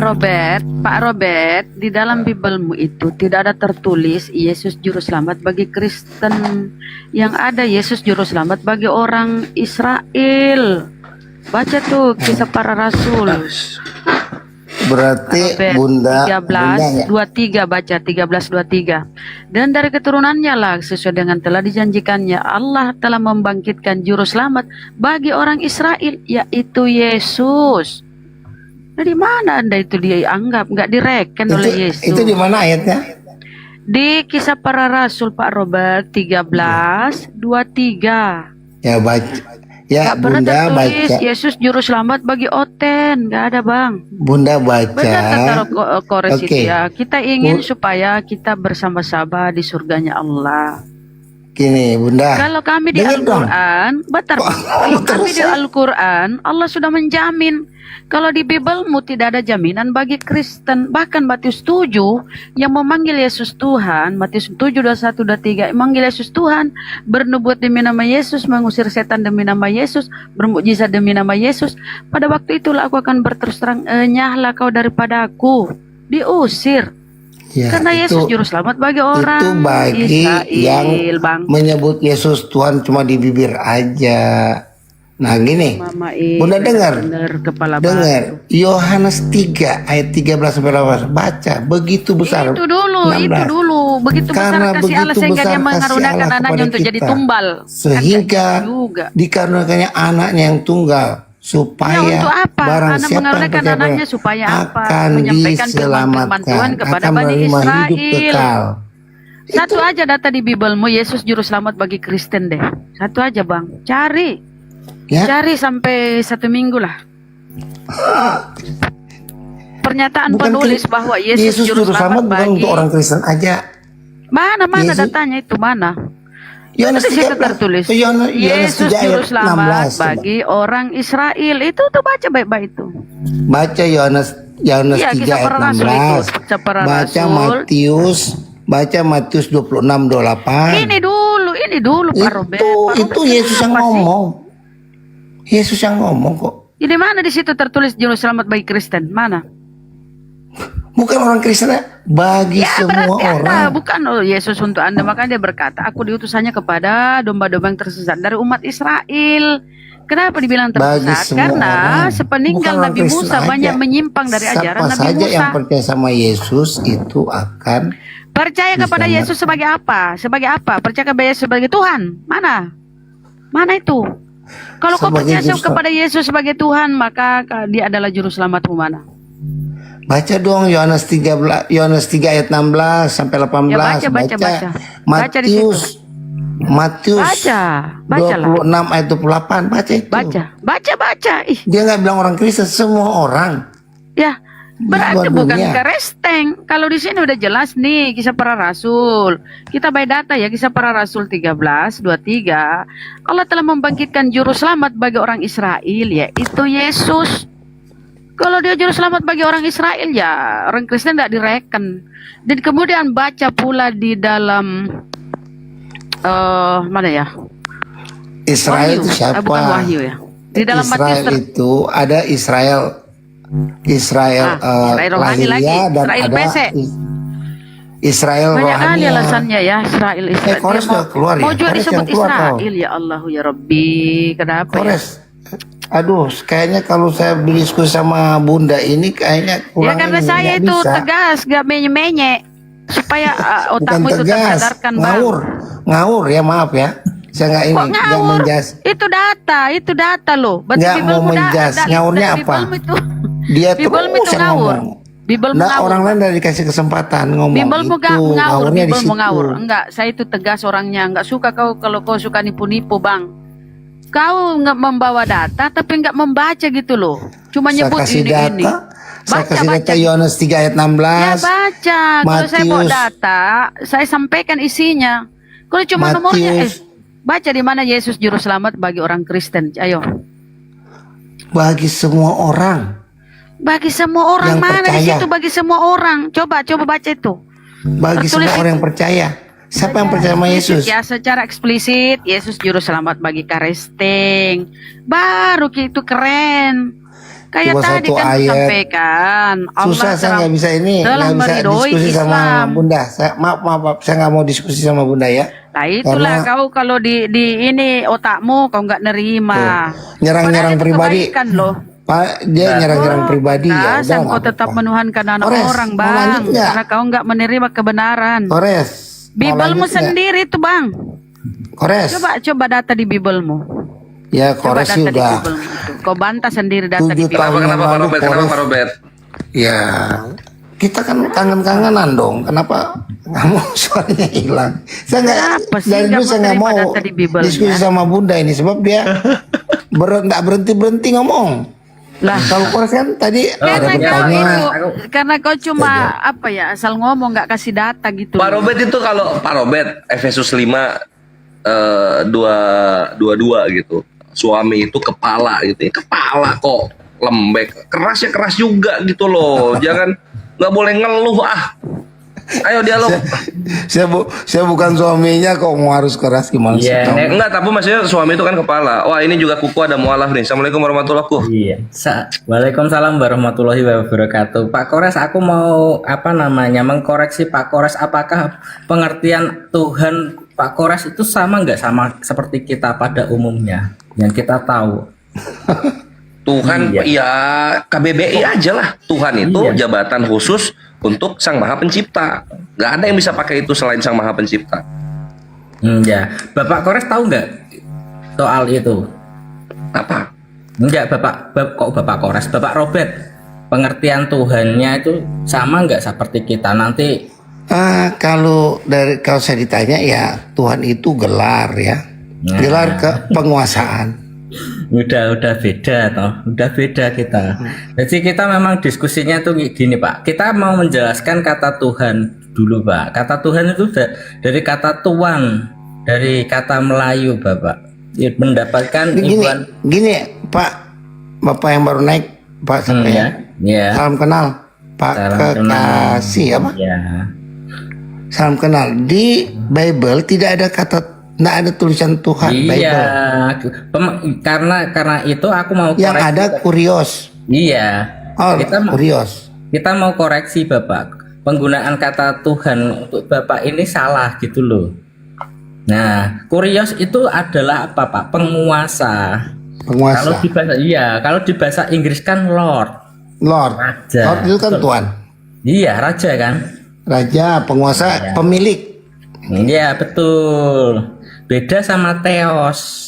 Theos lain. Iya kan? Nah, oleh karena itu penggunaan kata Tuhan atau kurios atau kalau kita bahasa Inggris Lord atau sebuah raja, kita harus bedakan gitu loh. Lord itu pemilik, penguasa. Nah, gitu. Nah, kalau disandingkan kepada Yesus beda lagi karena Yesus sudah ngomong ya, Matius 28 ayat 18. Berarti segala kuasa di surga dan di bumi telah diberikan kepadaku. Iya, betul. Tapi kalau gini Pak, apakah sama Yesus itu sama Allah Bapa? Berarti sama enggak? Tidak. Iya, oke. Berarti sudah betul jalan pikiran Bapak. Tetapi jangan didistorsikan lagi ya Bapak. Pengertian Yesus sama Allah Bapa beda. Dia memang berkuasa, tetapi Yesus bukan sang pencipta. Dan Yesus itu adalah hologosnya Bapa. Nah, di dalam Bapa ada hologosnya atau pikirannya dan atau sang firmannya, kemudian ada sang roh kudus, maka dia bisa hidup. Bapa bisa bicara karena ada sang firman. Nah, itu Bapa itu adalah Allah, berarti sang firman juga adalah Allah, Roh Kudus adalah Allah karena satu di dalam Bapa. Itu Tritunggal. Gitu Pak. Jadi Allah yang satu terdiri dari Bapa, Putra dan Roh Kudus. Nah, itu tubuhnya, jiwanya dan rohnya. Apakah aku mau koreksi lagi. Apakah Bibelmu Pak, kepala Yesus itu adalah Bapa, bukan Yesus yang jadi kepala? Pemikiran nih, baca 1 Korintus 11:3. Tetapi aku mau supaya kamu mengetahui hal ini, yaitu kepala dari tiap laki-laki ialah Kristus, kepala dari perempuan ialah laki-laki, dan kepala dari Kristus ialah Allah. Jadi Allah itu kepalanya Kristus. Kau balik-balik. Gimana dong? Ibu ini nggak tahu imanen dan transenden, jadi dia pukul rata semua. Itu kan dogma doktrin. Kalau tadi kan saya dengan Kores itu, makanya saya nggak mau diskusi sama kepala dari Ibu. Ini kebenaran Pak di Bibelmu. Kepala dari Kristus ialah Allah, sementara kau membalik. Kepala dari Bapa adalah Kristus, pemikirannya adalah Kristus. Bagaimana ini? Ya, berarti tidak lihat konteks ya. Maaf, saya nggak dari Loh, tadi nggak mau melayani konteks ibu. kenapa?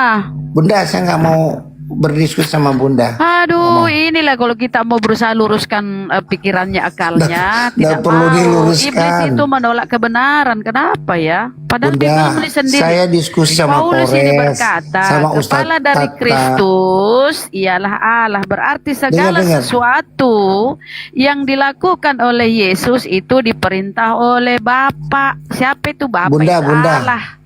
Kores saya terima, saya diskusi sama Kores, Ustadz Tata, Ustadz Sugi, Ya, Ardiansa. kenapa emang? Cuma Kenapa emang? kita Kau nggak bagus terima Biblemu? diskusinya. Berarti kau anggap Biblemu ini yang saya sampaikan palsu. Bukan Biblenya, Ibu. Loh, kenapa Biblemu yang Bundanya yang kusampaikan, saya loh? nggak bisa diskusi sama saya. Saya juga nggak Biblemu mau. yang kusampaikan.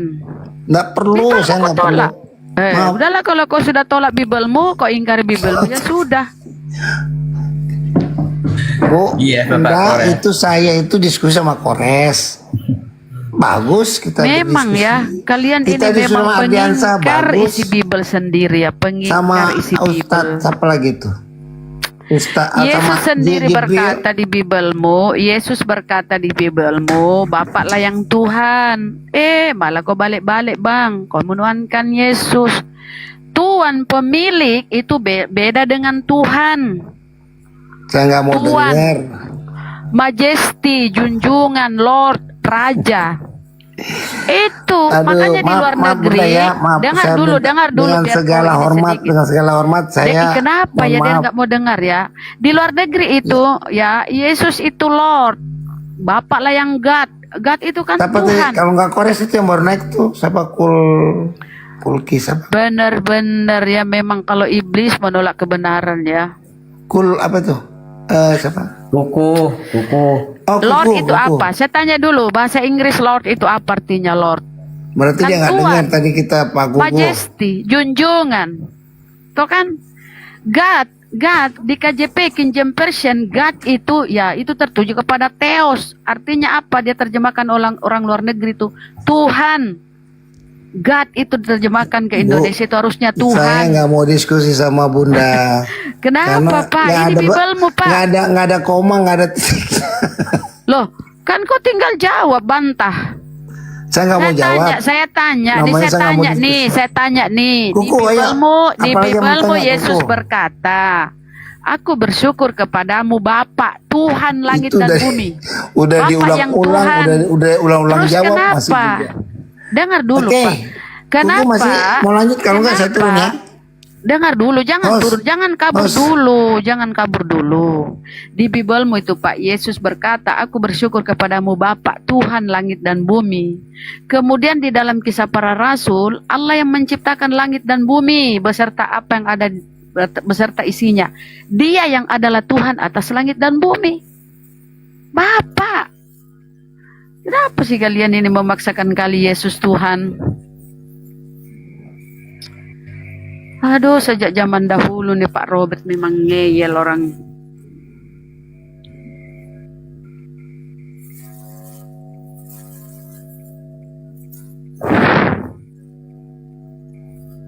Bibelnya aja dia tolak ya teman-teman. Gak usah kita ke Al-Quran deh, Bibelnya aja dia tolak. Seblak, selamat malam Seblak. Mr. Juan, selamat malam, Assalamualaikum. Joki, siapa yang Kristen?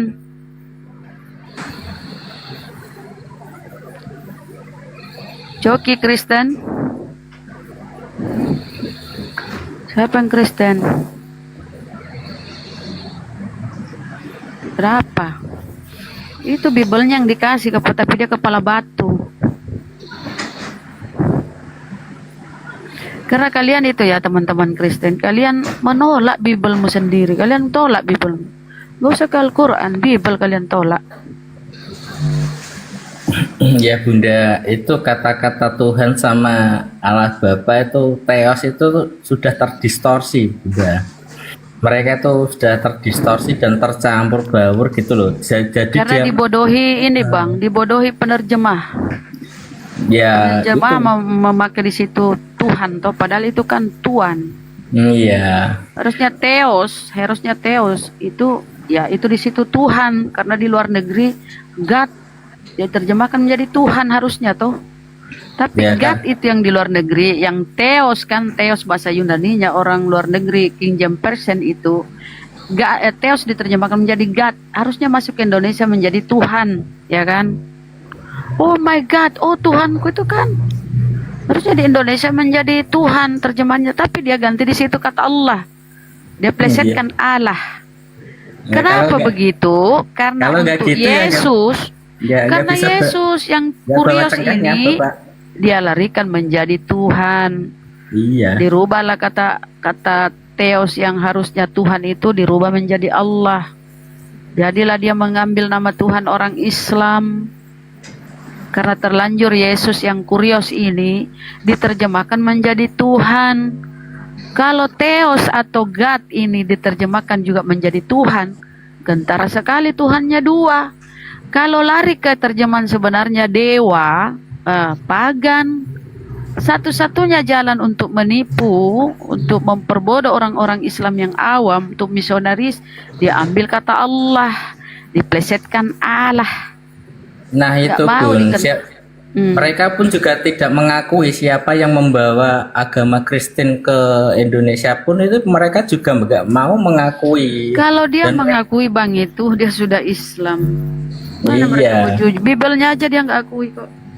iya gitu loh Bun. Jadi gimana caranya supaya kita dapat merampas suatu benda, atau zaman dulu cengkeh langsung emas kita, tidak dengan kekerasan ya, dengan cara penipuan seperti itu. Contoh saja, kasihilah musuhmu.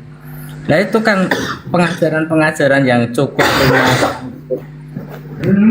kita menghemat tenaga dalam kita untuk berusaha mendapatkan cengkeh, mendapatkan emas, harta benda, ya gitu Bun.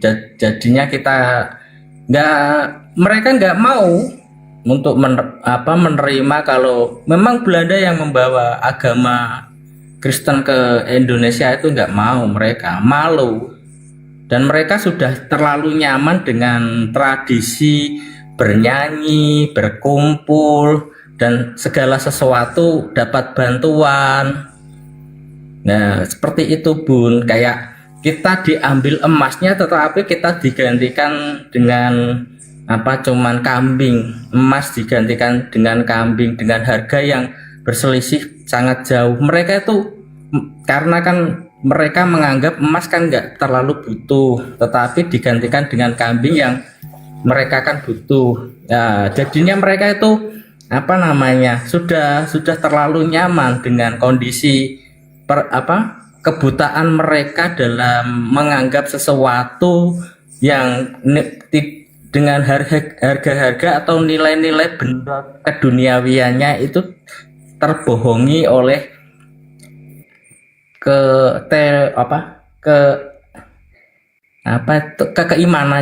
keimanannya. Oleh karena itu karena memang orang Kristen itu lebih nyaman karena mereka nggak tahu dan mereka buta akan nilai suatu barang itu Bun. Terima kasih.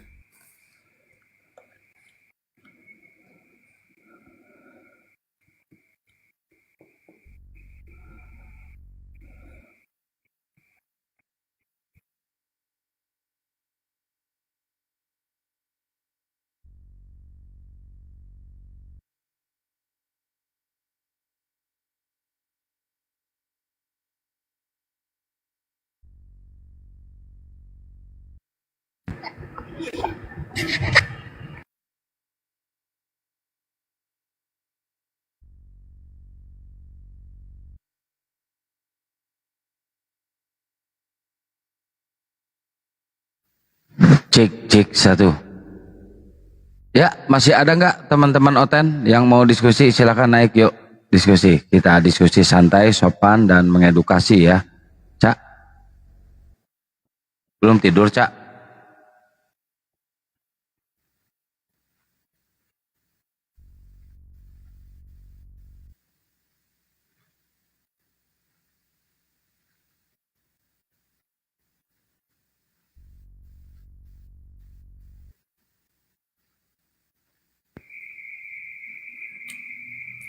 Ayo di sini yang bisa Oke ya teman-teman, saya umumkan dulu ya, karena nggak sempat kita umumkan ini malam ya. Total donasi yang masuk ya untuk saat ini sampai saat ini ya. Tadi di komalnya Bang Pandi mau diumumin tapi nggak jadi, rungkat. Sejumlah berapa ya kulihat? 54.960.024 rupiah.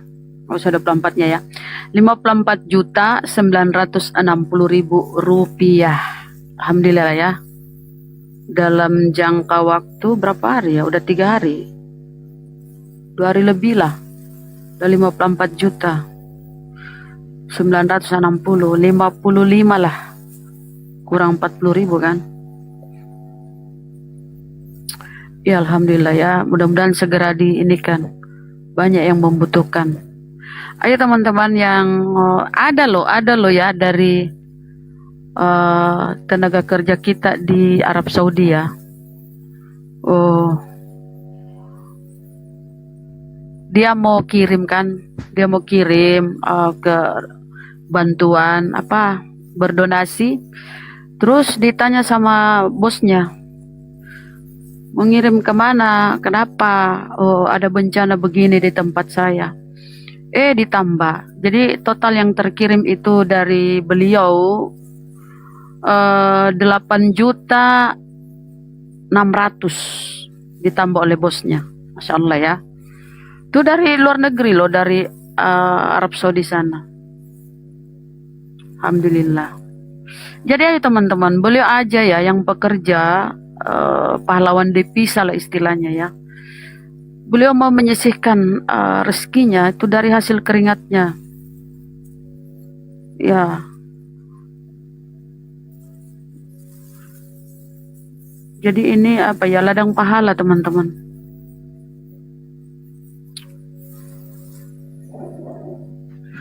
Kalau dilihat dari ini ya, apa bukti transfernya 8,6. Kan dia share ini bukti ininya, transfernya di grup 8.624 rupiah. 24-nya enggak ini ya, jadi ku totalkan aja 8.600.000 rupiah. Di total 54.960, 55 lah, 55 juta kawan. Ayo semangat, lanjut. Ini Pak mata Marsa, saya kok jadi agak buram.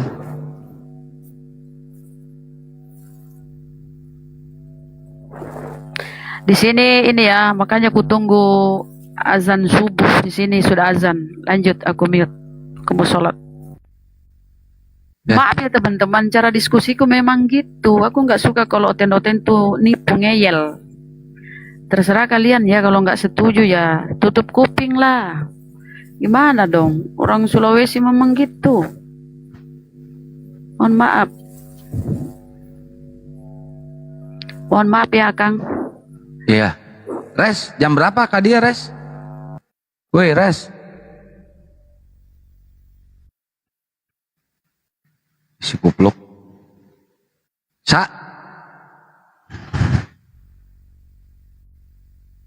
Ayo teman-teman Oten yang mau sadar silahkan naik, atau yang mau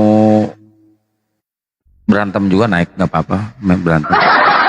Udah mau subuh. Nggak tahu pengen berantem Sok sia opatan aing sa RT wani.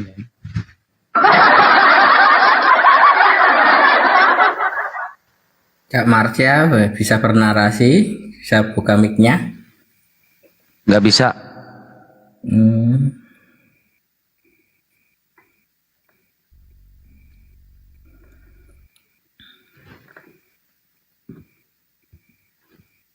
Suaranya kayak mak-mak. Nggak usah.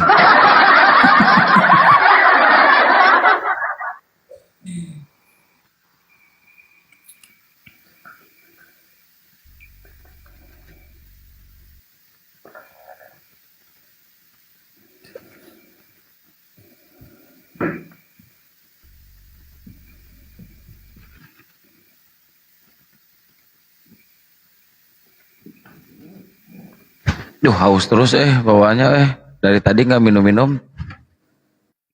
Lumayan.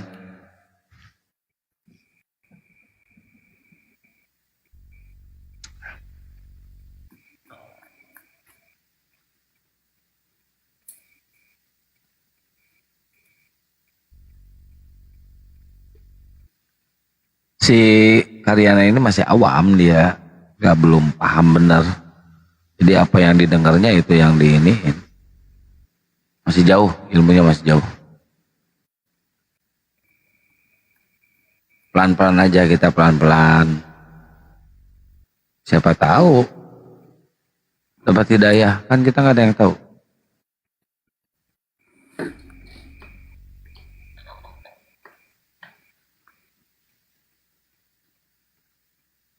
Ya silakan Oten yang mau diskusi, yang mau belajar atau yang mau adu congor, ayo naik.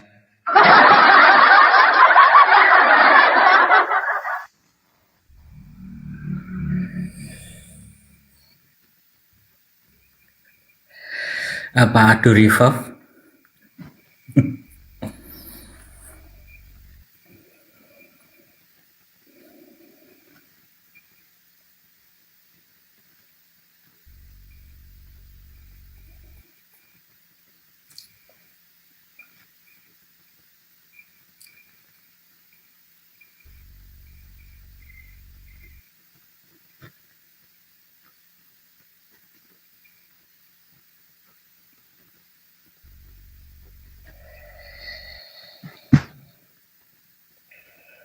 Woi, Tan.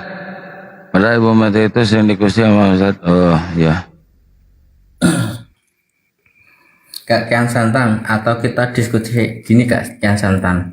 Kan tata cara ibadah mereka kan dengan apa namanya bernyanyi kan. Rata-rata kan bernyanyi kan Kak. Dan itu sangat membuat nyaman sih. Apakah suatu nyanyian atau suatu musik lah itu tuh menyebabkan otak kita tuh merasakan nyaman nggak? Ya. Nah itu aku pengen tahu penjelasannya secara ilmiah kenapa sih orang-orang Kristen itu kok lebih suka beribadah, bernyanyi dan nggak mau lepas dari itu karena kenyamanan mereka dalam beribadah, dalam menyanyi, bermusik, mendengarkan sesuatu yang bernada-nada itu karena ya itu aku pengen tahu juga kayak gitu. Apa ya, ilmiah? Menurut mereka iya dengan mendengarkan musik bisa tenang, jiwa itu bisa damai. Cuman masalahnya Yesus mengajarkan nggak ibadahnya itu dengan cara nyanyi, dengan cara ada musik, mengajarkan nggak? Kalau musik emang betul. Kadang saya juga kalau dengerin musik damai, tentram, nyaman gitu kan, pikiran tenang, betul. Terhipnotis dengan adanya musik, dengan adanya lagu. Apakah kita mau larut dalam permainan-permainan atau ciptaan-ciptaan manusia? Nada-nada puisi-puisi yang menjanjikan. Coba kalau dibiasakan mendengarkan atau melantunkan, membacakan ayat suci Al-Quran itu lebih nyaman, lebih tenang dari mendengarkan musik. Naik loh.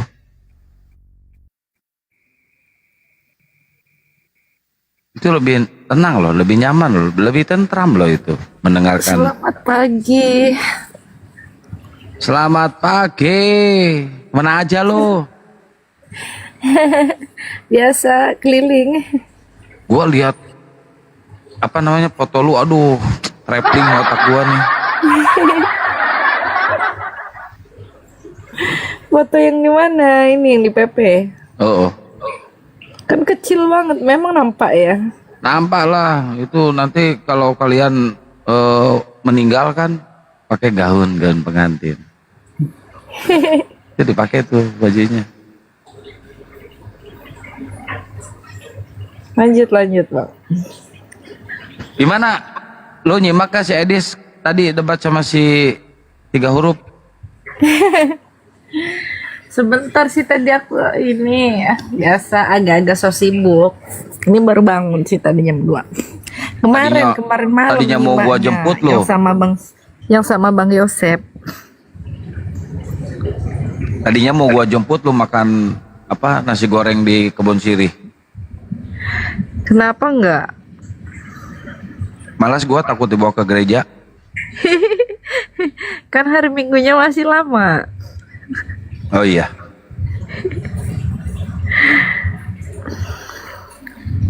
Sambil merem lagi nunggu jam 5 pagi. Mau ngapain, mau salat subuh? Mau jaga sandal di masjid. Enggak, kakak, aku ini Kristen ya kakak. Iya. Jangan diajak debat, bukan debat. Enggak, aku pengen tahu kakak. Ini kenapa sih apa ya? Kenyamanan dalam beribadah, dalam bernyanyi kak, itu di gereja kok sangat amat mencandu lah gitulah kalau kita bilang lah. Itu gimana? Bisa ceritakan nggak kakak? Apa alasan kok kita beribadah dengan cara bernyanyi? Oh, begitu. Ya, seperti abang di masjid aja setelah azan. Biasanya kalau di kampung saya sholawatan. Ya begitu aja. Itu Bang. jawaban yang paling tepat. Mendengarkan ayat suci Al-Quran, sholawatan, itu lebih nyaman. Walaupun ada kisah Mbak Ebi, dia seorang psikolog. Dia mualafnya gara-gara dia lagi hamil nih, 6 bulan. Lagi hamil nih dia itu ya.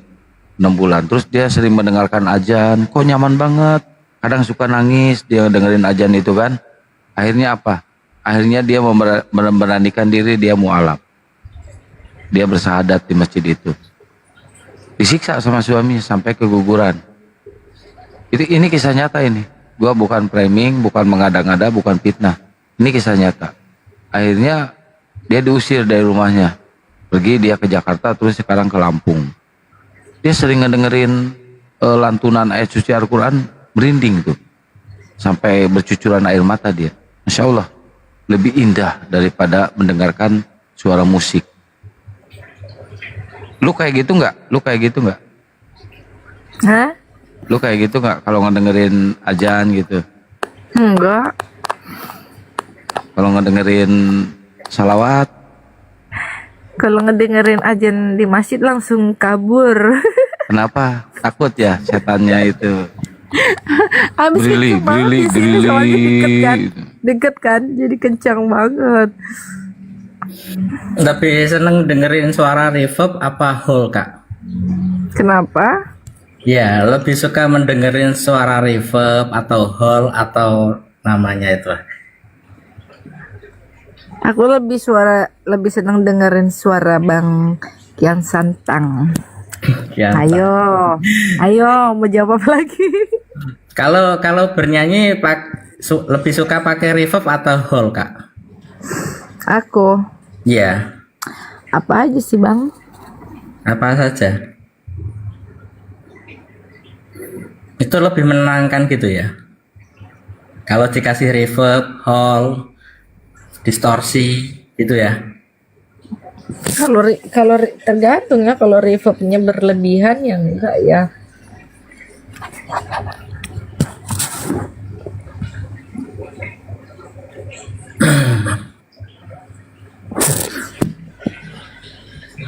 Kapan Syair Berdarah mau diskusi sama si Kores lagi?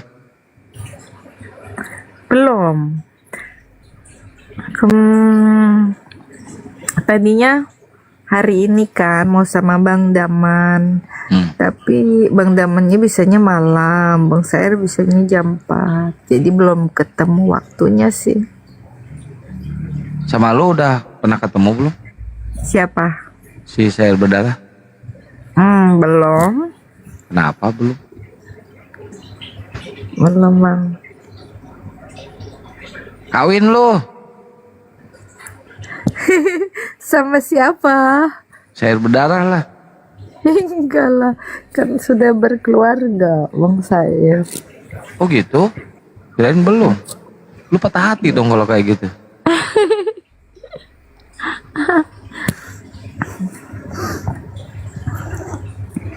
Kalau kakak itu cenderung ke true worshipper atau ke Tasya kakak?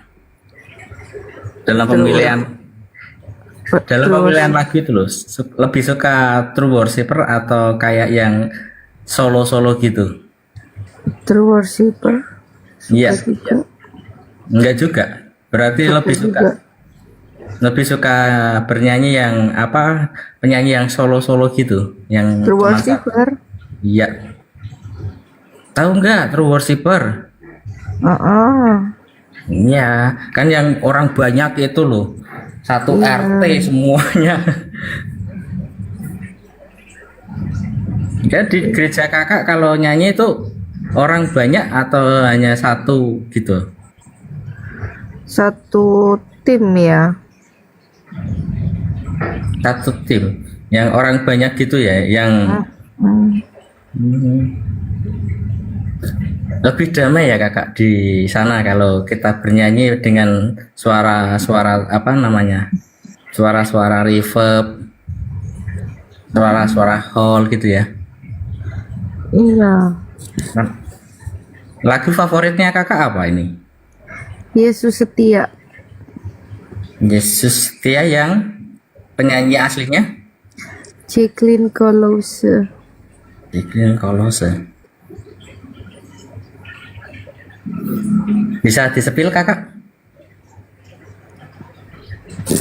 Disepil ya. Meskipun Tuhan tak menolongku. Silakan dicari bang. Meskipun duri dalam dagingku, ku tetap memilih untuk percaya dan mengucap syukur. Kayak gitu bang.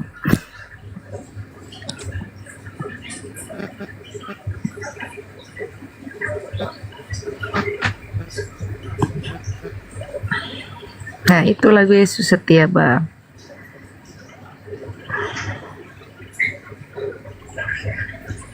Mending lagu Rhoma Irama koplo gua mah. Kok jadi dari tadi nyanyi terus yang dibahas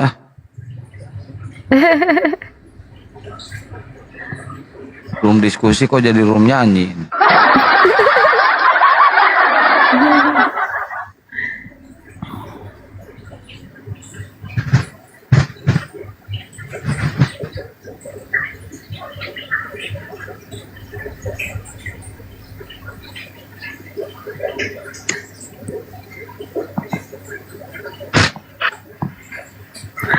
Tadi tuh aku udah tidur kan dari jam 10.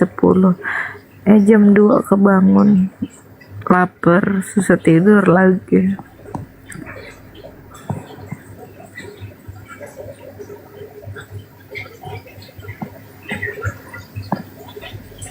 Lu nyari bebong dong. Enggak, udah ini kalau di sini gerbangnya udah dikunci. Ya paling nyemil aja sih telur rebus Gerbangnya tadi. udah dikunci. Bukannya BSD itu 24 jam. Kalau penghuni bisa keluar. Enggak, mager.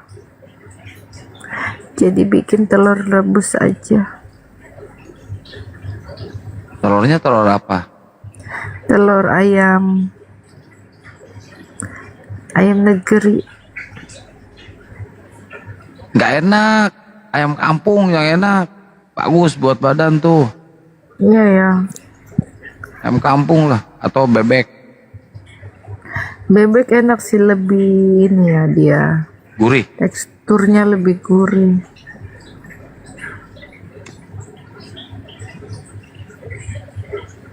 Telur sikores juga enak. Telur sikores tuh.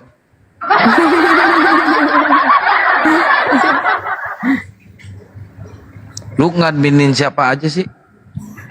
Di Oten? Bang Syair berdarah. Satu doang gitu. Menurut lu di Oten ada nggak yang ahli sejarah atau ahli Ada. ngebahas masalah sains atau apa? Tapi berdata. Tapi berdata. Iya. Tapi ada. yang santun, jangan ngehujat, yang santun. Santun ada. Siapa? Serapim, Sun God of Serapim. Itu dia berdasar sejarah loh. Jauh. Setahu aku itu ya. Nggak ada jauh. Abang itu ya sering lihat itu juga Serapim. Dulu sering. Itu main ceret kalau sama Bang Kores. Jauh. Ya. Pernah ya? Iya, jauh. Emang pernah PKPKN Serapim? Enggak, naik komal aja dia dulu. Oh, biasanya sih di pengajaran dong sih. Pernah sekali. Bubuk dia. Naik komal sih, bukan PK. Oh. Tapi kalau emang dia benar-benar datanya bagus, datanya komplit, bisa tuh diaduin, bukan diaduin ya. Diversusin. Pokoknya iya. pengajaran lah sama Bang Jibril boleh tuh. Sama-sama berdata. Ya Serapim berdata.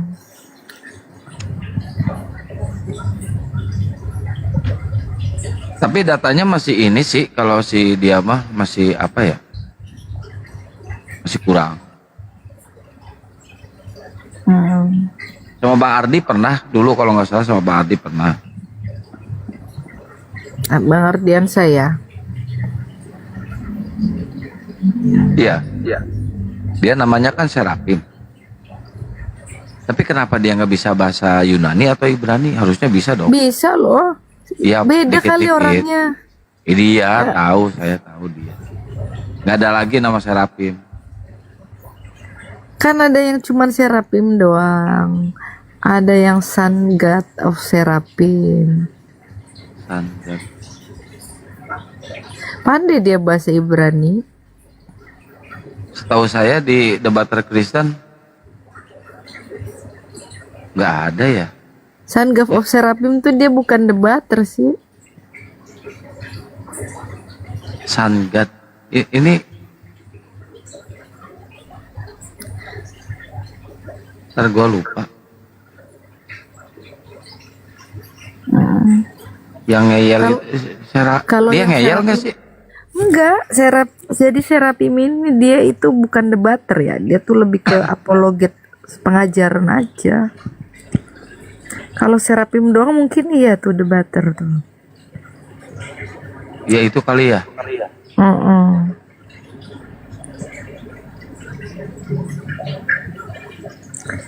Itu bang. Iya itu kayaknya ya. Gua masih ingat itu kayaknya. Pernah dia naik. Pernah ya. Pernah. Udah lama sih, saya lupa ingat juga. Yang pasti dia pernah, saya pernah tahu gitu. Soalnya ngalepin juga.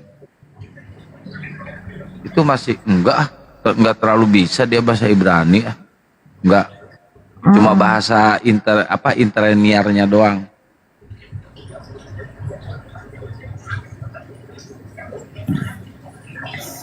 Suruh on cam Kang. Dia biasa on cam, naik ke sini kemarin on cam. Cantik loh orangnya. Tapi otem.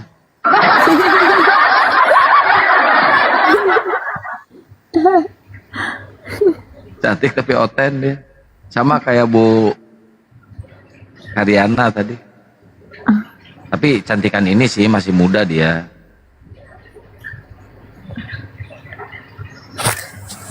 Open cam lu.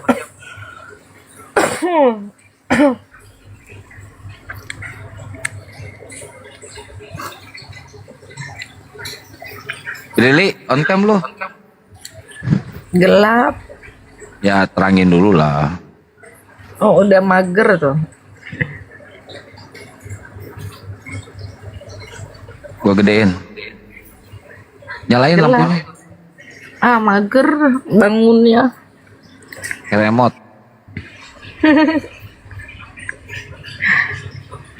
Seperti penampakan di pagi hari di gelap-gelap.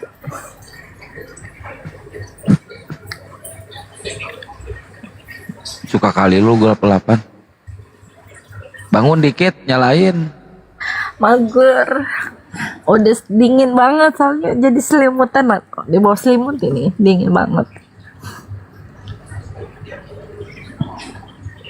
Makanya lu cepat nikah, kawin lu. Nggak tahu, males, mager. Nama-nama beban pikiran aja. Mending kalau kayak gitu lu mending jadi biarawati deh. Udah jadi biarawati lu. Kemarin aja kan sempat deket kan sama cowok kan. Aten juga sih. Debater juga tuh. Berapa minggu gitu, 2 minggu apa 3 minggu gitu kan. Singkat amat anjir. Kenal di Lagis anjing. Kan ya kan kita nggak pernah jumpa kan. Jauh ya. Iya. Terus jadi nggak nyaman gitu. Kok kalau naik komal ini nggak boleh, komal itu, apalagi komal Islam nggak boleh. Bahkan naik ke komal Oten aja nggak boleh loh. Malas sekali. Nambah beban kehidupan.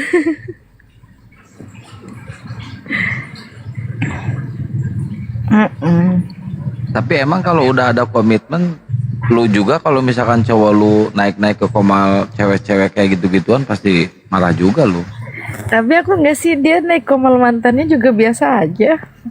Ya berarti lu nya nggak ada rasa ke dia. Gitu Kalau lu ya? ada rasa ke dia, Gitu ya. ya iyalah. Kalau lu ada rasa ke dia ya pasti lu ngamuk lah. Aku nggak ada loh. Dia sampai sengaja kan naik ke komal mantannya terus nge-share ke aku. Terus aku dibawa tapping-tapping biasa aja. Ya lu nya nggak ada rasa ke dia. Oh begitu. Ya iya, kalau lu ada rasa ke dia ya pasti ada rasa cemburu lah. Itu kan. Aduh, silau. Aku nggak ada. Nyalain lampunya. Ini lampu ini nyala sendiri biasa. Lampu apa? HP. Oh, jadi karena tidak cinta gitu. Ya tapi mana bisa loh. Kan cuman ketemu di TikTok, telepon, emang bisa menumbuhkan perasaan gitu. Bisa, lu bikin anaknya nanti ngedownload. Ide bagus. Iya, bikin anaknya lu ngedownload lu. Iya. Tapi dianya juga nggak jantel sih, harusnya kan walaupun medianya kenalnya di TikTok kan harusnya dijumpain dong. Gak ada duit kali dianya buat ongkos. Bisa jadi, pesawat mahal ya kan. Dari seberang sana. Ya seberang itu di mana? Sumatera. Oh, orang Batak. Iya. Dia debater orang Batak.